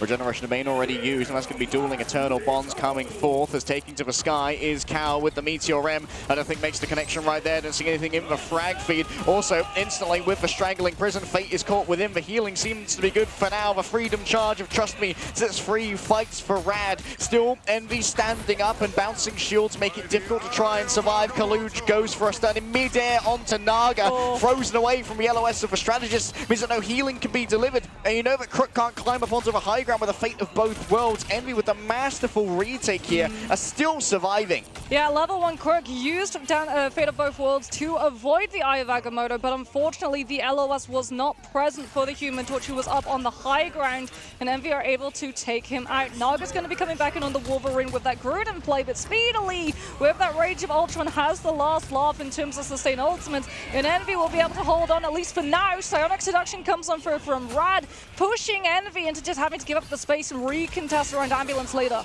Space given away. Can they try and chase down this Ultron straight away into Speedily? And the Spark Explosion takes away the Ultron. Next up is Cal. The disengage here from Envy is going to be fairly dangerous to try and deal with, as they're going to lose time and they're going to lose distance. Getting around that corner is everything. Naga can now at least try and bodyguard this area. Yeah, Speedily's going to be coming back in on that Psylocke. Wolverine's going to come on for removing some of that space before Winter can get aggressive with the Strangling Prison, as we can see a very aggressive Eternal Bond from Rad's side, and it is not working. It costs them all of the space. Yeah, the Eternal Bond was too sharp on the angle mocks. They could be dragged out of it by that Strangling Prison. What a heads-up play there from Window, wasting the entirety of the available healing for Rad. And Envy now still have their own Eternal Bond. They're going to have to watch out that they don't get Wolverine nabbed out of it by that last stand as we head towards a last fight. Kaluj has got the Eye of Agamotto. Rad have no choice but to run right to the objective. All right, and we have everything they need to try and hold here. Level 1 Crook not under too much pressure just yet. It's going to be a quick hop over the bar. fast to try and get the touch on the point. Trust me, he's already got this one. Oh, collusion to the backline.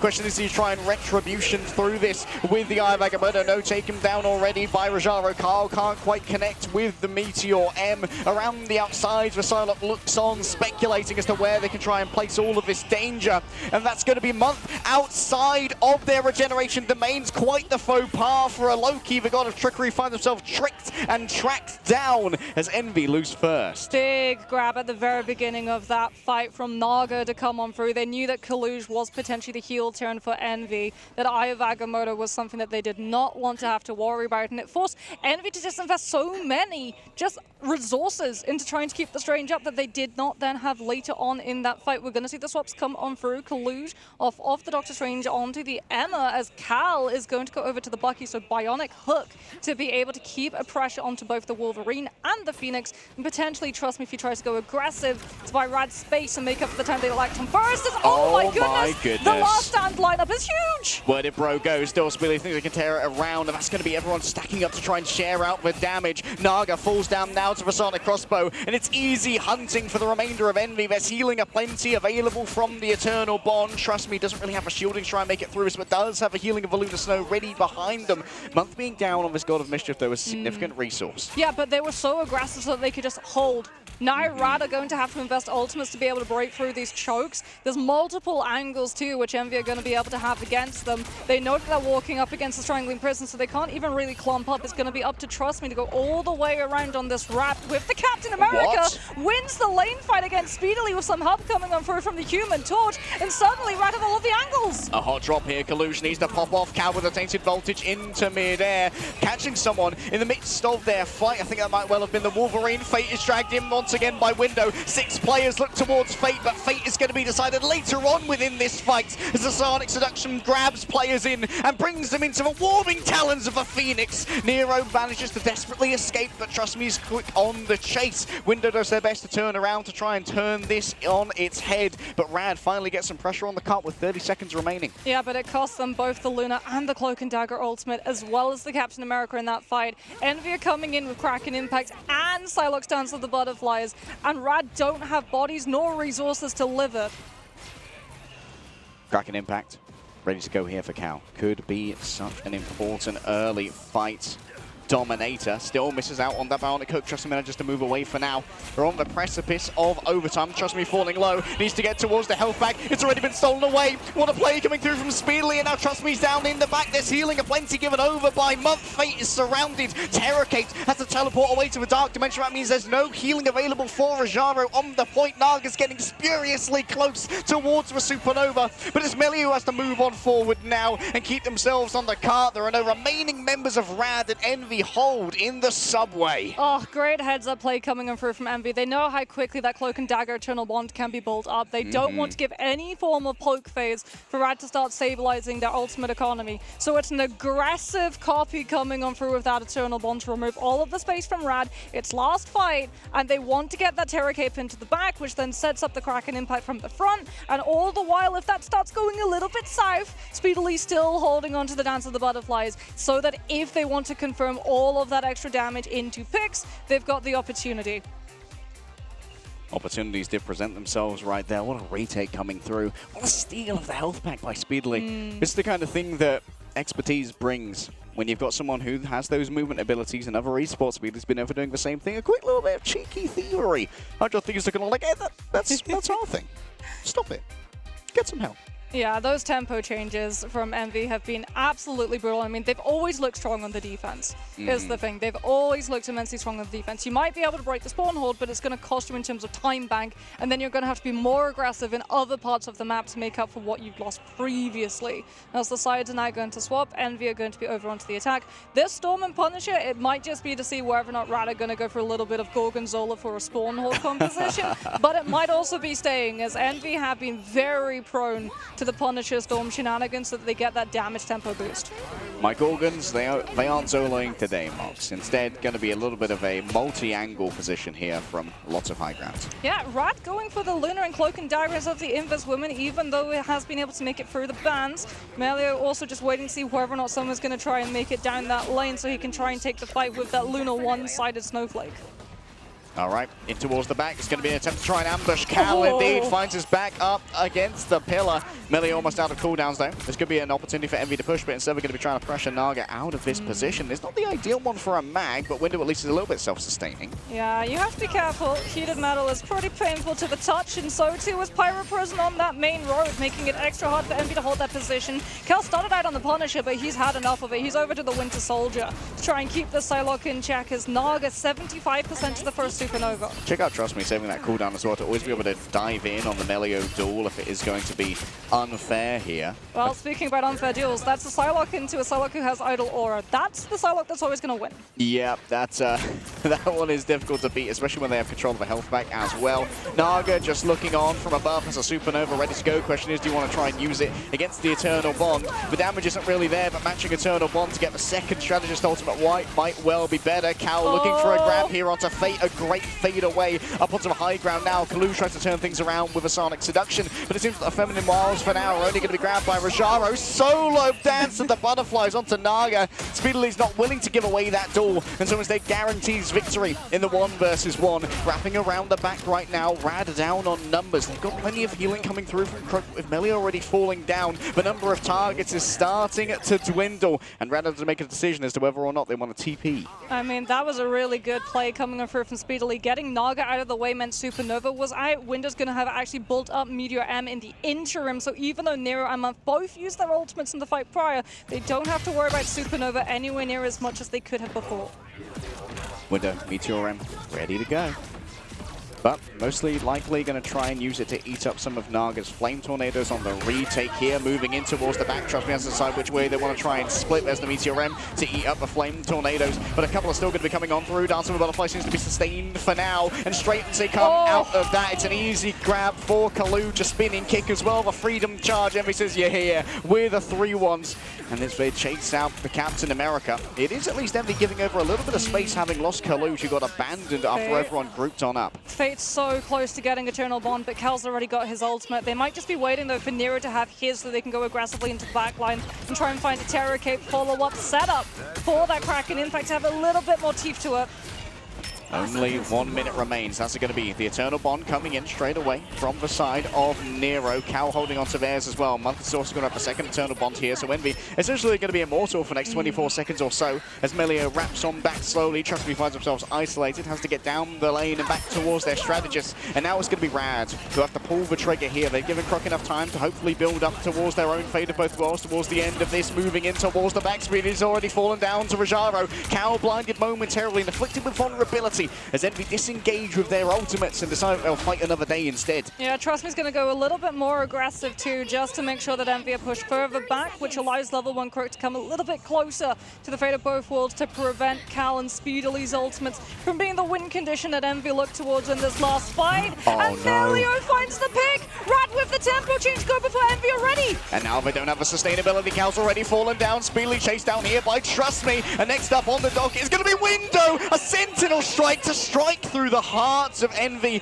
Nero's already had to fall on over here onto that. That's going to be a grab coming through. The Carbon Crush, no, just kicked instead into the sides. Envy can't make it back. Rad, hold on first! Yeah, Rad move right outside to Envy's spawn room, because with Doctor Strange, you can't teleport in your spawn. You have to be outside of it. So they were getting ready to find either the pick on the Strange or get the Carbon Crush to be able to cancel him out of that portal cast. What a play coming on through from Rad, reading the timer perfectly, being able to force Envy to take a big step backwards, getting 1 or 2 picks early on, knowing that it's going to force a full regroup and that they can then pressure and pressure and pressure to prevent any form of stabilization after. I got a little bit worried, you know, Mox, after that first map. I thought 200-0. Oh no, are we gonna have a little bit of a loser on our hands here? Nah, Rad, they've cooked. They've managed to figure out exactly how they're going to get one over on Envy. And as we head over towards the similar mode of escort, maybe we can once again see some of this sublime defensive play. I mean, I tell you what's not going to be making it for the ban draft again,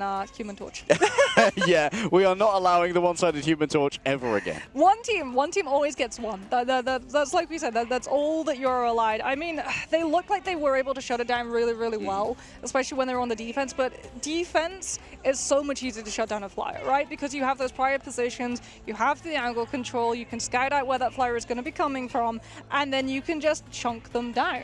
When that flyer is on the defense, though, they have access to so much natural cover. They had so much peel and resources as well coming on through from the backline of Rad. And if the Human Torch is going in and taking a little bit too much damage, all of a sudden Melio pops up on the Psylocke and you have to just turn your head, pivot, deal with that. And suddenly that Human Torch, the next time you look up in the sky, is already back to 100% health. I mean, one-sided Luna as well as one-sided And Torch Emma. is, it's very rough. That might not have been the greatest draft right there for Envy, but maybe they took their foot off the gas just a little bit, thinking about where maybe there could be some niche strategies here for Midtown. Maybe they think we're going to a Jeff composition or something of the like. Maybe. Although Still, Midtown's not the greatest map for Jeff. yeah. Until you get to third, there isn't really any good point to get a grab off of the map. Until actually second in Subway, there is actually an environmental ledge off on one of the train carriages.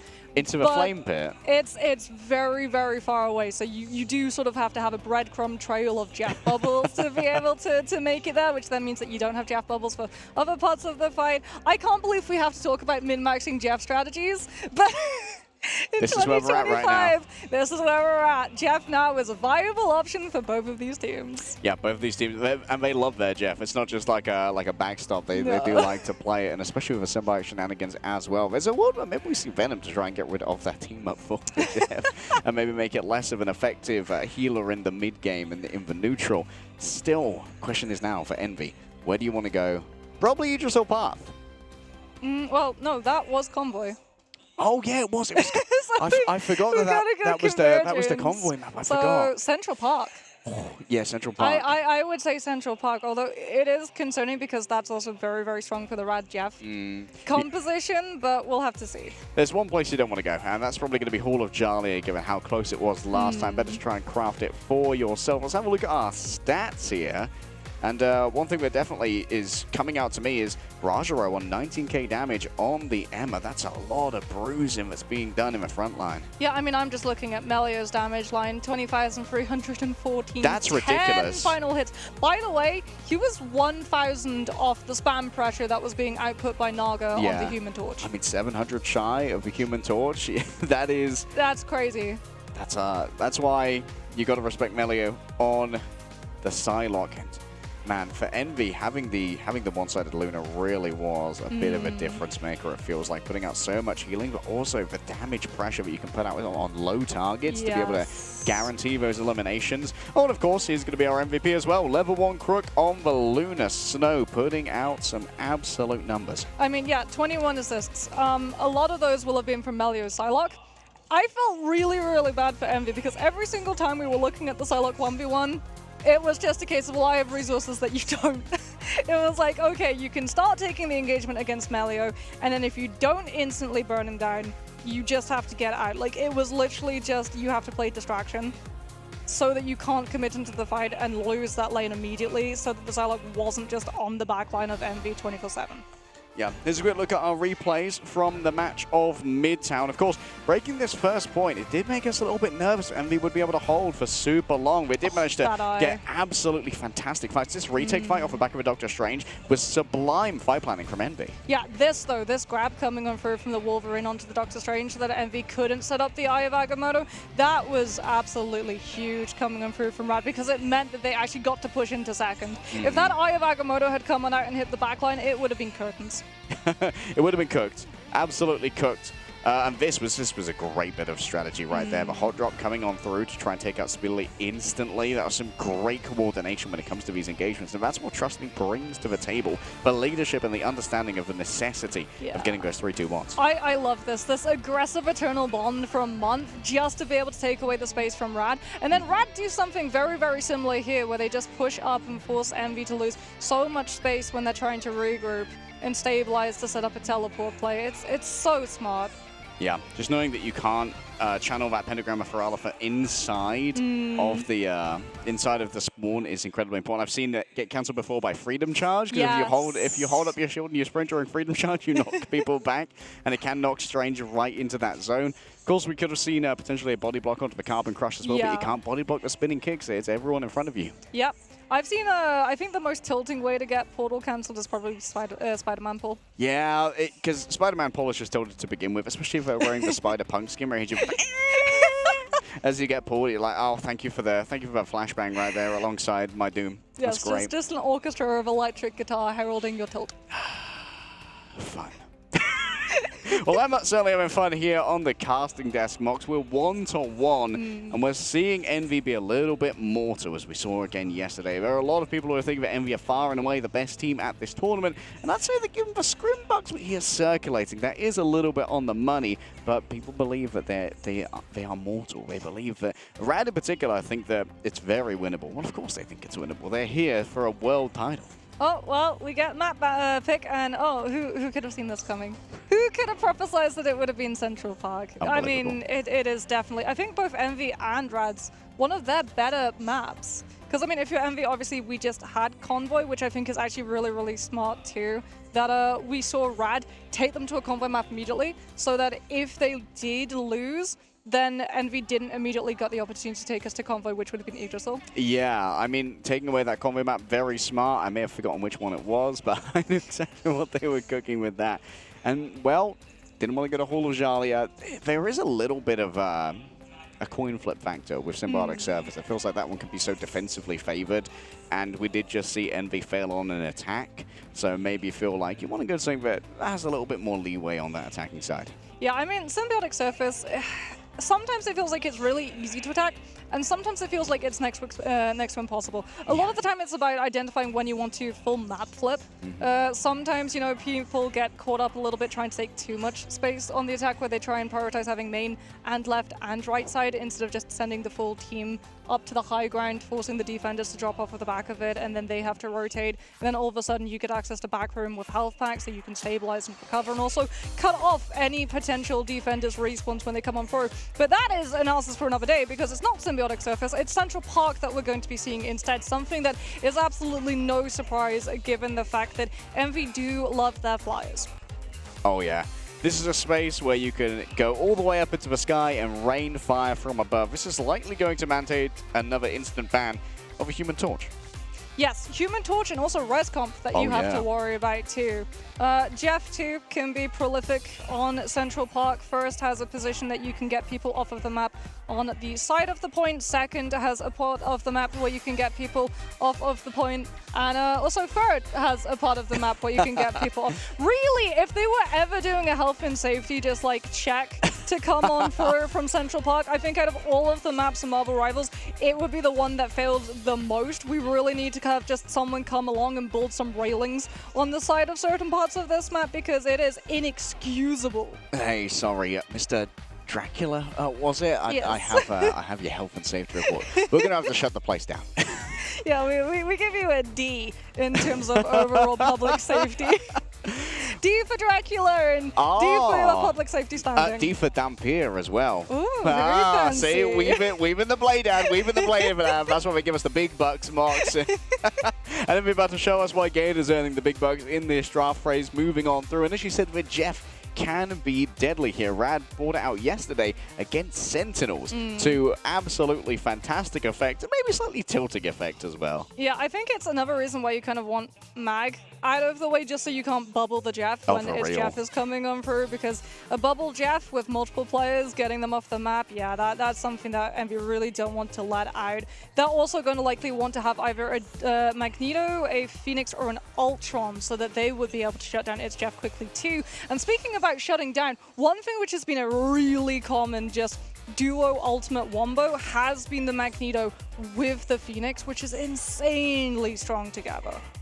Yeah, like having those together, it can feel like just so oppressive. And also your approaches here on the, and here with the approaches on Central Park, it is so difficult to try and avoid the poke angles of something like a Phoenix where Cal has been on fire. So maybe you need to continuously think about that hit scan threat. We actually saw Fate taxing the approaches of Sentinels before, because there's such escapability that Jeff has. He could just play the off angle with a lack of damage drop off on that Joyful Splash. Perma in the back line. We get 5 seconds of copyright-free Jaws theme music coming on through whenever Fate is on that Jeff. And Envy are going to be removing the Mantis as Rad once again. Are we going to be trying to secure a one-sided Luna once more?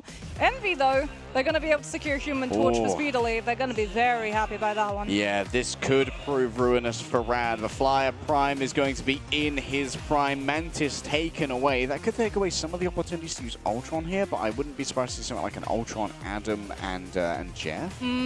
Potentially too. I think for Rad now, the Jeff does become almost a necessity just so that you can have that pressure on the Flyers. So too does, like you said, banning out something like the Ultron. They're going to have to try and figure out too whether or not they want the Invis out of the way, or if Invisible Boundary is just too easy and ultimate to be able to punish, even if you leave the Human Torch a little bit stronger because of the sibling team up.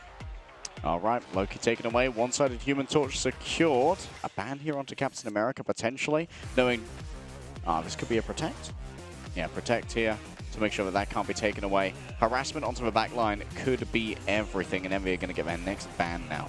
Yeah, let's see what Envy decide to remove. Is it going to be the Psylocke? Yes, well, it has to be, because they're going to be going for Luna and Captain America and Emma, which means if Psylocke is there, that dive is going to be devastating in terms of forcing Envy's hand and attention to pivot to deal with it. This could allow for Rad to pivot, however, into the Primal Flame, Phoenix, and the Wolverine. Of course, it can be a little bit difficult as a Phoenix when you're not building up those sparks. A breakthrough of a Guardian Shield the Invisible Woman brings to the table, using only your regular primary fire damage isn't quite as high output as you get on bodies when those sparks are building. Well, Rad can't ban out the Invis. They might have to remove either the Ultron or the Phoenix to try and prevent this Human Torch from having any form of firepower pocket.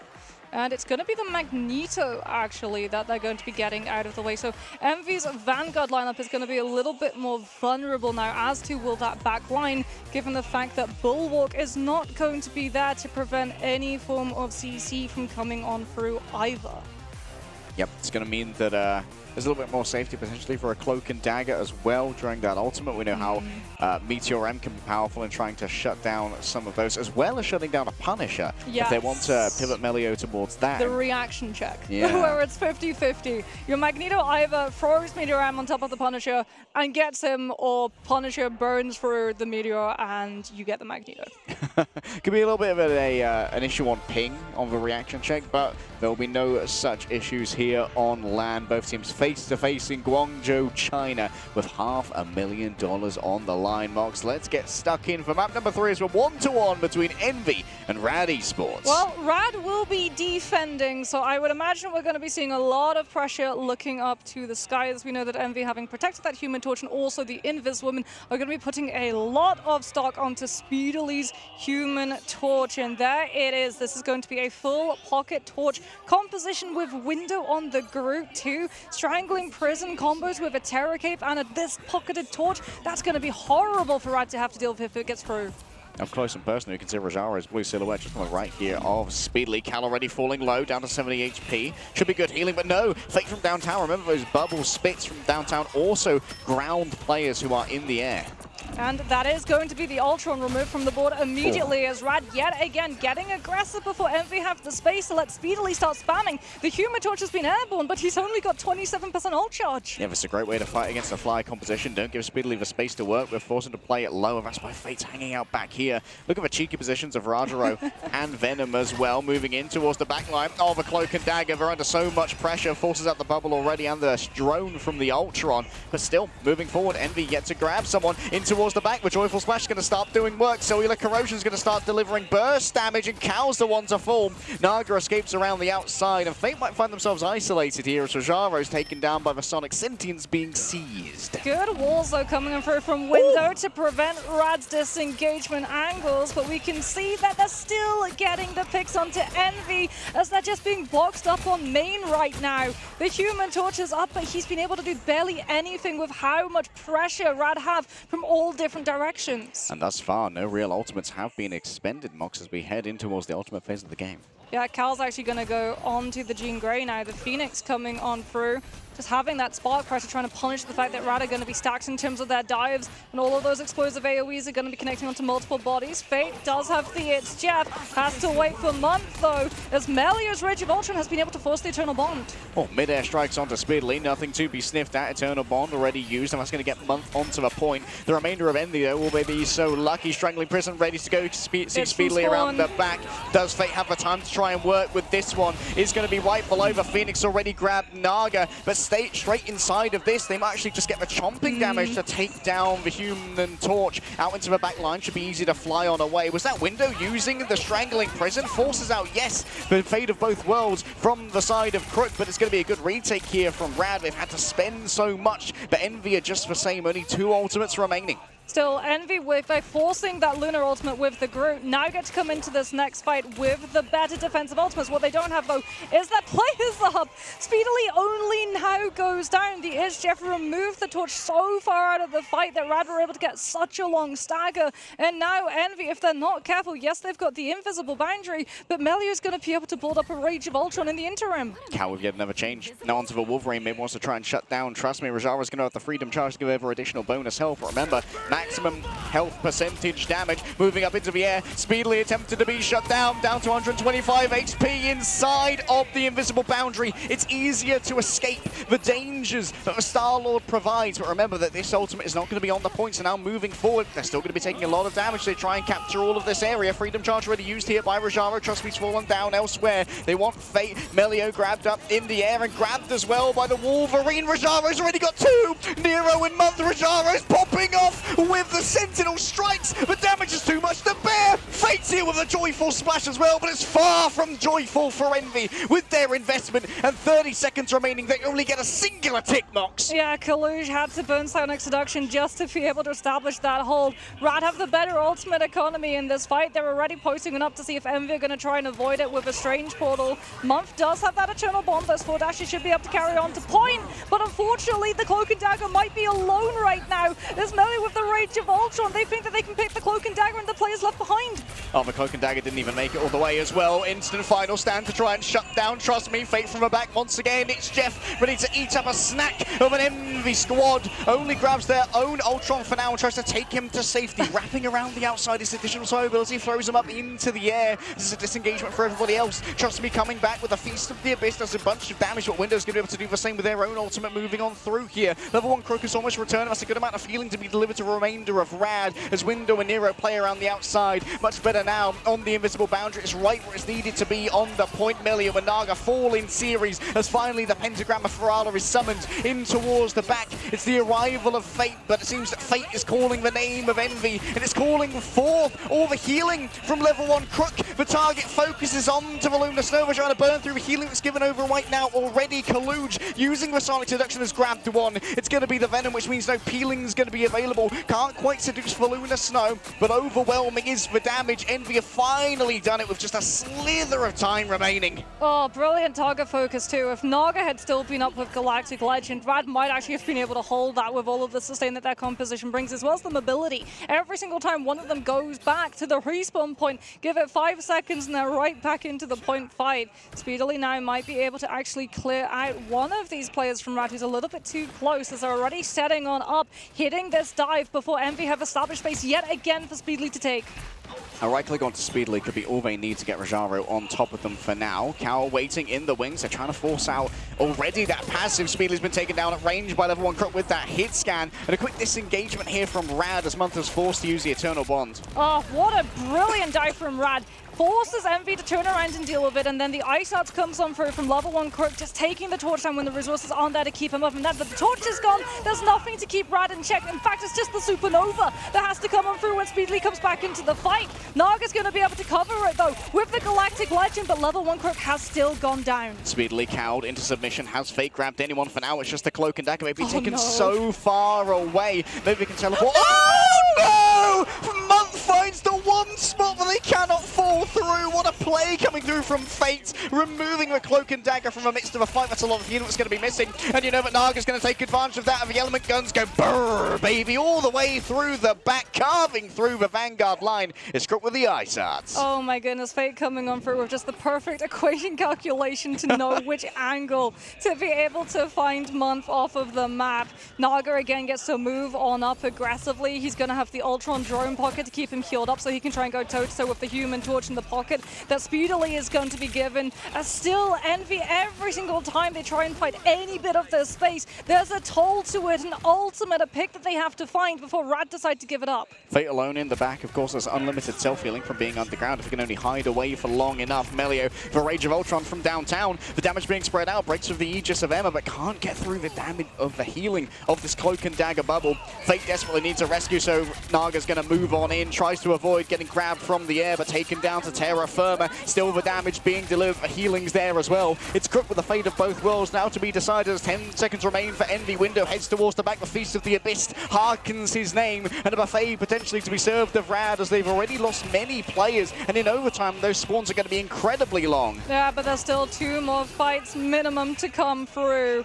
Window is going to have Feast of the Abyss, so too is Cal going to have Rage of Ultron, but it's Nero who needs to come in clutch right now. Before that Galactic Legend, you have to worry about its Jeff too. Month has to save the Dark Teleportation, because if Fate gets a huge eat and everyone goes off of the map, this round is finished. The crunch from behind here could be ruinous, though, for Rad. Level 1 Crow's going to be back there. Rajaro's coming in to rescue a Freedom Charge around the point. It's going to be It's Jeff coming through. Cal's already been eaten. Yeah, it's a little bit of a nasty mouthful. Waiting for the right click. They see the movement over to the Cloak and the Dagger. Spitting out Rajaro. The double grab from Fate. Most of the healing is gone speedily. Surely going to be joining them soon from the Element Guns. Trust me, is overwhelming their counterpart on the Venom. Noel's favourite child has been chosen as Envy are scuppered midway through main. Oh no, it's Jeff. Every single time. Jeff!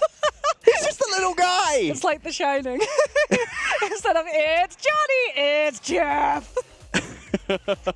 Instead of like just Hatchet breaking down the door, he's just got, you know, the sharp teeth chomping through that sandalwood.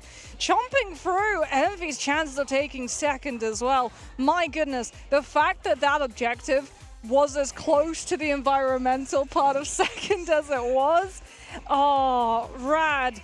They did such a good job of stalling Envy on those corners so that when overtime hit, the Jeff ultimate was the closest to the edge that it needed to be. And even if they didn't have the resources to safeguard all of that journey, Fate was still going to get at least some person off. I mean, what a mind game as well, right? Channeling the It's Jeff so that they're sitting there in cloak form, unable to heal his Dagger because they want to do the Dark Teleportation. But the second that the pressure becomes too much, they're like, I've got to go back to Dagger. I've got to put down a bubble so that everyone can get healed. That's when the click comes on through. What a play from Fate. This team is so smart. The min-maxing too, something to point out as well. One of the It's Jeffs that came out on first when Fate was actually next to the spawn doors of Envy, he's doing that to create as much distance from himself and the rest of the team as possible so they don't hear the sound cue of It's Jeff activating. A surprise, that much is to be sure, but Envy are far from defeated on this map. There's still all of the defensive prowess that they have shown off before, and as we've said, this team is an absolute monster on the defense. We've also said too that Human Torch gets much more value on the defense, especially with a pocket this deep. Both the Cloak and Dagger and the Invis and the Ultron, and all of those heals are going to be going towards the Human Torch. Oh my goodness. All of that damage goes towards the Star-Lord. Yep, mid-air is a kind of a speciality of Speedly as Melee is about to find out the wrong way. Pops up the team up from the human, from the Invisible Woman. Fate is noted in the back, and Cal's going to try and make a swing on it. There he is. It's Jeff, and there he goes. And it's roasted. Turns out that's how you beat a fish. You burn it out of water. Chinese restaurants have known how to do it for a while. We simply cook the fish, and we win.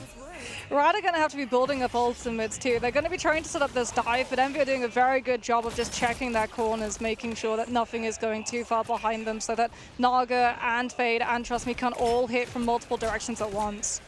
All right, already a bunch of damage taken by Trust Me. Symbiotic Resilience has to be burned, but Cal's already fallen down elsewhere. Speedily starting to feel the pressure as Naga works the angle. Guardian Shield broken down. It's going to be a lot of healing that's not going to be available, but in exchange, Fate is already taken on down. Speedily sees quite the tasty morsel in Trust Me. As a quick disengage comes through from Envy, still not much gathered. The cellular corrosion here could do a bunch of damage, but when you're up close with Window, those Spore Bombs bloody hurt, Mox. Yeah, not just that, but Kaluge too, getting to play so close to those walls. If a Carbon Crusher or Diamond Kick comes out, Rad's going to be taking all of that damage.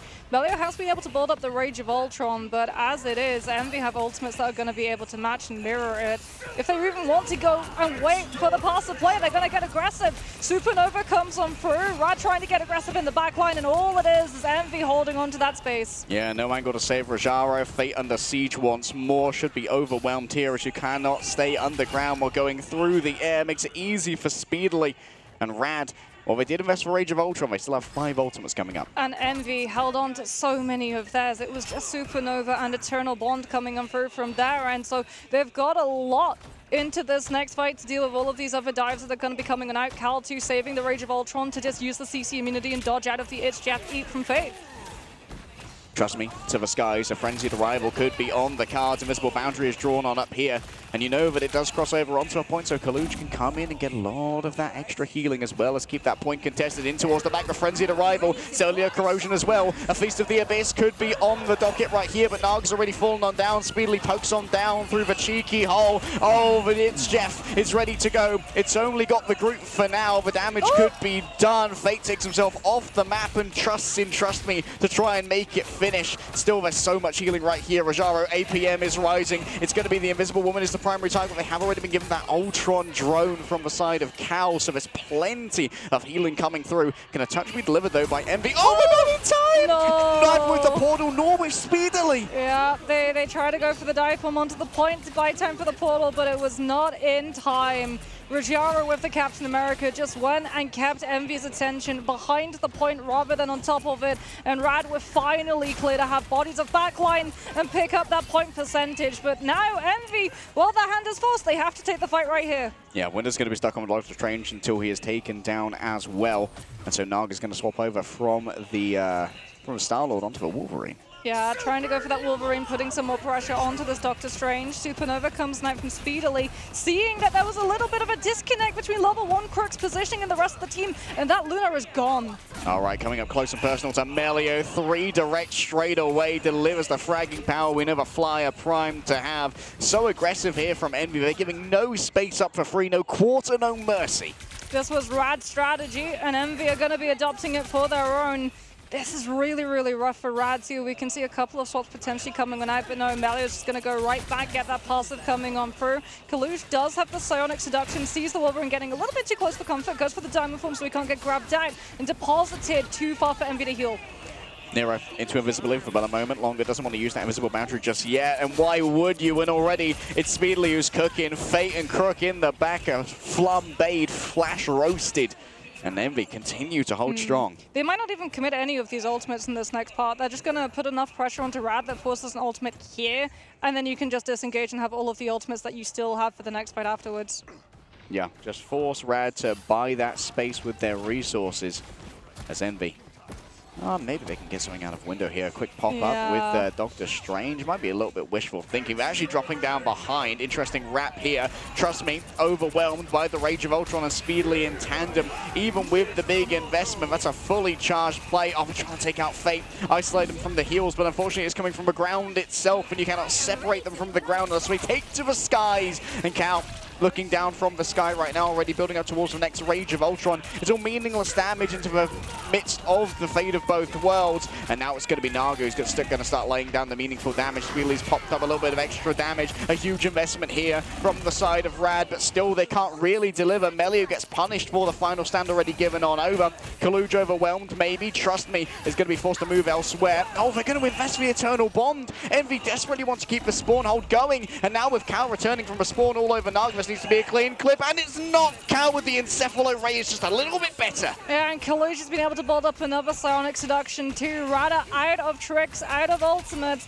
and potentially out of time. 35 seconds left. They've got to pull a rabbit out of a hat somehow, but they just have so little control of the space. Yeah, Melio having a real struggle here. Instantly gets hit by the Carbon, Crush, the good bubble coming on through. Kaluch were distracted by the potential for violence and was violenced on upon themselves. Melio has themselves yet another passive to try and work with. Cal noted up here. Rajara trying to connect the magnetic volleys, but she's flying out of range is all they need to do. The Guardian Shield has plenty of healing. Naga's taken down. Took to the skies. Over one Crook's already been forced to once again use that Fate of Both Worlds. A damage boost here and there, having to worry about speedily. The burst damage can come on through as a fully charged Meteor heads to her back and takes down Month. Collusion attempt to turn this one. The Psionic Seduction can grab many minds. Colluge from the top rope with the Eye of Agamotto, and the eye has been opened and it sees the future, and it's a victorious future for Envy. It's a defensive future for Envy, and it's a glorious purpose that they've been burdened with here on the defense. Yes, Fate can swim around in the miasma of their own making, but when all are even, they all burn under the sun of a Human Torch. Everybody always gets one Human Torch map and then never more. Oh, what a turnaround from Envy, and you have to give it to this team. Being spawn held by the composition that Rad were running on their defense has to be so frustrating. But they did such a good job of understanding that the second that they get onto point and establish themselves, that invisible boundary is going to be the thing that just allows them to stabilize and find the turnaround. I mean, what a defense there from Envy. We talked about just how powerful this Human Torch was on the defense, and we've found that out the hard way. I think Rad had as well. It's a little bit tilting to have such a great defense. Almost held it on first as well, bar that incredibly clutch fight at the end. And to fall at the final hurdle, just being held for, what, 4 minutes in that first choke right outside of spawn? Oh! I mean, it's a silver lining, right? Yeah. Because they tried to go for the stall fight on first. They didn't manage to time it correctly, but because so many of them were already committing, thinking that they were going to be playing that point fight, they just decided to hold on to the space regardless, and we got to see Speedily just have full control of the angles. Every single time a dive came through, they'd already clocked which rotation it was going to be coming out from, because the rotation, the space that was available for Rad, their spawn door was here, and the fight was here, so you couldn't even do a long wraparound rotation to not get scouted. Yeah, it turns out that a portcullis is a good defensive structure for a reason.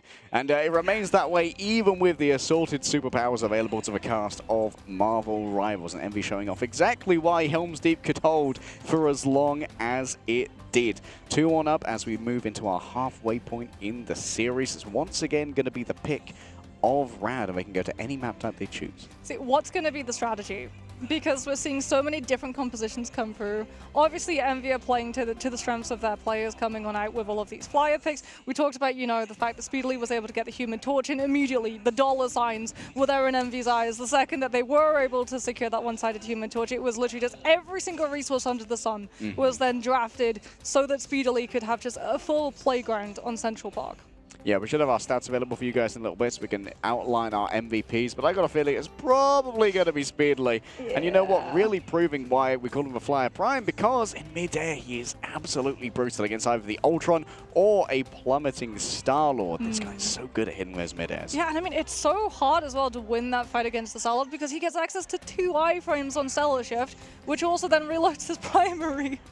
So a lot of the time Star-Lord can keep up with the duels in the sky, but the pocket was just so strong too. And even with Rad trying to take advantage of the fact that all of those resources were going Speedily's way, so that if they wanted to go for the Human Torch, they had to commit a dive first, draw the backline's attention, the heads would swivel, and that Human Torch might be left behind forgotten. But Envy was still able to button down the hatches and hold the space until Speedily was back. And that's what the Invisible One brings to their table as well. No resource required, no attention required to have that C available. You're never going to see Speedily burn that while they still have the Ultron Drone, while they still have the attention of their backline, while Month is looking upwards. It's only when they're abandoned when that's going to come through. Not just that too, but force physics. Because there were huge elements of dive coming out from Rad's composition with the Venom, right? So force physics is one of the most broken cooldowns for a Venom to have to worry about because you have no way of mitigating it. You have no CC immunities. Real difficult to try and deal with that one, and Venom's disengage can be severely messed up as well with the force physics. And when you think you're going to be safe, when you think you're going to be able to go back and deliver some ult charge to your strategist, like, how about we stay a little bit longer? How about another cup of tea, Vicar? Oh, okay, but now our map type gets reset because that is 3 maps. We've had Domination, we've had Convoy, we've had Convergence, which does mean that Rad are going to be a little bit concerned because they know some of those other map types are going to be rolling back around. But maybe we see, you know, a Domination like Hell's Heaven coming through, which is then going to put even more pressure into the ban structure of having triple get taken out with that res composition being problematic. So you might be able to slot something else past it instead. Yeah, like these bans, they're getting better for Rad, that much is for certain. They seem to be constantly keeping Envy on their toes, minus the one-sided Human Torch, which was a bit of a fumble, I'm not going to lie, especially on Central Park. Okay, let's see these. Oh boy, 32,197 hits of damage coming on through from Speedily on that Human Torch. 25 final hits. Yeah, this guy is probably the best Human Torch in the entire world, I think it's safe to say. Yeah, I don't think anyone here really gaps him on the Human Torch. Sorry, other teams. Speedily is just that guy.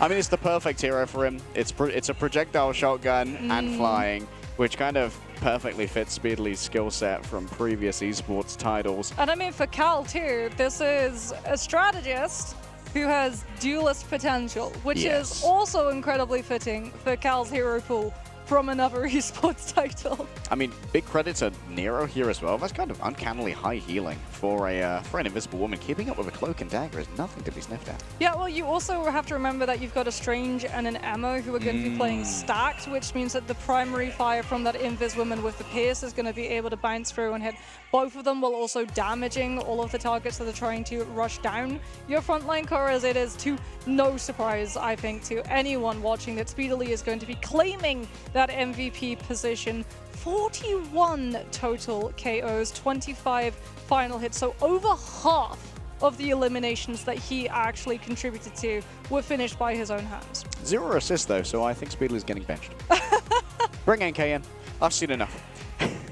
Something else that really impressed me in that last fight was the combination of Psionic Seduction from the Emma and Eye of Agamotto from the Strange, which then led into the most brutal Maelstrom of Madness follow-up finish here. And I was just like, yeah, that backline is absolutely toast at that point. And Speedily didn't have anything to say about it in that instance either. Yeah, roasted and toasted, that much is for sure. Envy still looking strong here despite frustrations over on Midtown. Let's look at our replays coming through from this one. Some interesting plays coming through from Fate, including the chewing damage onto Speedily, and then essentially a hostage situation in the back. Yeah, you're not going anywhere near your team. They knew that it was going to be Envy trying to pocket the torch.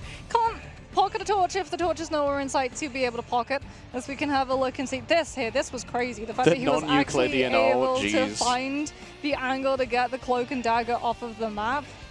That's actually ridiculous. Bro bent geometry to make that one work. This was also a very intelligent ultimate. Unfortunately, in the end, just could not capture the same value on the offense. It seemed like the Fate hunting was front and center for the mind of Envy when they were defending. Yeah, they did a very good job of being able to scout out the rotations of all of those individual players to prevent them from just being able to converge into one specific location, and it did actually force Rad to have to go for a couple of swaps. The Jeff stuck around for a little bit, but was instead unfortunately fried, and they had to swap one off over to that cloak and dagger to be able to match wits. But here we can see just that space that Envy is holding. It's an absolute stranglehold of the map that Rad found themselves in. So even if we went further in the map, Rad would have to have paid the toll of nearly investing their entire ultimate economy into it, and then Envy would just have been laughing all the way to the bank as they cashed out their own ultimate economy in the fight afterwards. Like a part of our highlight reel is also a cow popping off. They were having a good game. Yeah. Why not? Let them celebrate. They were enjoying their time on Ultron. Many Encephalo Rays being hit exactly when they need to be. And that's one of the things about Ultron is that because his damage can be so instant and it doesn't really suffer from that much damage, drop-off can be very reliable in trying to shut down some of those frags. However, we need a quick shutdown as well to get some rest in before the 4th map. So make sure that you stay tuned. We'll be back after this break. Hello, we are Team Envy. Hello, my name is Nero. I play strategist, and I'm from California. Hi, my name is Schmieder, and I play duelist. Hello, I'm Kalush, and I play Vanguard. I mean, I'm ready to go. I'm ready to start playing. Like, I'm focused, and my main goal is to win. you don't like dwell on any past mistakes and make sure you focus on like the current map, current situation. I mean, like Kalush said, you need to be forgiving. You need to just, you know, if someone makes a mistake, you tell them like it's okay. Like everyone makes mistakes. Everyone's human at the end of the day, and that just makes them feel more comfortable and more confident in themselves, which is very important when it comes to playing in matches. I want to play versus Sentinels because we lost versus them in our first match in this Ignite qualifier, and I just want to get my revenge on them. I want to play against 100 Thieves. They talk the most trash to me, so I just want to beat them and then talk trash back. Yeah, I'd say also 100 Thieves because they love to trash talk and it'd feel good to like shut them up. My team, of course, wants to win the championship, and I think if we play how we play in scrims, we'll easily win. I'd say it's amazing because, you know, coming to a different country and being greeted with all these people that take care of you, and then being able to show up and do something I love, like play the game, you know, it's awesome.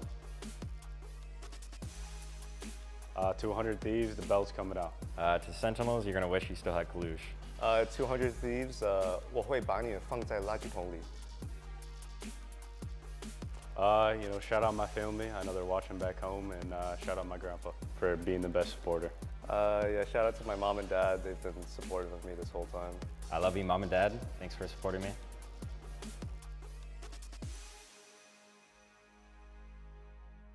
Hello, we are Rad. I'm level 1 Crook, and I specialize in Mantis, Loki, and Lunar Snow. Hello, I'm Trust Me. I specialize in Captain America, Venom, Hulk, and yeah, Penny Parker. It's definitely exciting. We want to win it. We want to do our best. It's definitely a big event. See what we can do, really. I hope we can do our best, and I'm really enjoying it so far. There's no downside, and I think we can happily go into the mid-season final tournament and perform our best.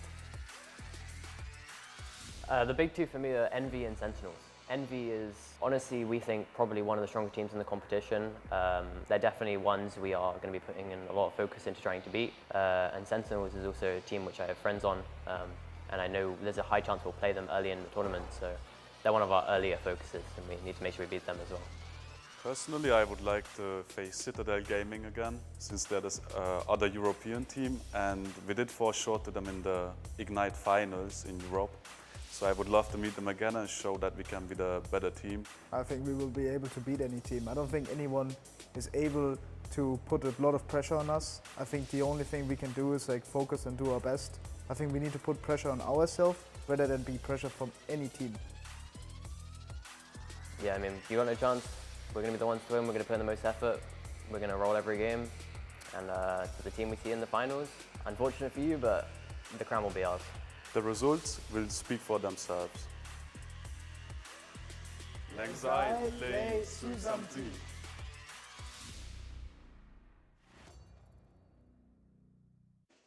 Welcome back, everyone. Map number 4 on the horizon here between Envy and Rad. And Mark 12, the competition is heating up as NA and EU clash once again. Oh, potentially a 5-mapper once again, too, that we'll get to see. Because every single time Envy and Rad have matched wits, it's always been a barn burner. It's always gone the distance. We've got to see the evolution of these teams have to go through so many different compositions to keep each other hot on their heels. Yeah, like it seems like there's always an arms race, right? And for some reason, whenever we go to Central Park, Speedily gets access to the Human Torch. Yes. Happened last time against Citadel. Don't know why. Like, what is it about Central Park, a great map for Human Torch, that makes teams forget to ban Human Torch? Yeah, I mean, you do have to insta-ban it as well, because otherwise they'll get the save. Yeah. What can you do? It's going to be an insta-ban on Human Torch this time around, I feel like, for sure. That much is You for touch the stove once, and then you get burned, and then you remember. But it changes every single series. We have a little bit of amnesia coming through, but thankfully it's only short-term. Yeah, short-term amnesia, but you know what? You do it long enough, and we'll start to ingrain those long-term memories that you just cannot allow Speedily to have the current iteration of Human Torch. He's just too strong. Hall of Jalia is going to be our next map coming up, Mox. This is a flashback to our play-ins, which was very close between Rad and Envy. Yes, this is a map that has been steeped in history between these two teams, so it'll be interesting to see whether or not it's going to go the distance again, as it did go full push, and then overtime.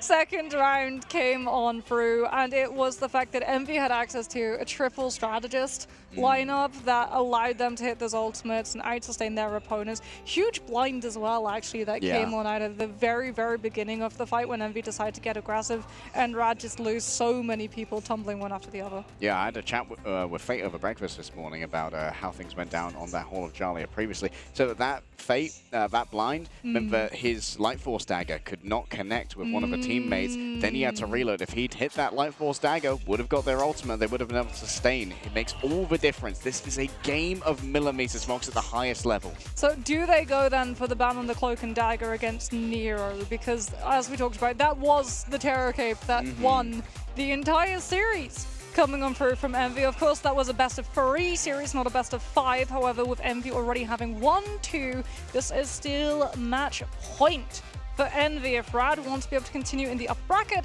they have to win here to continue the series. Of course, this isn't a convoy map, which means that if we do go to 5, Envy still have the option of returning to their comfort map, Yggdrasil Path. There is a good amount of tape on how they play that map, which may have allowed for some preemptive planning from the side of Rad. But before we jump over that shark, we've got to jump over the current one. Bans are going to be coming up very soon for Hall of Jalia.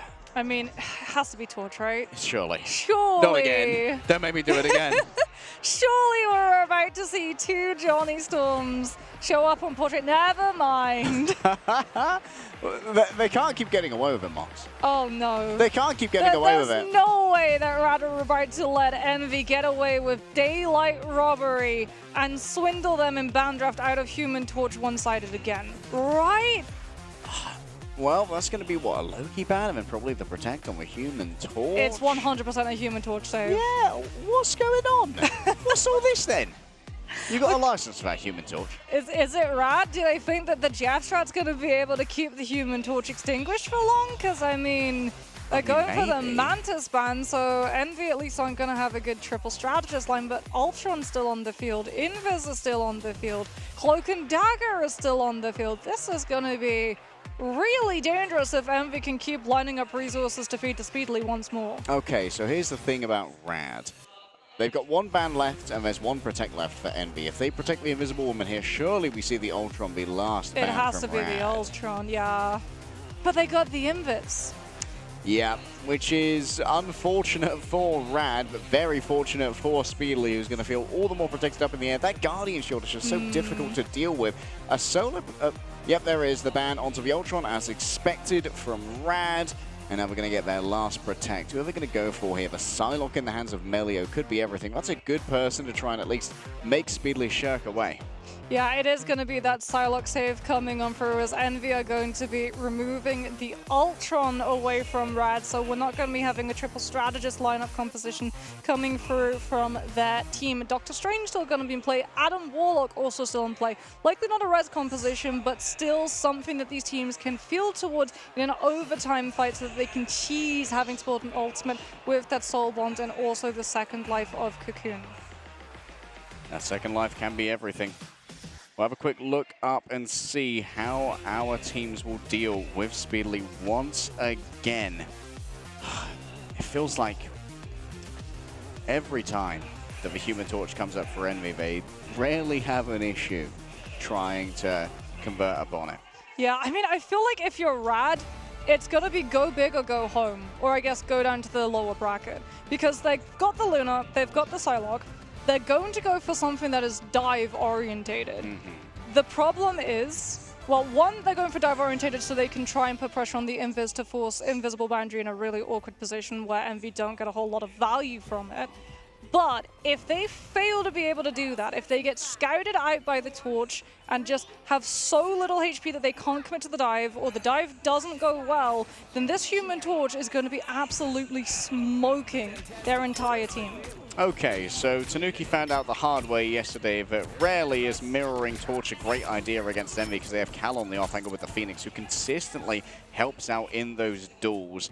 Question is, for Rad, will Naga be any more lucky? I mean, it has to be Melio that you look to. He's got the resources, he's got the Luna, he's got the Emma, he's got a Venom to go with him and distract. This Psylocke has to find value, as Speedily has actually been kept from doing a lot of spam damage, as Melio, the carry for Rad's composition, is already removed. Yeah, was caught before Trust Me was even in position to try and dive here, so maybe Trust Me just hangs out on the back wall, doesn't reveal themselves too early. Roger is just going to keep trying to poke around this area to keep that charge up and make sure that beam remains deadly. Mumph is getting to build up Eternal Bond too, with how stacked Envy can play. Just waiting for Rad to make a move, get Melio into a position. Speedily's trying to figure out where exactly this Venom's gone. They want to scout the dive before it can hit. Yeah, getting rid of this bridge as well makes it a lot more difficult for Melio to try and cross that area without investing a dash. Moving over towards the back, Melio just goes into their duplicated form. A lot of damage coming forth here onto Nero. Oh, an attempt at a one hit right there, but unable to convert. Mumph is able to use the Dark Teleportation, iframe out of that incoming damage before depositing themselves into their ultimate to get the healing. Envy are converging slowly off of that point though, back towards ramp, knowing that Rad now have one-sided Eternal Bond. Eternal Bond coming on through, Trust Me, crushed under the spicy meatball of window. Down goes the Aegis, and up comes the Sonic Seduction. Month off the side, Rajara's already grabbed them, and maybe looking for a follow-up here onto their own Invisible Woman. Looking forward towards the edge, Nero's overwhelmed. The fate of both worlds is more than enough here to sustain Rad through the fight. There is going to be an attempt to come on through though from Month off the back of that pentagram of Ferala. Speedily's going to have ultimate too with the Supernova. Rad are going to get 2 ticks, maybe not the third though. They are in time to tap. Engaging straight away though into that Pyro Prism means extra damage as they come on through. Cal descends from the heavens with the Phoenix. Seems for now that it has already been taken out. Speedily desperately needs to try and avoid the incoming damage of a Sonic Katana inside this bubble. The healing is immense and Melio's able to really get that match purchased. Nero falling low. Naga wants to finish it, but it's Melio who's faster on it and Fate's been traded out on the other side. Still there's no touch from Envy and Rad get the cart moving. First, as well as control to set up this next position of the fight before it begins, which is great for the dive. Trust Me is going to be moving on up, trying to get an information read on where Envy are going to be positioning, feeding that then over to Melio so that he can come on through with the backup follow hit. All right. All onto one target. Oh, the spark! Isolated by the Phoenix. Oh, it's brutal to try and deal with. And so Naga's going to demand attention now from downtown. Oh, managing to grab Nero. Still Speedily trying to dodge in midair. Cal trying to fly away as best they can. Fly, little birdie, fly. And they don't find themselves in the cage for now. With disengagement from Envy is Rad by the space. This is shades of Central Park, just removing space for Envy to have this Human Torch play from, with that dive converging even further into Envy's backline, already forcing out the Eternal Bond as Mumph just tries to reposition. Oh, not a great disconnect here, though, from the side of Trust Me. Is going to try and get some additional HP off the back of the Feast of the Abyss. Gets a little bit more. Chomps down onto Window. Nero might be next up on the docket, and that's going to be Window. Easily taken on down. Kaluj might have bit off a little bit more than they can chew here. Can't break through the Aegis, and Speedly's going to be just as unlucky. Fate once again traded in the back, but there's no one here to touch the car, so Envy are going to find themselves scrambling for a defense on third. Melio's going to have the Dance of the Butterflies. Envy's positions are all going to be forced onto Nero's invisible boundary. Cal's going on to the Adam Warlock, just so that we have Soulbond so that they can hold on to that invis boundary a little bit longer, I would assume. Hoping to make sure that it can be held on to. Window for now just sits the accuracy and the focus fire from Endy. That's the professionals that we've been looking forward to. Melio faked the ultimate. They dashed towards the Adam, and Cal thought it was about to be a dance of butterflies upon his body. Soulbond's already out. Meteor M has to be used from Window to try and hold the space, hold the line, and Cal gets Melio before the ultimate can come on through. All right, not much off the Meteor M though. Cheers to that Aegis. But Rad, they've already had a lot of their momentum taken away, so that Soulbond cooldown's going to tick, tick, tick down. Yeah, this is really, really bad for Melio because now the Solok's not in a position behind the entirety of Envy's team. And trying to get this Dance of the Butterflies off unmarked by one of Envy's players is going to be so hard. Yep, already down to half. It's going to have to pick up the health back here. You can see that Speedly's already paying attention to that angle. Homework has to be done. Supernova in the midst of all of this, moving in towards Month in the back line. The damage might well be enough as they quickly teleport to the Dark Dimension inside now of the invisible boundary. Naga Naga doesn't want to deal with the slow that's within, but the healing's more than enough. Has to descend down now to the fate of both worlds. Melio getting up real close. Yet another soul bond. The wait was long enough. It was great play from Envy to try and survive through this one, but Fate still think that it's winnable off the back of an eternal bond. Naga and Crook too far away from all of that healing. Envy have turned it around once again. The twists and turns are ever wilding. Yeah, they're just going to hold on to the space because, yet again, Rad, if they want to be able to break open this fight, they have to take angles, and Envy have so many players that can just scout them and immediately send the damage that way that Rad, of course, just back up. The Atom can do it, the Torch can do it, even the Emma can be very, very good for trying to figure out whether or not something's coming towards you. As Melio knows, the time for Psylocke is over. It's Winter Soldier time instead. Oh, Kaluch falling low. Was standing within those flame spots and also make sure there was a... Oh, look at that. The constant damage onto Speedly from the tainted voltage of Melio from downtown. Attempts to try and isolate with Vanguard's here. Guardian Shield in midair. It's unideal. They turn around. Kaluch, a bunch of the healing that was heading his way was eaten up by the Meteor M, and that's going to be instant resurrection now. Window sends it downtown. Nice teleport to the Dark Dimension. Attempt to try and save Melio, but still falling low, and Fate's fallen elsewhere on the off angle right now. Naga needs to try and take Speedly off of this one, but look at this, the team up, the Fantastic Force from the Invisible Woman keeps Speedily sustained. Yeah, Rad are still here, but they're having to back away. 1 minute 30 remains, and they can't stand up to the damage of a Supernova. Yeah, every single time Speedily falls low against that duel against the other Human Torch. He's got an Atom and an Invis and a Supernova, and Rad have no space to navigate it. Speedily comes on for a huge 2, and now Rad are just getting staggered. Yeah, Cal's not going to invest for Cocoon Revival in that one either. Crook can't afford to get staggered, gets the Metallic Bulwark. He will be able to survive. That would have been horrible for Rad to deal with, because that's a Luna with an ultimate that you can't afford to lose. They're going to be coming in with 5. Envy have to respect this. They're going to be trying to force Rad's hand, though, to part with at least some of them before the fight moves to a further part of third. All right, Speedly and Naga up close to each other. Could be a 2 versus 1 right here, as there is going to be the Adam Warlock coming in nice and close to try and help out with that one. Hot Drop already used here by Speedly. That's a major escape. It's not going to be coming on through. Kaluch on the off angle, though. Mind Control's 3. The follow-up isn't there. The remainder of Envy still have much to try and work with as the healing is delivered. Damage boost, yes, potentially onto Melio. Many players grabbed by the culling, but it's the culling of Envy which is going to be worrying Melio for now. An Iron Bulwark comes on through, and Flame Tornadoes eaten readily by Window. The Meteor M not converted upon, but their survival for days when you sit within the invisible boundary. Nero unlucky right there, crushed underfoot, and Envy find their safe refuge to be a trap lane by Rad. Yeah, but Envy still have one more fight, and they're going to be able to do it with Karmic Revival. Window's going to swap over to the Groot so that they can have the walls to be able to barricade Rad, so that they can't just try and figure out where that res position is going to be and chase those players down. A better anchor position, potentially a block 2 against the Meteor M coming on through from Trust Me's way. But there's going to be able to come on through here with the portal in the midst of this fight as well, trying to block off Envy's strategist. It's an impact directly onto Kaluch, and the follow-ups there as well. Speedily up in the air, cannot be allowed to move through this with impunity. Guardian Shield is raised, and the Phalanx stands ready. They send Naga down to the Shadow Realm as Window stands like a Flora Colossus atop the cart and keeps it from moving forward. A quick speedy put on ice by the absolute zero of the Lunar Snow, but Rajara is the next to fall. Cal shows off exactly what their in can do. Plenty of healing coming on through now from the Eternal Bond delivered by Fate. Melio on the backhand side still has access to the Eye of Agamotto, heads in towards the back, pushed back I believe by Nero. A great force physics, and now it's going to be the invisible boundary that Nero delivers. And in here Fate doesn't have any friends and any healing. Speedily gets up close, is feeling brazen in the face of magic. I'll show you a magic trick. Watch this Doctor Strange disappear. And Envy might reappear with a Hall of Djalia win. We'll have to see in a matter of moments as the sides now swap. What a turnaround. The momentum coming on through from Rad on second was absolutely huge. It's not often that we see second literally just restricted to 2 singular fights, but they were able to do it, just pushing so far up with that Venom, with that Psylocke. And then Envy, when Cal swapped over to that Adam Warlock and we introduced Soul Bond to the string of resources that Envy had to their bow, that was when Rad really lost all momentum.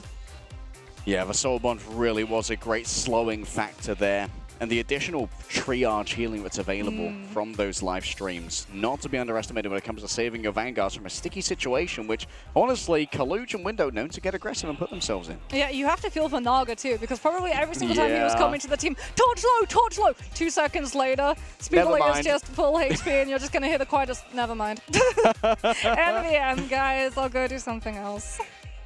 Yeah, I'll come back later. You seem busy. Envy going to be coming on through, potentially with that same composition. Rad going to be on the defense. Do we see the Jeff strategy to be able to shut down the torch angles? Or there's no way that... No, wait, trust me. Trust me's going to go for the pull here because they can get back in it's pizza time. It's portal stopping time. You can see him there hovering on the right side of the spawn to just try and nab somebody off of the map.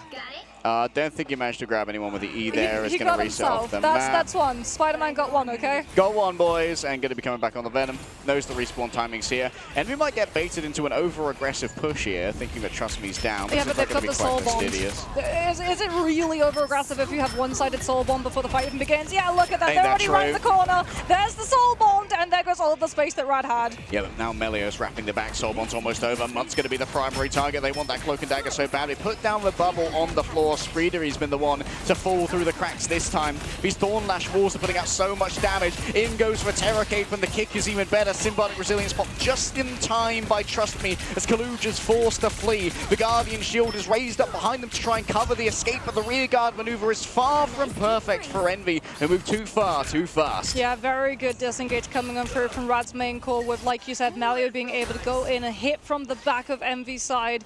And now Cal has been building towards the Karmic Revival, but that Soul Bond play was really that immediate opening that they were looking for to confirm all of the space for Speedily to play off of.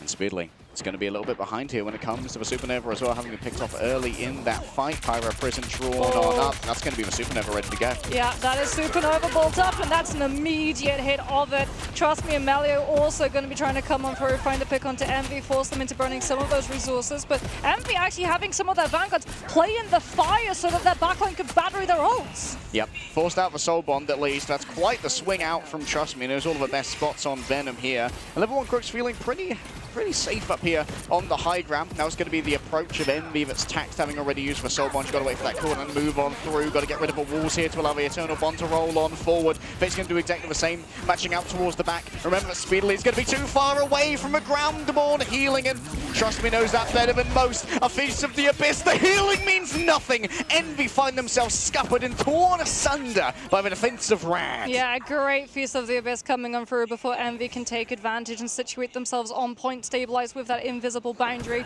Still have to worry though about the Karmic Revival fight. However, with 1 minute 43 seconds left, Rad have a lot of ultimates that they can use. Force out the Karmic Revival, hold on to a Supernova, and have that to put the pressure and turn the heat up when all of those bodies start coming back into the fight. Critical mass, the armory from Envy here. Almost fully loaded for Bear as they're running low on time, but have one fantastic chance already in escape given over here by Melio. Trust Me, stunned out and finished by Speedily. And this might be go time now for Envy. With one less player to try and contest the point, it's Naga who tries to hit the emergency here, forced to fly away, avoiding the incoming auspices of that Sonic Seduction. And for now, the Soul Bond has been used. Up comes the invisible boundary. This one's going to be used by Nero. Overlaying with Cal, who still has the Karmic Revival if anyone does fall here. And now it's Speedily's turn to reign over it all. Imperiously allows the power of the sun to come on through, has the additional healing given over by the Invisible Woman. Team up Cal's fallen down over here as well. Able to resurrect themselves, will be able to bring back all the others using that Karmic Revival. All over onto Rajaro, but healing's not going to be there. Muck turned around by their own group, but Trust Me's prepping a portal. Yeah, that Karmic Revival is buying Envy up to come back through into this fight, but like you said, Trust Me with that Doctor Strange. Rad though, not going to be in time, and they're going to lose the point regardless. Now they're going to be down some of those players too without on Central Park. The way that Envy were able to silver line it, they've lost that prior positioning and the opportunity of grabbing the space back without having to walk through the gauntlet that is going to be all of the spam pressure from this Human Touch before the fight even kicks up. Yep, and that's a 3-minute cooldown on the portal as well. Mox, I won't be back for a bit. Yeah, that's going to be really rough for Rad to have to work with. Window on this group too. If Rad try and go a little bit further away from that backline, can come on through, break the LOS of the back, and Kaluj with the armor is going to be able to keep a check of the Venom too. All right. he just erected now and then to just try and avoid some of that poke in towards that back. Trust me, feeling really aggressive, but Melio is going to be getting all of the ire of Speedily. Hot drops on to the Shinobi herself, and well, that's one only, but she can't handle with a Sonic Katana. That's going to be the Supernova. Drawn on up now. Can Envy avoid all the incoming damage? You're going to need more than just the damage and the healing of a Cloak and Dagger to deal with it. But Naga gets over aggressive, thinks that it's winnable. Trust me, thought the same, but they both couldn't be more wrong, and Envy been rolling the cart basically the entire time. Yeah, huge iframe from Month as well, anticipating that Naga would go for the dive bomb to try and find the confirm. Manages to get everybody out of the way without taking too much damage, and Envy now have the Strangling Prison to prevent Rad from getting the touch. Strangling Prison, gonna be ready. Maybe you put it just onto the Venom and guarantee yourselves a frag over there. Melio takes to the sky, almost has all that they need. Off the back of the Dance of a Butterfly is inside of the invisible boundary. It's going to be the Strangling Prison. I believe it catches Fate midway through. Unreal response from Window. Sonic Seduction may well be able to grab their own here, and that's going to be a big grab onto Melio, trying to keep this one sustained. Speedily moves away to stop themselves from getting seduced. Wraps around the top, now with extra damage. The Supernova starts to spin up the pressure cooker. The microwave has been opened midway through the cooking cycle, and trust me, came out all ruined. It was crispy on the outside, but cold in the center, and it's cold-hearted. No mercy from Envy. They have not an inch of mercy in their heart, as Rad is absolutely destroyed on the point. That's going to be second, and we now head into third. They still have to get for 2.5 minutes all the way to the end almost, as Rad are going to be coming through with a couple of swaps. Melio now onto that Phoenix, as we can see Cal with the Comic Revival. MV2 posted him up around that corner, taking a little bit of damage for Window now, so that Nero and Month can convert it into healing up time. Naga with the Supernova is going to force Envy to give respect, however. He's playing around the pillars to make sure he doesn't get poked down by the Atom early. Okay, a grouped up team. It's an opportunity for a Phoenix to build up those sparks and build up a Phoenix rather quick. To remember, it'll break down all those walls of Window as well. Naga gets the Supernova. Good to go. Brings up even more flame tornadoes. Nero needs to be overwhelmed here. The focusing of the healing is good. Window gets even better off the back of that Strangling Prison, and this could be Envy claiming the series very soon. Yeah, so many of those players toppling over. That must have been an insane Terror Cape coming through from Month to aid all of that damage that Envy could dispatch. One more fight, and Rad are going to have their attention purely on objective, which means that Cal might get a free Comic Revival off the side of it. One more fight, one more chance. Speedily playing it safe for now. Does not want to get themselves picked too early as the smoke is distributed. The gods of Wakanda are angry at Rad for having given away this much space, but only a minute remains now. Naga waits with bated breath. Melio doing the same inside of the Pyro Prison. The Panopticon has been filled with gladiators, and it's Melio's turn to fall down first inside of this. Trust me, gets himself Nero. That's going to be an instant resurrection coming through now from Cal. Comic Revival's good. It's Speedily up above all of it. And the fate of both worlds is a song of the people of Rad, a desperate chorus joined by many, a hope, a dream of defense. Envy for now disengage, have themselves a soul bond for that additional staying power. But guess what? On the other side, the Phoenix ult stands ready to go up close and personal to Naga in towards the back. The iframe is good. It's Month with the right click yet again, and Melio is conquered by Kaluj around the outside. Naga's found, the DPS is down. The Strangling Prison is better. They choke for air, but they can't come up because they're buried under a sea of blue. And those who burn blue continue to burn bright. Envy get it. 3-1 done. Envy come through with the win. NA triumph over EMEA yet again. As Speedily's Human Torch burns the brightest of them all. This guy on that hero, you just can't let him have it. You just can't let it happen. Mox, they can't keep getting away with this. They can't keep getting away with this. Envy walking away with yet another and stamping their ticket to the winners finals. I mean, Cal too. What a performance on the Adam Warlock. Really going to show that he's not just a strategist, he's a duelist in his own right. Yeah, and Cal's got all that they need in terms of that cooldown management. Knows exactly how to help out a duelist, having such expertise in the role by themselves. Handshakes exchanged between the players. It was a hard-fought battle. It was a close one, but in the end, Envy just had more of that clutch gene in them on the day. And now they simply have to wait to find out who they'll be facing in that winners finals between Ground Zero and 100 Thieves. Yeah, it feels like Rad put a lot of stock into being able to defend against the Human Torch, thinking that they would be able to control those angles, even if it wasn't Adam. They would just try and disengage the Soul Bomb. But I actually really, really love how Envy paired the Adam with the Torch, so that if you gave up space, so that you lived the consequences of a team walking with Soul Wand one-sided onto you, that then translated into space for the Torch to be able to make plays off of the back of it. And it meant that Rad were just constantly giving up ground, giving up ground, giving up ground until they ran into a space that they just couldn't leave. Yeah, eventually you can only disengage so far before you're in your spawn.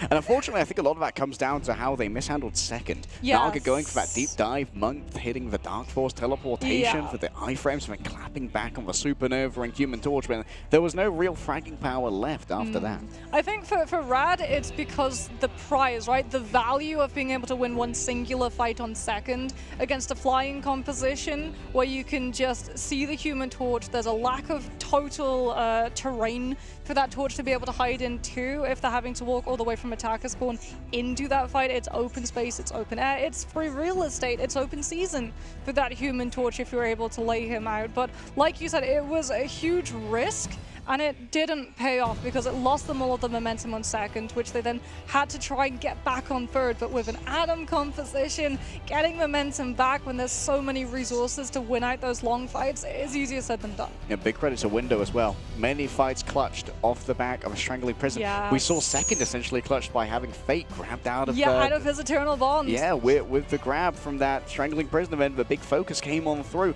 Great plays from Window. And it's been a while since we've seen Groot really decide the outcome of a match, but Window's making a classic case for it. Yeah, a lot of players, like when I talked to them, they were like, oh yeah, Groot's not that great this season. Other things are way better. There's newer, shinier toys like the Emma Frost, and I guess older, more reliable models like the Magneto.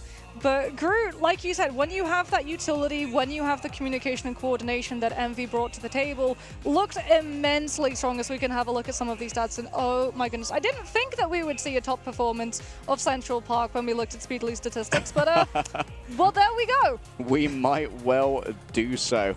God, look at the healing coming through from Rad as well. 100k between two strategists in total. On the other side, very impressed with Window, keeping up basically with Speedily's damage output on the Groot, which is nothing to be sniffed at.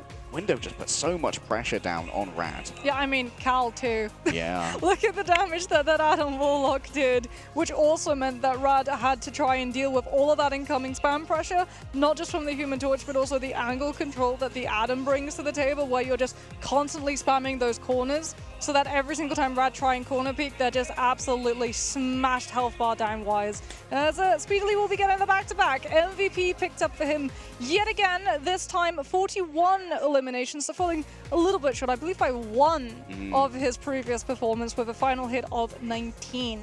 But still, like, what a player, what a hero. Nah, still 0 assists, so welcome to the bench, big boy. Here's a quick look at the highlight reel, and you better believe it's going to be filled with Speedily clips over the course of this one.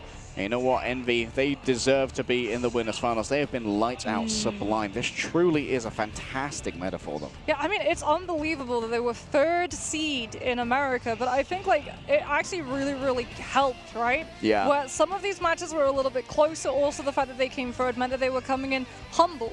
That they knew that they needed to work on their performance. They knew that there were certain compositions that they had weaknesses on, and then they worked incredibly hard at being able to cover those up, because if you still have those same weaknesses, other teams will have done their homework. They'll have looked at the compositions that you struggled against, they'll have looked at the maps that you've struggled against, and they'll come on through working on those compositions so that the second that we get into these fights, oh no, don't.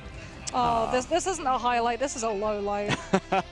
Well, everyone loves a good low light now and then, Mox. It feels like bringing Cal back into the fold for this roster as well has been imperative for their success. Cal's had some lights out performances on both the hit scans and the Adam Warlock. Remember, Adam Warlock scales to your aim with the cooldown reduction on live stream off the back of headshots. Yeah, and that's why he was able to do so much healing, right? 18,000 total for an Adam Warlock is very good for the amount of time that we get to see him play.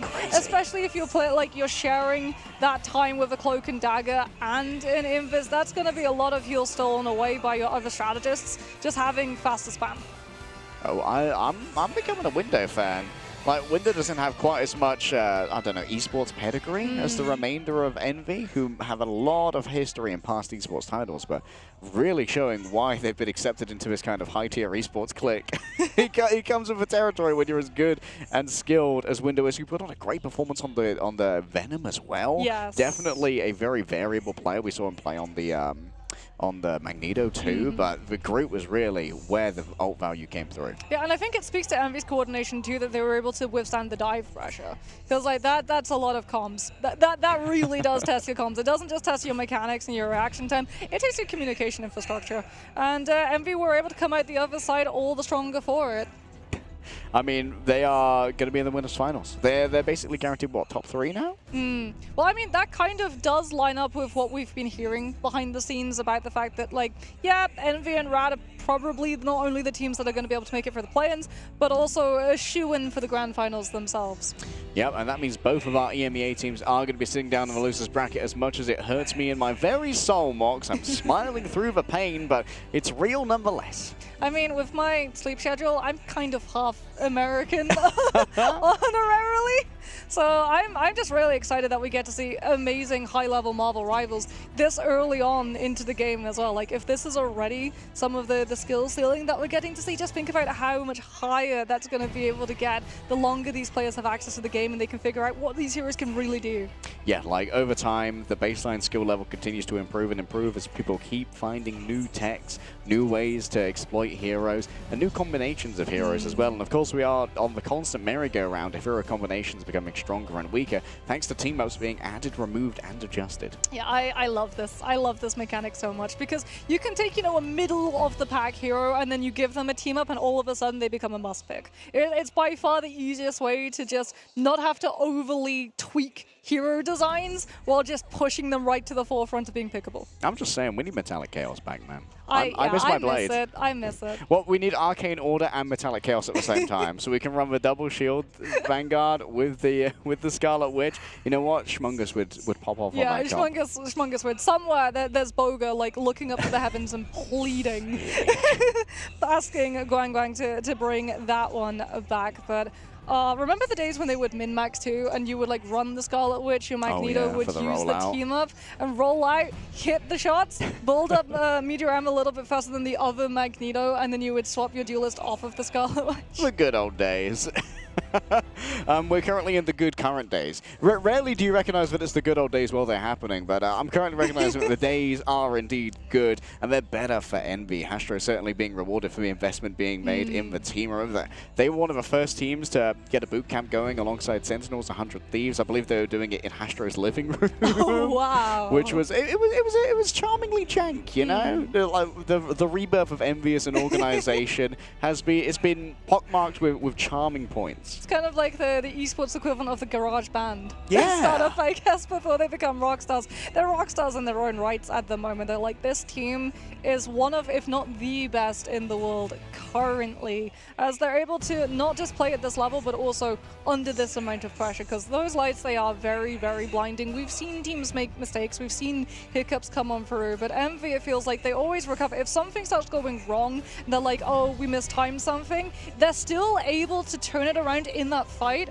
rather than losing that fight, losing either ultimate economy or objective control, and having to then be able to overplay and grab something back in fights coming up afterwards just to be able to recover. Yeah, they're just crazy good. I mean, you've got the long words, the complicated words, the smart words to sound like Envy they're just good. Envy excellent at this game. They're just fantastic. Yeah, they are fantastic. Especially when they got that team up there, fantastic. I mean, I just have to keep saying Speedley's name, but I think that Nero and Month definitely proved a lot of value today as well. Month had some crazy right clicks on the Cloak and Dagger to get value out of that iframe. Yeah, I mean, that dark teleportation, it can be so detrimental if you get baited into using it early. And that's another thing, like when you have a dive composition, you have to sort of figure out whether or not they are trying to bait out that resource, or if you want to have to hold on to it. And they did a really good job of being able to calculate on the spot whether or not it was worth putting in the investment of the resource or holding on to it a little bit later. Yeah, honestly, having that caliber of like resource management in a strategist player is, it's kind of the quintessence of what a great strategist player is. It's all about resource management, prioritization, and sometimes it comes down to mechanics, which is where Nero comes in. And Cal. Yeah. Because Cal was winning those duels. Sometimes we got to see it, sometimes we didn't. We would just like pop up on the right side that he I-dueled Melee, and I was like, yeah, I'm not surprised. It just happens, you know? Like, the Adam can be a formidable duelist by himself because of the, like, you just look down and basically give yourself most of a live stream tick. Yes. With, yeah, guess what? I'm full health again, and you're still here, so... Yeah, the look down strat is pretty OP for any want-to-be Adam Warlock mains. If you just look down, that heal bounce doesn't go out to other people, so you get the full hit of that heal for just yourself. Which is a lot of healing. We should be preparing a interview down on the stage with Envy right now to make sure that you know all of their deepest, darkest secrets. And of course, they're going to reveal exactly how to beat them for whatever team beats them in the winners' finals, which will be decided between Oceania's representative, Ground Zero Gaming, and 100 Thieves, the other representative from NA, seed number 2, coming up after these. Oh, that should be an interesting one too, because Ground Zero, they have some fun compositions. Also, we have another Black Panther main. Yes. We love seeing players on Black Panther, and FMCL is no exception. Let's just say it, Liger's been in the back room, you know. Liger's been preaching the gospel of OCE. We've been like, yeah, Liger, okay, yep, OCE's fantastic. I'm sure. Oh, he's got a point though. he do be spinning facts though. he do got a point. But I mean, it has the potential to be either a 3-0 or a 5-map series. I think there's going to be no in between when it comes to those two teams. Hopefully, in terms of the interview, though, we get to actually see whether or not Envy with the Jeff strategy, like whether they'd been cooking that one themselves for a while, or whether that was a we can tilt Rad early on by winning with a composition that was very similar to what they've been playing. It's worth noting that thus far, only EMEA teams have taken maps off of Envy, as far as I'm aware. They have also basically only played the EMEA teams, apart from what, Gen G? Yeah. You know what? I'll take whatever cope I can. I'm just here finding all the little kernels of cope. I'm like a prospector in a river. Come on, where's my kernel of cope? Ah, there it is. Only EMEA. I mean, I think you found gold, Harry, but unfortunately you struck fool's gold instead. Well, there'll be no fools missing out on this interview. Let's head over to the stage to see what Envy have to say. Hello and welcome to the post-match interview. We just watched Envy take down Team Rad 3-1, and I am joined by the one and only Month here. It's great to have you, and I've got to say, from narrowly getting into Ignite to the play-in stage, now the main stage, you've taken down both EMEA teams. How does it feel? I mean, you know, I can't put it into words. It was definitely inevitable this would happen, but you know, to do it in such a dominant style, that's what we really came here to do. So, yeah. Okay, hit me with the Thanos, love it, inevitable. When you look at all these diverse comps, especially with Rad and Dive and aggressive comps, how does your team handle that? Because I feel like going back even to group stage, y'all have always handled dive comps and unique comps so well. Honestly, I'd say there really is no backline in the world like me and Nero. You know, ever since the America stage Ignite, no one has been able to play any dive comp against us and find success. We're unscathed, basically. Love the confidence, and confidence being a big thing that sets your team apart. But what else sets your team apart from the other teams here at Ignite? Yeah, I mean, you talk about how everyone else is able to flex to all these diverse comps, but ultimately, our team will just be the most flexible team. There isn't a player on my team with a weakness. We're 6 strong individuals, and we'll play any comp better than any other team in Ignite. It's that veteran experience coming in handy for sure. And listen, other than the buffet, all right, as we've heard from Cal, is there any other things, or shall I say teams, that you're worried about or wanting to play? It's definitely not worried about anyone, but I think if I had to give credit, I'd echo Cal's thoughts on 100 Thieves. Okay. They're definitely the second strongest team here, in my opinion, and I'm looking to we're all looking to get our revenge on them for sure. Going to be good. The epic matchup, 100 Thieves, Envy. Will we see it? Well, when you look at losses that happen, inevitably you're going to get some. How does your team reset in moments that maybe you didn't prepare for on a big stage like this? I think, you know, any map we drop, we never really lose the enemy. We only lose to ourselves. So we step back and we take a look at what we did wrong. Because, you know, like I said, we're never going to lose to the enemy. We only lose to ourselves, and we're pretty good at coming back from anything. Yeah, Kaluch said that in his interview. You guys play to your identity and not so much worrying about what the other team does, just what y'all do well. Lastly, let me ask, right? What is something this team does behind the scenes that people may not be aware of that can attribute to your success? I think the honest answer is, like, we flame the hell out of each other. I mean, we're very critical, and, you know, if someone makes a mistake, there will be 5 people on his back, like, letting him know, so. That competitive mindset. Well, we're looking forward to watching you guys in the next match. It's been so fun thus far, going from the playing stage to the main stage to even further in the bracket. Y'all don't go anywhere. We've got a giant matchup about to come up with 100 Thieves versus the Land Down Under. Ground zero after this quick break. And thank you, man, for taking the interview. Okay. Thank you very much. Hello everyone, we are 100 Thieves Marvel's Rivals team. Hello, my name is Tara. I'm the captain of 100 Thieves Marvel Rivals team. Hello, I'm TTK. I'm Delena. We've gone to the mid-season finals and we feel really good about it.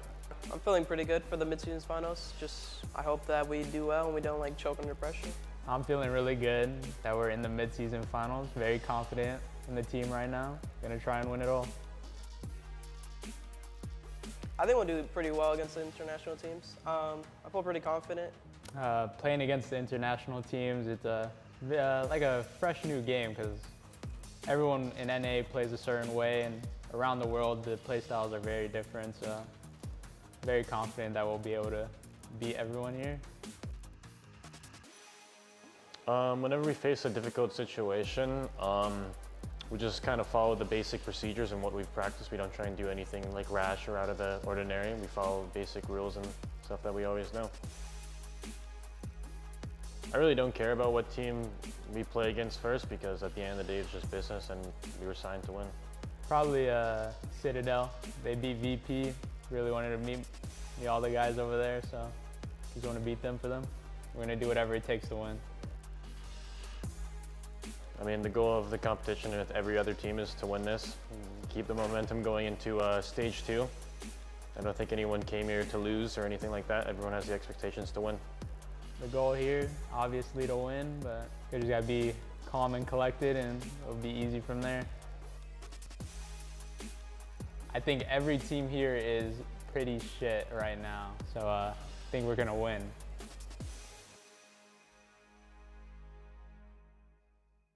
My name is Jet Labrie. I come from Australia and it's my first time being in one of these major league events.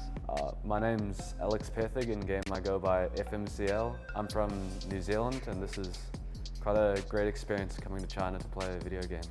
Hi, my name is Matthew Below. My in-game name is Matty F and I play support for Ground Zero. It's an Asian team. Their team name is Reject. That'll be our first game that we'll verse against them. So their playstyle is really unique and we know what they play and we're looking forward to the game. We know it's not going to be an easy game and if we have a good day, then we're confident we can take the win. But overall, I think any team is very strong at this tournament as they're all top tier teams from the different regions. Yeah, I think every team's still beatable, but every team's still losable against. Okay, yes. So it was amazing because we were really proud of ourselves and. Yeah, we're very excited for our first game. Traveling from different countries to come here to compete, to beat everyone. Very excited for it. Watch out. What about?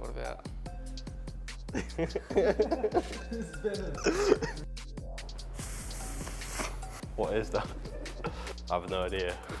No, you're not real. It's Mr. Fantastic, of course.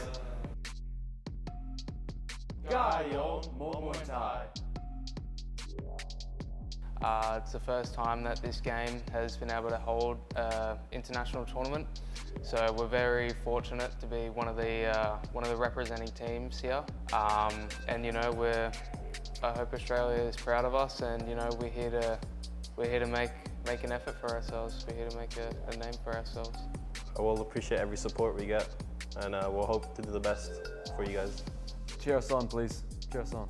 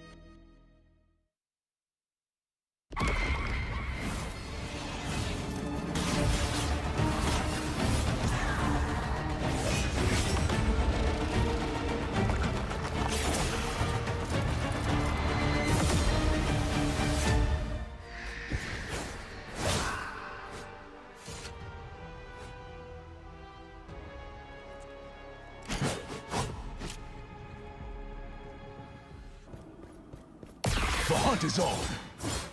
Here's to taste cold steel.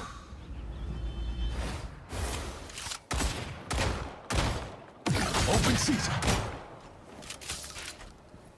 1,000 gods!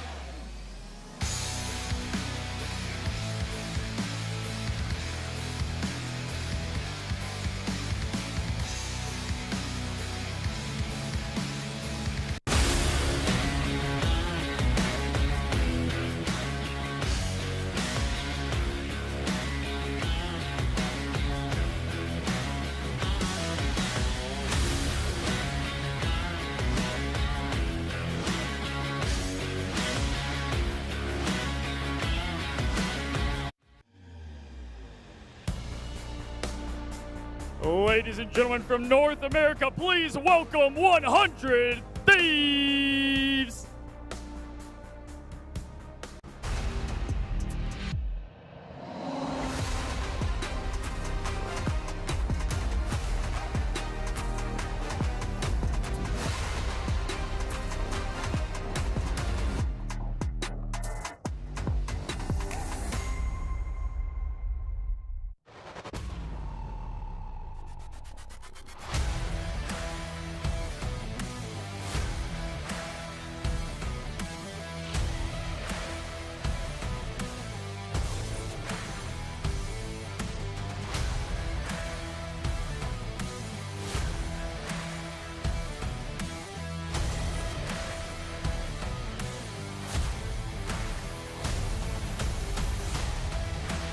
A team that needs no introduction, they bring the firepower, finesse, and championship pedigree. A team built for pressure, built for moments. This is 100 Thieves. Welcome them to Ignite.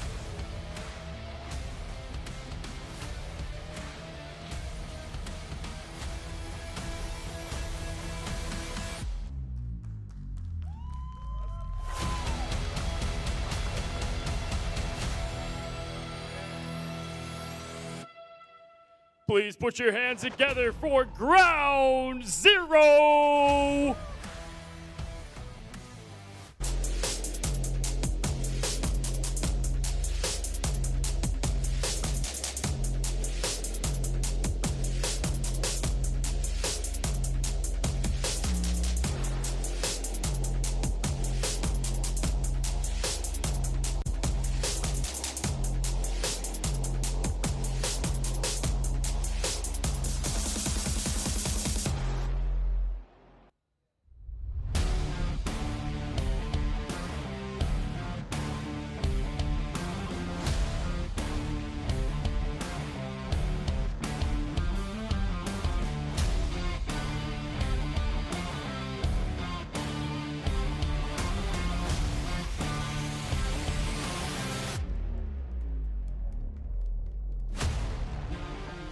The Soul team representing the land down under. They've come to flip the bracket and shake the stage. Fearless, unshaken, and ready for battle. This is Ground Zero.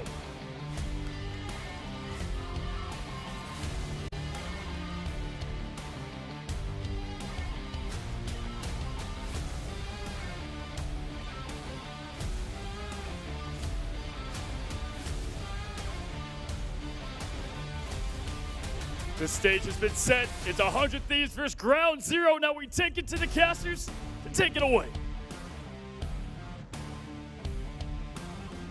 Thank you so much, Cozy. Yes, indeed, it's time to see if the Thunder from Down Under can make it past the cadre of criminals that is 100 Thieves. NA number 2 seed going up against OCE number 1, and the sole representative of OCE here in Guangzhou. And I mean, if you're 100 Thieves, you're definitely looking at what we got to see of Ground Zero yesterday and thinking, okay, Black Panther is a problem that we're going to have constantly at the back of our minds. Also, Duep, you can't let that guy have Magneto. His Meteor M connections, I'm pretty sure had a ratio of like every single Meteor had a connection onto a very important target. Yep.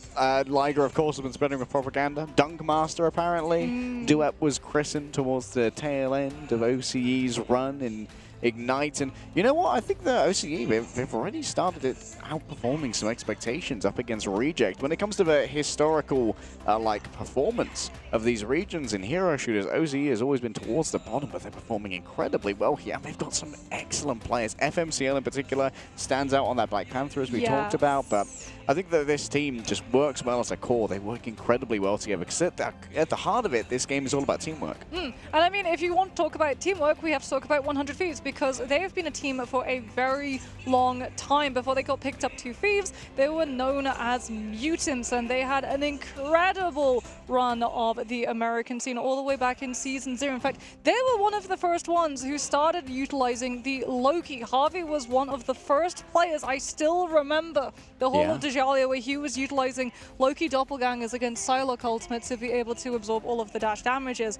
So that's definitely going to be a hero that you want to keep out of his hands. Yeah, that was back in, what, the Lunar Mantis era? That was all the way back in January, yeah, when all of the other teams were just utilizing Lunar Mantis. Yeah, Mantis back having the old speed Zoomy Mantis. That was quite the era to survive through. Mantis coming back from spawn, straight away. Whoa, she's back. Looking back like it's costume. All right, and it's going to be hopefully not a fast series here, because you know what, Mox, we're locked in for the night. We might as well stay here for as long as it takes to figure out who our victorious is. Look at the 100 Thieves roster.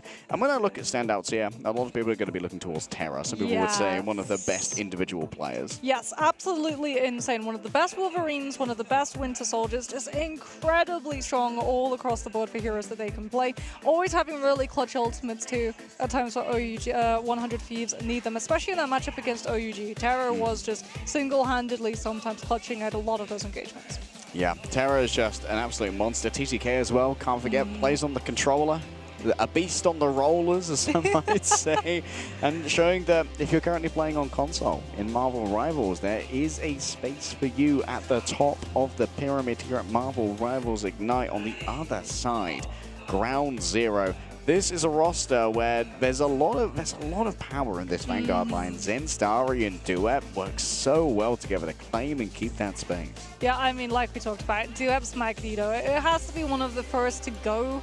It feels like, but then if you ban Magneto, something else is able to make it through, because we've seen a lot of these teams actually forego the Vanguard lines. The only times that they'll go for a Vanguard is if they're targeting an entire line of Vanguards and multiple ban strikes, rather than just trying to remove one from play, to the point that we've actually even got to see Magneto and Emma at the same time, which was unheard of back when we were playing all of our region qualifiers. Yeah, during stage 1 of Ignite, the first ban was always Magneto, or it was always Emma, and the other would be saved. But like you said, now it's all about the Vanguard sweep.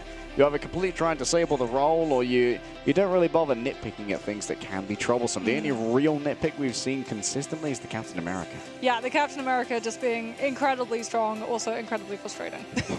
Just constantly in your backline, not getting a lot of picks, but doing a lot of damage internally. Yeah, Bin into T'Challa is going to be our first map this time around, and we haven't cast any Bin into T'Challa yet, I don't think. Yeah, this is going to be the first time that you and I will get to be able to cast it, at least here on the live stage. I personally really like this map. Yeah. I really like Spaceport, just because of the little cadence that you have in fights where you can hide behind the banisters that come up, but only once the point is capped originally. Until then, it is all down. Yeah, you got to wait for the Dora Milaje ship to leave first. I'll hold my comments on being into T'Challa. I'm a bigger fan of Celestial Husk. If you don't have anything nice to say, don't say anything at all. Yeah, I'll just hold my tongue. I know when to shut up. Yeah, we're very polite, us Brits. I'm sure the Twitch chat thinks that I don't know how to shut up.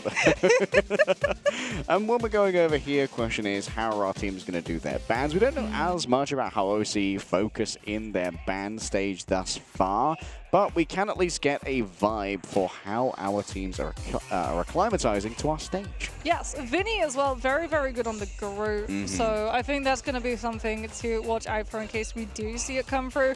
Terror is definitely going to be someone that you have to try and target.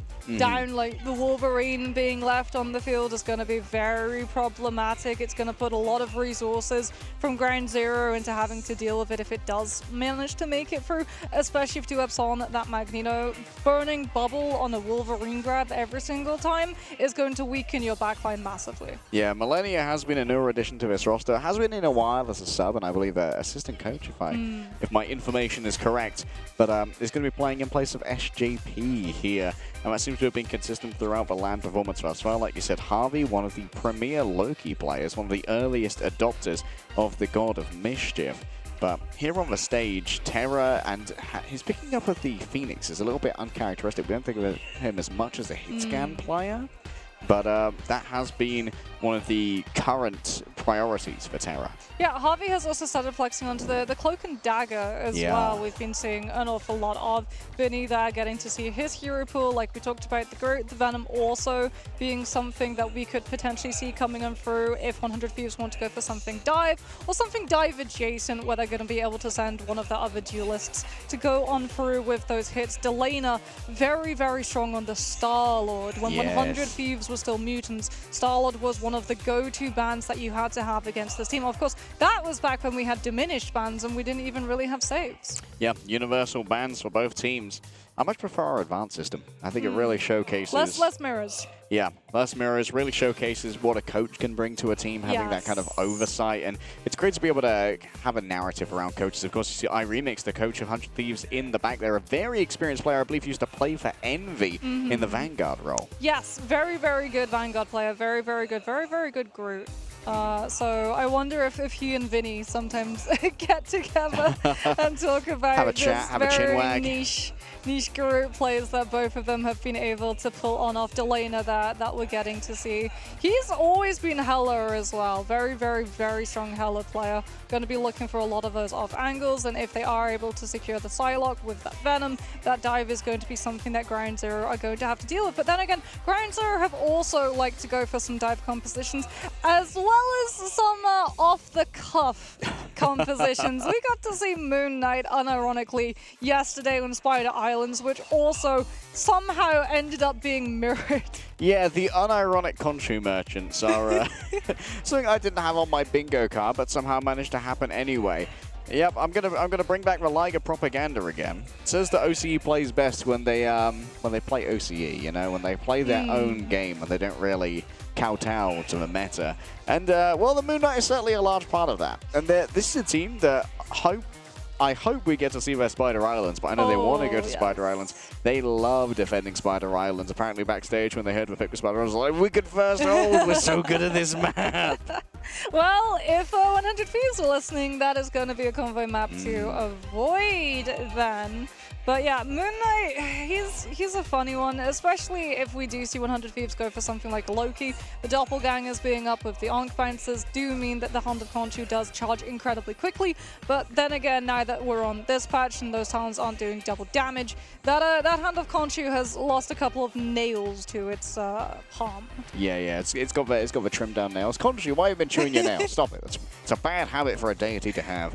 Nami, a newer addition to this squad. Great hit scan player, a lot of experience in the esports scene. Maybe not quite so much at this level of Marvel rivals thus far. I think was stolen away from another team but didn't place quite so highly. Well, we'll have to wait and see how exactly these bans are going to go down. 100 Thieves also probably going to have a little bit less information on Ground Zero than some of the other teams that they're going to be up against, and that can also really play quite nicely into an opening map gambit for Ground Zero. If you can start off strong, hit the ground running, manage to pull on a map from your opponent, you can unsettle them and try and get a little bit of tilt as well into the conversation, which would then further disrupt and impact the maps that proceed. Well, some people might think that this one's open and shut for 100 Thieves, just based off of the reputation of these teams and potentially these regions. Yeah, but people said that about the OUG game. And they absolutely did. The rumblings here on the ground in Guangzhou are that Ground Zero are in with a pretty good chance of winning this. They said it's 60-40 to 50-50, honestly, in terms of the likelihood of these teams winning. So if you're writing this one off as 100 Thieves sweeping away, I don't think you could be more wrong, gamer. Yeah.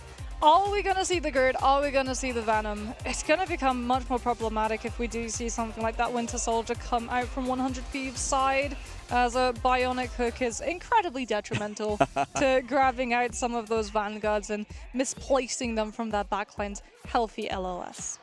Yeah, and that can obviously be combined with something like a group wall as well. Yes. I just got finished with my window glazing session for the fantastic group play, but when it comes to quintessential North American Groots, well, Vinny's one of the first to come to mind alongside that Venom as well. And TTK as well, one of the very early Doctor Strange. Yes. One of the very early Doctor Strange merchants. And we've seen a couple of good Vagabonders. We haven't seen too much in the way of Doctor Strange uptime. I think the longest time we saw Doctor Strange played was for that Envy spawn hold on Central Park B, but that was mostly off the back of a failed teleport back. I mean, Doctor Strange has found his way in the meta. He's still around because of Portal and also Maelstrom of Madness, the fact that it got buffed, that it doesn't have any damage fall off, so you do just as much damage to the players right on the cusp of its range as opposed to at the epicenter of it. But he has been somewhat nerfed by just the existence of Emma Frost. However, as Diamond form being, well, CC immune means you can not only dodge Agamotto, you can prevent it entirely from hitting your team with a Carbon Crush afterwards. Well, if you're watching this live right now, I do believe the servers have just gone live with Season 3.5, which means that it's going to be a touch more deadly. 10 daggers of Danak instead of 8 per primary fire release.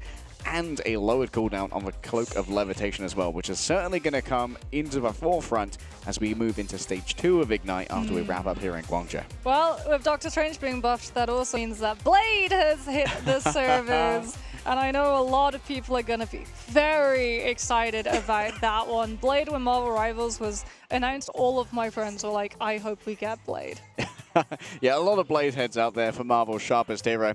But Dampier himself does have quite the cult following, and of course an excellent soundtrack behind him. Yes. There's a reason why there's only one Blade and there's only ever going to be one Blade, because it takes style to be like that. He's got a good relationship with Jeff too, which I'm so excited to just like see. Yeah, he's his hairdresser. It's his barber. Yeah, I love just like all of the cosmetics that the game already has going, where you can just see so much love for all of the heroes and the lore that we're having as we're getting ready to go into game. We still have to see what domination map it's going to be. The rule of Ignite is that we always start on domination before the team that loses then gets to take us to the next map type that they want, as well as the next side that they want. But when we begin the day, it's a random roll of the dice in terms of domination map that you are handed. Guang, if you're listening, release for low tip of Jeff costume. I know you've got it back there, Guang. I know you're keeping it from us. Let's talk about how bans work in Ignite modes. It's different from how your comp games are going if you've never watched Ignite before. The bans are asymmetrical, which means they are not for everyone. They are only for the opposing team. Yes, and we also have save stations too, which means that these teams, they're going to be trying to figure out what they want to prioritize and building their compositions around it. Sometimes you want to make sure that your hypercarry gets their hero of choice, and other times you want to force your opponent into a more uncomfortable position, which then forces them to burn bans later down the line, just to prevent something from potentially squeaking through. Yep, and only some of these bans are going to be simultaneous, like in your comp games. The rest of them are going to be in a ladder or snake draft, so that you can see what kind of a composition your opponent's either trying to build via their saves or trying to force you into via the bans. Well, it being domination, we know that there's going to be a couple of defaults. Oh, yeah. That must be removed from play. Res comp is always going to be up there, as too is that Human Torch, which one-sided Human Torch, as we've seen, is just a recipe for disaster for the other team to have to deal with.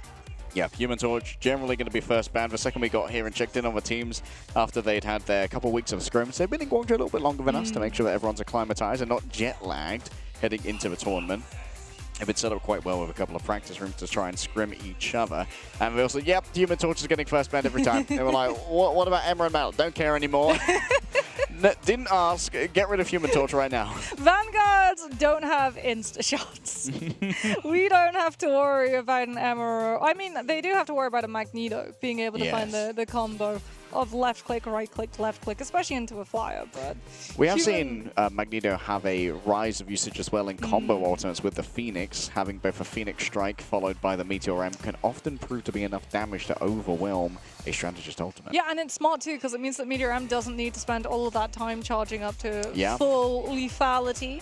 They're also utilizing the same prospect of line with Wolverine's Last Stand, where Wolf is able to find multiple bodies, put them into position, and then even if you're able to strike strategist, Magneto being able to hurl a meteor directly at all of those bodies is enough to dig them 6 feet into the dirt. It's got so many use cases as well as a peeling tool. Eating up all those projectiles does mean that a typically quite fragile Phoenix descending with only 400 HP against aimers of this caliber can actually survive. Yeah, it's also going to be able to be used to keep up that Phoenix as well, because remember, that Phoenix summon does have a health bar, and it's pretty small. It's 400. Yeah. So if you do have that Meteor M going off at the same time, it's quite easy to pluck the feathers of the Phoenix. And so that Meteor M being able to absorb all of that incoming pressure does a lot of the time confirm that your Phoenix is able to actually hit the ultimate rather than be burned into cinders during it. Yeah, it's always tragic when the Phoenix can't quite hit the floor in time. Of course, they just stand above it all the entire time. I can't lift my arms all the way in the double-breasted suit. But you know what she's doing. She's just hanging out up there. Like, T-posing? Yeah, telling you you're nothing. And like, you have a point, Gene. Do you think that's her style of parenting? do you think that's why Cable went to the future? Poor Cable. Is Rachel Summers another one of their children? Like, Helicopter parent, quite literally. You think you've seen helicopter parents? My mum can fly. That's quite sad to think about. Yeah. I mean, on the plus side, you probably get really good grade scores because your parents know all of the teachers. True. You know what? I really want Cable in the game now. I really want Cable in the game. I think he would make an amazing Vanguard. Oh, maybe with a little bit of time reversal as well. Could be cool. Could be fun. Think about it, Guang Guang. Let's head into our bans, hopefully, as we get ready for our first game, because Mox and I are going off the deep end over here. It's going to be, what is it, Burning T'Challa? Yes, it is going to be Burning T'Challa, as we talked about. And now we get to see some of those compositions potentially coming on through as we're getting ready to head into game very, very shortly. All right, first ban slightly going to be the Human Torch, as we discussed before. We also see a lot of focusing on Loki and Luna. One-sided Luna Snow has been the decider of a couple of games so far, but there is a lot of variety in their strategist backline you can try and pick. Okay, let's see what is going to be the priority target to remove from play. Is it going to be a double Human Torch pool, or are we going to be seeing a very different idea of where their strengths lie? Human Torch is going to be taken out of the way for Ground Zero, grounding them, and 100 Thieves are going to be very happy that Harvey's going to be able to get his hands on that Loki. Okay, the Loki question is what strategy you're going to pair it with. Usually you want either the Luna Snow, who's been banned away already by Ground Zero, or maybe a Cloak and Dagger. Double Eternal Bond is not to be underestimated. Well, Ground Zero now get the opportunity to protect before 100 Thieves can find any further bans. They're going to use it to take themselves one-sided Luna Snow, which now puts a little bit more pressure onto 100 Thieves to remove some of these components of a dive with a Psylocke or a Captain America, and they're going to be removing the cap from play first. All right, you can tell from the double spinning, the double glowing boxes, this is a simultaneous ban. Loki's going to be taken from one side, so it's going to be asymmetric. Captain America on the other side. I believe it's going to be a protect for Ground Zero now. I would have liked to have seen, instead of Captain America getting banned, maybe the Cloak and Dagger, so you kind of have that double Eternal Bond, but Magneto's going to be protected. This one's for Duep. Yeah, that is indeed going for Duep. 100 Thieves are going to be able to get their hands off of Emma for Ground Zero. So no Emma Mag Vanguard lineup. They now get that protection, and they're going to be going for that Magneto too, so they're going to have a one-shot potential shutdown as well as protection for that Phoenix, and Ground Zero are going to be targeting out Terra's Wolverine. All right, Terra's Wolverine's gone, but Terra has been playing a lot of Phoenix recently. And this is going to allow for double Eternal Bond for 100 Thieves. That's a lot of sustainability on the point. And we don't really see many allusions towards triple res comps here, so they are going to be fully available for both teams. Yeah. But they haven't prioritized them in their protects. We might see 100 Thieves go for the Loki copy onto the Luna too, so that you can get the 40% damage boost of Fate of Both Worlds to buoy up the damage that your Phoenix or your Magneto can do, as that is going to be one of the things that allows Ground Zero just a little bit more bite when it comes to the power of that bird. All right. OCE's #1 versus America's #2, our last winners semi.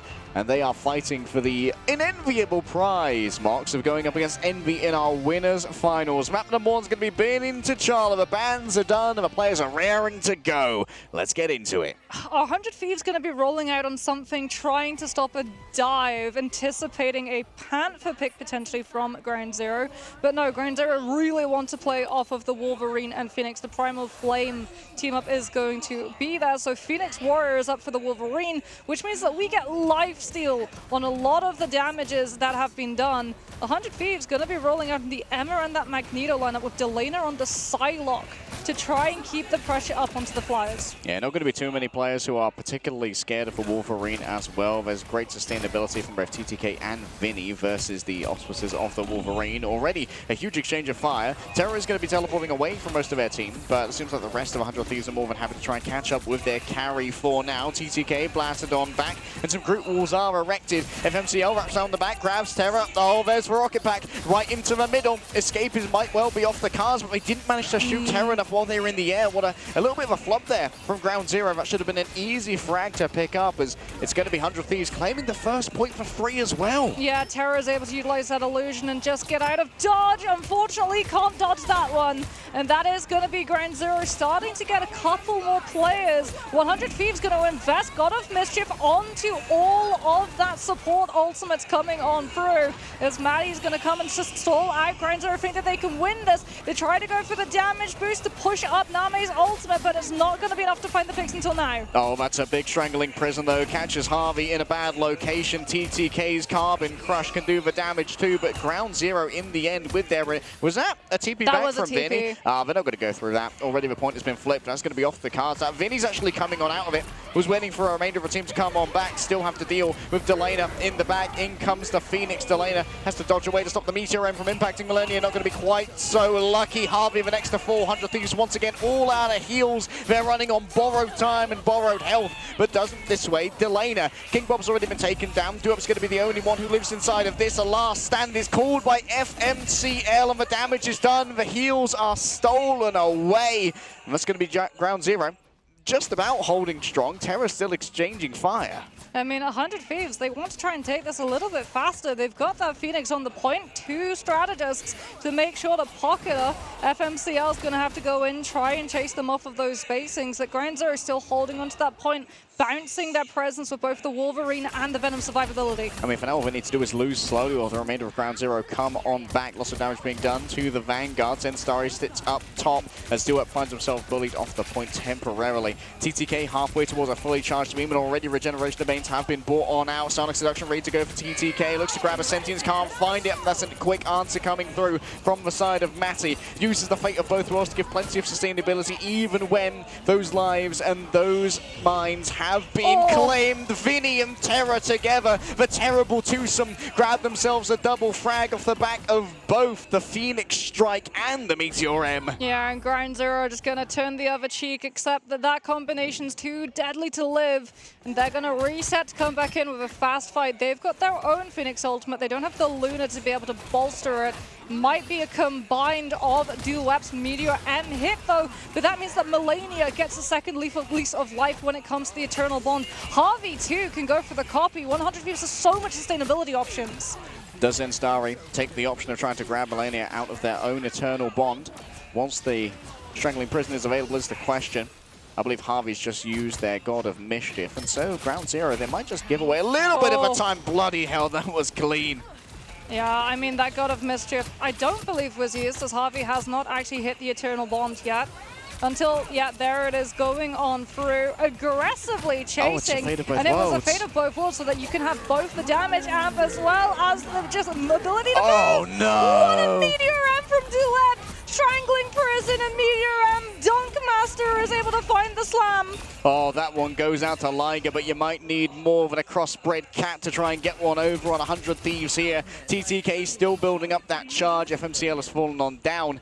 There is going to be time to come on back through here with the portal and make sure they get back before 100 Thieves respawns. It does mean that those respawns are going to be moving in a pretty safe position. Groundzero already stolen away the point from underneath them, by the way. Delena trying desperately to clutch up through this. Only a couple of players stand within this. FMCL's already taken down Vinny. Damage taken. Sparks are building on the other side. Milani is going to catch himself on the other side of a portal. And actually has been taken over there by FMCL. They're going to be left as a pair, and that might allow for a quick escape of the Cloak and Dagger. 100 Thieves should be able to swap this one around. 100 Thieves invest their ultimates. Yeah, really good target focus coming in through from FMCL. They know that Terra's utilizing his ultimate. They have to connect onto the Magneto before Vinny can hit Meteor M with that CC immunity to dodge away. 100 Thieves have given themselves a second lease of life, but it costs them a lot of their ultimates to be able to do so. King Bob does have that invis boundary, but Groundzero need access to the point for it to properly come into play. All right, Vinny with the Meteor M. Going to be something that needs to be worried about here. If MCL had no passive, no second life, and Terra's more than keen to take it. Zenstarry stands upon the periphery and now can act a lot more freely inside the invisible boundary. And we see that Harvey's already invested those uses of the regeneration domain. And now it's Harvey's turn to use the fate of both worlds, and the Eternal Bond comes through as well. Kimbob's fallen, and now Duep's next to go. 100 Thieves, when the chips are down, are going to be able to clutch on up MCL.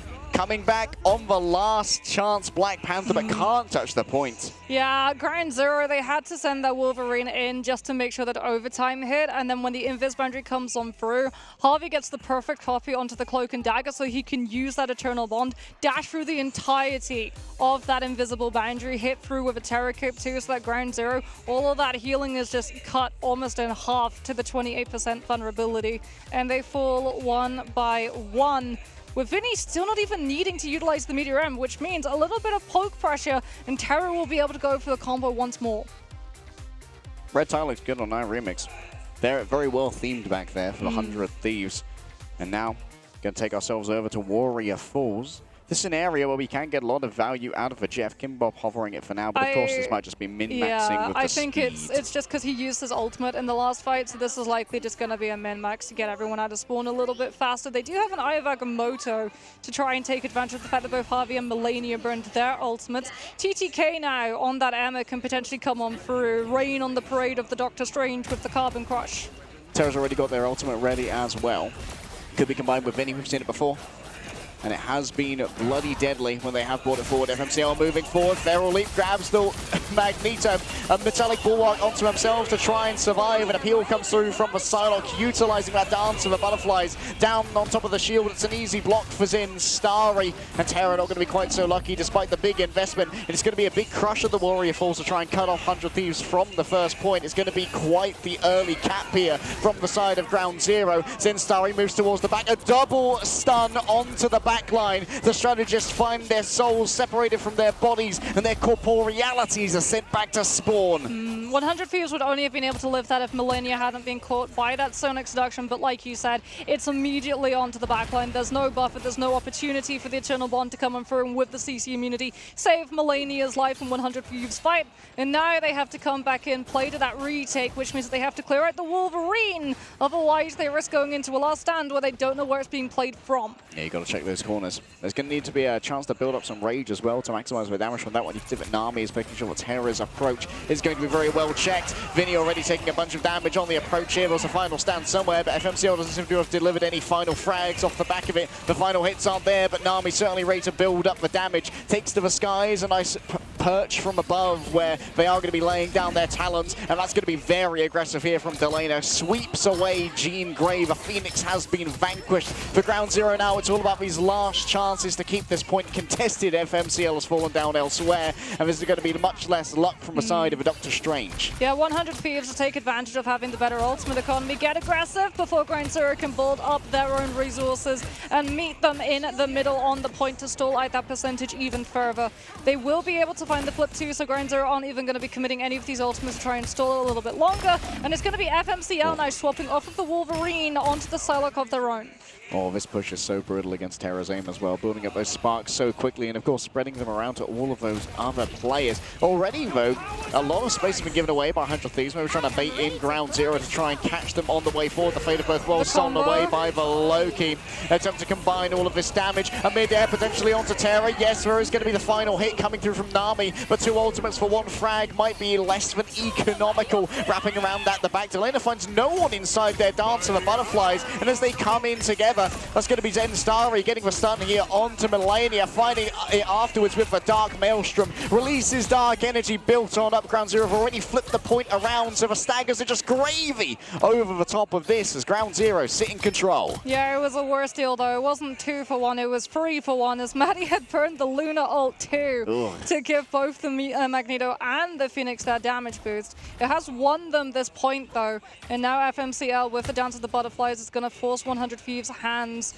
Melania has to utilize some of these dashes, not just to keep everyone healed up for the Psylocke, but to also get onto the objective because this is final fight territory, and 100 Thieves have to have a body on point, otherwise we go for a round. FMCL already cooking, has forced out the regeneration domain now, maybe trying to go after Terror up on the high ground. Nami seems to have eyes on this already. The Phoenix managed to strike pay dirt and already already takes down one of the strategists, kicked off the map. But yeah, there'll be a cloak of levitation to try and drag them back, but all that it is a gift of sentience into the hands of Emma, who digs in her claws and claims the body of Doctor Strange. It's a fast reset, though, for Ground Zero. They didn't burn a singular ultimate, and they forced 100 Thieves to burn 2 of their own. Harvey is going to have that Loki God of Mischief in a matter of moments, but FMC on the Psylocke can get into position. They don't need to poke, they don't need to contribute damage. The more damage that they do, the closer Harvey gets to having that ultimate. It's a matter of keeping a track of where the Psylocke's going to show up from instead.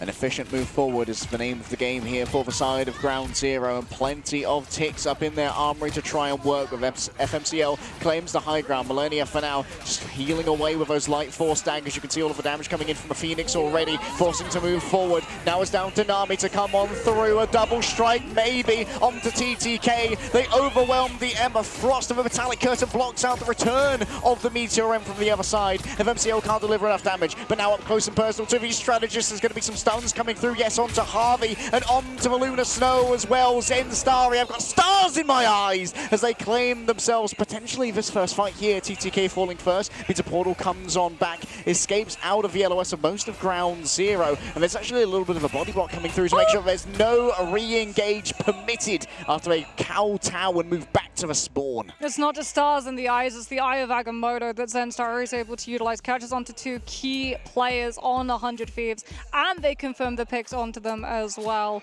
So by the time that Eye is done, Ground Zero just have the better numbers on the point when it turns into the brawl situation and can overwhelm 100 Thieves' presence.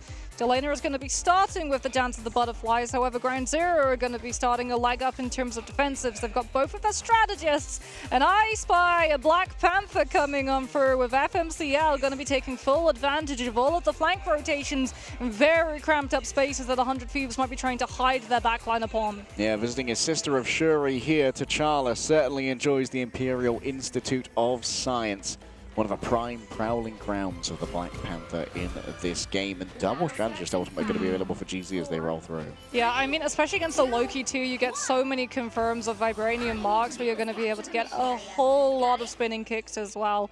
Lots of refreshes and lots of time to build up those ultimates, as we're going to see a Doctor Strange portal. Not yet committed, just used to be scouting right now. 100 Thieves wraparound rotation before there goes into the spear toss.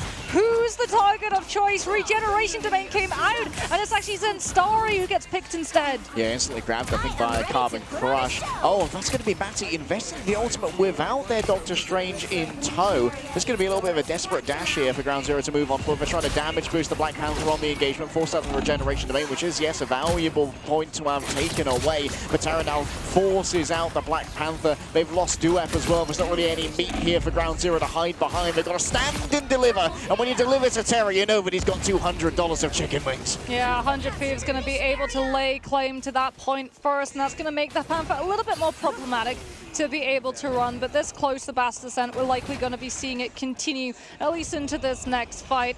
King Bob's also going to have that invisible boundary, but as we've talked about, if 100 Thieves pressure the Invis to use the ultimate off of the objective, Ground Zero are forced to fight there instead.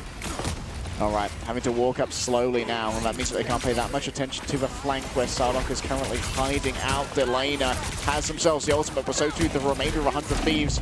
For Ground Zero, they've got to try and force some of these ones out. They need an economic push here. Zen Starry still going to be sticking around on the Doctor Strange. Sentient seized, 100% charge for the Emma Beam and the Sonic Seduction as well. It's a full disengage coming through from Ground Zero as they try and get themselves out of the range of the Emma. Up to the sky goes the Phoenix Nami, ready to land on down. All in onto the Cloak and Dagger, and 100 Thieves have simply exploded, arrested for their crimes. And Phoenix Wright cries for justice as it's going to be Black Panther chasing down Terra right here up close and personal. Doesn't really have the cooldowns to try and make this one work. A Vibranium Spear goes awry, and so Terra will survive a moment longer. Oh my goodness, Ground Zero. Again, they time Magneto with Meteor M, Phoenix Ultimate, and also Bass Descent all at the same time, so it has the damage to burst through the Eternal Bond that Millennia provided 100 Thieves. Selena tried to turn it around to Dance to the Butterflies, but all that means is that the next ultimate is delayed when it comes through to 100 Thieves' side.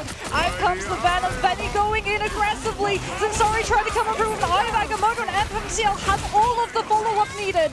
A grab of Zendstari shut down the ultimate, but still Maddie's keeping everyone sustained here with the fate of both worlds. A quick disengagement for Ground Zero as they wish to play on the point instead. A damage boost given means Vinny can't stand up to the damage, and now it's time for Zendstari to roll on forward. Daggers of the Dax Strike pay dirt as a spinning kick tears through 100 Thieves. Almost 50% here for Ground Zero, and it seems that 6 ults did not serve 100 Thieves well. Ground Zero is going to have the next wombo combo too. Duep's got another Meteor M. He's going to be holding it, waiting for Name to build up to that Phoenix. There's 100 Thieves having to just pay either an ultimate or a body. Ground Zero not going to be allowing Vinny free passage into the backline this time around, just they have no Eye of Agamotto to peel it. Almost here with the Eternal Bond. Millennia just needs to get out a little bit more generic healing to try and make that one work. If MCL's cooking around the back, a well-placed Vibranium Spear here could be absolute terror for the backline. 2 players marked. That's going to be yet another moving forward. Thinking about escape here into the invisible boundary. And indeed, it's going to be a brand new angle assumed by FMCL. 2 is going to go towards the back. Double stun indeed. Triple coming through. And the follow-ups there from Nami. An unbelievable play from Jean Grey as 100 Thieves on the face of defeat are feeling themselves scuppered, scared, and intimidated. Up in the sky, Terra stands T-posing above them, but it's going to be T-pose error. It's just an error itself. 400 HP doesn't last for a second. Fully charged stacks of spark send the cowering down underground. A patty cake exchange of healing, but still Vinny's there to try and turn it around. Duet the Dunkmasters arrive just in time as the Eternal Bond will rescue 100 Thieves from a hole they have found themselves within. Oh my goodness, Ground Zero, they are starting to lose players. 100 Thieves coming on through with the Strange Portal regroup, but it's cost them so much. Harvey was able to hold on to the God of Mischief, but they parted with the Eternal Bond as well as the Dance of the Butterflies. Ground Zero are going to be waiting a little bit for their own ultimate economy to refresh, however. And so now they're going to be coming on through with a portal, just directly trying to find a pick onto an unsuspecting player from Thieves. FMCL already in position on that high ground to not get scouted. Marked by Sparklever. It's all going to come down to this fight if it lasts very long, and you know that with Harvey already investing, this one is going to last quite long indeed. Towards the back, Vinny going to move on back to try and get a little bit of healing delivered. That's going to be the fate of both worlds decided right now. Damage boost onto a Trembling before Blast, but elsewhere Zensari's already fallen. Territory's up by the Phoenix making landfall here towards the back. The Vibranium marks need to be avoided outside of the invisible boundary. It's so easy to take him down. TTK, the top tier kid, has made sure that his magic burns the brightest as 100 Thieves and their criminal empire expands across to the Empire of Wakanda. Ground Zero find themselves defeated in the last moment as 100 Thieves claim victory. Yeah, invisible boundary, the heal per second is just not enough. 165 per second, but in the face of Eye of Agamotto, Feast of the Abyss, Maelstrom of Madness follow-up, and also all of the other members of 100 Thieves target focusing, hyper aware of one specific player before moving on to the next, it's not enough to be able to keep Ground Zero in play, and unfortunately they will end up dropping that first round with 100 Thieves finding the recovery. It looked a little bit rough and dicey at the beginning of the round, especially when that Black Panther was really popping off, but unfortunately for Ground Zero, the amount of ultimates that they had to contribute in some of those fights just to be able to confirm those picks as quickly as they did in the face of the sustain that Loki and Cloak and Dagger as a backline provide really came back to haunt them in terms of ultimate economy. Yeah, FMCL getting stunned outside of the invisible boundary as well was kind of killer for that Black Panther. Could not survive for double damage from the Dark Maelstrom. So remember, it hits both the soul and the body mocks, which means that you can take up to, what, 240 damage if it hits them both, and it doesn't have damage drop-off, so you're taking that no matter what. Yeah, that Black Panther might have had 9 lives, but he is not going to be able to live any longer in the face of all of that incoming damage. But still, a very close series, and I think if you really are like looking at Ground Zero as a team, you can't really call them underdogs in this match any further, because they were incredibly strong in all 3 submaps of Burn and T'Challa. Yeah, definitely putting up a fight here against 100 Thieves, but in the end, Old Reliable won out there. Harvey just being that backline, knowing that if I use my God of Mischief now, we are forcing this fight to be the last fight of the game, because they came, I'm surprised they engaged with their portal. I don't think they were going to be taxed that much on the entry, honestly, and it gave them no chance to recontest when someone fell. Of course, you wouldn't be able to emergency swap over to the Doctor Strange, because because Zenstar is already playing it, which is one of the weaknesses of playing Doctor Strange. Yeah, I think it was part of the nerves of playing Invisible Woman, though. Yeah. Is the thing, like, the slightest little bit of pressure, and if you do fold and use Invisible Boundary, you're never getting to see any actual value of it, especially when the point percentage is as close as it is. They didn't really know if they would be able to have overtime, and if you have to send the Panther to go for the tap on overtime. FMCL is like the damage dealer of their composition, right? He's the hit confirm, he's the one that finds those picks, those low HP targets. If he's sacrificed on the way in, then they lose a massive chunk of damage. Yeah, I don't know if Invisible Woman's always the right choice in these cases. Maybe they were trying to use the false physics to mess with Vinny's engagements, which I think worked out fairly well while Maddie was channeling the Fate of Both Worlds, got that quick damage boost. Not just that, but force physics against the Doctor Strange Eye of Agamotto. That's right. Is a very, very strong cooldown indeed. As Didn't Doctor work in that Strange is, case. yeah, it didn't work in that case. I think maybe they thought the Invisible Boundary would have been enough to just take cover in, but it is not to be. 100 Thieves, they know exactly the parameters of that healing, and they have absolutely no qualms of invading the space to make sure that they find that kill. Yeah, it was looking good to begin with as well. Terra got picked off by that Phoenix strike coming through from Nami, but I believe it was traded out on the other side. I think Zenstari might have been the first one to fall, and without a reliable shield in the way of that Eye of Agamotto, TTK really saw the openings. And, well, you brought up at the start of our chat here about this matchup, how TTK has been a fantastic Magneto, but also was one of the first real standout Doctor Strange players. Yeah. It's crazy when it comes to the regular mechanics like the Daggers of Danak and the Dark Maelstrom.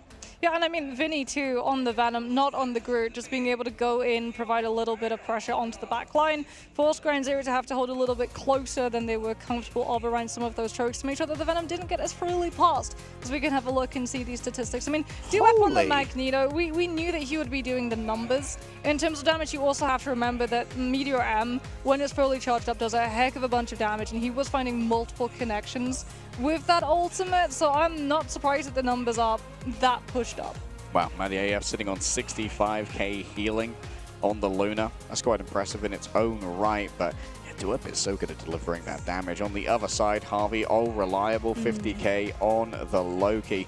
And of course, Terra's sitting there. It was 10 final hits. Not to be outdone, Delana and TTK. Delana's really come into his own as a carry over the course of this LAN. Really has dug 100 Thieves out of some pretty unenviable situations. Yeah, it is going to be Harvey with the Loki coming away with the MVP, and when you immediately protect a hero, you're expecting them to be the carry of the composition, and Harvey was the carry of the composition coming on through. 31 assists, 27 total KOs, 49,000 heals, as well as an accuracy of 60%, which is incredibly high for a Loki when you remember the amount of shots that you're actually taking. All right, let's have a look at our replays from Bin into T'Challa. This is going to be quite a stacked deck. Moxie went all the way, I believe, on most of our points. Yeah, we went all the way, essentially, for a lot of these Telespaceport being that first one that we got to see as Delana comes on through with the Dance of the Butterflies. TTK just coming on through, helping deal some of that damage. This Strangling Prison was absolutely wild into the follow-up Slam Dunk triple. And there's Delana able to win out that duel against the Phoenix, claiming up the high ground position to get a better angle and cut off the backline before helping out in the front. Yeah, I've been very impressed with Delana picking up the Psylocke. Isn't generally the kind of hero that you see your hit scan pick up most of the time. Yeah. Usually your off DPS, your flex duelist is going to be the one picking up the Psylocke and playing on those off angles, but Terra's been the one to get the Phoenix in this case rather than Delana, who usually was the Hela player, which is a little bit unconventional, but they have been doing well on their role swap. Oh, some of these combos were absolutely disgusting. This one too. Eye of Agamotto Phoenix when they're all vulnerable and prone and can't dodge out of it. That one's mean. That was a great combo as well there without TTK just holding the E, the Dark Maelstrom, to wait for the impact of the Feast of the Abyss, so they all got low and then they could just be one-tapped. Yeah. I gotta steal that one. not that I you ever, are a resident Doctor Strange main, yeah. Not that I ever get to play with another Vanguard. Yeah, true. You are our solo Vanguard when we queue. I can dream. It's a lonely life for a Doctor Strange main. Isn't it just? I'll stand alone in the front line. The echoes of Dogman in my ear. Mox, snowflake me. Snowflake me, Mox. As he tries to win the Psylocke 1v1, even when their Psylocke's got an Emma Frost instead. He'll still win. Dogman's good. Yeah, but I think moving forward in the series, we're definitely going to be seeing an adaptation in terms of the ban strategies to come on through. As a Ground Zero, like the Panther was really, really strong that we got to see on Intergalactic Council. I definitely think the Magneto is going to be sticking around if Ground Zero have anything to say about it. Maybe 100 Thieves decide that, okay, Duep is popping off a little bit too much, or they remove it from play themselves. Yeah, I think that might be a good ban, especially since Magneto is a pretty strong ban anyway. Getting rid of how much damage Duep does could be... Ooh, a Rako. Okay, Yes. this is a little bit of an unconventional pick. Okay, so Wolverine has to be taken out. Right Yeah, now. 100. I mean, they banned Terra's Wolverine before. I'm sure that's going to be the case again. If they don't ban it early, there's a world where we could see an early protect on the Wolverine. Yeah, I mean, we're also maybe going to see a Panther ban. True. Because Rako, small spaces, closed up Teleporters. hallways, teleporters too. So Panther has a much easier time being able to sneak into the backlines and find those off-angle flank rotations to catch your backline unawares. Yeah, like I've been very impressed by FMCL's Black Panther. I feel like there were a couple of fumbles there from GZ that stopped them from really being able to claim that map. But honestly, the talent that 100 Thieves bring to the table is never to be underestimated. There's a reason these guys have been the favorite for so long, and why they have so many adoring fans in chat who I'm sure are being very measured and pleasant right now. Wow, you said that with a straight face. Yeah.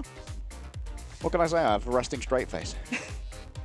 We're going to be getting ready to go into Araco. This is a very fun map where we see a whole host of compositions coming on through. Some teams like Envy like to go for the triple Vanguard, triple Strategist, spawn hold, and the attacking team subsequently have to go for a damage bolstered composition where you're running like triple duelist, potentially even quadra duelist, and you have something like that. Moon Knight, speaking about Moon Knight, we do have to bring him up because Grand Zero have played the Moon Knight before. Do you know what actually surprises me?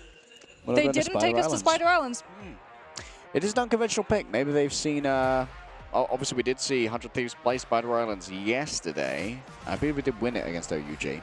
So maybe they don't think that they've got as much of a chance as bringing out one of the newer maps where, admittedly, an old team like Mutants/100 Thieves may not have had as much scrub time.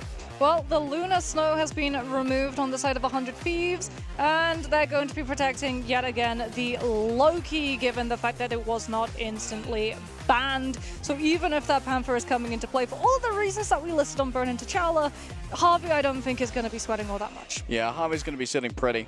Question is, are they going to allow the Cloak and Dagger to get through the ban phase yet again? Because it does seem like Melania on the Cloak and Dagger alongside the Loki is a lot of sustain that's been serving 100 Thieves very well thus far. Lunar Snow, of course, going to be pro gamer moved, and only Ground Zero are going to get to play that one. Yeah, and that's going to be one-sided Idol Aura going out onto, I would assume it's going to be FMCL on that Black Panther, so that he can be out of his backline's LOS while still receiving support to stay in those spaces as long as he possibly can. Doctor Strange is going to get banned, as well as Emma Frost against Ground Zero. So if they start losing some of those players for a spawn hold, no one's going to be able to teleport back into the team fight.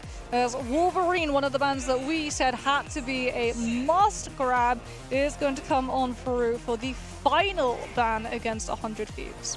100 Thieves much of a Captain America team? I feel like I don't remember standout performances on the Captain America from Vinny and TTK, but I just might not have seen every single 100 Thieves game ever.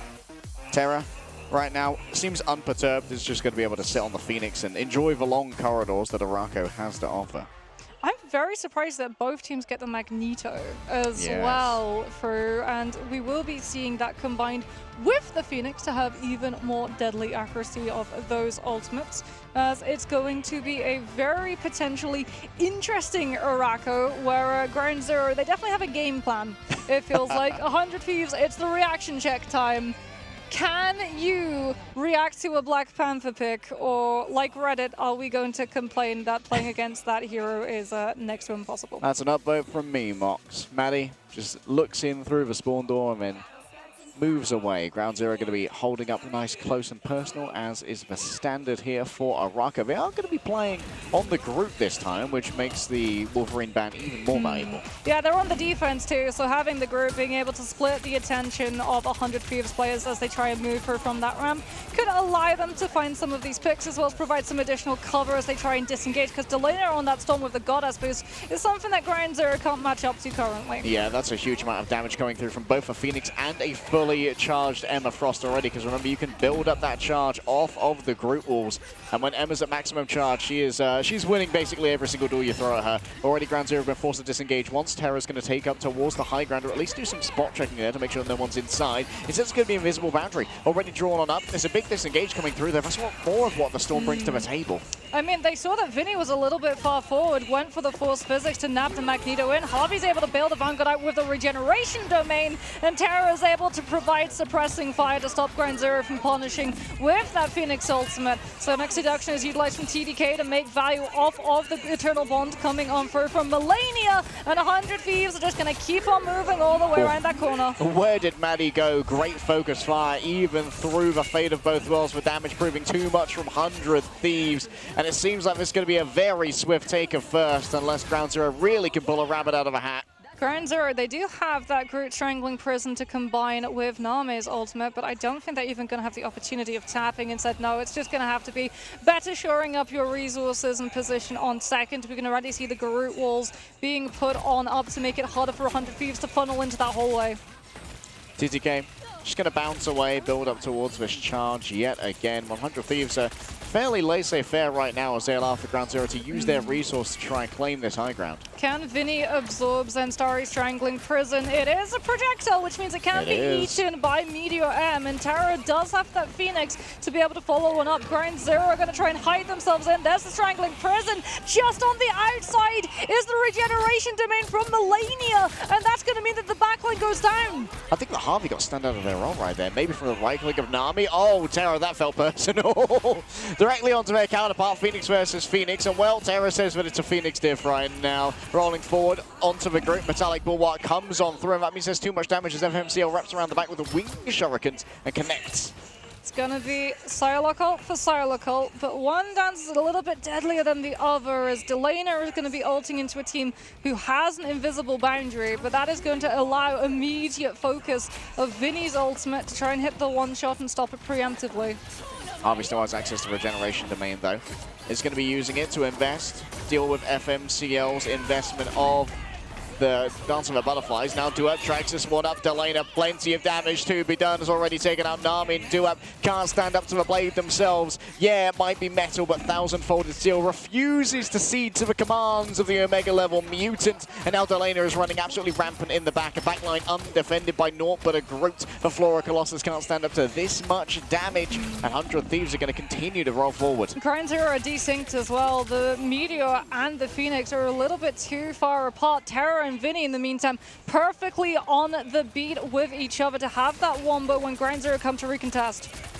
TTK doing so much damage already. That's going to be an Eternal Bond coming on through. Can you avoid the incoming damage of the... Oh, nice Metallic Bulwark just in time coming through from the side of Vinny. Excellent defensive prowess as Matty going to be channeling the Fate of Both Worlds. A quick float away. Meteor M reigns above it all. Where's Vinny going to drop it on down? Not on top of anything right now. Nami's full on down. Delana straight down the backside. And 100 Thieves managed to grab the point in the midst of all this. In the confusion, Ground Zero forgot all about the objective. And that's going to be unforgivable.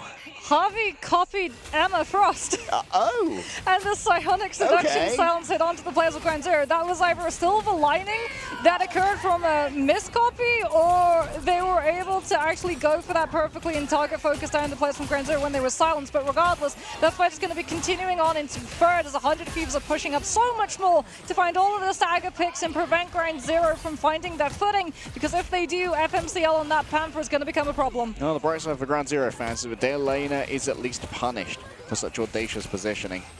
100 Thieves, though, they still had themselves a Dance of the Butterflies. FMCL really needs to deliver on this bus descent. Maybe it's going to be damage boosted. I mean, Duap's going to be coming up to that Meteor. They might go for the 3 that we saw previously, but that did haunt them in terms of overall ultimate economy.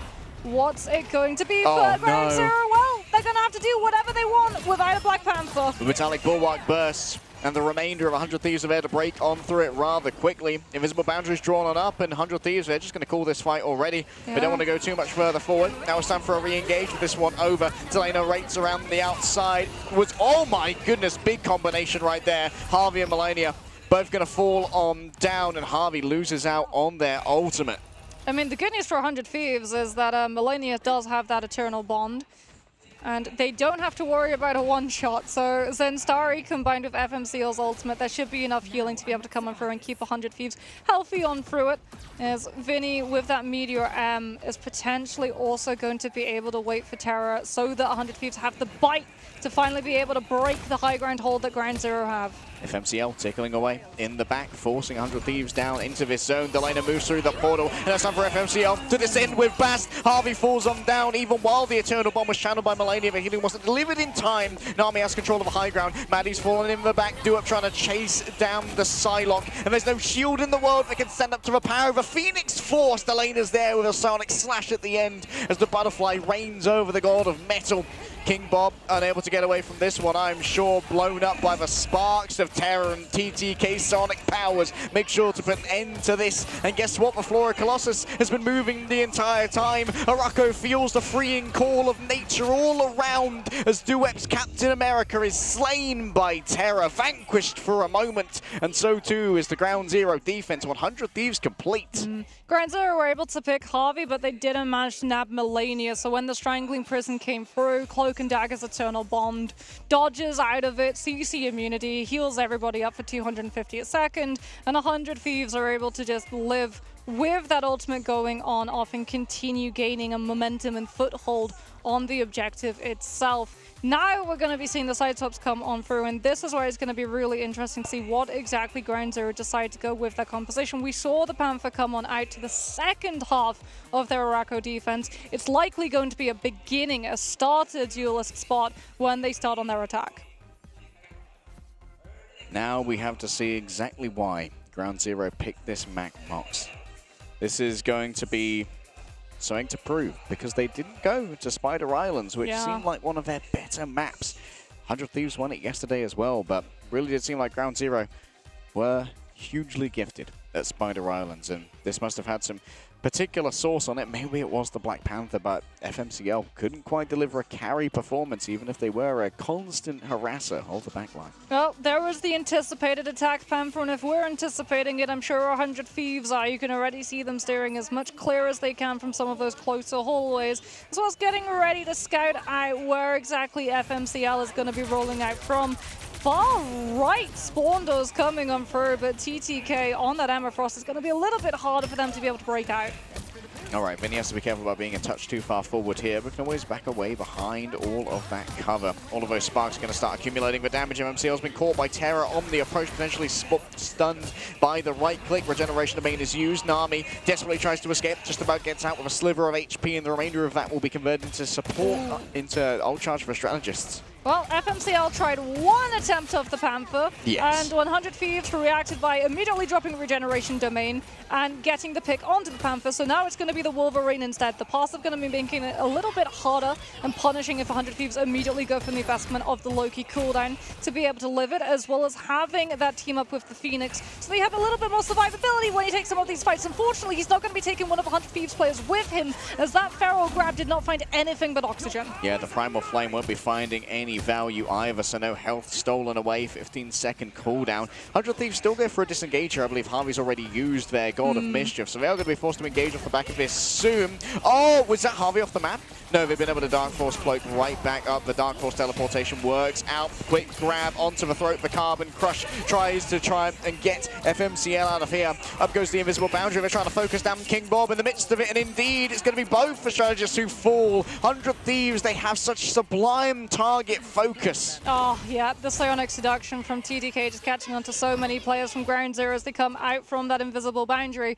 Ground Zero, though, do have the Strangling Prison as well as the Meteor M combined with that Phoenix, so 100 Thieves are going to have to pay very much respect to the ultimates that could come their way. I like that they're actually playing in these really horrible spaces for that Meteor M to be able to find connection. Yeah, just making it really difficult for Duep to try and get some value out of that ultimate. Delena looks on from above. FMCL might be the next to fall on. Down has already used their damage reduction. Nami sits above it all. Both of these Phoenixes just staring at each other from across the way already. However, has been a release of the Meteor M, so the timing isn't quite there between Nami and Duet, but went too far. What was that? A strangling prison in the back right there? Zenstari, what were they cooking? I think they were trying to get maybe the cloak and dagger, but should have faded away using the right click. A quick dark teleport away from the danger, and Delaney gets out of there too. A final stand towards the back. FMCL is going to be trying to deliver damage onto the Vanguards, and Vinny's going to be the main target of that one. Balania next to fall on down, and Nami's on the off angle. TTK is going to be right up close and personal, and Nami has to teleport away from the danger. Harvey taken off by a Force Physics push of all things. Great,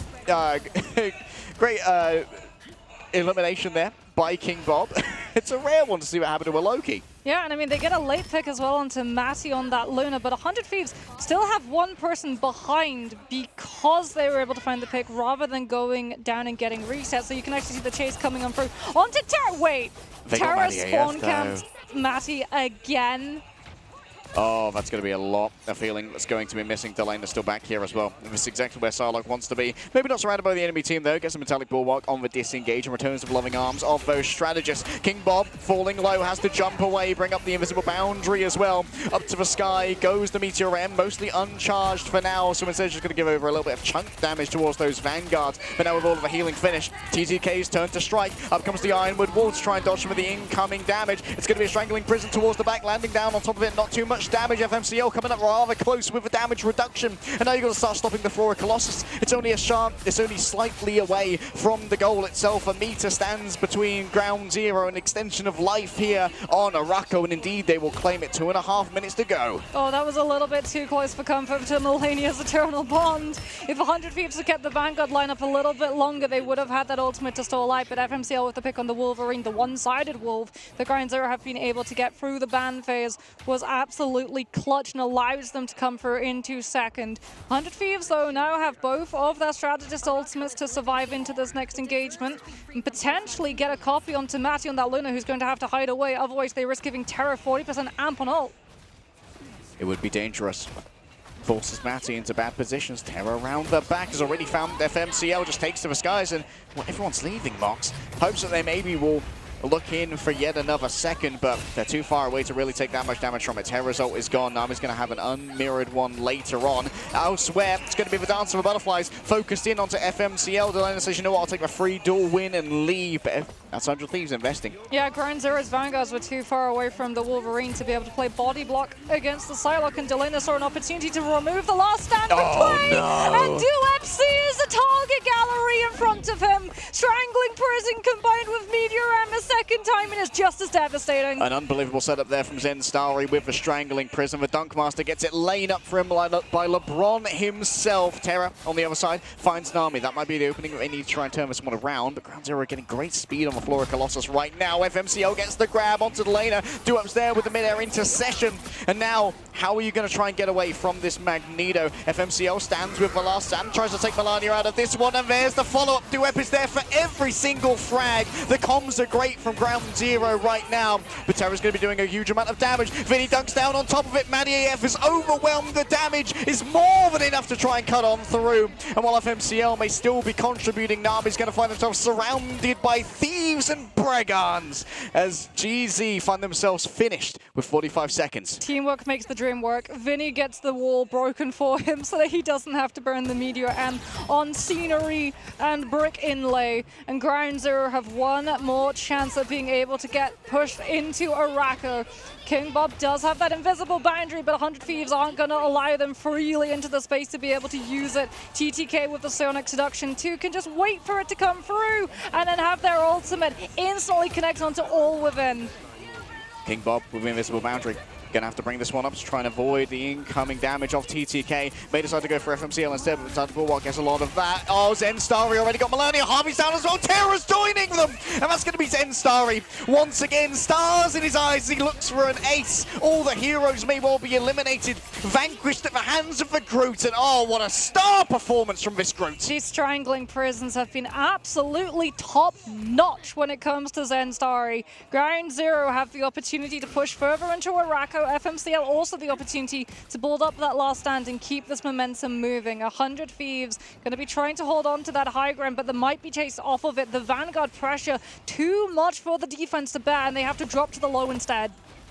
No chance to get a better time back than 100 Thieves, though, who already have 1 minute 30 in the bank. Zenstari trying to isolate the Vanguards. They move on forward, and TTK knows that is going to be broken down behind them. Yet another missed feral leap from FMCL is going to be forced to undeliver. Just about surviving long enough to stay within the dance of a butterfly. The lens is going to cancel it towards the back. In comes the Phoenix Force. They want Maddie so bad, but it's a quick dodge away. The Meteor M's not going to be delivered. Vinny ready to drive on through. TTK can't stand up to the damage, but still 100 Thieves believe that this one's winnable, or they can force out something in response for the Eternal Bond. It is going to take at least time away, as that's going to be Harvey, Terra, and Delena combining for multiple frags. TTK is going to come rejoin them. Yeah, it's just too rough a position for FMCL to try and utilize that last stand. Millennia having all of the confidence to invest the Eternal Bond, understanding that the Wolf might not want to commit the ultimate in case it clips into the ceiling. And now 100 Thieves, there's 2 more fights. Ground Zero, they've got the Wombo. These Strangling Prisons have been absolutely stellar from Zenstari. Can he do it again? Zenstari looking for the magic, but there's plenty of answers to try and deal with it. The Aegis, the metallic bulwark, a couple of walls in the way for now. Double Vinny, there's a lot to deal with. Here comes Nami from the top, doesn't have the ideal play right here. That's a big drag onto Vinny. Zenstari's there with the follow-up. FMCL sees the target, grabbed on in. Oh, the great intercession there, coming through from Terra. Beautiful peel inside the invisible boundary. Yeah, they have to try and disengage. A quick slow means that Nami gets an easy frag off the back of that one. GZ still playing undermanned as FMCL is elsewhere. A last stand will come in towards the tail end of this fight, but GZ, they're in overtime. Yeah, 100 Thieves, they're going to have the closer respawns. They're also about to have another Eternal Bond up for grabs. Sonic Seduction comes on through from TTK before Ground Zero can find any ultimate economy for a win condition. FMCL used the ultimate. I didn't see where it was. I'm not sure if they used it for a commute or something. Melania towards the back. An attempt to dunk down on top of them. Maddie's going to be in major danger. And King Bob's the one to fall in the midst of all of this. But still, the healing's going to be there. Matty dancing for the life of OCE. A 3-person stun comes through from Terra. A chase down now onto the back line. A good metallic bulwark coming on through. It's always Vinny who delivers, but Nami's going to be just the same. TTK wraps around the edge, but can the top tier kid get one over on the Thunder from down under? Moving towards the back. Yes, Zenstari, you better believe he's got yet another usage of this ultimate. The Phoenix is going to come and deliver, and the Phoenix Force is rising. Zenstari's Thornlash Walls lash their way through 100 Thieves for their crimes. They have earned themselves 1,000 lashings as Ground Zero take themselves to the goal. Zenstari, what a hero! Oh my goodness, he needs a consolation.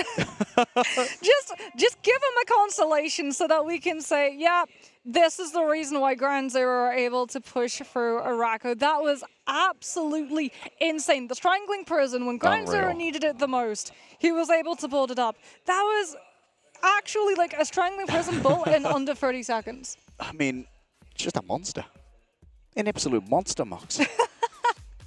Not a monster mash, a monster Mox. That's... I bet if you're 100 Thieves, we're going to be seeing some group counters come into play in a little bit. It might be time to break out the Punisher just to be able to start shredding down some of these walls.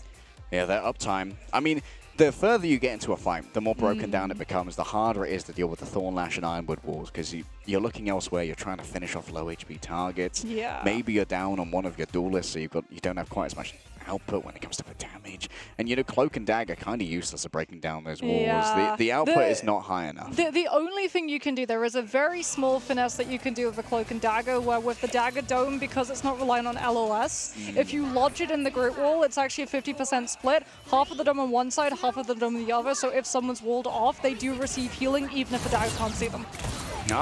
Take that one to your comp games. Send Mox a thank you note. She streams, you could sub. Ground Zero are going to be no surprises starting on off with the Groot, and I like as well that they're actually really playing into it. One-sided damage boost from a Storm off of that Goddess boost, and Ground Zero up, making ground on Araco's attack. Oh, multiple stuns coming through from the Phoenix. TTK just trying to play this corner with the charge that is available. In comes a Sentience, going to be seized, rolling forward. That's going to be a lot of space gained by Duap. And it feels like Ground Zero, their Vanguards are absolutely... they're just frying right now. They have everything they want. I mean, they're going to soon have a Strangling Person. which is almost building at the same pace as the Cloak and Dagger ultimate, which is just absolutely insane, but goes to show exactly what Zensari is doing. TTK is trying to shut this down immediately. Out goes the Insanity, and it's just going to be Psionic Seduction to stop Ground Zero's momentum. FMCL going to be grabbed first. Nami's still going to trade out here onto the lane. It takes the off angle here, try and play from the back. Eternal Bond, attempt to kick them away from it. Maybe there could be a little bit of finesse here towards the back. Yeah, you better believe it. It's going to be another strangling prison. Still the survivals there from 100 Thieves. They return from this. It's going to be Maddie AF under the onslaught. I believe that they took down the Phoenix just in time, so the healing is going to be there for a moment longer. You got to look out for this Carbon Crush. A spinning kick into the Hole of Doom would not be great to see. TTK, overwhelming duet taken down. Overtime starts to tick away as the 100 Thieves combine their powers in the team up of the century and hold Ground Zero. Okay, 2 minutes. 2 minutes 38 in the bank coming on through for 100 Thieves. It's not impossible for Ground Zero to achieve, but it's definitely going to be a tough one. Yeah, it's this one is going to be a legendary hold if it does come through. Admittedly, this is a good area for it. Doctor Strange is still banned, though, which yes. means no portal recontest. No portal I mean, maybe they recontest. looked into the future, saw this one coming.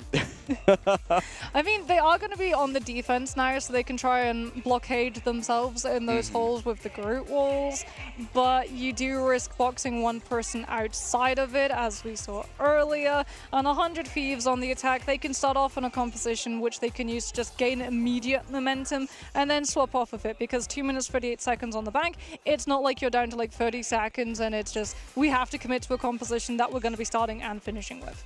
Absolutely. And also, with all of those walls to box you in, does mean TTK gets a lot of free charge on that primary fire. And when you reach 100 on Emma, that's when the real pain begins, especially for those Vanguards with the easy tracking. And if you can get in range of one of those strategists, they're not going to stand up for 2 seconds. Well, speaking about range is going to be something that 100 Thieves have to watch out for, because FMCL's not on the Black Panther, he's on that Winter Soldier. So if someone gets grabbed out of 100 Thieves team, they're going to be deposited behind a Groot wall and very quickly sent back to spawn. Terra already taking quite a bit of damage here as Duet just going to be standing in the way of the floor. Colossus don't want to give away anything here for free, but Terra's just going to be absolutely farming on this off angle. Takes quite an audacious one here, going after Zensari. Ironwood Wall is dragged on up, and look at this. It's all the charge, all the time. Terra taken down. Rottersterd strikes true from the hands of FMCL. Haven't seen a huge amount of his Winter Soldier yet, but boy, am I enthused. And I mean, Ground Zero will be able to hold. 20 seconds left, now shaved down. 100 Thieves going to be starting to build up some of their ultimates. Delena Watch is going for the Storm for that Goddess boost. Try and push Ground Zero out of this corner that they've been able to hold into. But Vinny goes down. Ground Zero have still been able to just sustain themselves in this space. And 100 Thieves might have to burn an ultimate to push them out of it. Yeah, Vinny walked out a touch too far there, just trying to get control of the objective. And indeed, it's going to be, once again, 100 Thieves trying to make a play for that. Terra getting up close and personal. Might well have a couple of animation cancels in the back pocket as TTK just make sure that Zensari has to give away this angle. Objective's moving, though. They're going to have to drop sometime. They gotta drop it to TTK potentially already. Maddie AF, that's gonna be a strangling prison, grabs in multiple players. Up comes the regeneration domain, and that means that follow-up is gonna be forthcoming here for the side of Ground Zero. Taking to the sky is Terra. All that damage from before now going to be rewarded. FMCL's taken on down. Maddie needs a rescue, but the only salvation that's gonna be coming is gonna be at the hands of the blade of Delena, cutting down the tree. It's a chainsaw of psionic power. The Phoenix can barely even touch the ground in time, and Nami surrounded by villains. The Flora Colossus reaches the goal, and Ground Zero's choice of Arako is stolen away by 100 Thieves. Well, it lasted 1 minute 30, but unfortunately, just 100 Thieves being able to lay stake to that objective so that it continued to move, which then forced everyone on the side of Ground Zero out of the box that they just put themselves into even before 100 Thieves tried to invade it a further time, because that Winter Soldier Groot combination was popping off at the beginning. But unfortunately, without the Doctor Strange recontest for that portal play, every single time they started losing some of those players and that space, it was just map over. Just an old classic Mox, brought back into the modern day, but, you know, 100 Thieves, they've played these games before. They were at the forefront of the meta when we saw Terra be one of the premier Winter Soldiers in the world. Sparker on the other side for Virtus Pro in times long ago that only the old heads will remember. Yeah, and I mean, Vinny on the Groot as well, so they know the bread and butter positions of where teams with Groots like to play, the timings of the Bionic Hook lined up with the further isolation of those Groot walls coming in. And you even got to see as well, like the way the angles that Terra was taking on that Phoenix, trying to find the off angle, trying to make sure that if a Groot wall came through, he was still in a space where he would be able to see players rather than just wooden wall in front of him. Yeah. Some great positioning, heads-up play, and threat assessment coming through as well. And we saw Vinny actually deliver a bunch of very important metallic bulwarks. I feel like the bubble usage from his Magneto has been pretty sublime, even if he did feed once towards the end there to try and get that card moving. I mean, Terra too, coming on through with that Phoenix ult as well, just being able to break that back corner that everyone from Ground Zero were going to be trying to stabilize themselves around to look for that regroup potential, since, as we talked about, they didn't have the Doctor Strange to be able to portal everybody back into play. They had to give up the ground, hope that they wouldn't get chased into, restabilize, wait for the cooldowns, maybe build an ultimate, and then come back with one of their own. But they're just not given the opportunity because Terra comes through a little bit too fast for them to handle. I feel like Maddie used the Fate of Both Worlds quite a bit earlier than they had to. Like, if they were going to have one fight there anyway, I think they could have waited out the Sonic Seduction. Yeah, I think, like, again, it's just like that voice in the back of your head that's like, if we lose someone early, they're out of the fight permanently, they don't get the opportunity to come in with the Doctor Strange portal. So you're going to be a little bit more preemptive with your strategist ultimates rather than hope that maybe your players can live, see that they're going to fall down, and have immediately just that, oh, hindsight 2020, I should have used my ultimate sooner. Yeah, I mean, like, we saw that happen to Nero on the original path back then. Maybe it is better to just use the ultimate. I'm looking at this with Captain Hindsight, you know, that's my superpower. Well, they were sort of put into between a rock and a hard place, though, because of the amount of time that 100 Thieves had, because if he does use that ultimate, then 100 Thieves could potentially just disengage. Yeah. And then the ultimate's done, you have to push for more because you're trying to get more value, and then 100 Thieves just wait for it to be over and re-engage with the better ultimate economy. So it's a very rough position when you have so little time and so little distance that you're able to pick up on your round and your opponent's coming in with so much more. Yeah, maybe Maddie's thinking in like the macro sense as well. Like, there's 1 minute 30 left. I could definitely get another Lunar roll in that time if we're going to go through multiple rounds here. And since they had Zen Starry's usage of the Strangling Prison as well, I thought maybe if we make a quick engage here when they're not expecting it, damage boost on the Strangling Prison. That would have been huge, yeah. Yeah, unfortunately, they just didn't take down the regeneration domain in time. Harvey got a lot of value out of that. Saved essentially the entire push. I mean, they protected Harvey's Loki. Every single time 100 Thieves have played Ground Zero today, they have immediately saved that Loki. And we can see why Harvey's Loki has been clutch for so many situations. And I think like the Triangle Prisons have been really, really good when the regeneration domains have already been up so that he can nab people out of them. But if the regeneration domain hasn't been forced before the Triangle Prison comes through, it's another story entirely. Yeah, it's a very different ultimate when it's not in the midst of these fights, but just at the beginning before Harvey's really faced any real pressure. Let's have a quick look at our stats here as 100 Thieves stand 2-0 on match point. Oh, my damage blocked. Oh! Oh!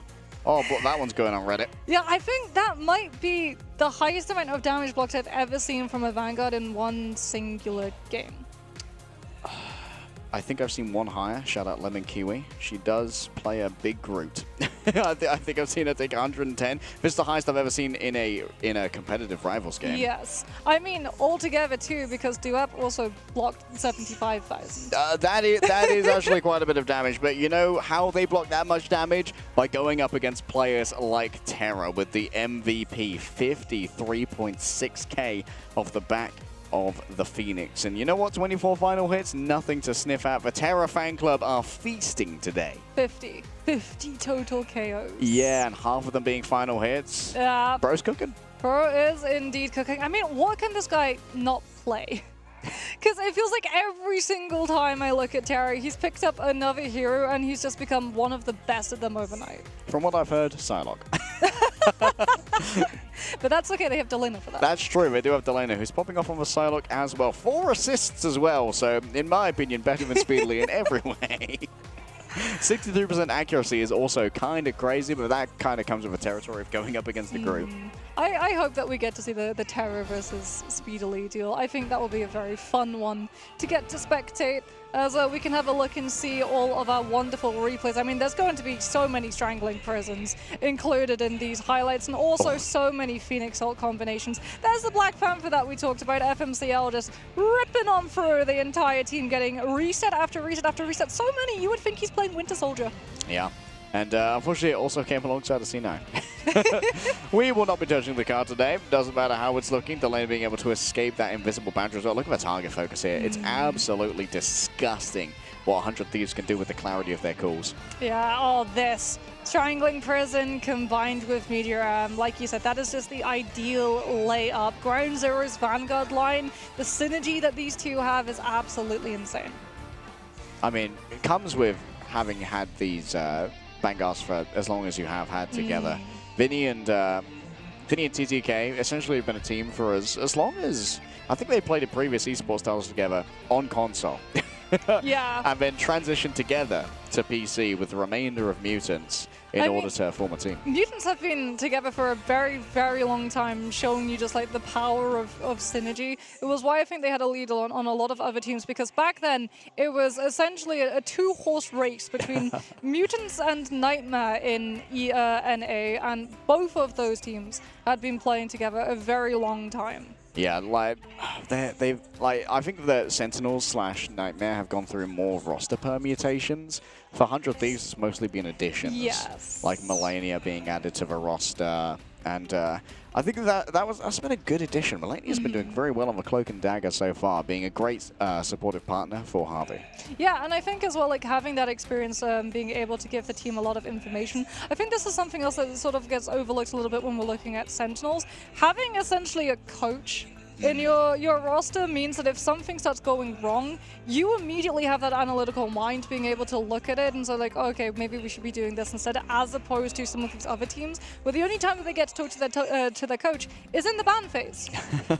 That's true. I mean, not only do they have a coach on their roster, they have a player for their coach. Because iRemix is a professional player in his own right, formerly from Envy. So there's a lot of depth to this roster. I just missed what the map was. Central Park. Thank you. Central Park is going to be the map. I was too busy yapping. Yaposaurus Rex over here. My tiny arms hiding the monitor. Map, did someone say? Central Park. This one is once again the pick of Ground Zero. Very good group map. Oh, it is. Very good group map, which may demand another ban of the Wolverine, knowing what Terra can do. So is it going to then be a pivot into the Wolverine save, do you think, coming on through from 100 Thieves? Could be. I mean, we're yet to see...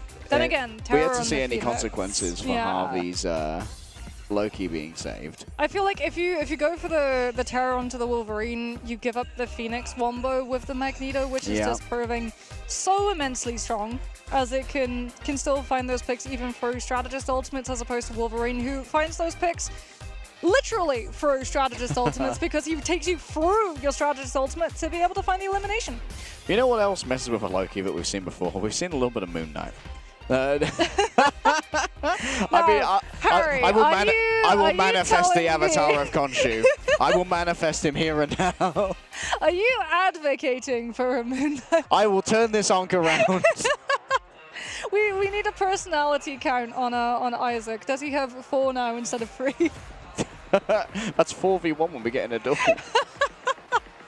All right, standard bans once again. The Human Torch going to be taken away. Lunar Snow is going to be exactly the same here for Ground Zero, who may well go for a Protect. We have been getting a lot of value. One-sided. Yeah, one-sided torch. That's going to be an invis ban. Yep. Yeah, that has instantly. to be an invis ban. One of the only times that you would prefer having an Invis woman on your team in opposed to a Cloak and Dagger is when you're running that Human Torch so you can get your team up.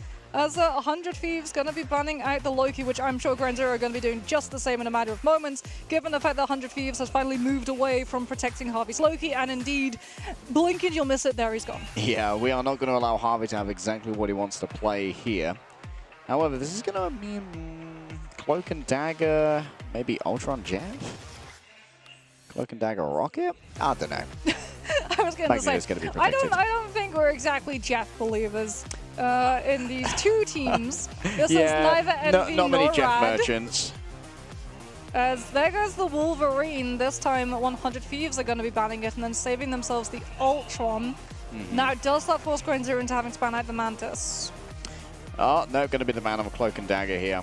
Meaning that it's going to be a trio of tertiary healers for strategists. Maybe a Rice comp with an Ultron. Well, they've got the Torch, so the Ultron's going to be there to pocket Torch. Yeah, maybe drop the Star-Lord. We have seen some teams, actually, one of the major complaints that a lot of teams had with Rez was that there wasn't enough damage.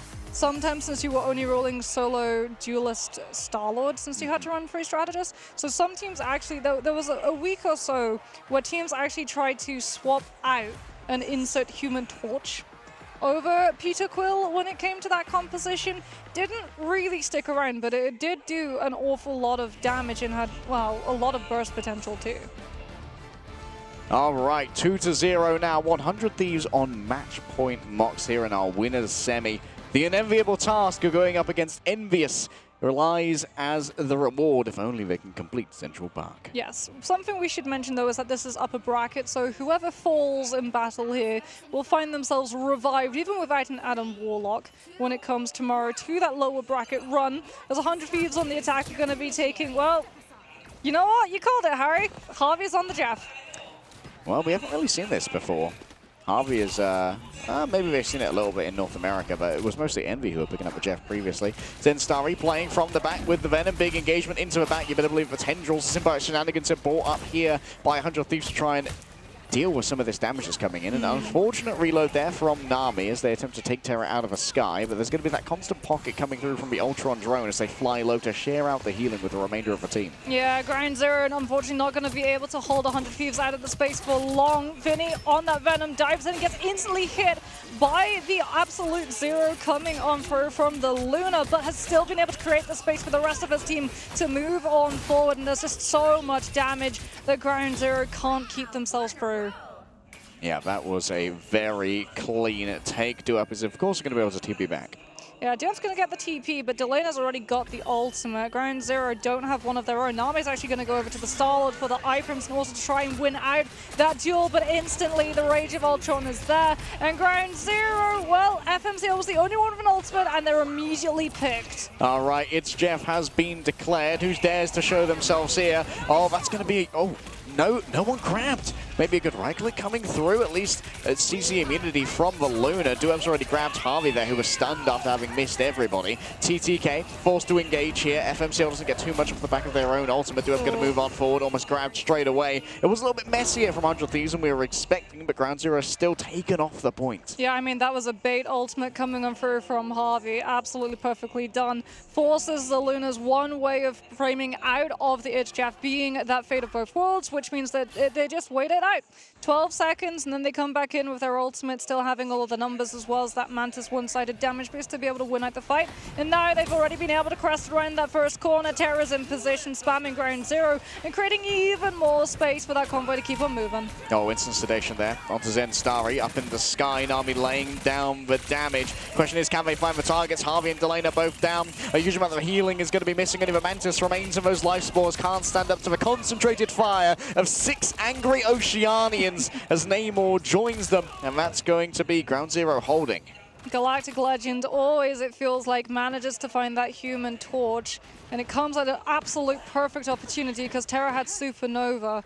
King Bob's going to have the invisible boundary to be able to live it, but Delana might just go with a Rage of Ultron and try and force it early. Supernova comes out first, and the Invis goes down before the boundary can even be built. How did Terra already get 2? FMCL catches him. Catch the tornado in midair. Melania is there for the cleanup. I believe that Melania is a bit of a flex, plays a good amount of duelist, so obviously it's well suited to Mantis. Ground Zero just didn't keep the torch in check, even though they had full control of that space. Terra was allowed to get away with far too much. At least they're going to have the invisible boundary for this next fight. The problem is if they use it, Harvey's going to get a platform for the It's Jeff targeting. All right, in comes the damage from the Rage of Ultron, forces out the invisible boundary in a place that's not really ideal to contest the objective. So it's going to keep rolling forward in favor of 100 Thieves here. Harvey's still sitting on It's Jeff. Yeah, they don't even need to use it. It's so far off of the objective. Harvey's going to be able to pick FMCL 2. Now comes the It's Jeff. Meteor Arm is going to be used to avoid it, and it's instantly struck onto the Shark. Yep, flattened into a twisted fin salad, unfortunately. Out comes the Sonic Seduction from the side of TTK. Maddie overwhelmed. Can't pop the ultimate, of course. It's going to be suppressed by the Emma Frost. A missed Carbon Crush up into the air, but all it does is make a little bit of space here for Terra to try and work with. Duup's going to be overwhelmed as the remainder of Ground Zero are washed upon by the tide of thieves. And Zen Starry does have themselves an ult, but doesn't really have the HP to try and make this one work. Already uses this, makes a bit of time for Maddie to come on fourth with the pentagram of Ferala. It's only going to be the single healer behind them. The strategist going to be rolling on through Zen Starry. Oh no, he's ended up so far away. Oh, the tilt of the roof has managed to banjax him in this case, and all it has done is fed them over to 100 Thieves. A full completion of second as we move to third. And they've still got the Supernova too to keep up this momentum moving on forward. Ground Zero are going to have to try and find a singular fight. If they manage to find a fight win, that 3 minute can be diminished down to almost an overtime. But they need to just stop the momentum right here, right now. And first of all, they have to survive the Supernova. The Supernova's proven deadly so far when Terra's been able to use it. Delana up in the air as well, building up towards that Rage of Ultron, uses the Imperative Fireball to give some extra cushion over to the Venom as they make their engagement. King Bob under so much pressure towards the back over here. Patty Cake exchanged, the healers going after each other. FMCL finally gets Terra off the case, and this might be Ground Zero with a touch of, oh no, a touch of a little bit of stability. TTK, just make sure their disengage is good. Yeah, Ground Zero fighting fire with fire. Triple strategist lines coming through from them. Rage of Ultron has been built too to be able to match wits with Delana's. As Harvey with the Itch Jab has an environmental edge so tantalizingly close, but Duap with that Meteor M is going to be a constant thought in the back of the head that they have that to counter it. The sedation is there, and Nami comes on through with a huge Galactic Legend already catching Terra. 100 Thieves are going to try and just disengage it. They've only lost one. They think it's still recoverable.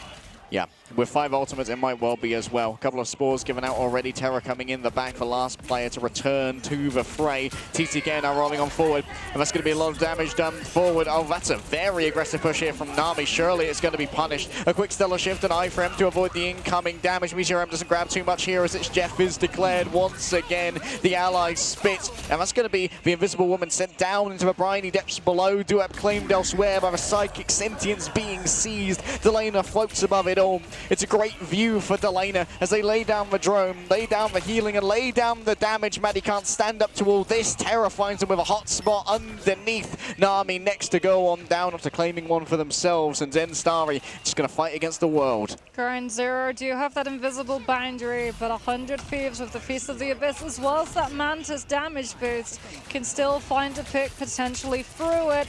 TTK moving on forward to trying to keep up the charge with the Emma, build up the Sonic Seduction too to put even more pressure on where this invisible boundary will be able to find value. Delana playing the safe position for now.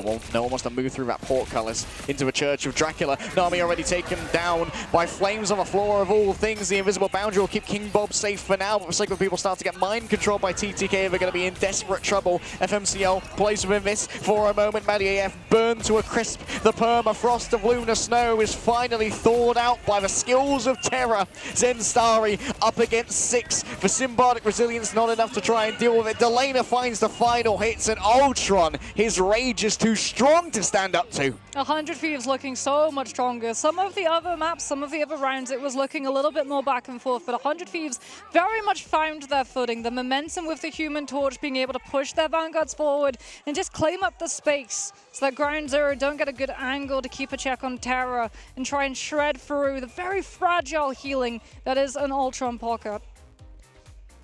The Ultron Pocket is it goes from very mediocre with the drone to very intense with the Rage of Ultron very fast. Yeah. Players can be practically invincible if you've got the auspices of an Ultron. I mean, that Rage of Ultron, it's so speedy in terms of building up as well. 100 Thieves getting one-sided Mantis too, so that they have just so much tempo that they can remove. There's Ground Zero, like, they had the opportunity, but they just didn't really want to play into the Mantis inspiration boost gameplay with that Ultron either, as having that Luna with the idle aura was just too tantalizing a prospect to put on your Star-Lord. Yeah, just trying to keep the Star-Lord up. Nami did manage to get some stuff down on second, but it felt like 100 Thieves were generally designing their engagements incredibly well. Finishing with 46 seconds is a very winnable position for 100 Thieves who are looking for that 3-0. Yeah, Grind 0-2 against Flyer composition, you can't really play the Groot, which means that Zensari is not really getting to play the thing that we saw the hyper carry be on the previous round of Araka, which was so much closer in comparison. Name is going to just be flipping on out with that Stellar Shift to get a read of 100 Thieves composition before we swap over to something else potentially, but no, the Starlord will be sticking around a little bit longer as 100 Thieves pushed all the way up, getting to utilize just the rooftop to give Terra and Delena a little bit of terrain to hide behind. Uh-oh. Well, FMCL was needing a lot of resources to try and survive here, which is quite not ideal for your rollout. You have to use both the Guardian Shield and the Bulwark of the Magneto to just try and keep your Ultron up in spawn. We'll have to see what has happened here to warrant a technical pause. Yeah, some would say that the spawn doors are the best strategist in the game. They are. Unless it's the enemy spawn doors, in which case, if you go through them, you're picked immediately. As Jeff has made us all more than aware. As oh yeah, when you're pushing Symbiotic Surface, you get to third, there's a defensive Jeff, everyone's fighting on the very, very edges of that finish line. You hear Nami, Nami! And then all of a sudden, find yourself just getting nabbed into the spawn doors. that is, I definitely have not slammed my desk after that has happened. I'm sorry, my teams have desk. tried to do it in pro play, by the way. Failed, but they've tried. Oh, you see that small fin of Jeff is it's a lot more difficult for you and I to hitbox than it is for players of this caliber. They don't care about the size of the hitbox. Generally, they are going to be connecting with it. Looks like one of the referees is hovering over ground zero at the moment, so they are likely the ones who have called for the pause on 100 Thieves' side. We're a little bit chill. Terra showing off his catching skills. He's going to catch this. And it's gone. Catch this L, I guess. 1, 2, 3. We're not going to go past 3. Nah, that's all he's got in him. All he needs is the 3-0, you know. I mean, yeah, they are very, very close to finishing this series. We'll have to wait and see whether or not they will be able to continue in that upper bracket, or if the reverse sweep will be found by Ground Zero, as I believe we're getting ready to go back into our game. Okay. On the FMCL cam now, it's been given a huge amount of resources to try and make this one work. Delena forced to use their Imperative Firewall to defend themselves from the element guns of Nami. Let's see 100 Thieves as Vinny falling incredibly low. Terra also under so much pressure. The fire really directed to the Torch's direction. The Thieves with the composition have the means of catching Terra's health bar and blowing it right back up to full. The Joyful Splash certainly doing some work in the air at the moment. It does get both the healing and the damage. And Starry tried to float away with a Cloak of Levitation, but Terra's having none of it. And now FMCL's next up on the docket. Bring me another, says Terra. And indeed there is going to be another to try and play with. Double Stellar Shift invested. At range, there's going to be a Guardian Shield interposed between the Human Torch and Starlord. 100 Thieves are so close to the spawn as well that Ground Zero can't really risk going for a portal play off of Zen. Starry's Doctor Strange. FMCL does have the Rage of Ultron, however, with that pick, Delena's been able to build up one to mirror it. And it is going to be both the Echo Chamber of the Ultrons coming on through. Who gets more value? Normally it's the side that has a Mantis damage boost. All right, the Supernova though.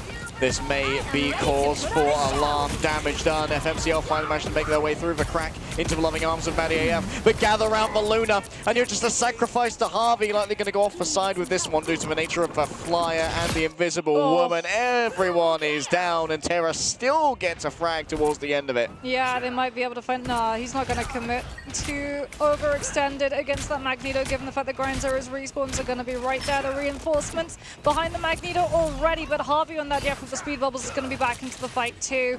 As we can see, that Torch is floating around trying to keep Ground Zero's attention as they decide to just ignore it and go to the point instead. Oh, FMCL in danger again. A hot drop onto them. Vinny manages to eat them on up with a Feast of the Abyss and then just disengages. The Inspiration can make that into a one-tap. Delena caught in the air there by a Dark Maelstrom, released from Zen Starry.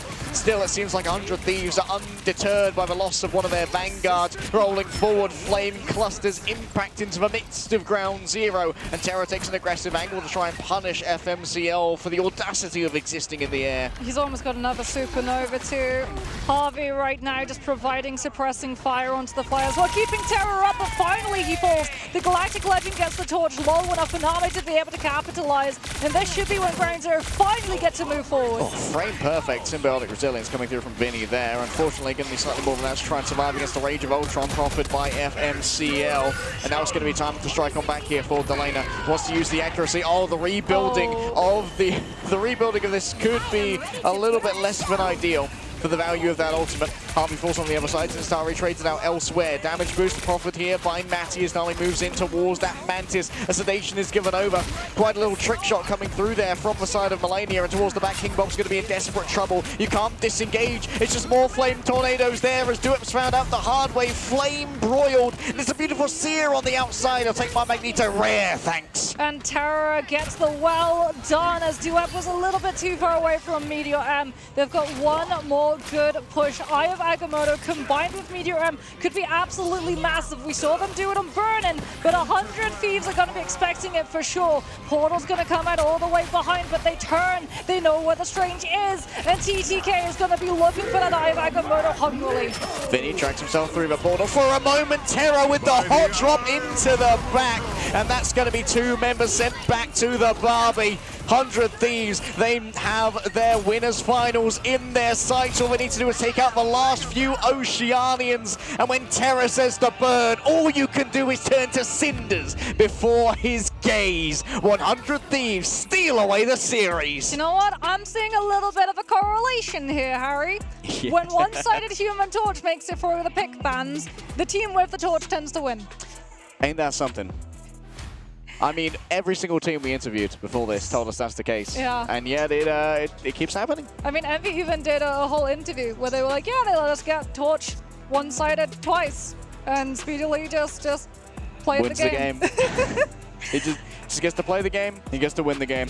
Sometimes it goes that way. Unfortunately for Oceania's #1 seed, it's going to be the lower bracket. Their run is not over yet, but it only gets more difficult from here as their second chance is about to be the only chance they have. Yeah, I mean, Terror on the Human Torch with that amount of pocket was just brutal.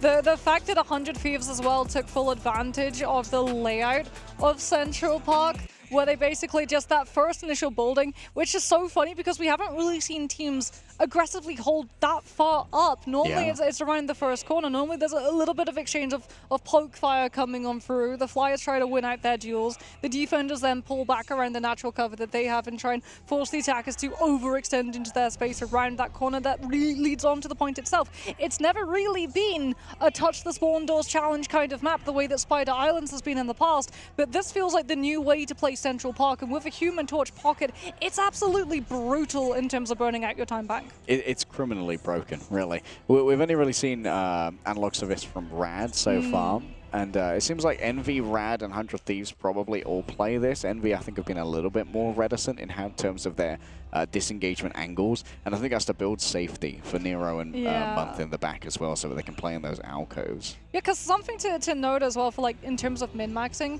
the Spider Islands hold, the building that the defenders like to hold around, that's breakable, that's destructible, right? But on Central Park, that initial little shed of cover that you have to walk through, that you can't actually break that. Yeah. Which means that cover is up there permanently. So it's not like a shield where you can break it with damage points or a Magneto's curtain where you can just track its cooldown uptime. That is their perma. So if you don't get the pick on the torch, if he's able to just book it behind that corner and get to the LOS of his backline, he's gonna be right back up to 100% and keeping you in spawn even longer.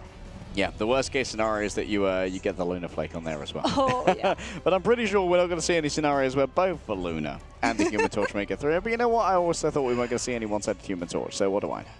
Yeah, I think definitely moving forward into tomorrow, one of the big adaptations that all of these teams are going to be making is, please, no one round where you touch the stove and figure out that Human Torch is still just as strong.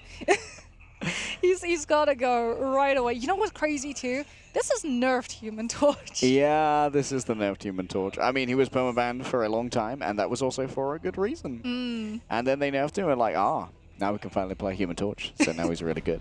And turns out he's still really, really good. Yeah, Johnny's a little bit of a hothead canonically, and I think as well, whenever we see him present in the patch notes, everyone's very quick to leap to judgment around him, because the nerfs came through and for like a couple of days and I was like, oh yeah, no, he's garbage now, Human Torch is unplayable. And we gave it half a week and teams were like, wait a minute, nah, he's still just as strong.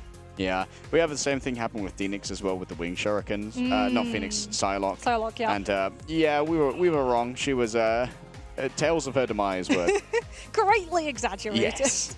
It helps as well that she still has the team up with Emma Frost, where you can just absolutely melt one person in one go if you commit all of your cooldowns. So we can have a look and see all of these wonderful statistics coming out. Surprise, surprise. Terra coming on through with the heroes chunk of all of the damage done on the side of 100 Thieves.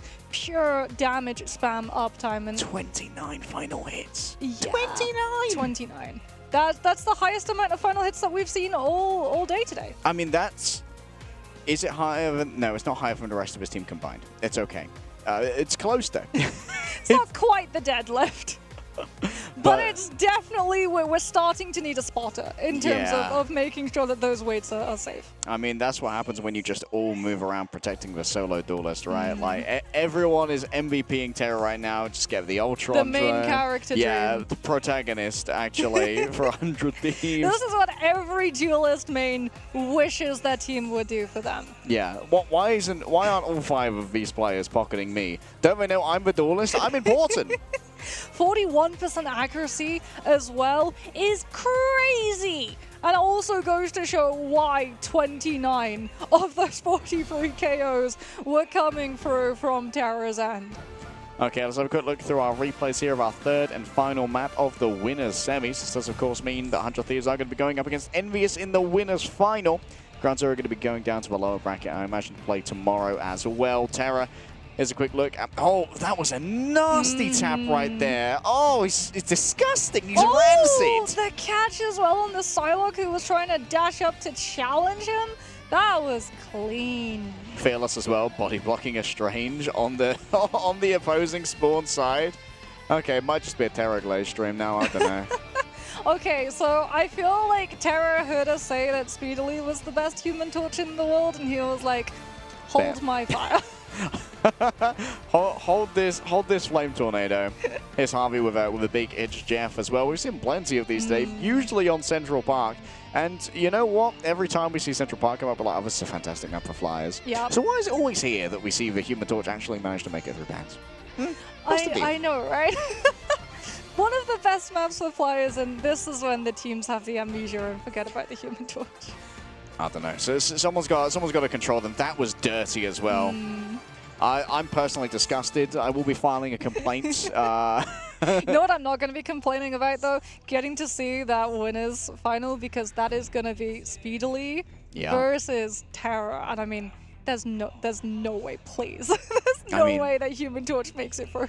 The Americas are going to be reigning supreme in the winners finals. That much is for sure. Both of EMEA's remaining seeds have been put down to the losers bracket. And Sentinels, they've already been sent home, unfortunately, today alongside Reject. So China's #1 seed remains in the bracket. We've had to say goodbye to 2 more teams, Marks. We're whittling them down.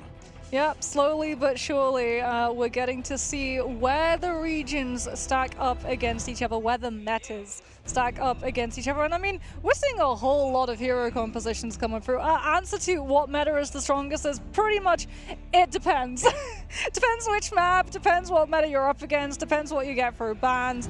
Everything is kind of viable. Yeah, sometimes we just see a hero group. Sometimes it's Cloak and Dagger being the best. Sometimes it's a Loki being the one and only. Sometimes it's Jeff. Sometimes it's Jeff. It happens, you know? And honestly, it feels like 100 Thieves look a lot better than they did yesterday. Yeah. I figured that Ground Zero would be a much tougher opponent than Reject, who fell down to OUG today. But it seems like whatever scrims happened, whatever warm-up happened for 100 Thieves between yesterday and today, things have cleaned up a bit. Yeah, I think like that's always going to happen though when you get to these LAN fights, right? If you start having some of a tougher series, you're either going to be able to knuckle down and improve immediately because of just the synergy that LAN allows you. As a space where you get the opportunity to scrim as heavily as you do, a lot of these other teams are also wanting to practice so that they can fix some of the mistakes and issues that they had, which means that it is just a essential rotation of Marvel Rivals gameplay into more Marvel Rivals gameplay. Yeah, and you can get plenty of fresh Marvel Rivals gameplay right now with Season 3.5, but before that, check out this interview down on the stage with Cozy.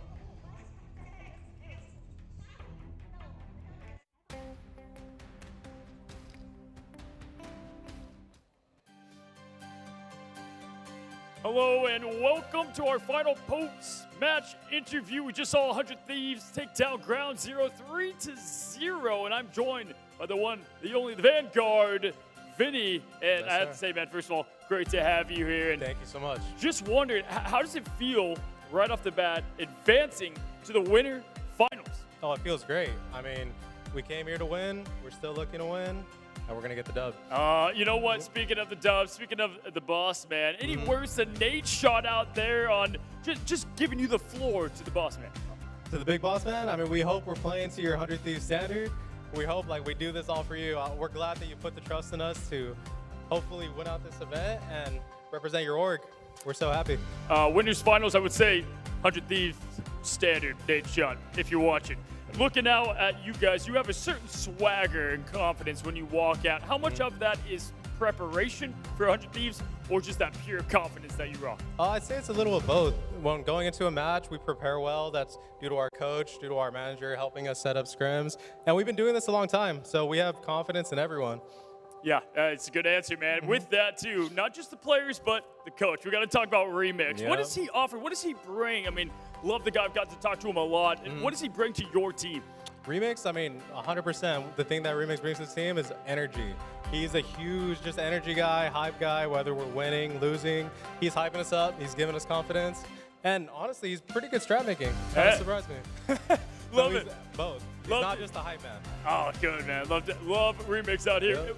Looking at all the metas, I've watched y'all for a very long time. This team has played together for a long time. Yes. Patch after patch, balance after balance, you guys managed to adapt to the meta. Walk me through that in the hero pool and how y'all work through that.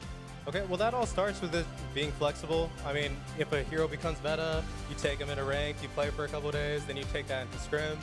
From scrims to match day, and then that's just how you get confident on the heroes. Love to hear it. Speaking of confidence, there's other teams left in this bracket. Do you have any words for the other teams here?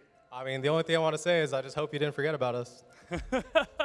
Few words, but a mini expression, kind of like Groot, honestly. And I'm sure you're excited about how he's going to be in the next patch. Yes, sir. We're excited to see that. Well, hey, thank you so much for joining us on stage here. Good luck in your next matchup coming up. And y'all, we have had an amazing day. We're going to throw it back to the casters to wrap some things up and put it all together. Don't go anywhere.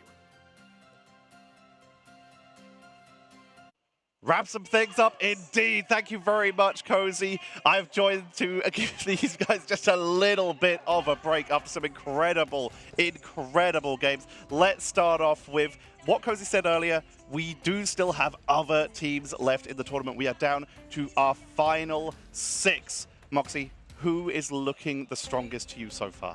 Envy. I agree. It has to be Envy. They're looking absolutely insane. They have so many compositions that they can fall back into to avoid getting just fully targeted out by the hero pick and ban drafts. Their read of the meta too has been one of the strongest. Their macro, their team coordination, their synergy, it's all just top level. But Legley, we've got to remember that Citadel Gaming did actually take them very close to the limit, and they now have that lower bracket buff where teams do try to push their way through, but they're gonna have to, if they want to make it to the finals, play against Rad again. Yeah, they're gonna have to play against Rad, which is incredibly difficult, and this time, if they go up against Envy, Envy's probably gonna ban Captain America from the start. I feel like there's gonna be a lot on the plate of Coach Salah to try and get this team into getting back to the grand finals kind of position. And it's got to start off, guys, with not losing 50 IQ points the moment a portal comes out. While we have sequels talking of the portals, in fact, we did see a little bit of a ban against that Doctor Strange against Ground Zero, who, while they are in the lower bracket, they are still here. They still have a chance. They can try and fight their way back, but also in the lower bracket is OUG from China. What are you looking at their chances here? Let's start with Moxie.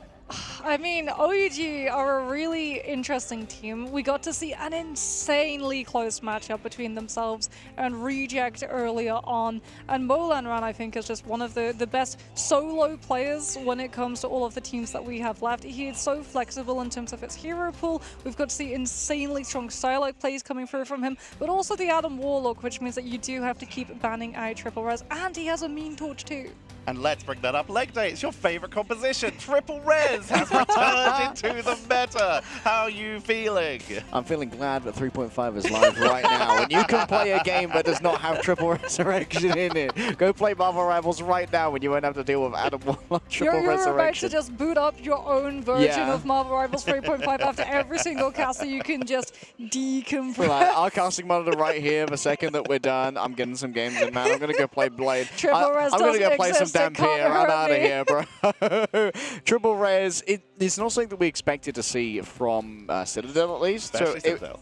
Especially against Sentinels, like probably the progenitor team of a Triple Resurrection. So it was a little bit, it was poetically karmic. That's what knocked Sentinels out in the end. I wonder if it's going to be a mainstay, though, of the Citadel compositions, considering that it isn't really their bread and butter. But given that they've probably been scrimming Rad a reasonable amount over in EMEA, maybe they're going to try and augment it with the Jeff instead of the Ultron and get some value out of their own great Venom player in Enzo.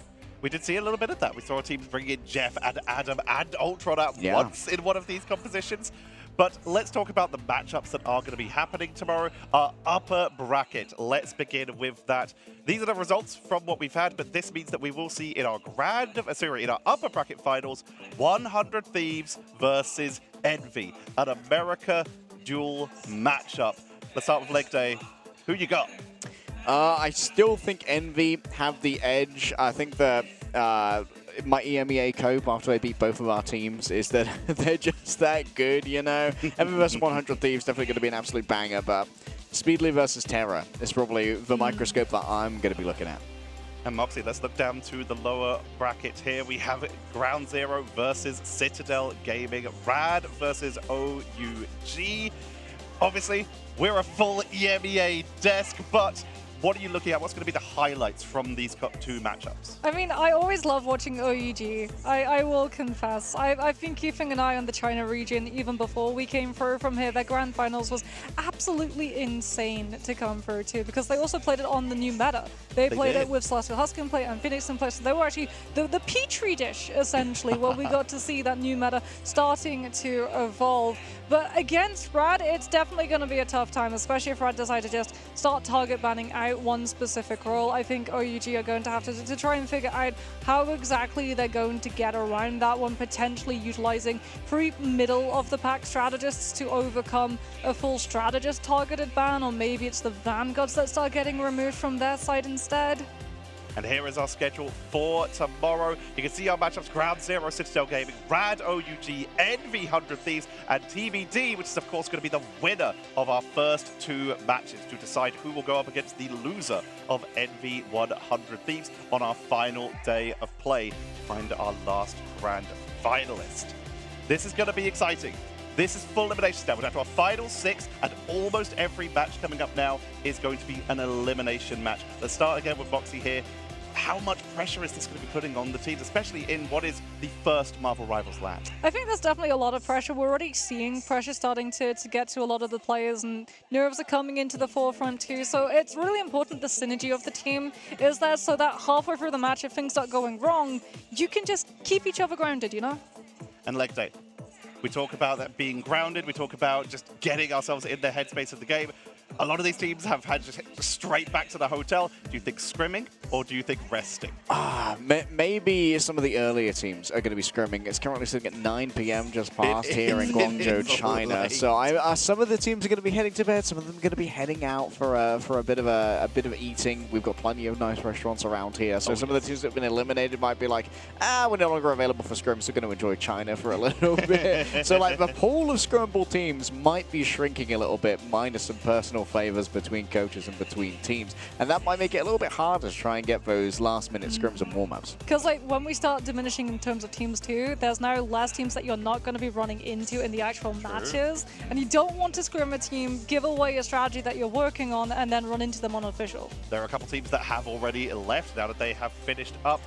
These are the drops. Reminder, we still have plenty of time. 2 more days of the best Marvel rivals to date. The best teams playing in this incredible venue with some of the best casters all here to bring you the best entertainment. Yep, you can earn yourself some exclusive sprays, nameplates, and of course that Star-Lord costume you can see on the right between August 6th and September 6th, Tetra. So make sure that you continue tuning in to make sure that you get all the rewards. Yeah, you can fly as you fly around on that Star-Lord. And as we talked about, he is unfortunately not going to be having that res comp synergy, but he's still going to be a very strong duelist to keep a track of all of these other flyers in the sky. He's getting a new teleport team up and also a little bit of bonus health when he uses his already invulnerability framed mobility ability. It's going to make him so good at aerial duels. It's going to be super good. While we're waiting here for us to close out the show,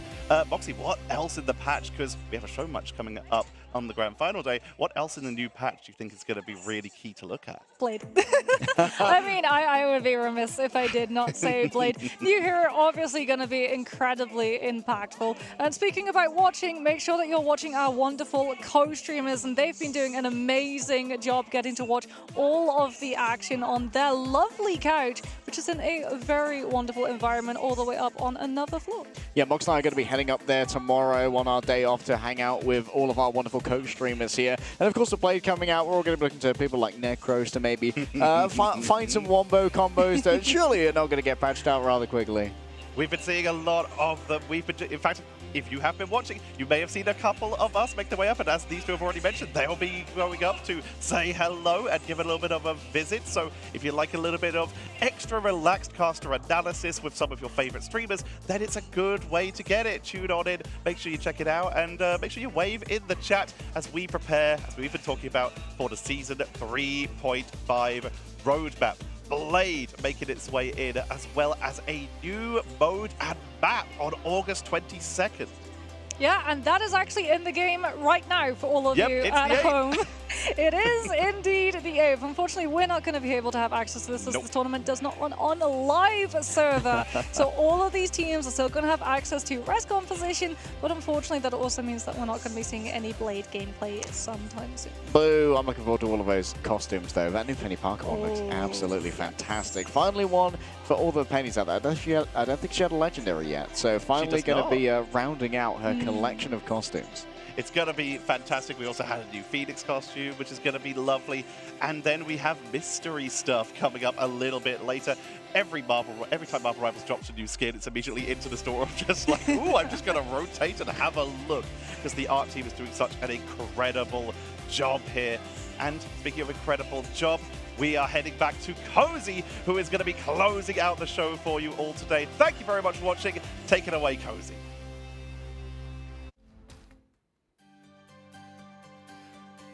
Ladies and gentlemen, that puts a bow on day 3, and it had everything you could possibly ask for at LAN. We had heroics, we had heartbreak, we had plenty of game 5s. And if you're thirsty for more, you're in luck, because we have a stacked day 4 as we inch ever closer to see who's going to grab that championship trophy. The stakes are higher, it's the same stage, different stakes, and we appreciate you guys for watching. We'll see you and have a good night.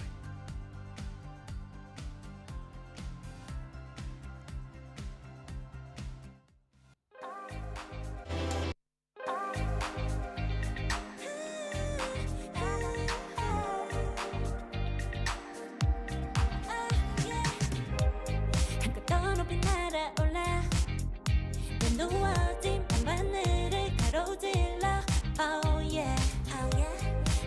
때 내가 널 지켜줄게 간절히 바라면 이루어지는 마법인 거야 운명의 소리 들려 여기서 저기서 날 찾으면 달빛이 날 비춰와 시작해야 let's go 어둡고 흘러는 우주 따뜻한 눈으로 감싸는 순간 신비롭게 녹아내릴 거야 좀 더 기다려 I'll be there 쓰러지지 말 끝까지 일어나야 해 어딜 가든지 극복해 힘은 너에게 있는 걸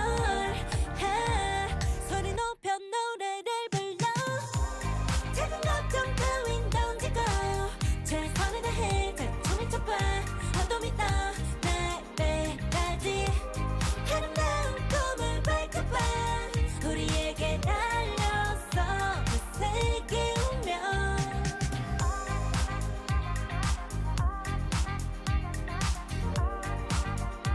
어둠이 떠 날때까지